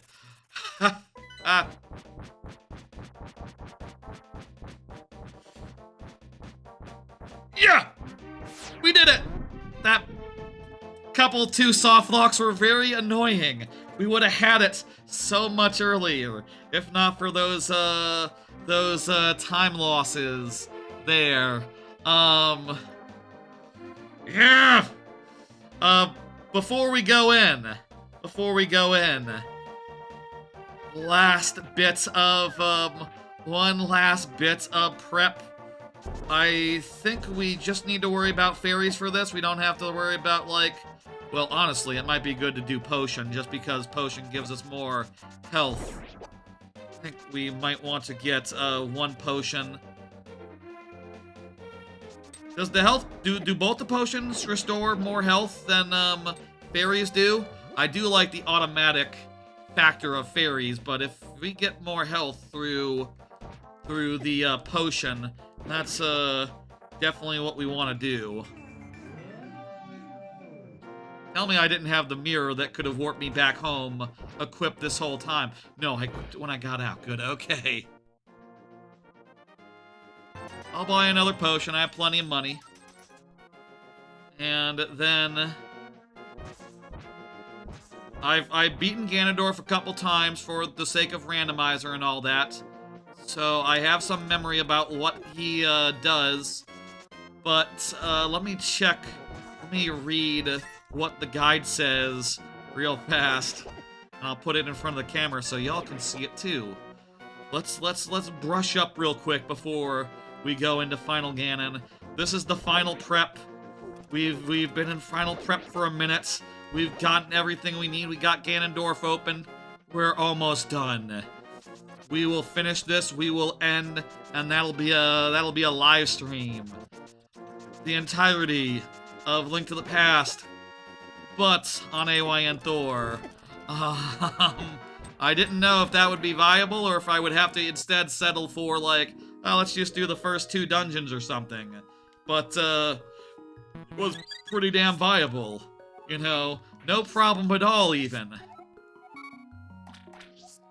I think I'm out of space now, but, I'll just make sure. This has been rad, and, you know, I'm so glad to have, gone in here and gotten it done. Let's run up and, start the thing. Okay, first. Those guys kind of remind me of Pokemon. Those guys with the green and the stalky. They kind of remind me of one of the plant-type Pokemon. Let's sort of like Pokemon like. Let me look. Okay. Folks, we're at the final boss. We're about to go fight Ganon. It's the finale. Here we are. And before I go in, I just want to quickly look at the guide here. I have ZeldaDungeon.net open. I've fought this guy a couple times before in my life, and I'd like to make extra sure we're ready. Full hearts, full magic.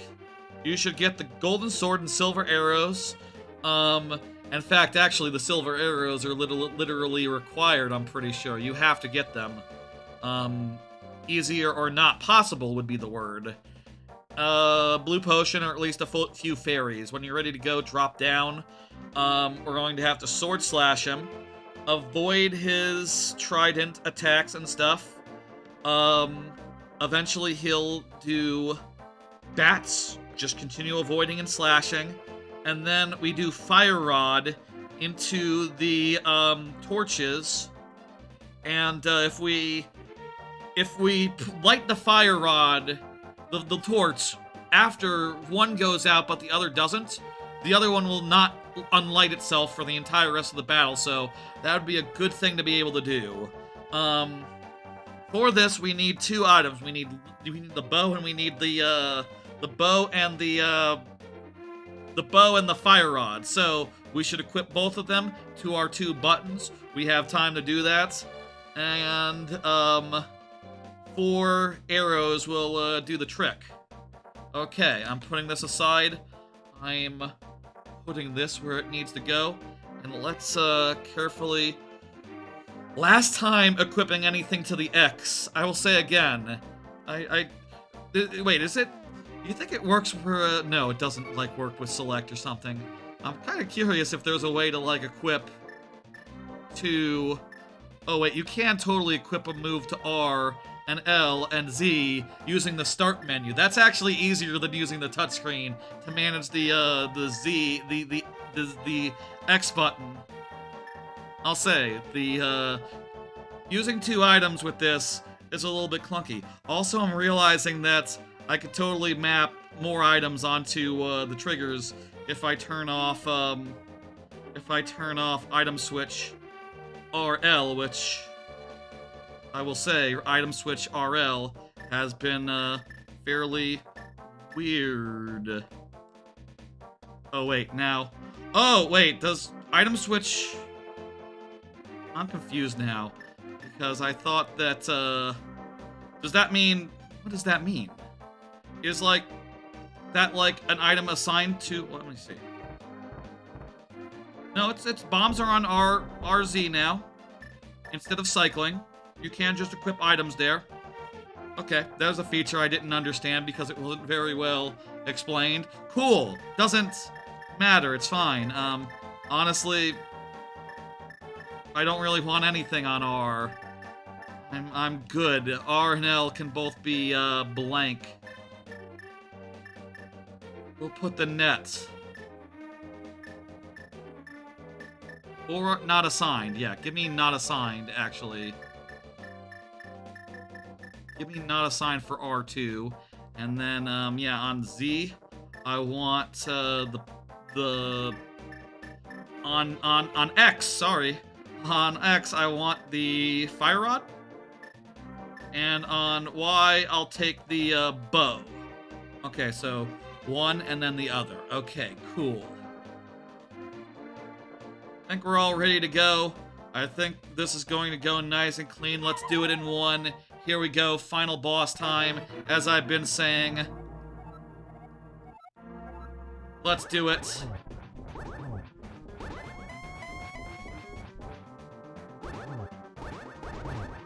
Funny he makes that noise. I always associate that noise more with the Wizrobes and their teleportation. I guess he is literally doing the Wizrobes move before the Wizrobes knew how to do that. They just disappear in this one, and then appear in the same place. Kind of odd. Kind of weird. But yeah, that was originally his move.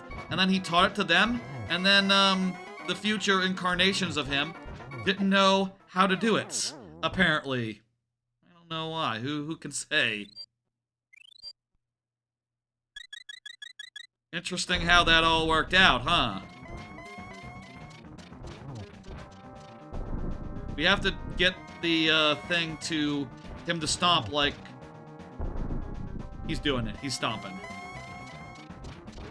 The torches start to go out like after. Okay, I got fire on. Fuck.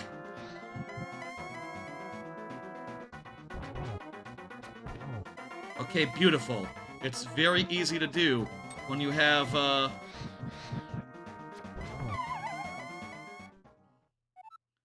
Wait, what? You can fall off the edge? I've never fallen off the edge before. Where the hell is this? What the hell? There's an inside to the temple? Okay. I guess I should go get another fairy real fast before we go back in. We should, go fairy up real fast. Alright, that was going pretty well. This is not, looking to be super duper hard. We can, definitely manage. I will say again, by the way, final thoughts. There'll be a whole final thoughts section after we finish. I will give my final opinion on this and, you know, say the obvious, that I wish for more things like this to exist. And for, you know, for them to be... I feel like this is just a start. I feel like this is just the start of something that's going to be beautiful once, there are more of these, and... there we go. Once there are more of these, and they'll be lovely, good, fun, in general. I feel like, right now, it might be a little bit overexposed, honestly. I could have brought the darkness down just a touch. Oh well. It looks good. It looks bright. You can see what's going on. And, the colors are pretty accurate, if slightly, sometimes they're darker, sometimes they're less dark. It's close enough. Good enough for government work. Let's take two, Ganondorf. Let's do it. Yeah, I know, right?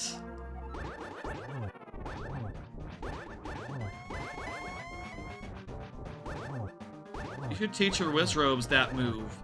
They're going to, you know, they're not ready for it yet, but their kids will be.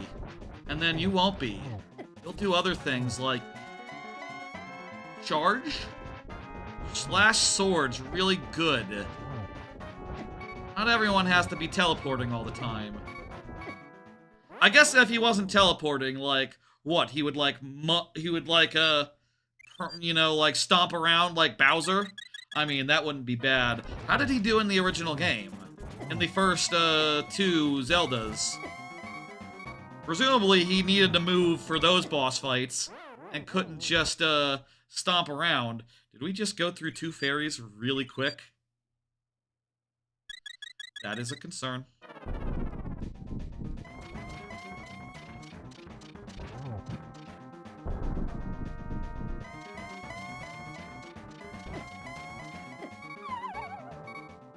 Fuck. Yeah, we did. We went through 2 fairies and then we fell. Okay.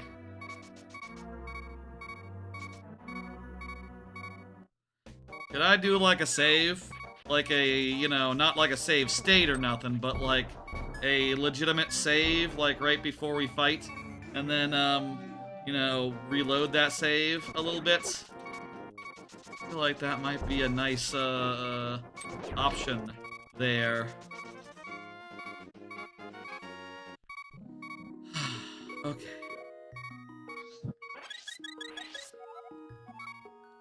We also don't have that much magic juice left anymore. Are we losing all our magic juice a little bit at a time? That seems like a concern. Where's the best place to get magic juice back? Guess I could go buy a potion. Place to get magic back. Don't suppose the fairy fountain. Like a fairy fountain around here somewhere, right? There's the fairy fountain down here. Don't suppose she heals magic. That's not it. That's the cave where the thief was. I think it's the one that's near the... Maybe also we could just find some in the grass. This grass isn't as lucrative as it is in later games, right? I think it is. Soothe my wounds and wear my weary... No magic, okay.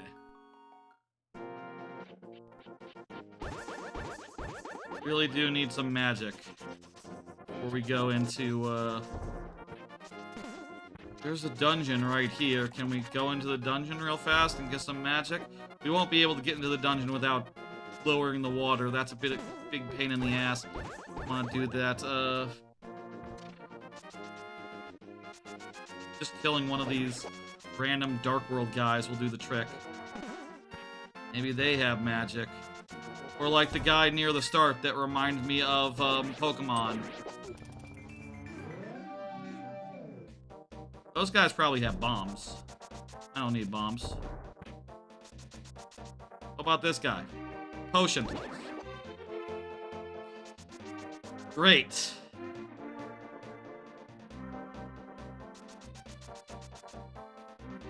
I should have magic, shouldn't I? Whatever, I have a magic potion. That'll be fine. And I can use it to get through the battle as well. Health-wise, it'll be handy.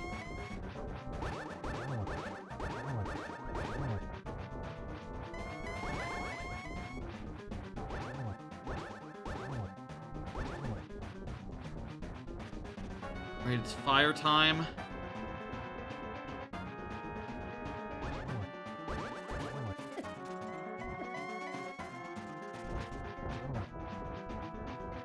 Shouldn't be afraid of taking damage. We're gonna potion. But also, we should make sure we're not hitting 0.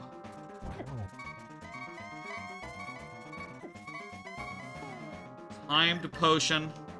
Let's do it. Alright. And now we can switch back to... bow? Yes.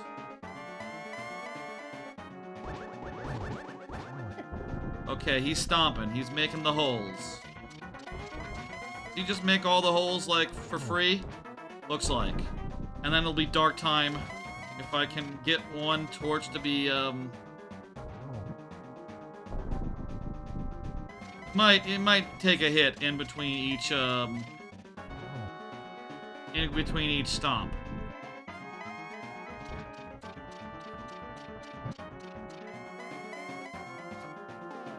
That's really fast to light both at once. You really need to be, like, sitting on the thing to, do it. Also, don't just keep the equipment. Okay, 1 hit.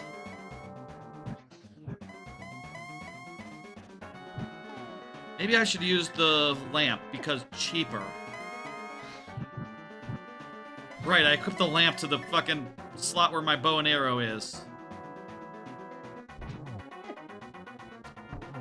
Second hit.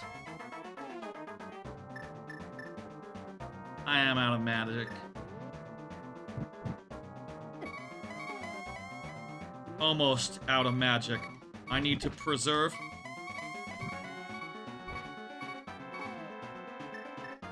Okay, come on. You know what? I need to use the lantern and the. Need to use the lantern and the bow.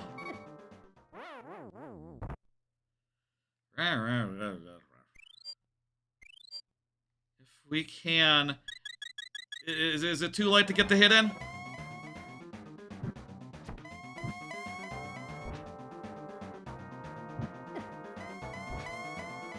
Might be too late now, since here's one, here's the other. Okay, we have. Do we have enough magic to do this? There's one. There's two. Oh! Oh! Just enough! Oh, just enough magic to finish the job, to finish the fight. It's over. We beat it on the AYN Thor using the two-screen port of the PC port, Zelda 3. This is the Android port that supports two screens. That has been made more recently. Finn! Finn, that's it! That's all! We did it! Oh! Hello, Triforce, how you doing? I didn't know the Triforce talked. Apparently the Triforce talks. Did y'all know that the Triforce talked? I didn't know that the Triforce talked. The Triforce talked. This took us around 8.5 hours to do this whole thing tonight. Let's, after this ending happens, I'm gonna give y'all some of my final thoughts here. And, then we will end stream because it is done. Oh wow, nice Bucket. You just defeated Grunty right after Ganondorf? I just defeated Ganondorf? That's good timing. I'm happy for you beating Banjo-Tooie for the first time. I've beaten Link to the Past once before, though I think I did use save states and rewind that first casual time. And I've beaten this guy in the randomizer once or twice. I forget if I had to do that for Link to the Past / Super Metroid. I forget if it was just if I had to do both endings. It's been like most of a year since I did that combo randomizer. You use rewind and save states for Link to the Past too? Yeah, first time I really had to, but hey, this time worked perfectly. It went off like a charm. And this I'll say, yeah. Anyway, folks, final thoughts about this thing, about this let's do final thoughts. Let's talk. Let's say, hey, what's up? This thing is lovely. This is a great port of the Zelda 3 PC port. It seems pretty solid. Definitely has some quality of life and usability issues insofar as, you know, to name a few, the fact that on the bottom screen, the X and the Y input mapping is kind of the opposite as it would be like in game, you know, like the X is located under the Y and vice versa. Other things, you cannot use the touchscreen item stuff while the game is paused. You can only use the regular default item management while the game is paused. That's pretty awkward, and means that you can only use the touchscreen stuff while in the middle of battle, while in the middle of the action, which is awkward, I'll say. There's a couple of things in this that are awkward, and a couple of quality of life features that I think both the Zelda 2 original PC port and this could use, unrelated even to two-screen stuff. Like, I think there should be warps from the start of the dungeon to the end of the dungeon that unlock midway through, like in Minish Cap. That would really, like, take a fucking load off when you're at the end of a hard dungeon and you just don't want to have to do that whole corpse run again, even if it is made a lot easier when you are good, and make sure that you have the best sword that you have, all the fairies that you have, etc. can have, etc. etc. Certainly, I'll say, just generally, Link to the Past wise, I definitely feel stronger about it and more a fan of it doing this a second time versus the first time, where the first time I just was not. I did not get the equipment that I needed as fast as I needed it. You know, I did not have fairies, I did not find a net. I don't think I had a net until, like, maybe endgame, maybe not at all. And that was not the way to play that, and as a result I had to sort of survive on rewind and things like that, and save states. And playing it this time, but making sure to be as kitted out as possible, you can be pretty tough. You can manage, like, pretty much any dungeon. Honestly, the hardest stuff maybe was up front with, like, the first few dungeons before we had fairies and all that. And I'm much more a fan of this game now, though I will say parts of Ganondorf's castle and parts of Turtle Rock did really irritate me. If I were to do a tier list of all the dungeons, I think those two are in the lower tiers, I think. Though, on the higher tiers, you have the Ice Palace, you have the Thieves' Layout, the Thieves' Hideout, Thieves' Town, and you have the Tower. And I think everything else is somewhere in the middle. Maybe next time, maybe on Friday. I guess that's not next time. Next time will be tomorrow. Maybe next time, let's do. I could do a tier list of that, or I can do a tier list of that off stream. I just need to decide on the mid ranks, I guess. Link to the Past is great. I really enjoyed. I think I've enjoyed this the most I've ever enjoyed Link to the Past, and that's a good sign of the DS of the dual screen mod here. That's a good sign because, hey, you know, what quality of life things it did offer really helped a bunch. If I had to say though, here's my thoughts of the dual screen features. Okay, here we go. I do think that the map stuff really disappointed me. The map on the bottom of the screen and overworld stuff was not useful at all. It often didn't have the same information as the pause screen map. When you pause and its zoom either was like too close to see everything or too far to like really get a good idea of like what's there. Like there was basically chrome around the whole edge. I could show it if we weren't in the middle of credits. And look at those credits. I'm sure they're very nice. Wow. Has anyone streamed credits of the two-screen mod of this before? I don't know. It's not that interesting. The bottom screen goes away for that.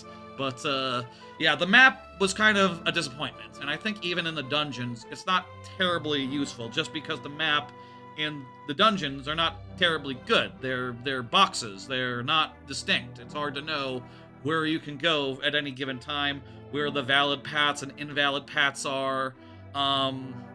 It's not terribly useful compared to, like, any other Zelda game, short of, like, maybe some of the other 2D ones. It's certainly probably a, you know, I guess like the original didn't have maps, so it's a step up from that. Did a Link's Awakening have maps? I'm not sure, but I'm sure it was good for its day. But like, yeah, no, having it on the bottom screen was not as useful as I would have imagined. But on the other hand, conversely, having the items on the bottom screen was really useful. The second item slot, because of how awkward it was to equip using the touchscreen, I ended up not switching around that much.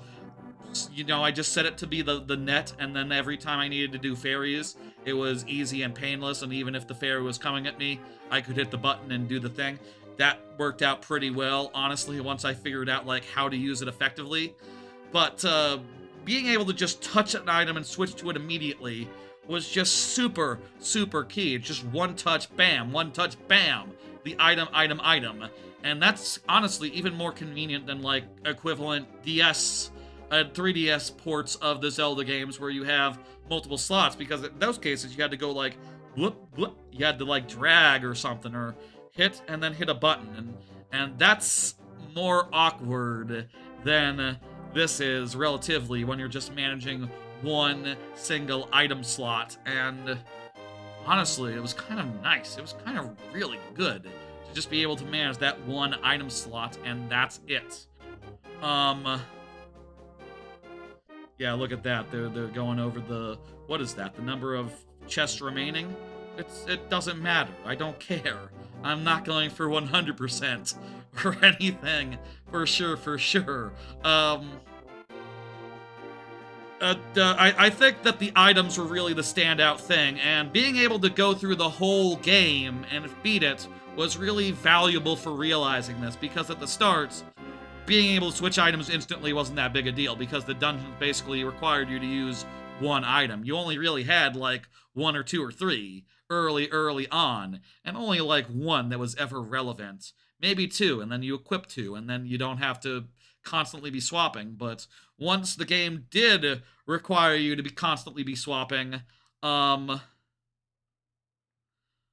the game did require you to be constantly swapping, it was invaluable. It was great. It was killer, and my God, it just came in clutch so many times, and was just such an improvement over the other like quality of life thing that other versions of this have had, where you just like the triggers switch rotate between your buttons, because you don't have to find it in a big linear list. You just have to plop it. You just have to throw your finger down. There you have it. There you have it.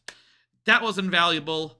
I will say I think the fairies should be visible and equipable on the main screen. On that touchscreen, you can't do that. You just have to rely on their automatic properties, or otherwise manage them using the pause screen. I'll say again, the fact that you cannot manage with touch during a pause screen, the touch menu, the touch items goes insensitive, goes doesn't work anymore. That's weird. There's a couple of quality of life issues that you're going to have to deal with, at least at this stage. I think this is officially in like 0.3 release, so it's not 1.0. I'm hopeful that a lot of these things that I'm saying, a lot of these ideas that I had, what was the thing I had earlier? Oh yeah, the warps. I already mentioned the warps. That would be a good one. Wasn't there another one? Right. In the randomizer, they add like extra pickups to certain piles of grass and things to prevent you from soft locking. That would be a great one. So like the bombs and the cases where if you run out of bombs or magic, you're boned. Something of that sort would really be very helpful, and fix a problem that the game definitely does have, and we definitely did run into. And I could say this was revolutionary for its time, and I had a hell of a good time. It's really well paced. Getting through it in like 9 hours felt like a good length of game, not overly long. Every dungeon was quick. Some of them could have used more of a focus on their dungeon item, but I understand dungeon items were basically a new invention. They didn't have them before. I guess maybe, I don't know, Link's Awakening, was that where they actually came from? Were they somewhat in NES one nominally? This is just here, right? I guess let's just close it then, and then reopening, launch game. I put it in the Android game category. Anyway, I think this was lovely. I think this is good. And moreover, the thing I will say most of all about this is that this is exactly the thing I think should exist in the world. I think there should be a lot more, PC ports to Android that get ported to Android and add dual screen support. Like, I think the Metroid Prime games would be very well suited. Not every game would be very well suited. And certainly, if you go look at the 3DS and the Wii U libraries, you'll see plenty of games where the second screen is entirely wasted, or, well, in the case of Wii U, I'll say that even a mirrored screen is wonderful, because then you can play it off TV, and that is lovely for the purposes of playing games and watching shows at the same time. It's not a waste. It's not a waste at all. It's actually good, and we like it, but, there's plenty of games that won't benefit from such a thing, but for those that do, I feel like this sort of thing is fantastic to see start cropping up, and I hope to see it more often with more games and as well executed as this. I hope that there's a lot of these in the future, and that handhelds like this, more future ones, more advanced ones even, make this more viable even with, I mean, I think right now you could probably do this with like Metroid Dread. That would be, I think, possible on this exact hardware, though I don't know, like, is it very easy to do like Switch emulate? It is, Switch emulation is very viable, but like tying in a Switch emulator into your two-screen mod thing, that might be tough. But I do think there's real potential for this, for games such as Mario Odyssey, games such as even the Zelda ports that I wouldn't mind seeing original N64 Ocarina with a two-screen mode that was like this. I wouldn't mind seeing original Majora's Mask. There's so many games that would benefit from this, even if it would be kind of stupid to go through the trouble. I bet I hope someone's looking at their collection, looking at what they are working on. Would Donkey Kong 64 benefit? Unless they added in a map? No. But they could add in a map, so maybe. Mark that down as maybe. Honestly, Banjo-Kazooie and Banjo-Tooie also could use a map.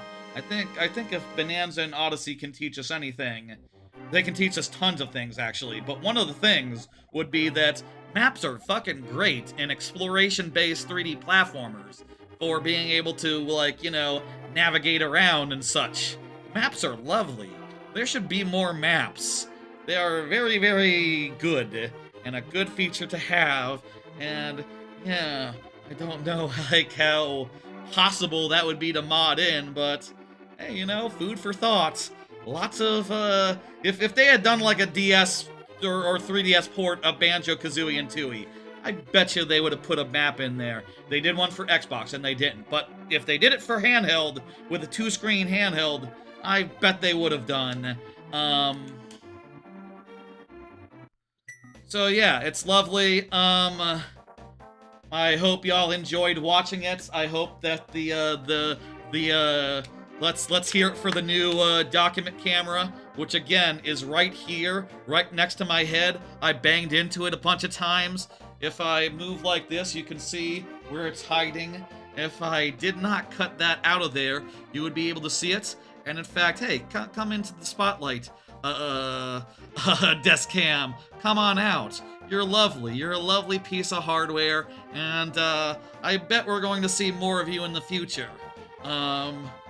Sort of doing a nice bit of, like, this is the new desk setup. We're never doing the previous, like, play a game at a desk ever again. No, the desk setup is now permanently the desk cam setup, the document cam setup. I'll say that. I'll say that right here and now. Anything else before we end? Let's see now. Any last thoughts? The turn-while dashing was cool, as was Mirror by Dark, Collect by a Sword, Sword Breaks Pots.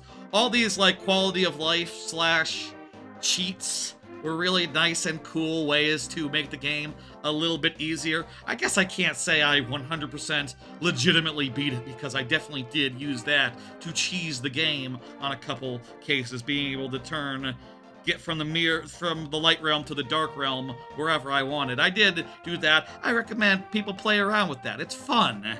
It feels good, and it cuts down on some stuff. It also makes some challenges remarkably simple.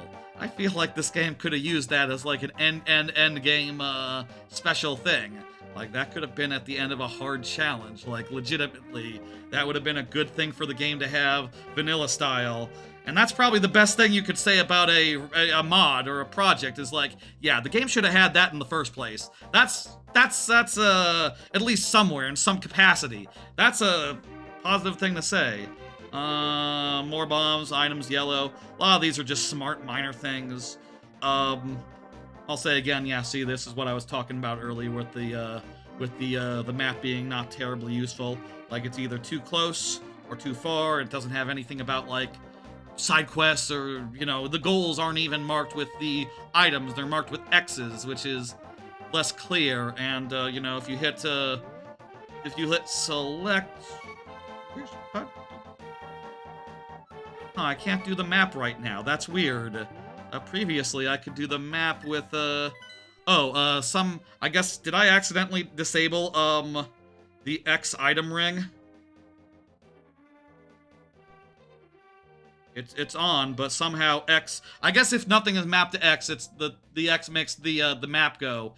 This was a better map on the top screen. I wish it could have been more comparable to this, and I think it actually is pretty zoomed out there. Maybe it's just, you know, the way that it ended up mapping. This should be like, should be like, you see what I mean? Should be bigger. Couple of minor UX things that I think could be improved. The item page was definitely the standout, the MVP, and if map and gear could be, honestly, if like the bottles from gear could also be in items, and also that you could get to the bottles on this page, that would help a lot. Those are like some of the last things. Oh, I think the AYN Thor finally ran out of power. Okay, it lasted until the very end of the stream. Good. I was not keeping an eye on the power drain. Apparently we were at 0%. Oops. Ha ha. I can plug this in and confirm real fast. And you can also see, yes, indeed. Look, while the screen is black. Reflection of me confirmed. It is just like Metroid Prime. Visor. Yeah, it ran out of power. I was curious to see how long it could last and the battery life thereof, so I didn't want to like keep it plugged in the whole stream, but you know, I kind of forgot about that gimmick near the end, and it turns out if we had gone a little bit longer, we would have hit that, wouldn't we have? Okay. Cool. Well, I'm just gonna unplug that for now. We'll leave that. It's a lovely thing. Could have an alert to say when it's low battery. That would be a good idea for AYN in particular. Additional feedback for AYN. Low battery warning. I've definitely been playing like a game on this thing, and then it just says shutting down. That's happened a couple times in the last week, I'll say, even besides streams like this. Folks, that's gonna do it. We're done. So, let me say, this schedule, I'm gonna change this real fast right now. I'm gonna change this. We discussed during the stream today, since Splatoon is launching at 11 p.m. tomorrow, we're gonna change this. It's gonna be Wednesday, 22nd at probably like 10:45, 10:50. Say like 10:50 Central, just right before it comes out. We'll start that stream, and then launch night stream of that. Look for that tomorrow, real late at night. Little less than 23 hours from now. About 23 hours from now, basically. That'll be when that is. Then, nothing on Thursday. And then on Friday, we will have the Mario Maker 2 viewer levels, as we usually do. Like I said earlier in the stream, I think I would like today, that Friday stream to be a little more chill, a little bit more short-term. So we'll be coming in with a small slate of things to talk about, and an intent to do like maybe 2-3 hours. Not 4, not 5, definitely not 6. We'll see how that goes. I feel like we should be on the short side by now, but whatever. I can show the 1 second. Let me throw to a break and like correct the calendar real fast.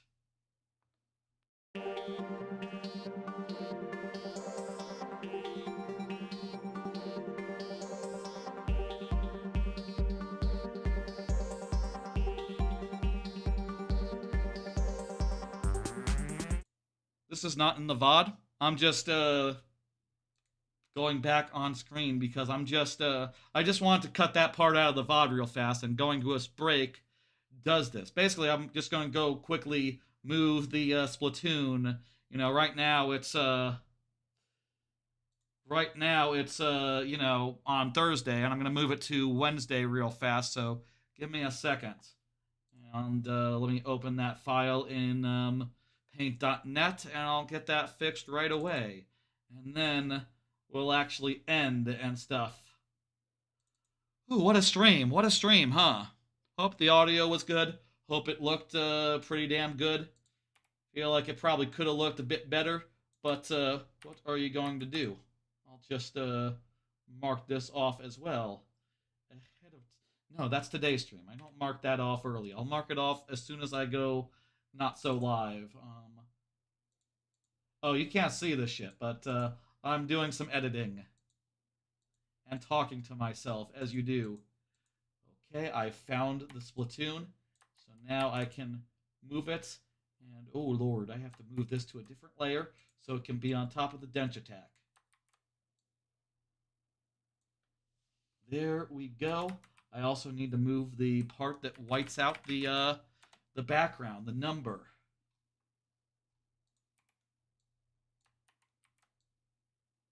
Perfect.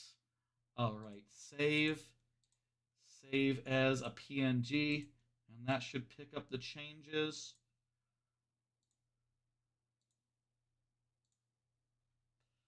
Got it? Yep. Okay. Good. Let's end. Let's do this.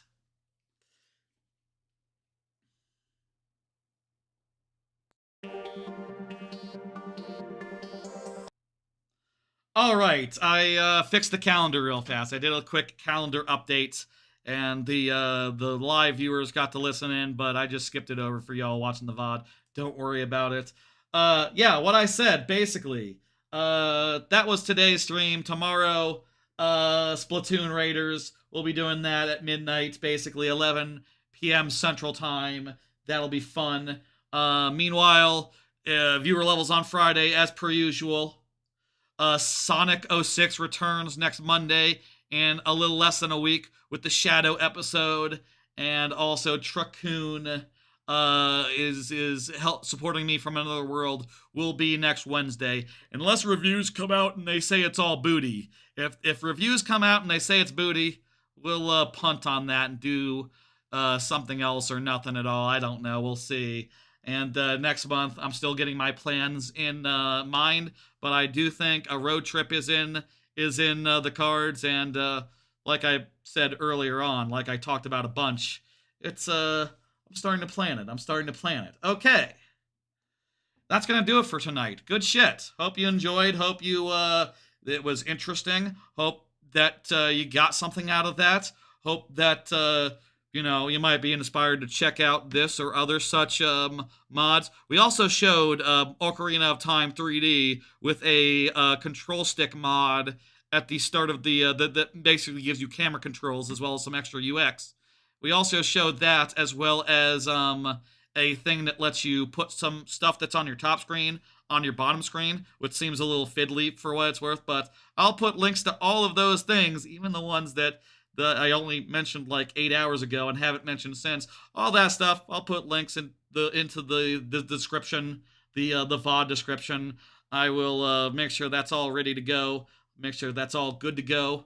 I'm just realizing I did not like step aside to get a clean shot for the thumbnail when we got Ganondorf, did we? The thumbnail can have my hands in it, I guess. That's fine. Well, folks, that's gonna do it. That's going to do it for tonight.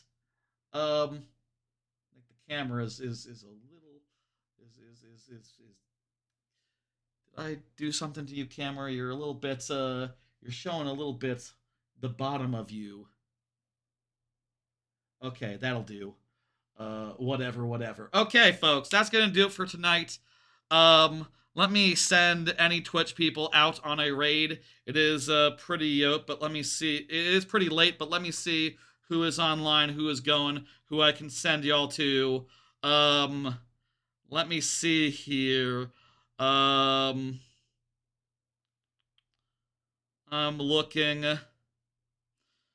I'm going to send you to GXP Streams, who I don't remember when I followed them, but they're doing one-handed Wind Waker HD, which sounds like a good gimmick. That sounds like a fun thing, and that's kind of adjacent to what we did here. Okay, folks, that's it. I'll see you tomorrow night for Splatoon, Friday for Mario Maker, and more in the future. Sonic 06 next Monday. Oh boy. More in the future, more in the future. Give your love to the VOD, also to the short form content, and if you please. And I will see y'all tomorrow, Wednesday night. Then Friday, then Monday, then additional more times. I'll see you when I see you. Have a good one.